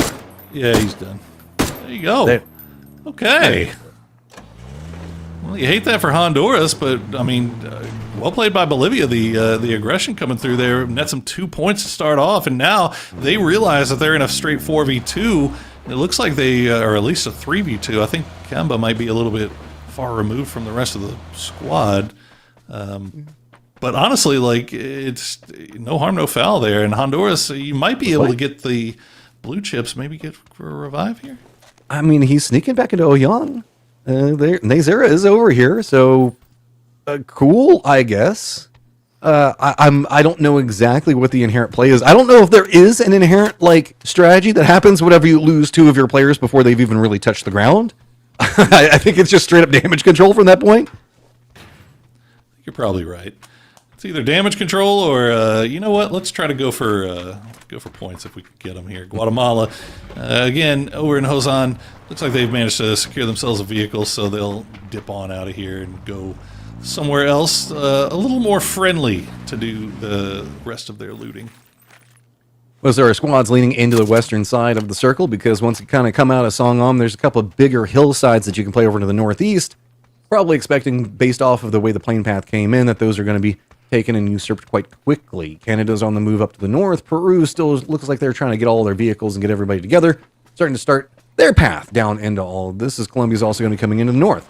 Bolivia, I think that they want more. They know that there's somebody around here-ish, but they don't know exactly how this has all gone down. They don't do know how close. They want to get it. That's true, they don't. But it's a question of you're right on the edge of circle. How much time are you willing to devote to this? Right, like you have an opportunity to get a foothold in better. And it looks like Nazera is just camping out the revive station, and that might be the play here, is just leaving one behind to camp that revive station. But if you're Honduras, there's no way you're going for that, right? I think that he even got the blue chips, and Nazera sees it, and it's going to be down to just one as Bolivia living their life. Assuming that maybe somebody else could be after him, but nope, just the solo coming over here, playing around to see what's going on, and that's probably going to be the recall from Bolivia, I would assume. Yeah, I would think so. And if you're Honduras, shake it off. It's one game.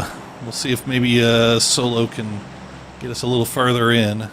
But other than that, what can you do? You don't have drop maps, or you have not as good of an idea of where these guys are. And as you said, you lost 2 before they even hit the ground. So it's an outlier type situation. So hopefully you can shake that off. Don't get tilted. Move next.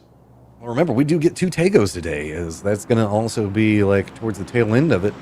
And a lot to be learned, and definitely something that we're not looking to see replicated is you have Paraguay over here with some friends just up to the north. I believe it's going to be Ecuador that's going to be chilling over there. Oh, no, who is that? Ecuador? You're right. I think it's Ecuador. Yeah, I think you're right. I think that is Ecuador. And they are aware of each other. Paraguay, doesn't seem like they're too overly concerned about it. They don't really feel the need to move. They'll just continue playing on the south side of school. They'll let Ecuador continue to do what they're doing inside the school. Now, the question is, does Ecuador decide to get a little bit closer here? You see that one player, can't quite make out the name, against the gray. But, I mean, this is a great spot for both teams, really. Before you guys get on to us, chat, we actually have, a lower bit rate than you guys do. So it's a little bit harder for us to see the gray on white because it gets a little pixely. So don't hate on us and be like, well, I can see it just fine. Yeah, we know that. We know that. That's on me. I'm sorry. It's kind of hard to do sometimes. I couldn't see it either. So, but we also have old man eyes. So who's to say? Honduras. That is what you got. This is a goal. I mean, I feel like Honduras is taking this personally. They really want to get something out of this. Macadamio. Really? I mean, he is taking. I feel like he's wanting to see if he can maybe get one, or at least maybe go for a blue chip. I mean, I think that's what you got to be thinking right now if you're Honduras, right? Is like maybe we can get the blue chips, and Bolivia is just like reading that like a book. Like they know that that's what you're going to do. That's the only option you really do have outside of just playing as a solo. And you know, when there's 37 alive in the lobby, like why would you commit to playing a solo if you think you can get the blue chips back? Well, Bolivia's just got this camped out. They've got all day to do this. No pressure.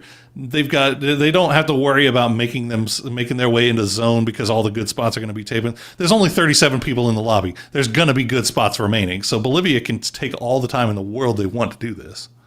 I'm saying somebody's got to be summoning their like inner Admiral Akbar right now and just be like, "That's a trap. You have to know it's a trap. It's gonna be bad." But there's not much else to do. There is, because we are playing this map twice, so there might be something to just getting some vengeance back. Like with my last breath, try to get a hit onto it. It looks like he might be trying to make a move over to go for the recall. Are we going to see Bolivia commit, or they're already starting getting vehicles? They might have just said, "Okay, the blue zone's here. We're going to go." Maybe Macadamio is managed to wait him out, and that might be how it plays out. We'll see where. We'll keep eyes on it, though. Songam looks like it's going to be dead center circle. We do have a little bit of water still involved, but a lot of playable area still left for these teams that are coming in late, like Bolivia. Paraguay already hopping in vehicles. Looks like they're going to head down south, knowing that northern part of school is occupied. Cuba looking to spot out Colombia at range. That's just mostly going to be peacocking more than anything, I would think. And pretty much saying, this is our territory, you go somewhere else. The setup's not going to be too crazy for most of these teams. There's plenty of space to play from, and it's really just about making sure that you can regroup properly and pretty much how much you can scout for the next move. This is one of those circles that whenever you look at a lobby this size, we don't have the crazy water that we had in the last game or anything else. It's more just about making sure you're coming into some type of information, because this lobby is so quiet. Like, so few people are shooting. Most of the cars are going to be hidden. You're going to be coming into this near on blind, so you need to come in slow and steady and make sure you know exactly where you're going. Otherwise, it is going to get punished hard. Yeah. I do like this from Paraguay, though, just using the craters created by, I think that was a red zone. Looks like a red zone crater. It's big enough to be a red zone crater, but playing from that hillside, keeping eyes on everything that's kind of happening around them. Using this high ground as best they can. They're taking up a lot of real estate, and they should have a lot of information about what's going on around them. You see Canada just off to their west, but I don't think Canada will be looking over in this direction anytime soon. Trying to dig their way all the way over to Canada. It's a long trench. It's a long Yeah, trench. I'd have to go there, but Cuba just doing some peeks around. As most of our teams, if we can get a quick look at the map, see how everybody's starting to set up, because most of them should be starting to get in. Ooh, an emergency pickup being called right on the outside of it. Might have been what Ecuador was trying to keep an eye out for. These are just some Hail Mary shots, though, really. That might be Colombia. I'm not sure who it is pick up. But either way, they're getting shot at from Ecuador, but it doesn't look like anything's going to be falling on top of them, so they'll be able to completely reposition, whoever that may be. But Ecuador still hanging out on this western side. Meanwhile, the last player left alive. Oh, even if you got the blue chips, you got to stay alive. He's got to send it somewhere. The UAZ will survive for now. So Macadamio will continue to make his way on, but no, Sharp Shot's going to be the one that gets him, and Honduras is eliminated. Yeah, I mean, you don't want to say it's to be expected, but it is to be expected. When you lose two people that early, there's just not much else you can really do about it. Trying to see how the rest of the circle is now set, as Songam feels like it is the focal point. Most of our team's going to be playing off the side. Bolivia and their later rotate going to be tailing over into the east. Down to the south, though, nice little rotate in set up for our Guatemala boys, as they should be able to rotate in. They do have a couple of dips that they can play in front of them. Most of the other squad's going to be pretty comfy. It's just really Peru that's going to be over in the east. Bolivia as well as Guatemala that's got to find somewhere to play.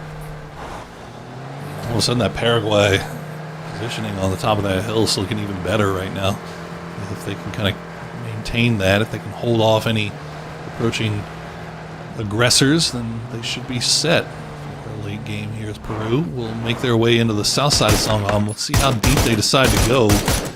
There are still, as you said, a number. Santi.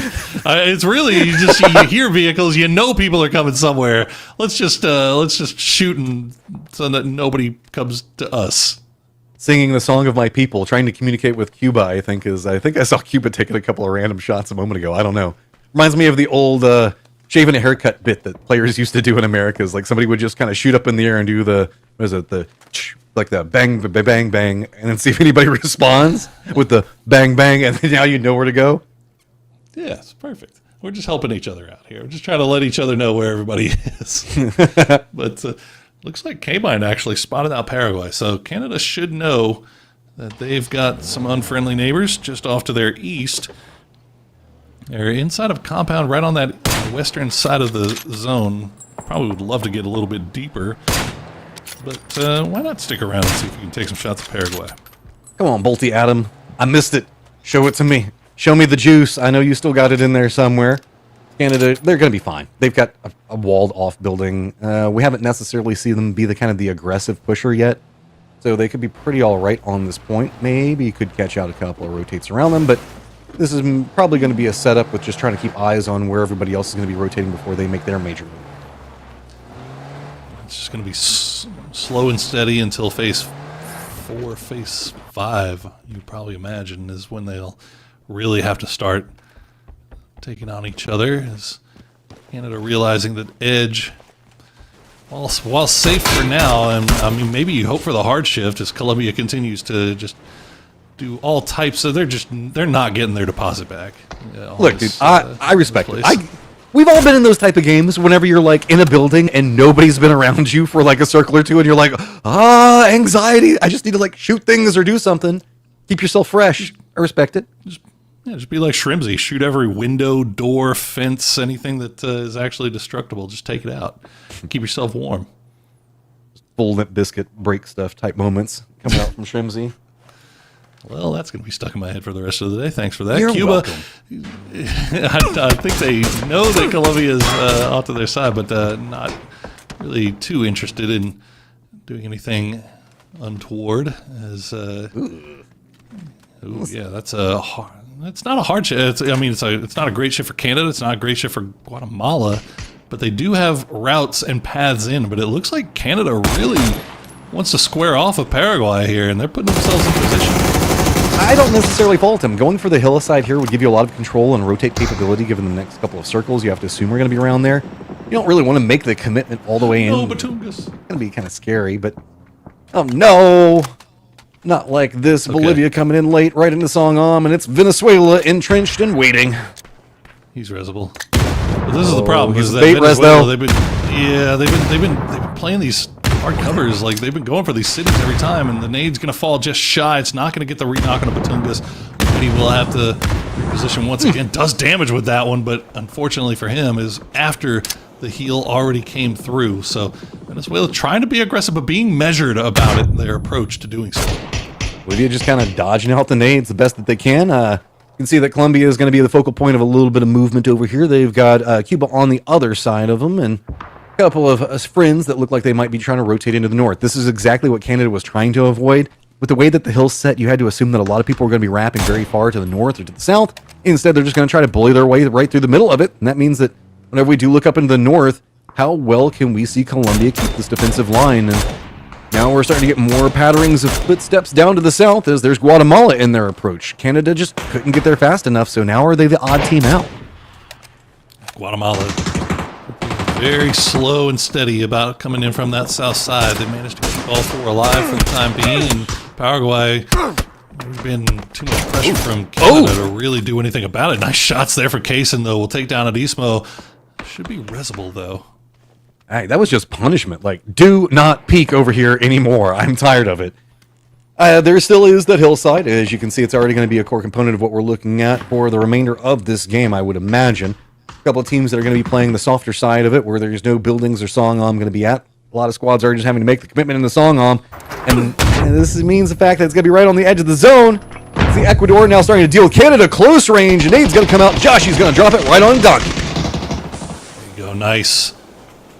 utility usage there from Canada. Rocket going to try to get up here as quickly as possible, see if he can get from the flanking angle, but unfortunately his whole team is being taken out. K-Mine going to find TZZ X8. It's a flush as well. Rocker has cover. We'll try to provide some smoke support, but you see Paraguay now has an angle on it as well, so Ecuador in a world of hurt. It's so hard to make it up this hillside, but if you can get there, then you'll be rewarded as having a phenomenal position to play. Roker, last one up, nowhere to go. Ecuador is now going to be eliminated. Canada going to find those kills, but they're going to put themselves right into Paraguay's path, or I mean, maybe Colombia's. I don't know. As the new circle pops, that blue zone's going to be hitting way harder. They need to get out of it fast, but where, oh, where do you go? Because every single angle is now firmly defended. Hopefully, Canada should have a read that Rosito is the only one really taking shots at him from Colombia. And Paraguay, meanwhile, has just reset themselves perfectly on the top of this hill. They have the edge of zone as well, and now Guatemala is going to be drawing their ire as Canada will try to reset as quickly as possible where they're going to go next. No matter which direction Canada goes, they're going to be third-partied, maybe even fourth-partied. Guatemala kind of feeling the same thing. Peru going to be on the other side of them. No easy path. Paraguay's been kind of the focal point for a lot of these squads, but respect where it's due. They've been holding it, using that hillside, kind of fighting off against everybody, stalling out a lot of these teams, forcing that firefight with Canada just a little while ago. But as the longer this goes on, the attrition's just going to continue to mount, and Guatemala feels like they're starting to crumble underneath it, but there's just too many people taking shots. And here comes a full push coming up from Peru. They had to go somewhere, didn't they? And they're going to push right into Guatemala off the back of that first knock onto existing. And Adismo is going to go down there. Nice shots from Clausera as they're taking damage, but they're not taking knocks. Peru cleans up Guatemala. That was confident push. Now they're putting themselves in the sidelines of Paraguay. Paraguay had to kind of keep an eye on what was going on over there. Canada's just going to try to send it through it all. That's about the best you could hope for. Adam's going to go down, get flushed. How many more from the Canadian lines managed to make it into safety? It looks like they have managed to at least get to the top of the hill. They've got to be careful. That's going to put them in a lot of crosshairs.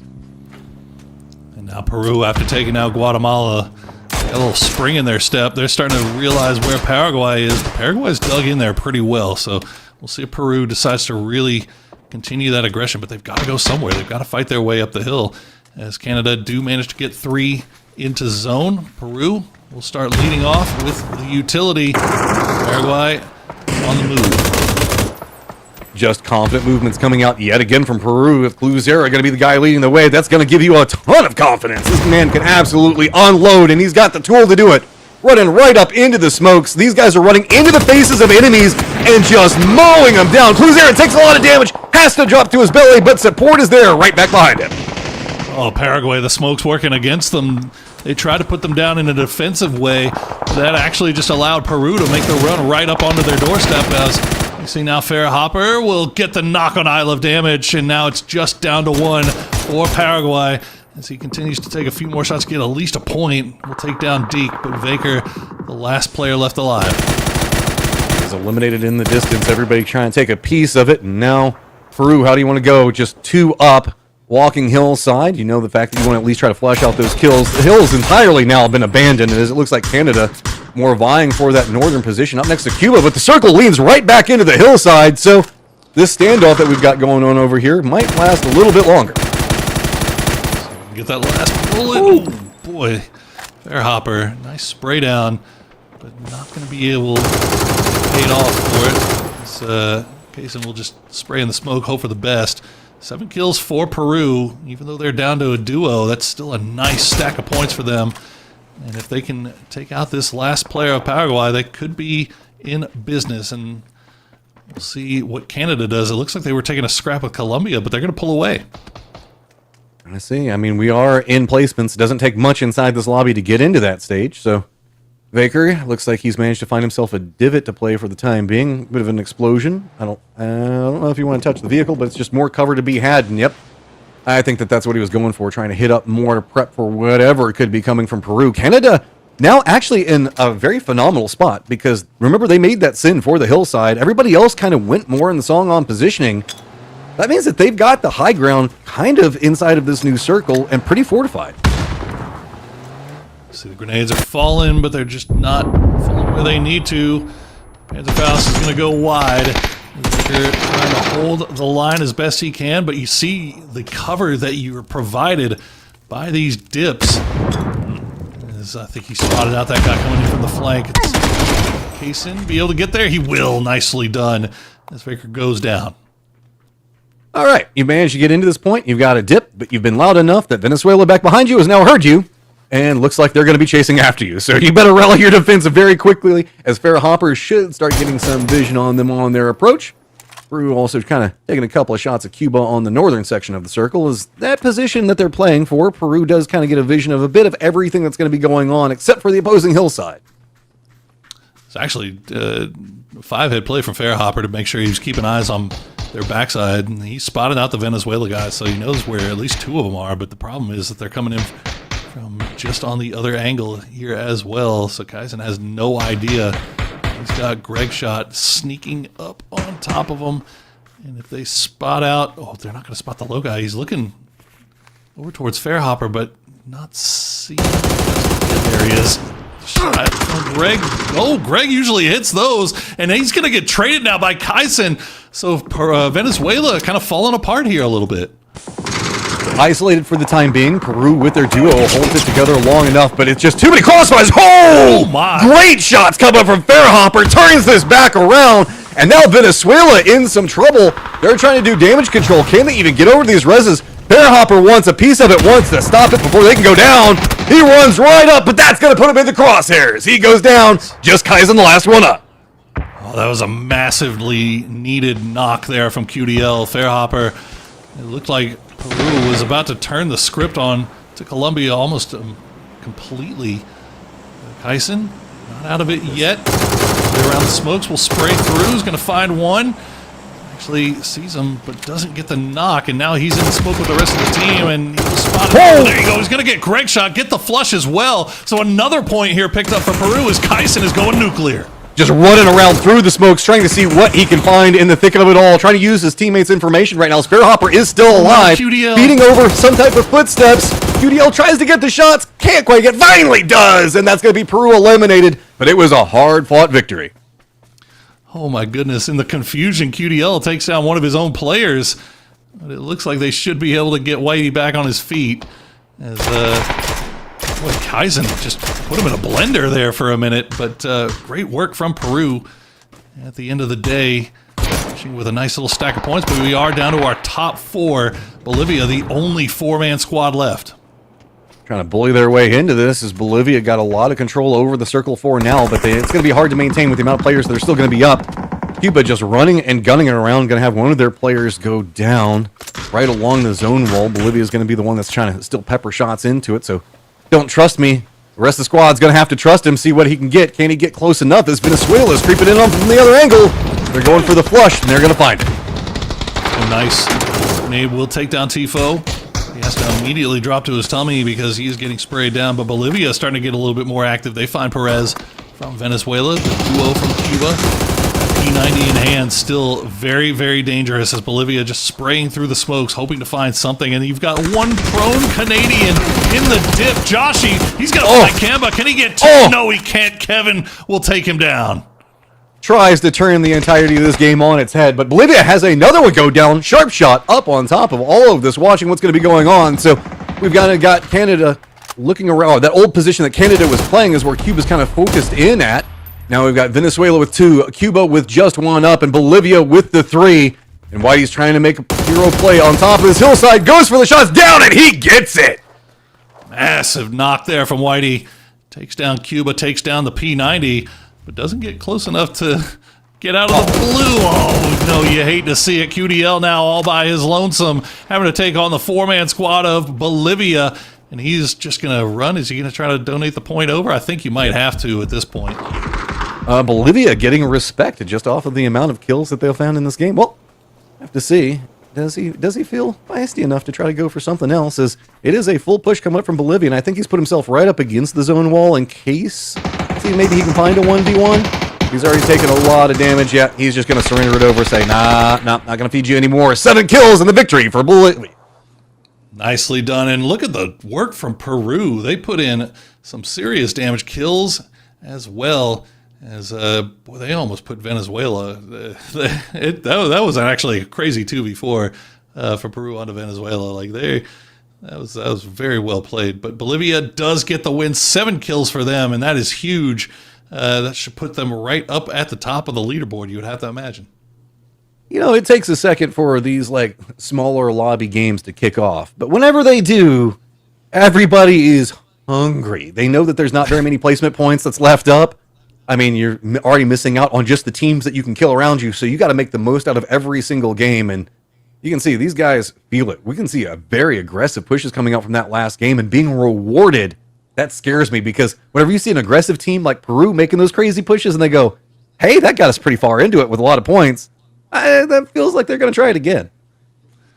And you look at a team like Guatemala who got the win in match number 1, but 0 points in match number 2. So that kind of leaving that top 2 up for grabs. But that's why we play 10. Right? The thing isn't done after 2 games. Like, there's still plenty of time to turn the ship around just in case if things didn't start your way. Well, I think that we are ready to jump into a break. That was game number 2 done. We've got game number 3 on the way, and we will see you guys in just a few minutes.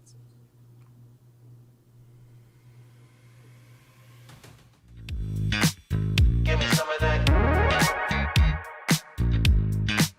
Give me some of that.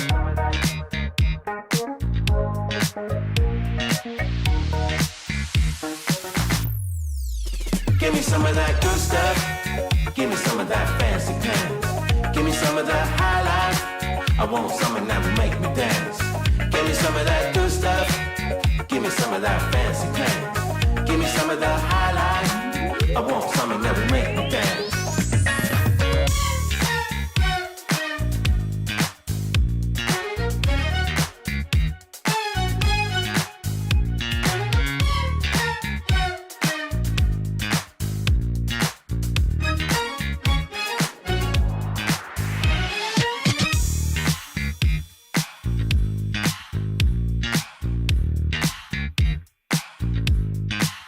Give me some of that.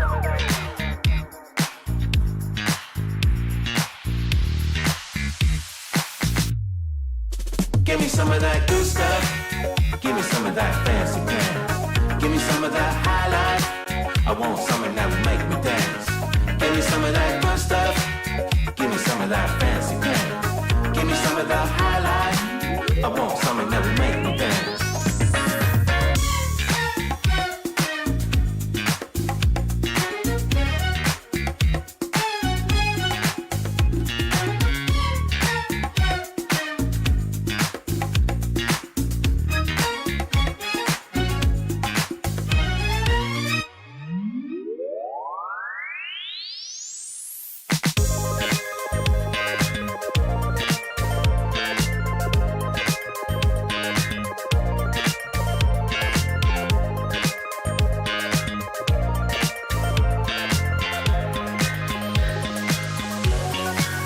Give me some of that good stuff. Give me some of that fancy pants. Give me some of that high life. I want something that will make me dance. Give me some of that good stuff. Give me some of that fancy pants. Give me some of that high life. I want something that will make me dance.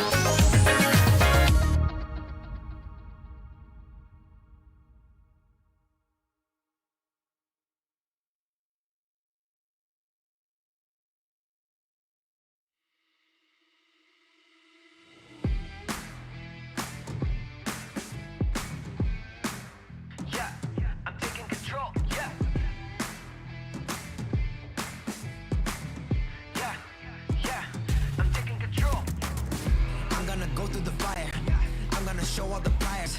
I'm gonna stick to the plan. I'ma show everyone how I built an empire. Hands always close to the gun. When the challenge arises, I come. I'm not one to just get up and run. It's my task, I don't rest till it's done. Better know that I'll be taking that control. Yeah, yeah, I'm taking control, yeah. Better know that I'll be taking that control. Yeah, yeah, I'm taking control, I'm taking control. Better know that I'll be taking that control. Yeah, yeah, I got that control now.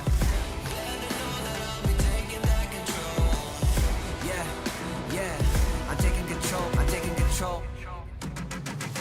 I'm gonna take that control. I'm just replaying my role. I'm gonna take all the souls of the ones who be standing in front of my goals. I'm creeping up like a ghost. no one can even come close. I'm ready to go in a charge, and you better know that I'm bringing the force. I'm on the hunt, I'm a champ. I got the squad as my fam. Summon my foot, I'm like blam. Play me that tune, it's my jam. I'm gonna reach my potential. We are back. We're just rolling through these as fast as possible, and I love it. Definitely not because I'm at like 12 hours awake at this point and have been casting for 10 of them. Nothing along those lines. It'll be okay. Come on, soldier up, buddy. You got a This is full fun. day ahead of you. Yeah. Exactly. No, hey, 3 more games to play. So 3 more opportunities today for these teams to make their mark on this leaderboard. Again, we are fighting for those top 2 spots alone. So every point is going to matter, which is why you see teams donating points over to the blue, because they know that could be the difference between making it and not.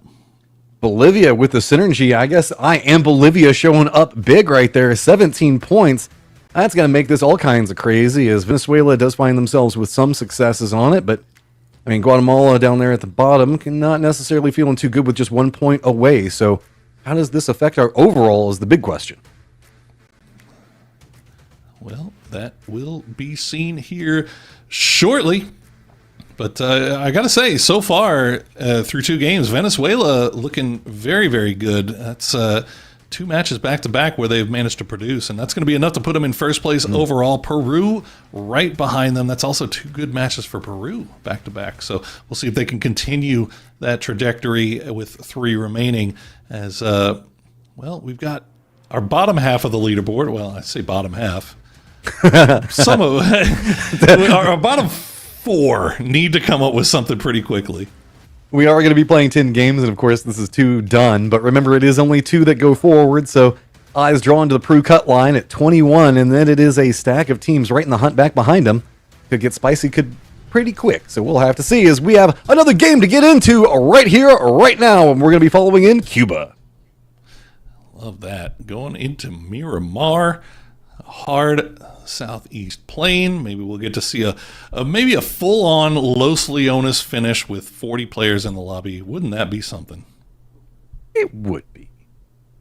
I would be fine with the Los Leones. Every time I see Los Leones, the first 15 minutes, maybe you could go make a sandwich or something, but the last 15, banger. Yeah, that's true. I mean, maybe a picado. I love picado finishes. We don't get those enough. We don't get enough. Casino firefights are so good. End games at Pecadoo. Obviously seen a lot of picado because that's Hot Drop Central in live, but you don't really get to see it too much late game. Here, I don't see picado late game anyway because I Hot Drop picado, so I see the first 30 seconds of picado, and then it's on to the next. Colombia and Venezuela right next to each other, so going to make the flag a little bit dicey for everybody that's going to be tracking. You can see that Canada also going to have some friends. It looks like they were kind of thinking about going down to the south. It's going to be kind of stripped away from them. See if there's any more. Maybe a couple also going on with Paraguay as well as Cuba. Up there is a lot of jockeying for position inside this Miramar. Terra, okay. Bolivia, kind of get your choice of where you'd like to play around there, but 100% playable circle means that the likelihood that we see any of these guys running into each other early on pretty low, as most teams will try to make it into that late game. Again, we'll try to see if you can at least get to C4 or 5 before really committing hard to any scraps. If you can get out of it and get to the late game, that's probably the better course. Bolivia running a wide split to get their loot in the best situation as possible. They have inside track to pretty much whatever they want, so a little bit weird for Bolivia as they're going to find themselves with prime position to go for whatever, and now it's going to be more of a defensive game. We've seen that Bolivia's strengths often are played whenever they're kind of pushing into circles and how they play around it. They can kind of unleash some aggression on it. Now we're going to have to see a little bit of a flip side on that and how the defensive row comes up for Bolivia. Yeah, it's going to be interesting to see how Venezuela, how Guatemala plays. I mean, all of our teams, Canada as well, teams that kind of will go into the first circle. They'll still hang around on the edge and just wait and see if any hardships come their way. But then they're playing edge, but they're not playing an edge style of play, right? Like they're playing the edge but they're not hunting kills. Like they're trying to stay on that edge and scout out where the next move's going to be. but they're not doing it in an aggressive manner, right? It's just trying to get to late game. This is near on nobody around right now. Is just trying to get in Peru fighting position early. Look, Hopper, he does the shooting. He don't do the driving. Okay, he's just got goals. As I'm still astounded by that shot that he managed to hit in the last game. That was really good. Yeah, he just kind of winged it a little bit. It's fine. Nobody's mad at you, Hopper. Peru's doing pretty well here so far today, and I feel like it's being hard for them. Oh no, never mind. We weren't going to scrap, but now apparently we are. Paraguay and Cuba gonna run into each other, and now Tifo's gonna go down, and now all of a sudden Leo Mazzino, the last player left alive, Paraguay, is managing to collect here on a rotating Cuban squad. Reinforcements coming in from the other side of it as well. I love damage, about to be able to unload a massive amount of damage, just goes for the spray in through all of it in the sandstorm. That was dirty. Not in the sandstorm. That was nasty. Okay. There you go. Paraguay and Cuba goes down almost immediately. Only 4 minutes into this one. That is not something that we would have expected to see out of that squad. That is a big squad kind of taken down early. Rip Gold Morado, you will be left behind. Chilling back there is, looks like most of our other little dust-ups have kind of cemented themselves, got some distance away from each other. Canada, I think, looks like they're trying to regroup a bit more, maybe trying to get their loot a bit better off. I don't know exactly how they ended up all considered. Looks like it's well enough. That's all you can really say. A couple of stuns, but add them on the hunt for more. Just got to make sure. Look, if you got all this time, if you got all this time to loot up, you might as well take it, right? Like, take your time, get the heals, get all the utility. You know how important utility is at the end stages of these games. So take your time, go ahead and loot up as much of that as you possibly can before making your way into zone. Looks like that's going to be the play from Canada here. Yeah, they were trying to go for the Chumacera drop, and remember that they had somebody get a little bit ahead of them, so it's just been kind of damage control coming out from their side. So can't fault them too much. It's just more figure out whatever will work for you at this stage and get as much as you can get, while also trying to get a pretty decent spot inside the circle. Bolivia's decided that this is going to be their home. They want elevation, they want distance, and they want to be able to shoot things. You want to know everything that's going on around them, too. And looks like Batungas is going to be the one up there scouting around, seeing what sites are to be seen. I don't know where the other duo is for Bolivia here. I imagine they're not too far behind as we check in with Guatemala, making their way down that scenic coastal highway. I believe this was the squad that we saw go for Chumacera. Don't quote me on that one, though. We'll have to see how their approach comes in, as they're going to be coming in the circle in just a few seconds. So I believe that the pathing ahead of them is going to be pretty open for the most part. Tunga's spotting out one rotate, just taking a couple of shots to let them know that somebody is going to be around here, and that's about as far in as they should go.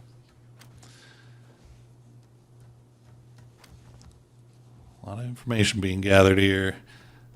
As I'd love to know what the 2-2 split is. Okay, now we get a better idea. And yeah, it's off to the north, so it's a big footprint to take up, but it should be able to get away with it, right? Like, if any team decides to crash your 2-2, you're like, we'll see them coming from a mile away and can make a decision executively about whether or not to stick around or just dip on out immediately. They've got the vehicles set up for a quick escape. As we check in with Paraguay, after getting those 4 kills off of Cuba, they're going to get some more presents. Oh, we don't often get a chance to see this. Getting some love down here. Just fully loaded up. This is 4 kills, and now you're stacked up and ready to go. It's the pressure that goes along with that too, though, isn't it? Like, you're like, okay, we started off with 4 kills. We got the key. We're geared up. We're feeling great. Let's not drive immediately into a 4-man squad. It's never happened ever before in the history of mankind. Not to me. Doesn't happen to me all the time. Every time I touch an AUM, I don't even get to shoot a bullet. I swear that if you park a vehicle in front of that spot and it just summons every single person in the lobby to that location. As Canada, you're now finding yourself some presence on the ground. That's going to make you start feeling a lot better. As looks like their ammo and everything like that starting to get in a much better position. Oh, yeah. Oh, yeah, and they got plenty of time to stick around up here, scout out the next move. As Looks like it might be clear from here anyway. Doesn't see anybody running around. Don't see any vehicles anywhere around either. There's Columbia doing the same thing over by Hacienda, just making sure that nobody is backfilling them. Colombia's got a wide berth that they're trying to control, right along where we see Bolivia playing from their southern duo kind of setup. Peru starting to get more control over on the Quintera side, but oh, you called Los Leones. Is it happening? Because we got the shift down there hard. Oh my goodness, that is the hard shifts today. The hard shifts this year have just been brutal for these teams to have to deal with. I'm not sure what we did to the PUBG gods in 2026, but they do not like having circles around the center. We'll see what Canada does with this newfound information, as they're going to keep eyes on all the teams that were off to their north, trying to make their way down in here. They're going to know that Bolivia is crashing down in, and are they in a position to try to take advantage of it just yet, though? Oh, remember that Canada is also running that little bit of a lower economy, trying to get their loot situation better off, so they don't want to burn anything unless they just have the best angles to work with, and it's just two in front of them. They've got to take the shots. They're going to see how much more they can get out of it, but it looks like Bolivia is going to pass pretty clear, as the rest of the defensive line for Canada wasn't too set yet. Yeah, I think the best shot there would have been, well, no pun intended, best shot would have been to get the guy in the buggy, but fortunately for Bolivia, the buggy will breeze through, and it looks like it should be safe for the time being. But look at the split that Canada has. Now their western side of their 2-2 is getting crashed by Colombia, and there's no way that their other duo can support them here. Well, benefit, though, is everybody in the world has decided it's time for Los Leones. Nobody wants to go anywhere else. It is popping off in the best of ways. So, Canada, you got yourself the building to work with, and oh my god, Canada just rolls in right on top of Venezuela. Whitey's going to go down, and Venezuela's Greg Shot managed to at least get the flush back onto him, so that should slow it down. But everybody is crashing this northern section of Los Leones just due to the strength of the position. But a ton of squads now stacked up, and Canada has a free fire market in front of them. They do, but again, you mentioned the ammo situation. I mean, only 68 rounds left for K-Mind on that high ground. As we check in with the Dismo. Keep eyes on what's going on uphill, but Guatemala in a good position for the time being, at least a safe position, which would be all you can really ask for in this situation going into Los Leones. I feel like Canada's realized, okay, there's a way too many people that sent to Los Leones. Maybe we should regroup a bit more. As the duo is, I don't know. How are they going to regroup? I mean, look at them. I mean, they Shinboy and Joshi are completely surrounded. And Bolivia on one side of it, Colombia on the other.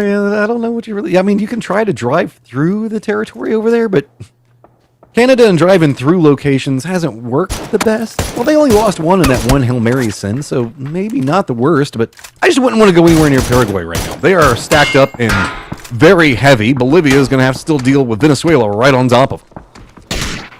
Yeah, Venezuela is completely comfortable. Can peek from multiple different windows. Paraguay, they've got that garage that they can run around with, find different angles, and oh no. Bait and switch, baby. That was I mean, hey, at least where everybody drove into is still in play, right?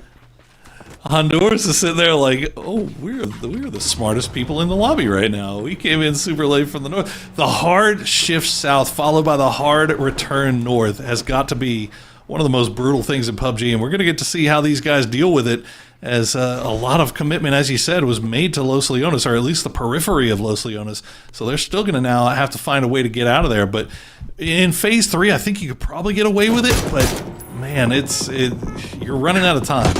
How do you detangle yourself? And it looks like Canada is just going to send it out. Enough targets going enough different directions are going to make it hard to focus, and I think that's Canada's goal, is they are just kind of every single direction to regroup. Now finally back together. Focus fire can start to come in. Can they at least get by this Colombian line? As I think that they might have realized that there's only a couple of people shooting at them. Do they continue on their path? No, they're going to stop off, and Santi goes down. K-Mine hits the headshot. Really nice work by K-Mine, using the bait of the vehicle driving by. Immediately find him and hitting those massive shots. Gets that Colombia in a little bit of trouble. Santi Hero gets taken down. Gorilla going to go down as well. Canada's coming strong. Andrazito will get taken down by Batungas, but most of the work had to have been done by Adam, as he is down to 1 HP. He narrowly, just to go for the peek back with 1 HP and believe the fact that you got it. Molotov's going to slow down a little bit, but not enough. Shinboy, I think, is going to go down, but easily Resbul in his position.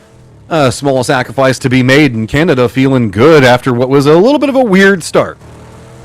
It was a weird start, and the fact that they were so split, and it was looking like it was going to be trouble, but the hard shift back to the north and the instant call to just send everybody to this compound specifically. Great team fight in the end. Takes down Colombia, keeps them all 4 alive. They've got 3 kills now in a good spot to play the rest of this game out as we check back in with Bolivia, keeping eyes on Ecuador.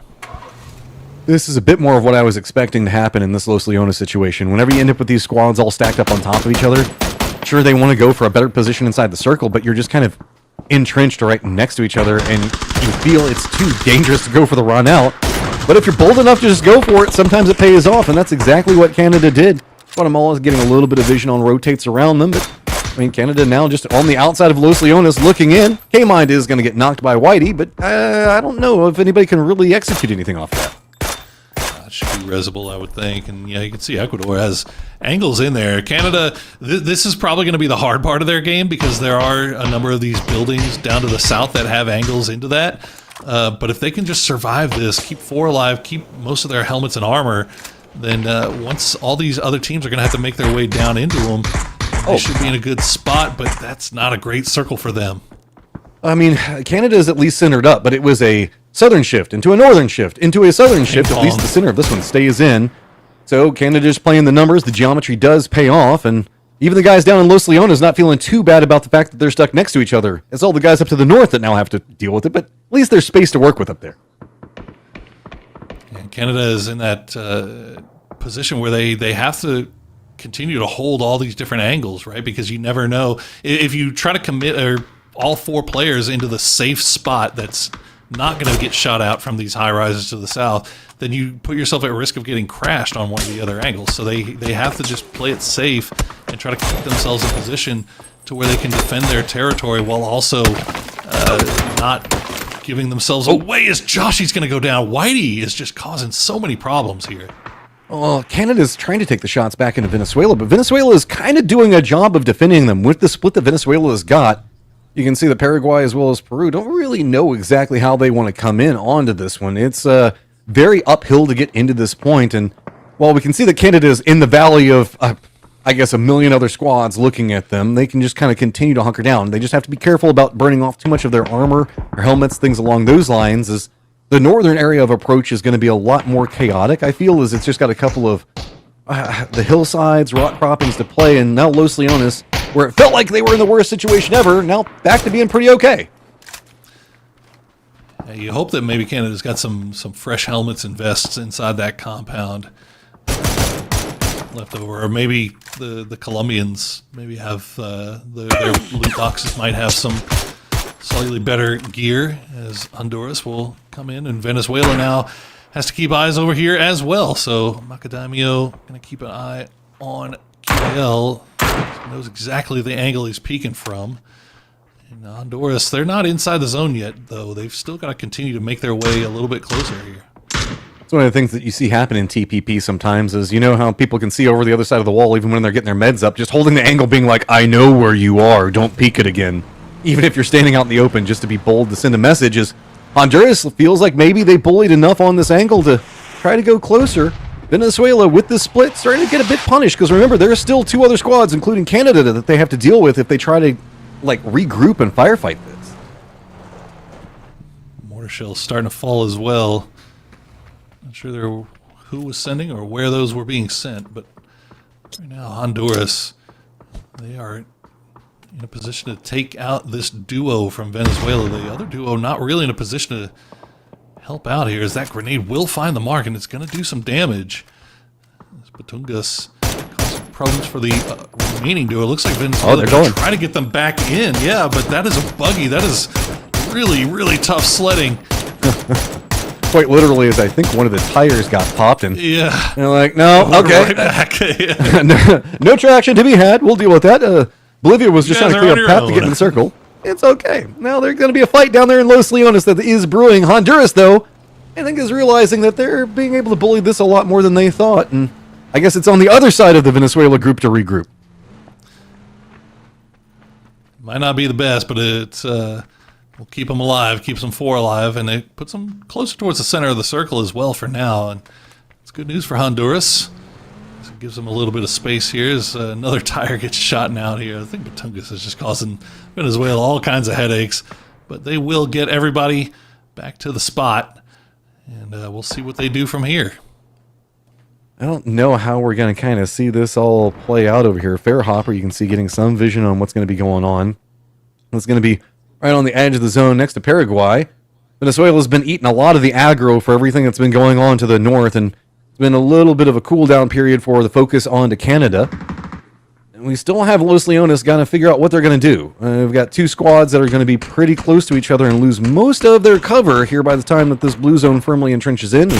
Zero was taking a couple of shots at him, and yep, there you go. Now Canada finally manages to take some shots back at the people that have been pestering them for so long. Ecuador has been causing problems, but we'll be able to get down, keeping everybody alive. Canada just keeping eyes on everything off to the south. But you see the dips that they have to work with, these bowls. If any of these teams can just get out of Canada's line of sight, they're in good position. But there's just so many teams, as you said, fighting their way out of Los Leones that they're all going to have to run into each other eventually, and Canada's just hoping that they can maybe be in a good enough spot to third party to collect some points off of it. Yeah, this is Like going to that. be really hard. Yeah, Ecuador has kind of put themselves right in the point between 3 different teams. Nowhere to really go. Bolivia's got the high ground on them on one side of it, just down to 2, and I don't even know what you can do from here. Too many different angles, and all is starting to still get a little bit more settled up into the north. It's really starting to pop off more down in that southwestern areas. I don't know how that duo is going to find any way out of that unless they just hit the shots of their life. It's going to be tough. And Venezuela, for their part, they're dead center circle. That's just diggy hole, create a defensive position. Honduras, you can take all the shots over there that you want. Nobody's going to be peeking you. Just, see if you can find some toesies, if anything else. You're correct. They are dead center and trying their best not to be dead in the center, because it is so much focus coming up after them. All right, Ecuador, what do you got? A couple of smokes off to give you some space up on top of this one. Could be Peru over on the other side. Where are you going to go? The new circle pops. Canada's going to be the new defensive line. Paraguay up to the north. Honduras has got to rotate. Venezuela still pretty much in the center of it all. Bolivia and the rest of Los Leones got to figure out how they're going to detangle themselves from this mess. Yeah, I think I'm wondering if Bolivia, if the shots from Honduras are going to force them down south, which would put them into a fight with another squad that's down there. It looks like Maidlash actually going to go down to the blue. Not low enough, as Shimboy will collect that point for Canada. Peru, meanwhile, as I said, on this western side, playing around on those ridge lines. They've got a lot of real estate to work around with, but also a lot of things to keep their eyes on. I'm curious what Honduras does. They've spotted out everything that's going on in Los Leones. They know that sucks. They know that there's Venezuela inside of a shack in front of them. I think that they've also spotted out Canada. So where do they crash? Because they know that pretty much they're going to be gatekept. There is no wide wrapping or anything else like that they can do. They're just going to have to make a choice and commit to it pretty heavy. And Blue Zone now starting to come in means that they've got to go. Danny Key is going to get knocked. That's going to be all she wrote. Rez did come out, but it was for naught. Now it's just going to be a firing line waiting to see if anybody peeks back around that corner again. Yeah, that's tough. That's probably a point donated over to the blue, I think, at this point, because you are just completely dead to rights. And I think on the Honduras part, I think if you leave one behind, kind of keep track, you know that Venezuela's not hard peeking it. Yeah, they're just going to go ahead and go down. Lydia goes. If Honduras could get people in grenade range, then they could cause problems for Venezuela. But now the problem is Venezuela's actually looking back, and they're farming. Rammel walked right in front of JXRC. That was terrible timing on that one. So a little bit of friendly fire coming out. We do have Canada that's been crashed while we're watching Honduras just try to figure out how they're going to deal with a near impossible task in front of them. I mean, what can you do over here? It's probably just going to be another blue zone surrender, as I think most of the action's still going to be around that Canada reposition. Yep, here's Bolivia with their 2 up, and that's going to be all she wrote. Honduras finally eliminated. Yeah, nothing you can do there. I think if you were going to make that move towards Venezuela, you had to do it earlier and try to see if you can at least get within grenade range. You know they're all stacked on top of each other, but maybe their utility situation just wasn't in a position to where they could do that. But unfortunate for Honduras, as we see Peru now trying to contain their south side. Guatemala very damaged, but not going down just yet. Peru's been kind of hanging out over here in this northwest, being involved in a lot of stuff, but not necessarily racking up the kills off of it. It's been mostly control so far, but the way that they're approaching this is not going to be the easiest. They're going to have a pretty open path in front of them once they kind of crest up to the top of this hill. But hey, Cluzera, being Cluzera, is just going to go ahead and hit the shots on the Rex, and that's going to make a little bit easier of a rotate. Oh, that circle's going to pull away from him, though. And now this fight on the south side, you feel like you got to take it, finish it as quickly as possible, because the south wrap seems like a little bit, like it makes a little bit more sense for Peru than the north wrap does, especially if you spot out Paraguay up there. And now Bolivia in a little bit of trouble. Venezuela just continue to play tower defense, just farming on everybody around them. And fortunately for them, other teams are taking shots at Paraguay and not allowing them to get close enough to Venezuela to get in grenade range. Here's Peru. Yeah, this is the commit to the south, yeah. What else are you going to do? Why crest the top of the hill? Instead, you can kind of rotate around, kind of see if you can backstab this Canadian-Bolivia situation that's going on over here. You can even kind of force everything ahead of you to kind of scout out, force them into that line, but Bolivia is still very caught up and looking what's going on with Canada and Venezuela. Venezuela is still just kind of opening a door, taking a couple of pot shots, but I think Paraguay is getting closer and closer by the second. They're trying, man. They're trying to get close, and there you go. Danny's going to get the knock on the QDL. They tried to get within grenade range, and they did, but the grenade just didn't find the mark. Greg Shot going to try to see if he can maybe spot this guy out off to the side. That should be a good grenade. Yeah, the second one will do it. Vaker going to go down. Now Paraguay in a little bit of trouble. Good work here on the part of Perez, serving as that point man. Paraguay is going to take the fight over against Peru, so Paraguay maybe split in too many directions. Peru saw a different opportunity, pulled way back over here into the north, and has decided that they're going to pounce on this one. Bolivia's got a little bit more space to work with down here into the south, so it's going to be Cluzera that gets another knock over into the northern area. Venezuela's just trying to hold back everybody from every angle while being shot from 3 different teams. See how strong the defensive line can hold, as now Bolivia is going to have to figure out how they're going to navigate what's going to be ahead of them in just 1 minute. Here's Venezuela's perspective, and it is all just smoke because there is just a ton of people on top of them. There is. They did lose QDL, but they still have a beautiful shack to work around here to see if they can get rid of Danny. Paraguay, for their part, keeping everybody alive against multiple presses here. Greg Shaw will spot out Isle of Damage, and that's going to be Danny going down to Batungas. So now Paraguay down to just 1. They did their best to hold for as long as they could, but in the end, the pressure just too much. Trying to line up this nade to see if he can roll it right. Instead, it's just time to send it out, make sure that they can flush. Smokes are starting to dissipate. That's going to provide Bolivia with some vision. Greg Shot at least manages to finish it off. Tunga's going to provide some support. Venezuela does at least manage to regroup at their shack, and that is their home, man. They have put a flag on it, and it is theirs from this point forward. Peru just trying to see if they can find some way to assault it on the other side, but it is just not happening. Peru making the commitment back down to the south. At least retrieve a vehicle. It's Canada and Bolivia, they still have a lot of hard cover that they can peek from. And you see the position that Joshy's working with here. The blue zone grenade will force him to pull down just a little bit. As Greg Shot's going to spot out Kyson. So Peru now under pressure from Venezuela as well. Yeah, Canada's got vision on Peru's positioning, so this is kind of one of those paper, rock, scissors style situations where a lot of teams have the weak angle of assault onto another squad while they're trying to get the weak angle of assault onto somebody else. But looks like it is going to be Canada that gets the better side of Peru for all their firefighting right now. I don't know if any of those reses are going to be too gettable, as it is a lot of smoke down, but it's just stalled out everything that Peru was trying to get going over there. I think the only thing they got going for them now is I believe Venezuela might be out of utility. I believe Venezuela's out of everything. They might be. Well, I mean, honestly, they have a lot of loot boxes up there as well. So hopefully, maybe one of these other teams can provide them with a little bit more util to work with here. As Whitey will get the knock on Batungas, has been causing problems over there for Bolivia, and now Venezuela is starting to get a little bit more active. They're going to leave their shack and start making their way down south. Shack provided. Now it is time to make the most out of what has been presented. Big nade gonna pop off right in front of Venezuela. Greg Shot's gonna be like, oh, okay, I guess we're just gonna let that one go. We'll go ahead and see what's happening over here as Bolivia gets eliminated in a massive explosion. All right, Canada, what you got cooking on the other side? It is Peru with 1, technically 2, about to be 2 still up. Venezuela on the other side managed to get distance away in Canada in their fortifications. And there you go. Peru will get taken down by another well-placed grenade from Canada. So the utility working a treat here for the Canadians, up to 10 kills. As Venezuela down to just Greg Shot and Whitey.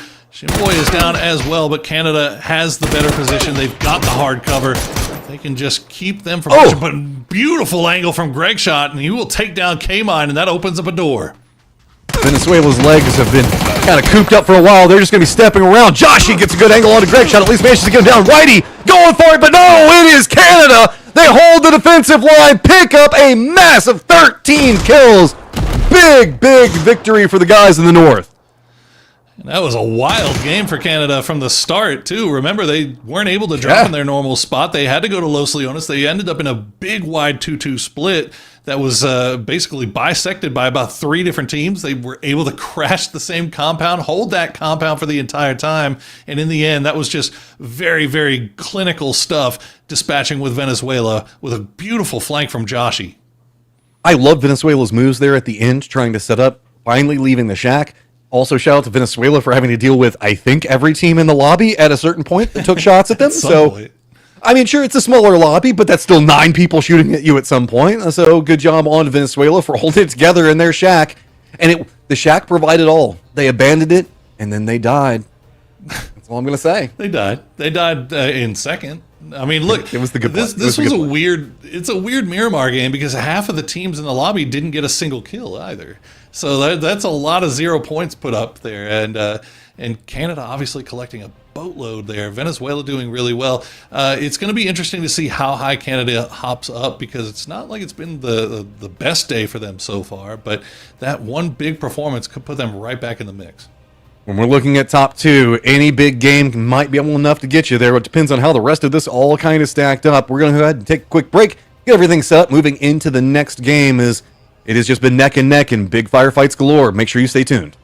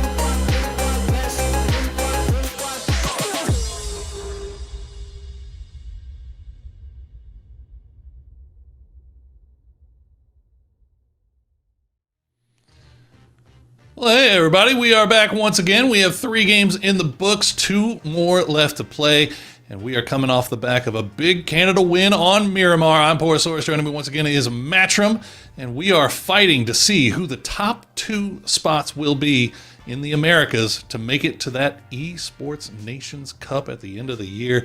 And so far, the beginnings of the game have been a little slow, albeit be the fact that we have 10 teams in the lobby, but the last few 10 minutes of these games have been absolute bangs, Matt, and Canada coming out on top that time.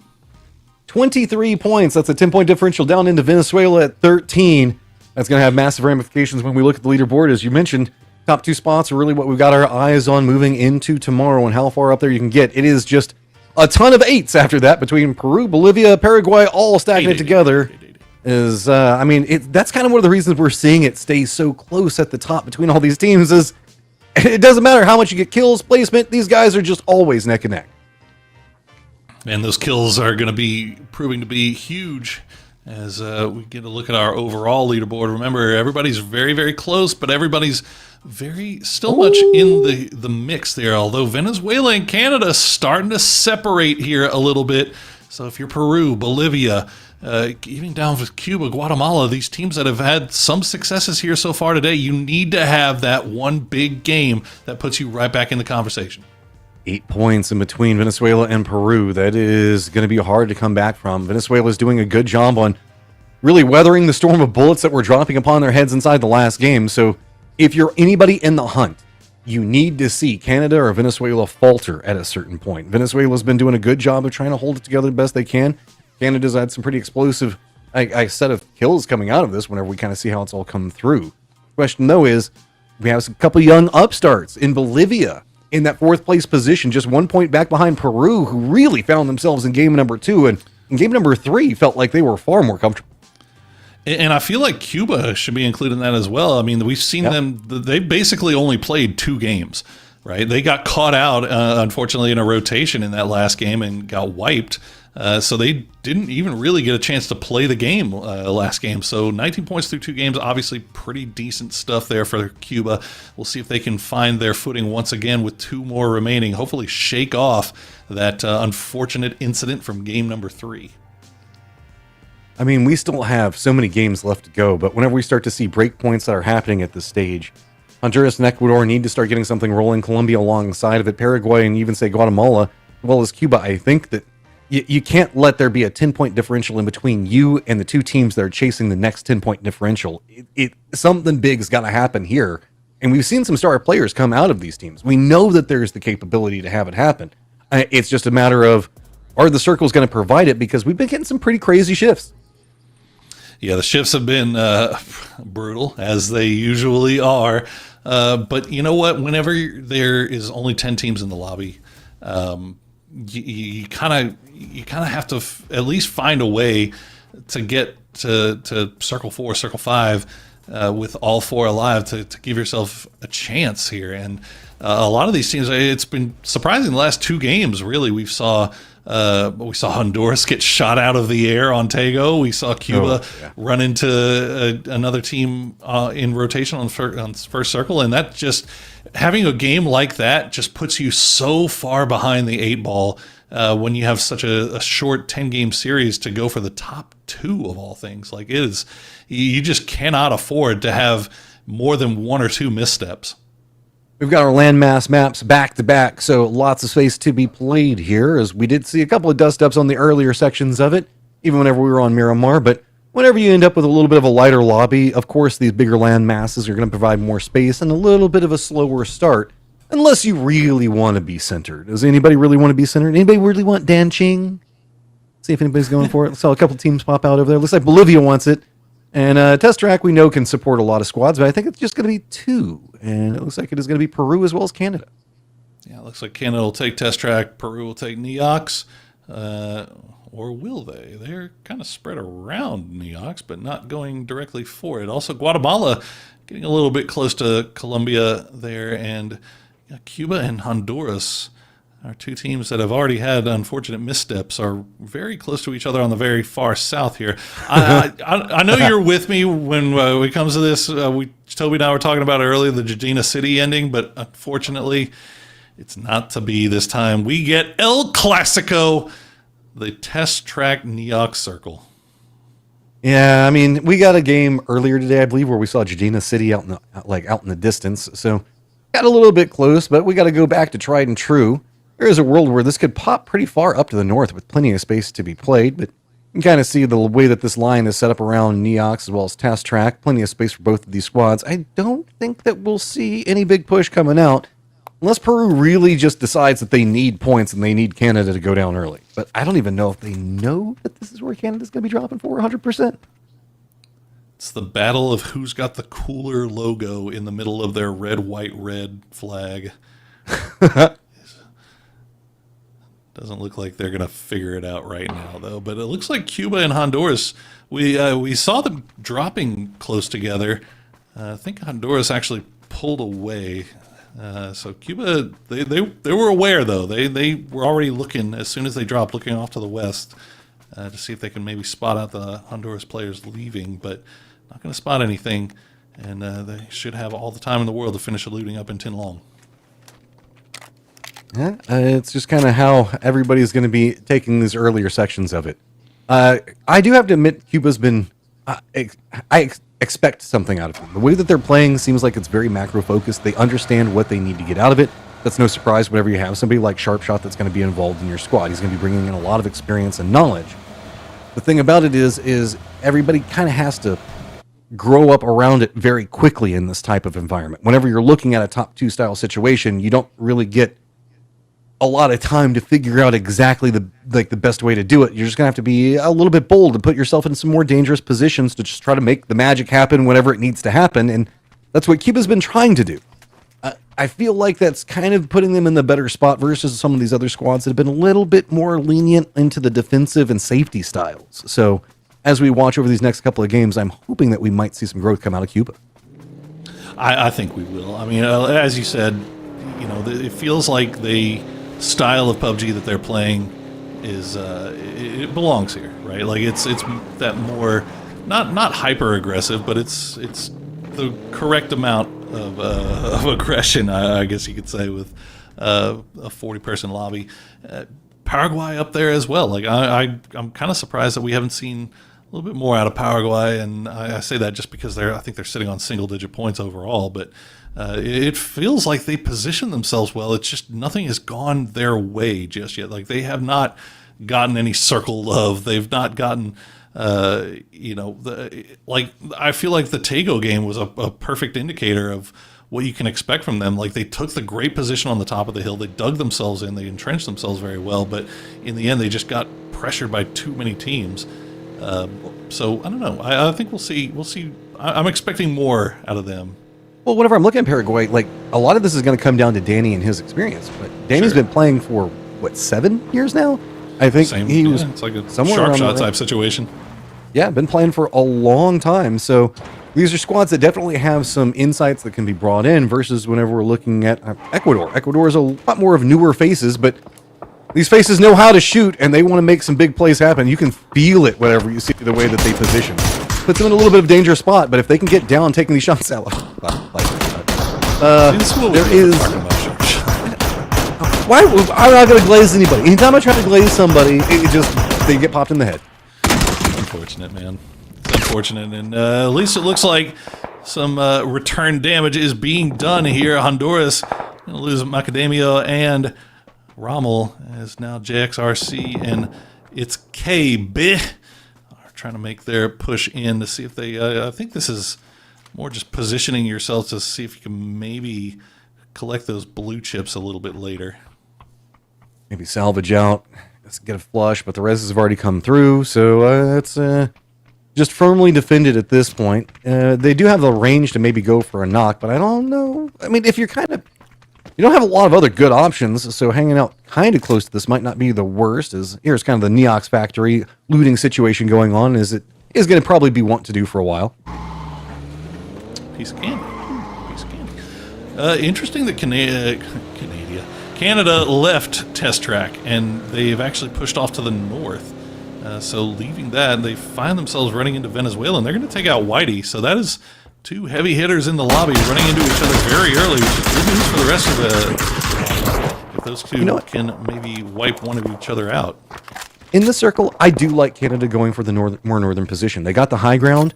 It's so much easier to come down from the higher position and kind of drop into the lower section if we get that very central test track circle that we get sometimes, or regularly, I should say. But if you have to go from that position up the hillside, is just a bloodbath. So Canada moving into this point early. You can see Venezuela had the exact same idea, but good shots come out from Shin Boy, and Canada's keeping it rolling, and this could be big for the lobby. Venezuela going down early has a lot of ramifications. It is. I mean, you'd prefer to see Venezuela take a few of Canada out on their way too, but you know, one going down is good enough.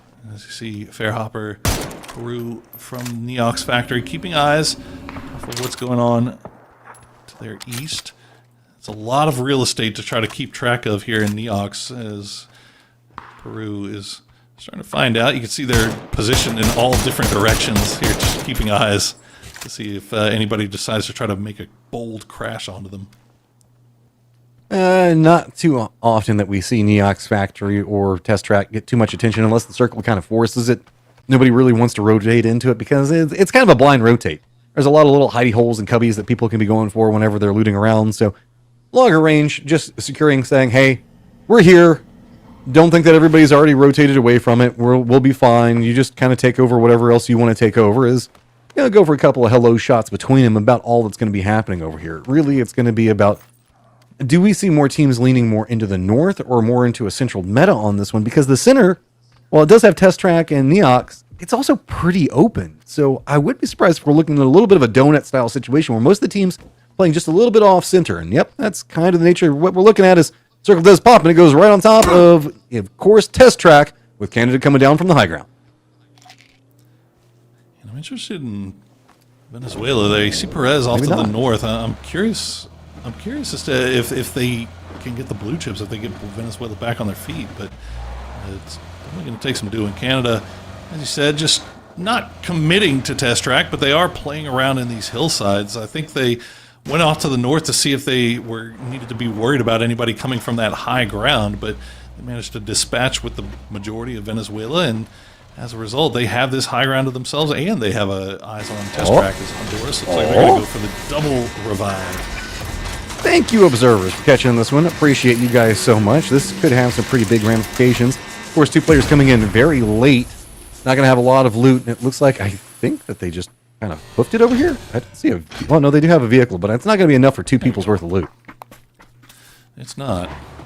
Well, that's a problem for future Honduras. Right now, they just needed to get those bodies back. And meanwhile, Ecuador, you saw they were getting spotted out by Peru, but no shots really getting taken.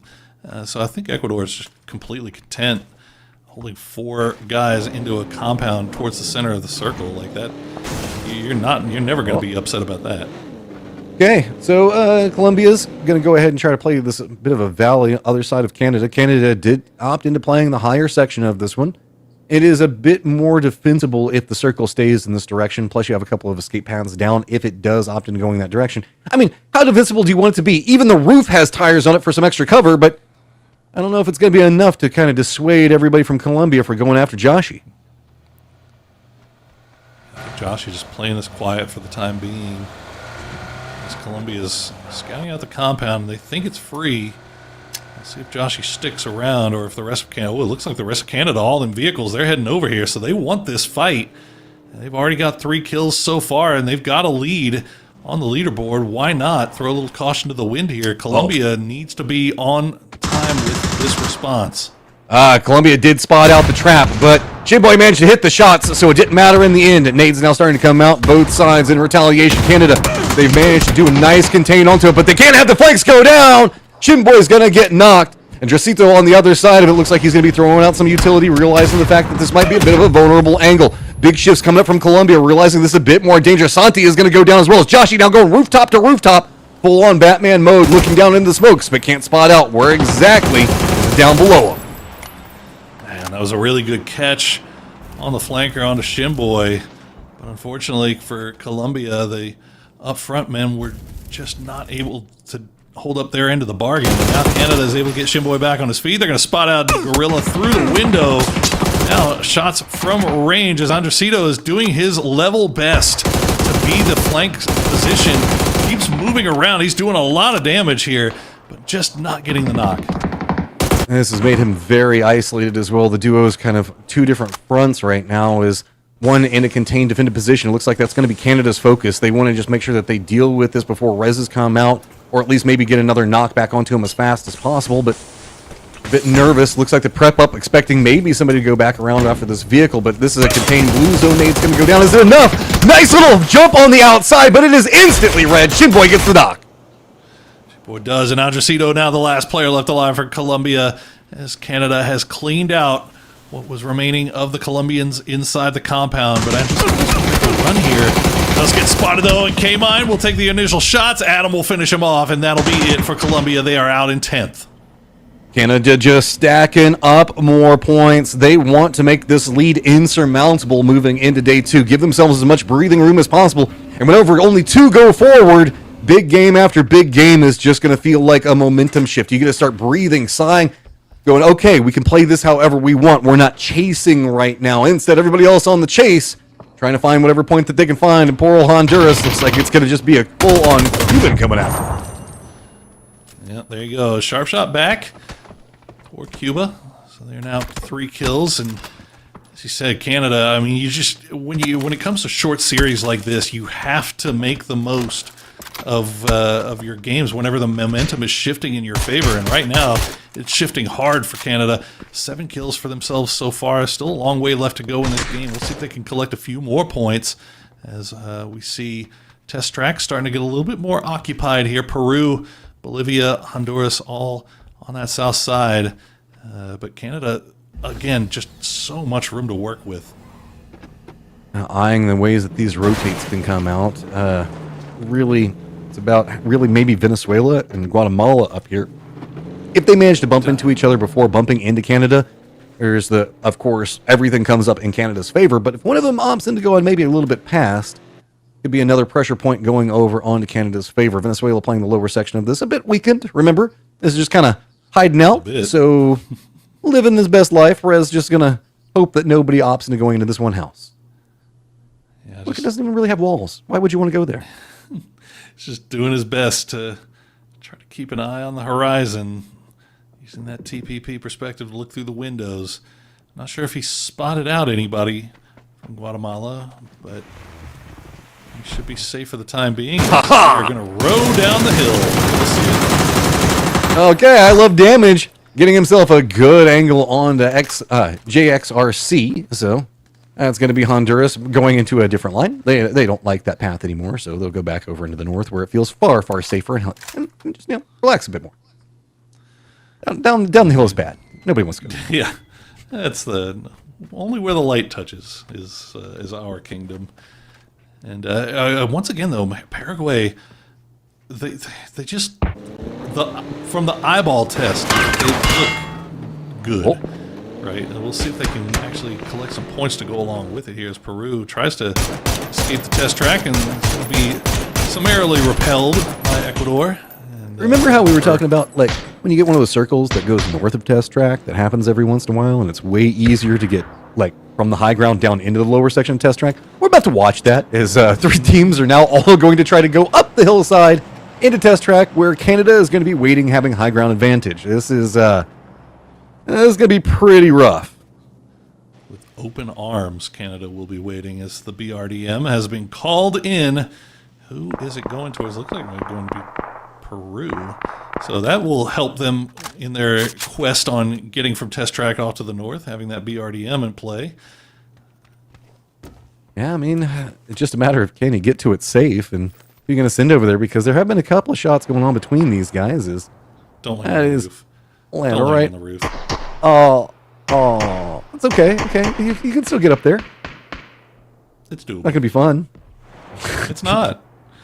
It's not. But you know what? They've got a BRDM in spirit, and they've got alms. They've got level 3 gear. Like Peru is kind of stacked right now, and if they can figure out a way to get that BRDM, obviously, and then and kind of open up a little bit of space for themselves to make their way in. It looks like Fairhopper's just going to pre-mortar their next spot that they're planning on going. It might be that rock or just below.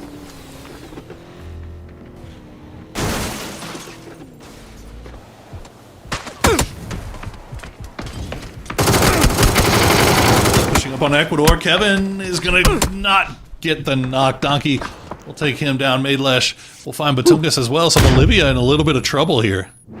Sorry about that. I had a drink of water in my mouth last time, as Ecuador now going to run back down this hillside. See if they can manage to take down Bolivia, who is probably laughing having watched what was going on with that BRDM and Peru's inability to really capitalize too much off of it. So, Maidlesh is going to go ahead and get over here, look down, see if he can go for the flushes, get out a couple of more smokes and nades, but it doesn't look like they're connecting. That one might roll good. Yes, it does. There it is. I thought the first one was going to be enough, but the second one definitely finds some mark here as Nazero with that flanking angle will get the knock and possibly get the flush. Well, it's just not going where they need to go for him, but Donkey will go down in the end. And Nazero, as soon as he steps away from the rock, he's going to get taken down by Fairhopper. So Peru keeping eyes on this. They said, laugh at us for our BRDM, will ya? Well, we're just going to laugh at you while we shoot you in the face. I think that everybody that is holding this higher ground position right now is laughing at everybody in the lower ground positionings. Peru is watching, waiting to see if anybody else comes over here, and it's just more and more squads slowly getting wiped out as there are so few options to go with. Paraguay, I think, has got eyes back over into Peru. Does connect, lands right on top of Fairhopper, and that's going to make it a little bit scarier for Peru, is at least it's the guy in the middle. He should be pretty risky. Doing good work there as a scouting man, a sight man, as Peru keeping eyes on the skies for any more incoming mortars as the bullets from Bolivia will rain over them. It looks like Clouds are going to get knocked here, and now Paraguay has to see that in the kill feed and start wondering if maybe this might be an opportunity to make a push, as it's now Canada, I think, has angles on this as well. Dude, Canada's got angles galore on what they're watching right now. That high ground is so strong into that position. They've kind of lost a little bit of control of what's happening to the west of them, just off of the way that the rocks and the hillsides have set. K-Mine's still just trying to keep an eye on what's going on and make sure that there's no backfills back behind it, but there's just so many people starting to approach from these angles. Canada's going to have to start figuring out which is going to be more important, going for more kills or going for their defense. But the way Canada's playing right now, the more people that move closer to them, it just feels like that's more points waiting to happen. And unfortunately for them, it looks like Guatemala is not too terribly interested in going any further than right on the edge of circle, as Canada now up to 10 kills, using that high ground to great efficiency, and they'll turn their attention back now fully over towards Guatemala. Couple taps say, hey, nope, you don't get to peek this angle anymore. Canada does have a lot of nice little dips and ridges that they can play to maneuver around from here, but once we start moving a bit more to the west, it starts to flatten out a bit more, and you can see that's why a lot of these teams have been trying to play this angle. Shinbo is just going to go ahead and finish out what's going on with Batungas, and that's going to be Bolivia now eliminated. 11 kills and climbing for Canada with still 4 players up. Shinboy having the lion's share at 5. Yeah, they're starting to separate themselves a little bit here in this lobby. Still got 6 games remaining, so all is not said and done just yet, but Canada doing their best to leave a big impression here in day number 1 and set themselves up for a nice day number 2 as Peru are. You're not out of sight, but Danny with the return shots. Shimboy gonna get taken down. That's how you do it. All right, don't let Canada get everything for free, as now Canada's going to have to get a little bit of cover. The vehicle. Oh, Danny. All right, I see you. Just missed it. Try to get him out of try to get him out of there. Well, Cuba still 4 alive, and look at the real estate that they have to work with here on the west side. Now they are downhill, but not as easy for Canada and teams that are uphill to get angles down onto Cuba. So Cuba, see if they can do anything about Guatemala, as Paraguay is starting to get a little bit more frisky, leaving their compound and starting to stretch out and see if they can maybe finish off what's left of Peru. As you mentioned, Cuba just kind of in a sea of trees over there. No easy sight lines really coming up from this high ground position. It's more once it turns into a middle map style of firefight where the circle is now gone, that might make it a little bit dicier, but Cuba also doesn't have to move much. We can see these squads start to do damage to each other. That'll be everything lining up exactly how Cuba wants it to set. Not too many other ways you can go, so it looks like Peru's just going to have to sit it right next to Paraguay. Good shots come up. Danny gets the knock onto 1. Can they finish it off? And they do. Peru is eliminated in 6th. Not much you can do for Peru there. They did the only avenue available to them and try to get in the vehicle and reposition, get on out of there, but fortunately for them, Paraguay just in a perfect position. As now Canada really want to get rid of Guatemala here, as the res will come through. They'll get back on their feet once again, but that's going to allow K-Mine to get in grenade range. If you can find 1 or 2 nice ones, he only had 1 grenade really to send over there, and it doesn't find the mark. So Sharp Shot and Cuba from the low ground actually provide some support. Yeah, all of a sudden K-Mine's like, maybe I don't want to go that way anymore. Sharp Shot's just on a tear, walking up with the bolties, putting in work, rotating it between a full-on LMG. Guatemala just dies right in front of Canada, and Canada's like, do we still want to go that way? Do we have any other options? I don't know if we want to push that, as Cuba is just in control of this area right now. And this is huge for Cuba. This is a great way to respond after getting taken out early in game number 3. A 0-point game from them. You can't afford to have too many of those, and they respond admirably here, getting into the top 4. They still got 4 alive. They've got a great shot at getting a win here, as Paraguay will keep eyes on Canada as they make their way a little bit closer into zone. But you could see Bijou, he's been spotted though. I don't know what you can really do with the way this is now set. Canada's going to be looking directly into the Paraguay line, and not too many different ways that you can go other than this. Cuba's just going to continue to find more and more out of it. Venezuela's now going to get eliminated. Perez managed to live long enough to manage to make it into placement, though, and just another victory for Venezuela. Take that, yeah. I mean, especially considering the fact that they were down to 1 for so long. Be able to make it into top 4 is huge. As we see Paraguay still on that low ground, but they've already caused problems for Canada once, as they've taken out Shimboy. 12 kills for Canada. They now have to move Cuba, getting the circle, so that is huge for them. All right. Well, now we've got to go from the lower ground down into, or the high ground down into the lower ground, and Sharp Shot, he's loving that bolty right now. I love the combo that Sharp Shot is running. It gives you the capabilities to kind of deal with whatever you want, and you're seeing it exploited so well. Head Leo Mazzino, massive knocks there. Sharp Shot obviously leading the way with that bolty kill, but Leo Mazzino stepping up in a big way too. 4 kills, 10 now total for Cuba, and they have the lion's share of the circle. Actually, all of the circle, really. Paraguay, they are outside looking in, and they're going to hop into vehicles, and this is never the position that you want to be in. 4 deep in vehicles, heading right into waiting arms of Cuba.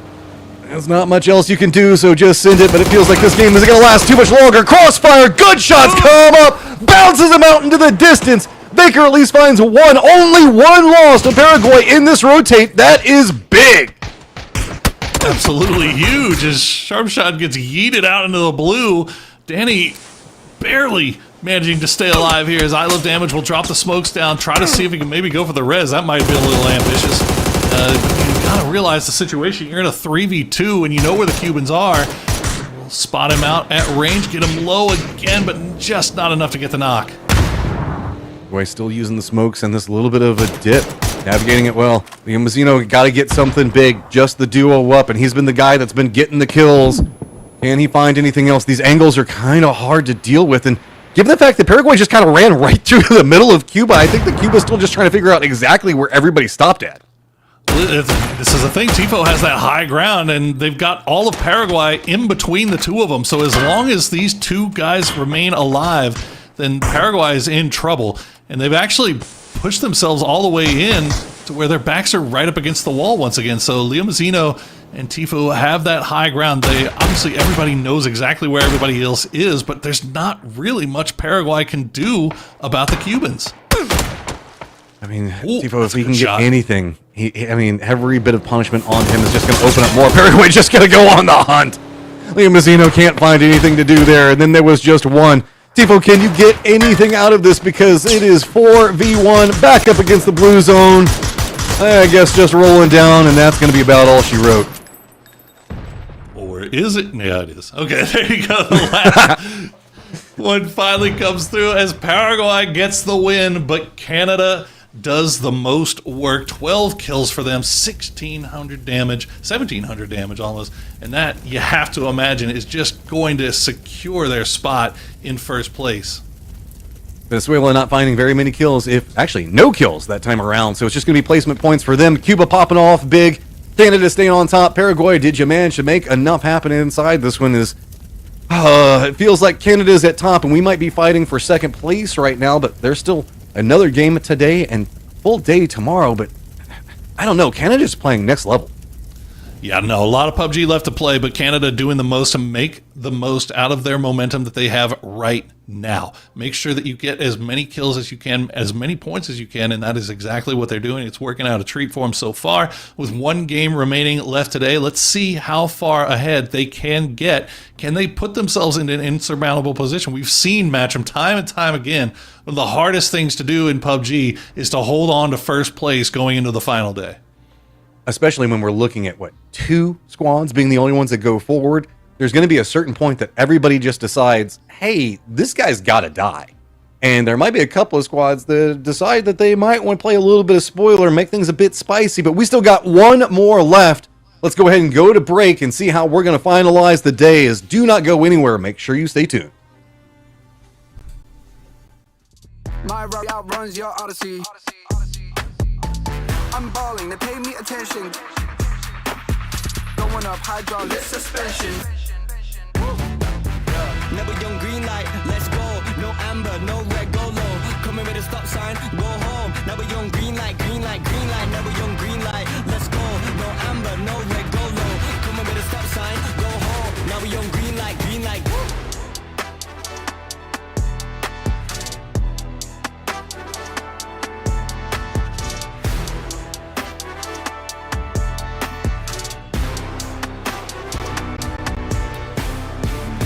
In this world that's stopping me. My Rari outruns your odyssey. I'm balling, they pay me attention. Going up, hydraulic suspension.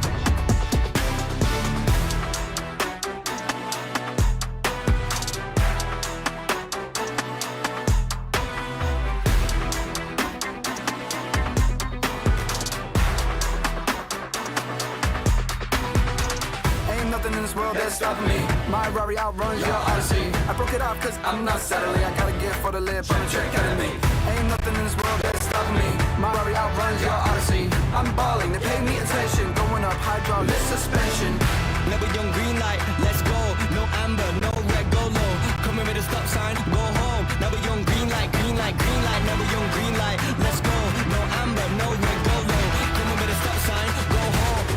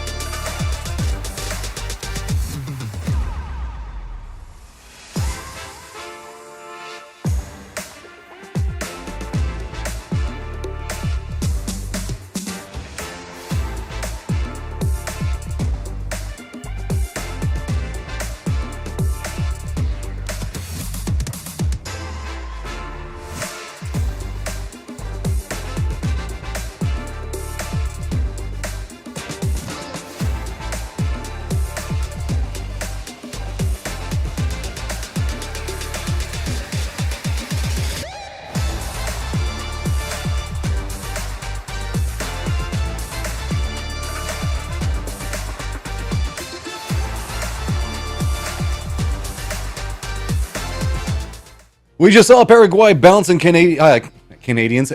Haha, Canada. I know. Bouncing Cubans all across the world inside that last game, but we still got one more left. It has been neck and neck all across this leaderboard, and it is just how much of a lead can Canada get? Can Venezuela get just enough on those survival points to stay ahead of everybody because they had, what, an 8-point lead coming into this last game? Something like that, yeah. 0-point game for Venezuela. Not exactly how you want to end. Well, I say 0 point. 0 kill game for Venezuela. They did manage to make it to the top 4, so the placement points will add a little to that. So I'll give them 4, but that's enough to have them finish 4th place. Because Paraguay, Canada, and Cuba. See, now I've got it in my head, and I'm never not going to say it. Really taking the lion's share of the points in the lobby that round. I mean, only Colombia really walking away with nothing. Everybody else finding something to work with. Canada finding more points means the fact that they've got 16 over Venezuela. Venezuela that was holding an 8-point lead, just going to have, 6 points to them and Cuba, and a bit more of a drop off of 8 down to Peru. That is a massive lead for Canada, too. And, you know, obviously we still have 6 games left to play. Anything can happen, right? But Canada has to be feeling comfortable, and you play differently when you have a lead that big, right? Like you play with more, it's more stress free. You feel more confident in being aggressive. You're more willing to take the high risk, high reward plays. And funny enough, whenever you're playing stress free, when you take those high risk, high reward plays, a lot of the times they end up going in your favor because you're playing a little bit more loose. So Canada in a fantastic position here, not just for the one more game left today, but also for tomorrow. Yeah, they've got, 16 points, so pretty much if they get a donut in a game, they still might be able to hold a lead over Venezuela. On top of that, really, it's just fighting for top 2. So that means that Cuba has got to catch, 22 points? 22 points. That is an amazing situation to be in for Canada, and especially given the fact that we know that this squad's got so much experience and knowledge that they should be able to survive even in the most desperate situations. Maybe find some placement points, a couple of kills, getting a donut, not going to be too highly likely, but still possible. We've seen it happen with Canada. Yeah, and I mean, look, nobody's out of the woods just yet. Like, we've seen that Peru is capable, and we saw Cuba starting to come online in that last match. So, you know, there's still time left for these teams to make a run. They just need to have that one big game that puts them right back in it. Last time was Cuba. Let's see if they can turn that into 2.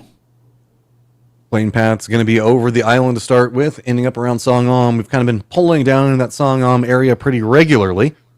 See if we get any more of these dust-ups for vehicles that we've been kind of seeing. I think that most squads should have some breathing room, but there's going to be a lot of vehicles along this more western approach, so I think that it might be some fun to have just a bit more of a settle. Yeah, looks like it should be good.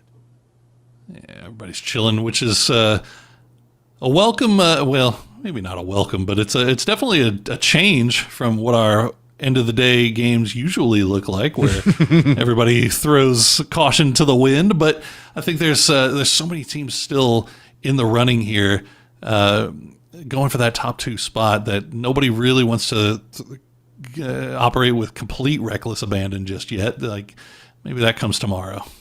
Oh, that circle into plane path. Oh, Young in the middle of it. Bolivia living their life. And everybody else is like, how are we going to do this?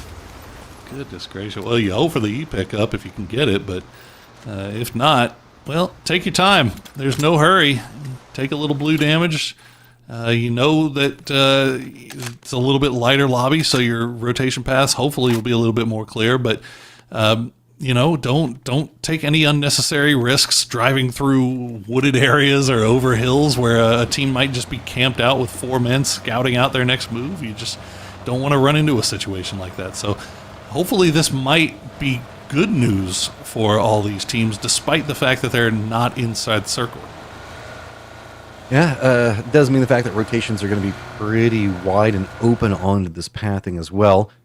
Plane path a bit more separated, so early rotates could be rewarded with a more central position, but remember that was a point of interest in a city, so outside of that city, I think that it's going to be a little bit of a breakdown around it. I don't remember exactly how the circle is going to be lying, where teams are going to be going for, but Palace going over to Canada is going to put them in a great spot to start with. Their loot should be pretty solid off and easy access to vehicles.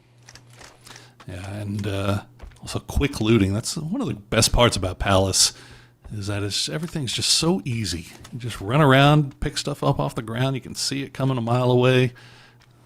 So not very many doors. Clean. Everything's open space. No doors. You know? No creepy mannequins staring you down. Those little baby dolls. Baby dolls. Hate the baby dolls so much. Let's see if we have any early rotators. Paraguay on the other side of this looks like they're going pretty far off on position. Danny's got a goal. I don't know what it is. I think it's a car. I think there's a spawn over there. He had a motorcycle right next to him. I don't know if he maybe just didn't see it, or he's just stopping around there. There you go. You got. What are we doing? We looking at the map? What are we doing? What's the plan here, Danny? Yeah, you're fine. You know what? Do your thing. Live your best life, Danny. You still got 6 games left. Last one on the day, but that's the big thing with the last game of the day. Momentum is going to be big. Colombia's going to be trying to get in the circle early. Don't blame them. Squads that are really needing points want to get here fast so that way they can play around it. Ohyang being in the center of, not too many people are going to want to play around it because the way that you've got that hillside to the west and to the south, over in the east, you kind of want to play a little bit outside of Ohyang before making a commitment in Circle 1 for it. Yeah, definitely got eyes on Canada for this one.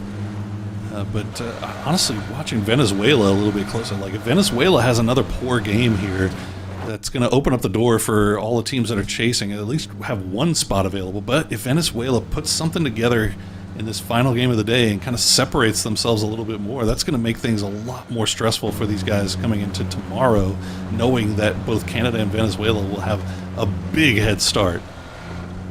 And making their rotate early should be good for them. They can get there early enough. Again, primary positions, get whatever you want, put themselves in later stages. That's what been getting Canada in such a good spot. Whenever they can find themselves that spot, even if it has to cost them a player or two, they find a way to capitalize, find a couple more kills off of it, and if they can get all 4 into a great and early spot, these guys just control a section of the map, and it is unrelenting until the later stages. It's just been a really good day for them. Really, really good day for them, despite the fact that, I mean, it's not like they've gotten a whole lot of circle luck all day long. I mean, they've had a couple of games where they did all right, but, I mean, they've also had a couple of games where they were really fighting their way in, and they managed through the first 3 games, I believe, to kind of fight against poor circle luck and still managed to collect a nice little stack of points for themselves and put themselves in a great position so that when the big game finally did come, it set themselves way ahead, as we see Sharp Shot just keeping a close eye here on these Honduras players. Is this a foothold? Maybe playing an anchor? No? This is just kind of scouting for the rest of the squad. This is full set on defense. Couple of shots. Not really getting much. There you go. It's going to be Leo yet again. Holding a long line on it. Can't even get some more. Goes for a seat swap onto him. Finds a lot of damage. Does finally get the knock with some assistance. Oh, poor Honduras. They just cannot catch a break, man. I like of all it. the teams Crawl, to run into, crawl behind every single thing. Make them work to flush you out. Hide in the water for as long as possible. Annoy them with the fact of what they've done to you. kill them with annoyance. Well, it's K. Has to pop back up again. That blue zone's not going to take a whole lot of time before it takes him out. He might just donate this over to the God Poseidon as Cuba. Well, they got rotation camped earlier today, and they decided to return the favor, and unfortunately it's Honduras that pays the price this time around. Cuba aggressive early, finding points to see how much they can stretch on that leaderboard. Eyes onto the circle, Venezuela and Peru. Looks like they made the commitment to Ohyang. Colombia's just going to be in a 2-2 split to the north, both sides of the hill to try to keep that. Paraguay's going to be to the north of that.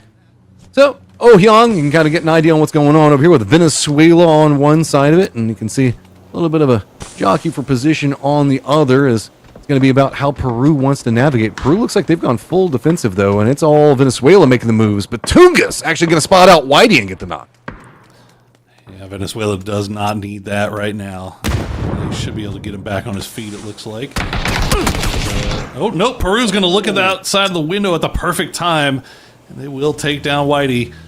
As a great shot, will try to return the favor with a grenade, but it's not going to fall where it needs to. He's actually going to take some damage from Case, and Venezuela, they had to see Cuba get that 4-man flush there and know that Cuba's nipping at their heels, especially off the back of a game where they only got placement points. This is not what they need right now. Qualification pressure starting to mount, to say the least. Is how are you going to rally back from it? You've lost one player. You're at least in a good centered position, but you have Peru on the hunt for every single point that they can find right on top of you. Greg Shot's going to be your point man. Very close to try to defend, but it looks like Peru might be content with their 1 point, play the other side of it. Venezuela is going to go in heavy. This is aggressive from Venezuela, saying the fact that we think that we can just outshoot you and we can bully you into whatever firefight that we want. Can they make it happen? Because they could pick up a lot of points here, but this could also spell their doom. I'm also wondering if Venezuela has all the information. Like, they saw their man got knocked by Batungas from Bolivia, but I don't think they realize that this is Peru. This is a completely separate team. So good call. You got to be really careful about how aggressive you want to be here, because they could end up finding themselves getting third-partied. Peru's playing this a lot more like they don't have much to worry about, given the aggression that Venezuela's bringing on the other side. I mean, it's phase number 2, and you're just kind of chilling inside of Ouyang in the center of the circle. Everybody would normally play defensive. I like that Venezuela is playing off of the meta, trying to make sure that they stir it up as much as possible, while Cuba's catching some airtime. After last game, this is, the second highest level. Yeah. Got bounced by those cars. Sharp Shot joined the space program there for a brief moment in time. Well, Bolivia now has unfriendly neighbors in the form of Paraguay. We'll see if they actually, I think it's just Nazera. So Nazera has the opportunity to just leave this. And I think that might be the play, because nobody else on his team is there. But as we see, Venezuela is being active, but they are going to use QDL in the process. Oh no, it's Cluzera. How much do we see any shift come over from Venezuela? Do they still come in with a little bit more aggro? Nade's going to be popping right in front of them. Colombia going to be looking at watching all of this from distance, but it's all about the close range positioning. Cluzera's going to go ahead and get the flush on what he was watching external from it. Yeah, I think that might have been Colombia taking shots at the E pickup, but Bolivia, they don't want to come support their solo player fully because they have eyes on this Peru-Venezuela fight. Batungas has already gotten one kill off there, or one knock at least off of this. Didn't get the kill, and now he's hungry. He's angry. He wants to get that point that he so richly deserved. Looks like Venezuela did a retreat. I think that they managed to get their blue chips. Are they bold enough to go for a res right in the face of Peru? There's no way. If you're going to do it, you go somewhere else, right? You don't do it. You don't try to stick it right here. That would just be insane. Especially when you know now, or you should have some kind of awareness that it's a completely different team that took out your other players, so that there's more than one set of eyes looking down on you. Here's Peru being very methodical about how they push across this, but in credit to them, they know that they're in a 4v2, and they want to come over here and try to take this fight.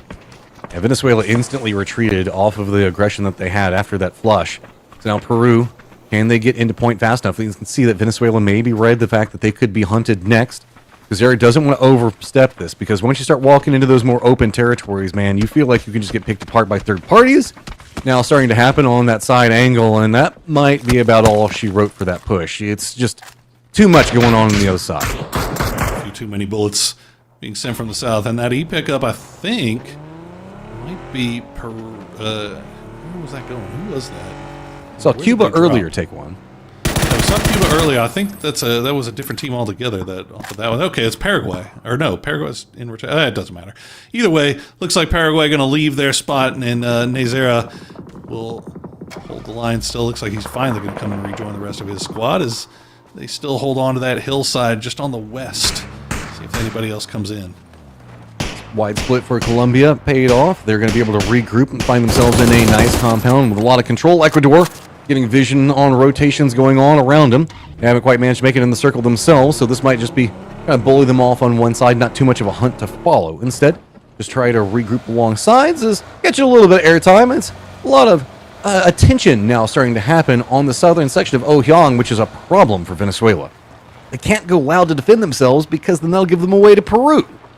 Yeah, I think at this point you realize it's a little bit too late in the game to start being a little bit more active. Maybe just try to survive as a duo and hope for the best here as Ecuador are going to move in on the south side of Oyang. Peru still looking. Clausera still playing that rooftop, waiting to see if any of these players from Venezuela reveal themselves, but it looks like Venezuela is just going to go ahead and turtle up for the time being. All is calm in Ouyang right now as silence has descended. More and more friends just starting to participate in all the lovely festivities over here right on the edge of circle number 3, which you do need to remember. There's a decent chance that you can bounce away from this. Ecuador is at least going to get some vision on Venezuela rotating of all teams, as Venezuela's just, I mean, it's just damage control on damage control. They just want to hold on to as much as they can get right now, and if they can find a kill, present it to them, great, but just keep a couple of people up, alive, and just, please stop shooting at us. That's all they're hoping. They got somebody back. Did they actually stick that res station? That might have been what we saw coming through. They were down to 2, and I think they just got, they're up to 3 now, so... They do it. They push it. They put it right in front of Peru's face, and Peru lets them get away with it. Okay. Well, Venezuela back up to 3 strong at least, as we see Ecuador just danky out in the middle of nowhere, digging a hole. Yeah, I mean, it could be useful later. You never know. If the circle pops over that way, that's actually a pretty strong little crossroad defendable position, so... Setting up in the hopes that maybe it goes that way, you have to assume that's going to bounce off of Oyang at a certain point. Even though so many teams have already kind of committed into it, kind of hope that it doesn't. But it's phase number 3, and it's already on the edge of the zone. You have to assume that this is going to go more to the northeast. There you go. A little bit off of it. Could have been worse. To be fair, it could have been a lot worse. That donut's up about as much as we've seen any circle today. In the land of hardships, but look at all the real estate Paraguay has to work with on that northern side. They have pretty much anything they want. Peru starting to look towards what their next move might be, while Venezuela has been slowly and quietly wrapping around their backsides. And they pop off with 3 different people, throw everything off balance. Cuba trying to get more kills, taking those shots long range over at Canada. They've got a couple of closer range threats that they seem like they're aware of, but not too concerned with for the time being. Ecuador has gone over and gone for their little dig hole that they were kind of playing for beforehand, so this crossroads got a lot of defendability to it, and especially gets you ahead of everything that's going on in Oyang. Look at this. Actually, Venezuela got the knock on the righty, and now direct shot's going to go down to Batunga, so Venezuela, they managed to get one man back up, and they return to the fight against Peru as they have kind of to do so. They've gotten a lot of damage in, but weren't able to get the knock there as Whitey continues to hold the line. Looking off in the distance, Clausera on the roof. That was the first knock that started this whole thing off. See if Whitey can do anything else. Oh, he's going to get taken down by Kaizen. Now there is just one up. Peru doing the dirty work for the lobby right now. Batunga is also kind of the unofficial villain of anything that Venezuela was trying to accomplish there. It's 2 different knocks. I think he got one of the initial knocks onto Venezuela when they were going for the push onto Peru. And he managed to get another one right there. So Bolivia just doing squads next to him dirty, and Venezuela with just the one up, I believe. Did they manage to get back to a res? I do not know. Pardon you guys, we do not have map feed, so we're just kind of along for the ride with you guys as well, as Whitey does look like he should be able to get Perez back on his feet. And Peru was able to get Clausera as well, so Venezuela, once again, back down to 2. Peru continues to hold the line. Canada, meanwhile, well entrenched in first place. No kills so far, but they still have 4 alive coming in from that south side. I believe that is Guatemala just off to their north, and a few shots being taken, but nothing really too serious as Joshi will get the knockout of Rex to start things off. Joshi's been having a pretty good day today. I mean, often we talk about like Adam going for bolties and stuff like that. Joshi's always been very consistent as far as his performance goes, but he just feels a lot more comfortable in this environment right now. I don't know what it is about what's happening here. It is a little bit of a weaker lobby than we normally see him compete in, but he is exploiting it to the highest capabilities that he can. I gotta say, Canada's utility usage, these grenades that they've been have been probably the best in the lobby so far today. Like, they have been finding a lot of success with this utility, and maybe that might be another one as they're going to continue Just throw them through the smoke, but that one's going to find it. Leo Mazzino is going to be the one that gets it, as Adam will get the re-knock onto Rex, as Guatemala tried to go for the res, and unfortunately it does not pay off. And there you go, Guatemala gets pinched between Cuba and Canada and gets taken out almost immediately. Oh, poor old Cuba. They thought they could at least get a little bit more out of that one, so instead now they realized, oh, those blue zone nades that have to be thrown from close range is from Canada. That is right next to us now. Great. Exactly what I wanted to see. We're trying to climb out of it. Canada goes loud, proud, up on top. And it's going to be Joshy that gets knocked onto Leo Mazzino. Nice work from Joshy, taking that high ground. Sharp shot will force him down once again. Unfortunately, Joshy not able to get that knock onto the approaching Cuba player. And there you go. Leo Mazzino will get taken down. Shinboy takes down Sharp. And Cuba now in a lot of trouble. I think they're down to 2. Yep, that's going to be full retreat to the north for them. I don't necessarily fault the mindset of maybe going after the guys that were at the top, but when you mess with the bull, you get the horn sometimes, and that is exactly what happened to him. Nade's now starting to rain down on the other side. Bolivia, let's see if they can manage to get a little bit more into their defense. They're not even inside the circle just quite yet. Colombia doing a great job on their defense so far, but Bolivia, while getting a lot of knocks, hasn't managed to find any kills yet so far.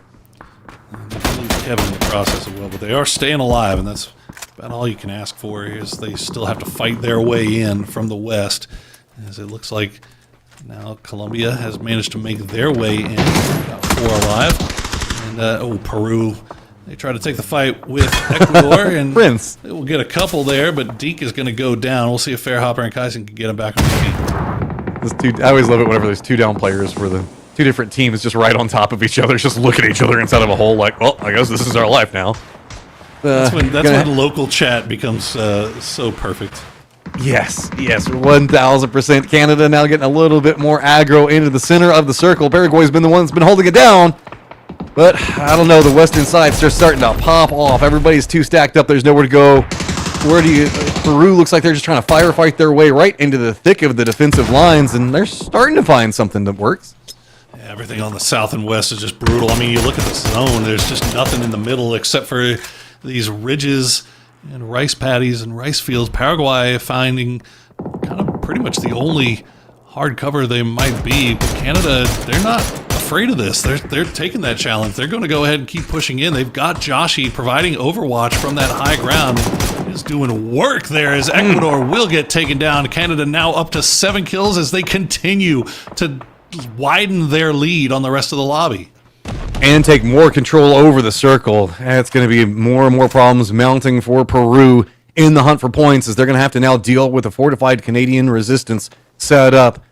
The circle even pops away from it to make it even more complicated, but it is good news for the remnants of Cuba, who can kind of still hold down their position inside the circle, while Paraguay just continues to kind of watch everything roaming around them. There's not really much Paraguay can do, can they? I mean, they can take shots, but there's just no angles to be found. Colombia had to make a long rotation in.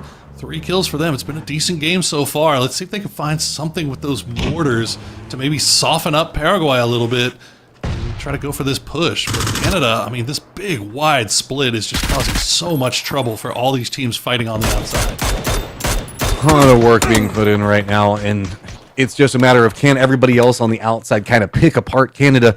There are some vulnerabilities in the way that they're set, as there is some pretty decent spacing that makes it hard to go for reses, but they know that nobody's back behind him right now. That's why they're playing this set. Not unless we see somebody take like a crazy rotate, like what, maybe, who was it that we saw that was up to the north just a second ago that was trying to hunt for the circle? I don't even know what you can really find. Paraguay, so defended in. There you go. That's the rotate I was curious about. Yeah. Where do you go? Colombia looking, the mortars didn't find purchase, and Paraguay now looking over in that direction. Canada looking over in that direction. Everybody looking over in that direction as they make their way down the hill. They've got to go somewhere, and unfortunately, they're going to go right into I Love Damage's bullets, as he'll take down one, but they still manage to keep Korea alive for the time being. We'll see how much longer that lasts, though, as they are in perfect grenade position.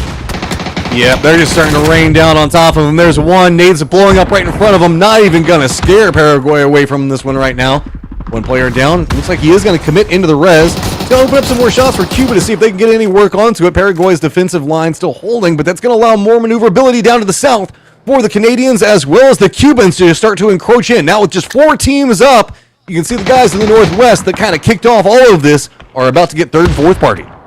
Yeah, Colombia doing their best to survive here a little bit longer, but gotta imagine not too much longer for this world as Vaker will get rezzed once again. Canada up to 10 kills as they are just sprinting away from the rest of the pack, making this a one-position race going into tomorrow. Everybody's going to be fighting for that second-place spot as Canada has very much secured their hold here on first. See, Paraguay. So we got a whole another day of action. Yeah, okay. Sure do. No, I think Paraguay might be out of utility now, so Colombia should survive a little bit longer, at least until Canada gets there. 10 kills in a 40-man lobby is absolutely ridiculous, and the potential to have so much more. Gets vision, goes for the shots. K-Mine gets another one on to Die Gorilla. How much more can they manage to get on this flank? Starting to set up. There's nowhere really that Colombia can go. They're going to move into Paraguay sightlines, but Paraguay does manage to get the shots on to Canada, at least shoo them away from that one angle. Paraguay starting to get a little bit more active here, I think, realizing that Canada's starting to press down. Colombia will go down in the end. But Paraguay, they have fortified themselves really well in these fields. You see the grass and how they can work around that. That's going to cause problems for anybody that has to try to push onto them, and they are in dead center circle. Canada, meanwhile, have just been fighting their way in from the south side. Cuba still have 2 players up. They could still be a factor here at the end, but they're going to play it safe, play it quiet, and hope that maybe Canada and Paraguay will scrap before they can get involved. It definitely does feel like what Canada's trying to do. Canada just wants a piece out of everything that's moving around them. Those smokes, if anything, could be a detriment, as it's going to be a smoke plume that draws Canada's attention. They're like, I don't know. With sharks that are watching any form of movement, they just want to fight. Shiny. Yeah, I know. Well, Paraguay starting to press out from their hard cover a little bit, or their at least their trenches that they've dug.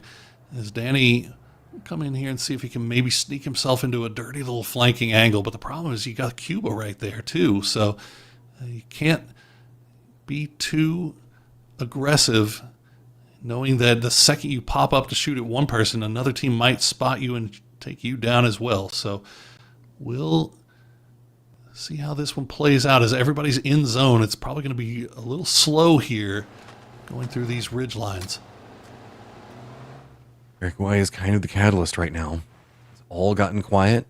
Most of the teams have a rough idea on where they were, but with the way that these ridges have kind of come out moving here, it's not a lot to be had. Canada has vision up on top of this shack. Looks like they're going to go for some Hail Mary nades. Paraguay realizes it, has to try to retreat, but the double up comes in.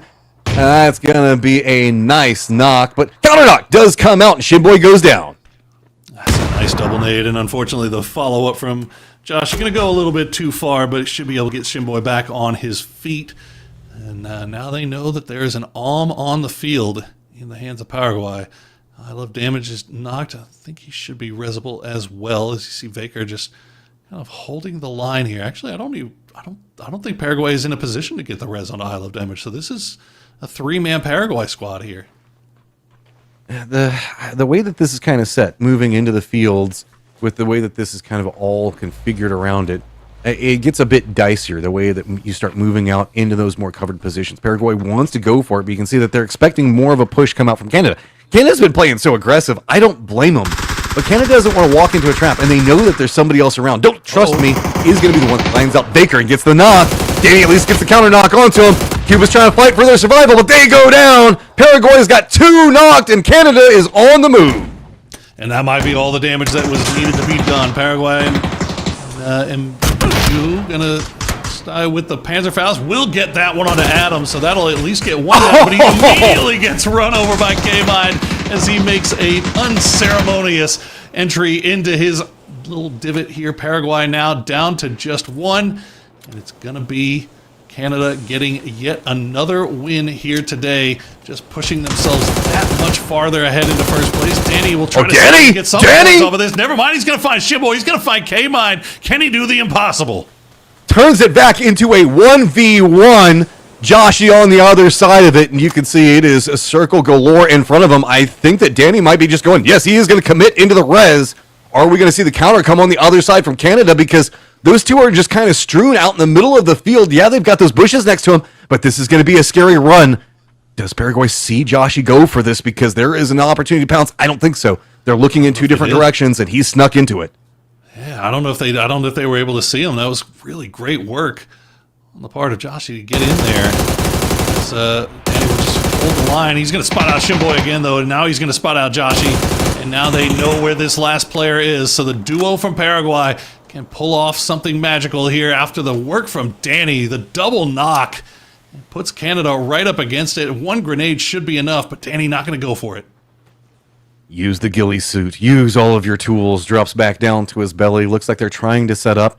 They don't have a lot of nades to work with. Just one in Danny's pocket. So while it might have been able to secure a victory, he wants to hold on to it just in case. He doesn't know exactly how the digging in the trenches has gone over here, so play it a little bit slower. You've got kind of the setup on position and everything working in your favor. Instead, start aiming for the circle itself. Well, you can see one squad going full stealth mode. Canada's trying to use a little bit of cover, full run and gun along the sides and getting spotted everywhere. Oh my goodness, yeah, they have no idea where Danny is here. Going to try to go for that high ground. Once again, we'll see if Joshy's able to spot anything out. The problem for Canada, though, is that they've got the blue nipping at their heels. K-Mine back on his feet, though. So Canada back up to 3 strong. Paraguay maybe leaving a little bit of a door open here for Canada. Maybe should have been a little bit more aggressive when they knew they had the 2v1, but Paraguay just playing it very safe. So Canada trying to use the high ground advantage, get the information to work with. More Doritos raining down to provide more cover. We were down to a 1v1, and it has been a full reset. Everybody back up, and Canada using vehicles of destruction. These guys just keep running them forward and getting involved in a lot with their cars. Gotta be careful. The good nade lands. Danny makes it work. Back down into a 2v2. He only had one, but he made it work as out of damage. Has to move up a little bit here. No more offensive utility in the bag for Danny. He's just going to continue sending the flashbangs over. Blue nipping at his heels. He's got to move once again. Joshy will get flushed out. Danny getting taken down low there by the blue zone. You've got to be a little bit more aware of your surroundings here as Canada just hiding through the smokes, playing around the Doritos. Paraguay will go high. He's going to spot out K-Mine. Now it's a 2v1. Can they spot out the last player? And they will, Paraguay. They made it a little bit dicey, a little bit nerve-wracking, but in the end, they get the win. Big game for Canada on the other side of it. Second place and 12 kills is going to continue their reign of terror at the top of this leaderboard. But this is a big come up for Paraguay. I'm just curious on how much. We're moving into tomorrow with still 5 games left. This is the tail end of our day, but make sure you stay tuned in with us, guys. We got to find out what these overall leaderboards are going to be looking like, as 9 kills for Paraguay is massive, Poro. That is huge. That's absolutely huge for them. Very needed at the last, obviously the last game of the day, but puts them in better position going into tomorrow. So, and again, Venezuela, another low kill game. They've kind of fallen off here in the last 2, and they've open the door for all of these teams that are trying to make that chase, going for that second place spot, because it feels like that's all that we're going to be fighting for. Nobody's catching Canada the way they're playing right now. Angry moose noises, hockey pucks everywhere, Timmy's just strewn across the field. Everything's going their way right now. Just give me some maple syrup. I'll pour it all over myself right now. We're living the life, baby. As Cuba having a big game for themselves is also very important. Making it in the later stages, surviving for as long as they did is so big. What, 5 kills? I think we saw them walk away 5 with. kills, yeah. Is, oh man.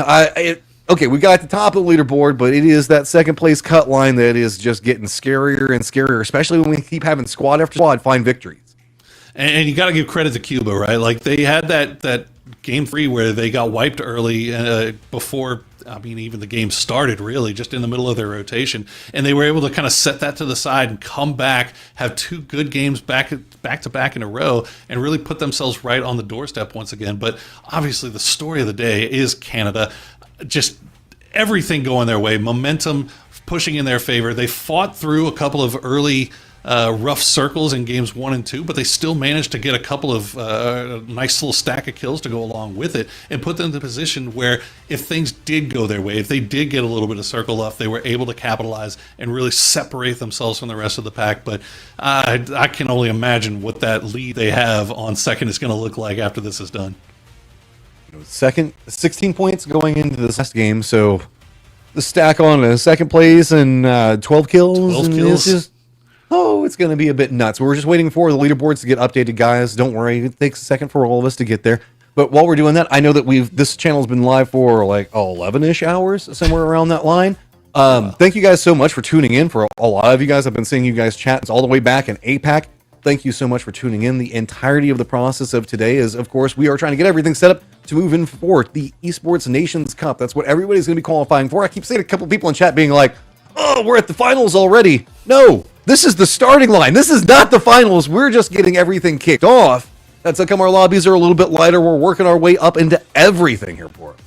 Absolutely, and we saw Thailand kicked off the beginning of the day. Who came in first in Thailand? Let's give a quick summary of what we've seen so far today. That was 10 games ago. 10 My games brain ago? don't work Yeah, that. you were there. I remember. I Hold on, was. I'll look. Hold on. I I'll was. bring it up. My Don't brain you is- worry about it. My brain is cooked. You were still sleeping this buddy. morning whenever we were casting APAC. Don't you give me that. I know you were. I was. Well, Malaysia in first place after 5 games in the APAC region. So they 60 points. Now they're a little bit different over there in APAC. They top 4, I think, go on. So Malaysia, Chinese Taipei, Japan, and Indonesia right now holding the line at 39 points. But New Zealand is right behind them. India not too far behind either. And Mongolia, Sri Lanka, Bangladesh. Not a great day for Bangladesh, but Mongolia and Sri Lanka still have a shot at this. India and New Zealand as well, if they can kind of find a little bit of success. That 4th place spot still on the line. But then we moved over to EMEA, where we had a full lobby and a full lobby of partying too, because these guys were going at each other's necks from the get-go. But at the end of 5 games, Romania in first place with 57 points. United Kingdom, Germany, and Czechia right behind them. But where is our leaderboard sitting here so far here for the Americas? Get to see what the overall ranking looks like. And 75 points for Canada puts them so far ahead of the rest of the pack. But Paraguay now in second place. 6 points ahead of Cuba, who are fighting tooth and nail for every single point that they can get. Then again, of course, it's got to be the ties. Right back behind that, 43 points for Venezuela and Peru. Then the drop down into Bolivia. It does look like we're starting to get a couple of little different break lines that are happening. Now, Canada having enough of a lead down into Paraguay, and it's starting to get a little bit of one between Bolivia and Peru. That is brutal. Canada just going to be on cruise control tomorrow.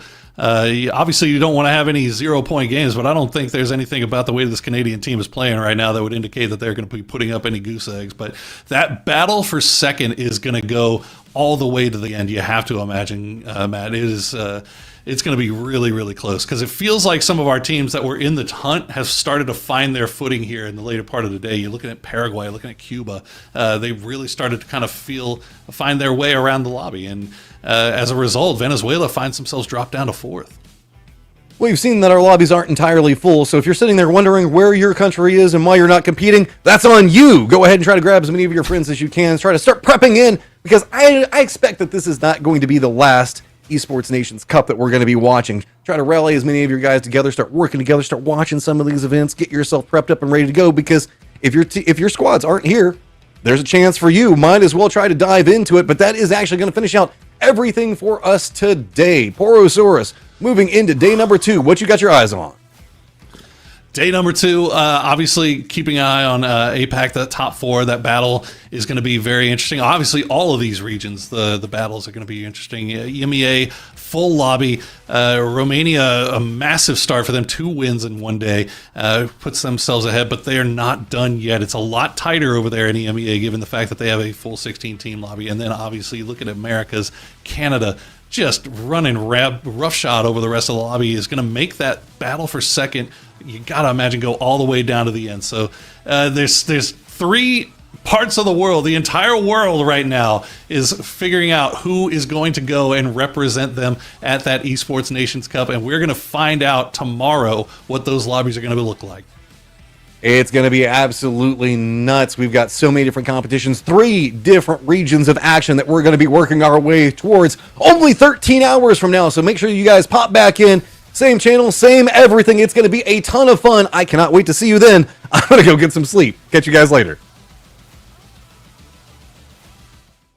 You're the car of all my craving, the car that I rather die than let it fade out. 'Cause you make my night a little brighter, the heavy days a little lighter. I'll be with you down to the wire. You are the spark to my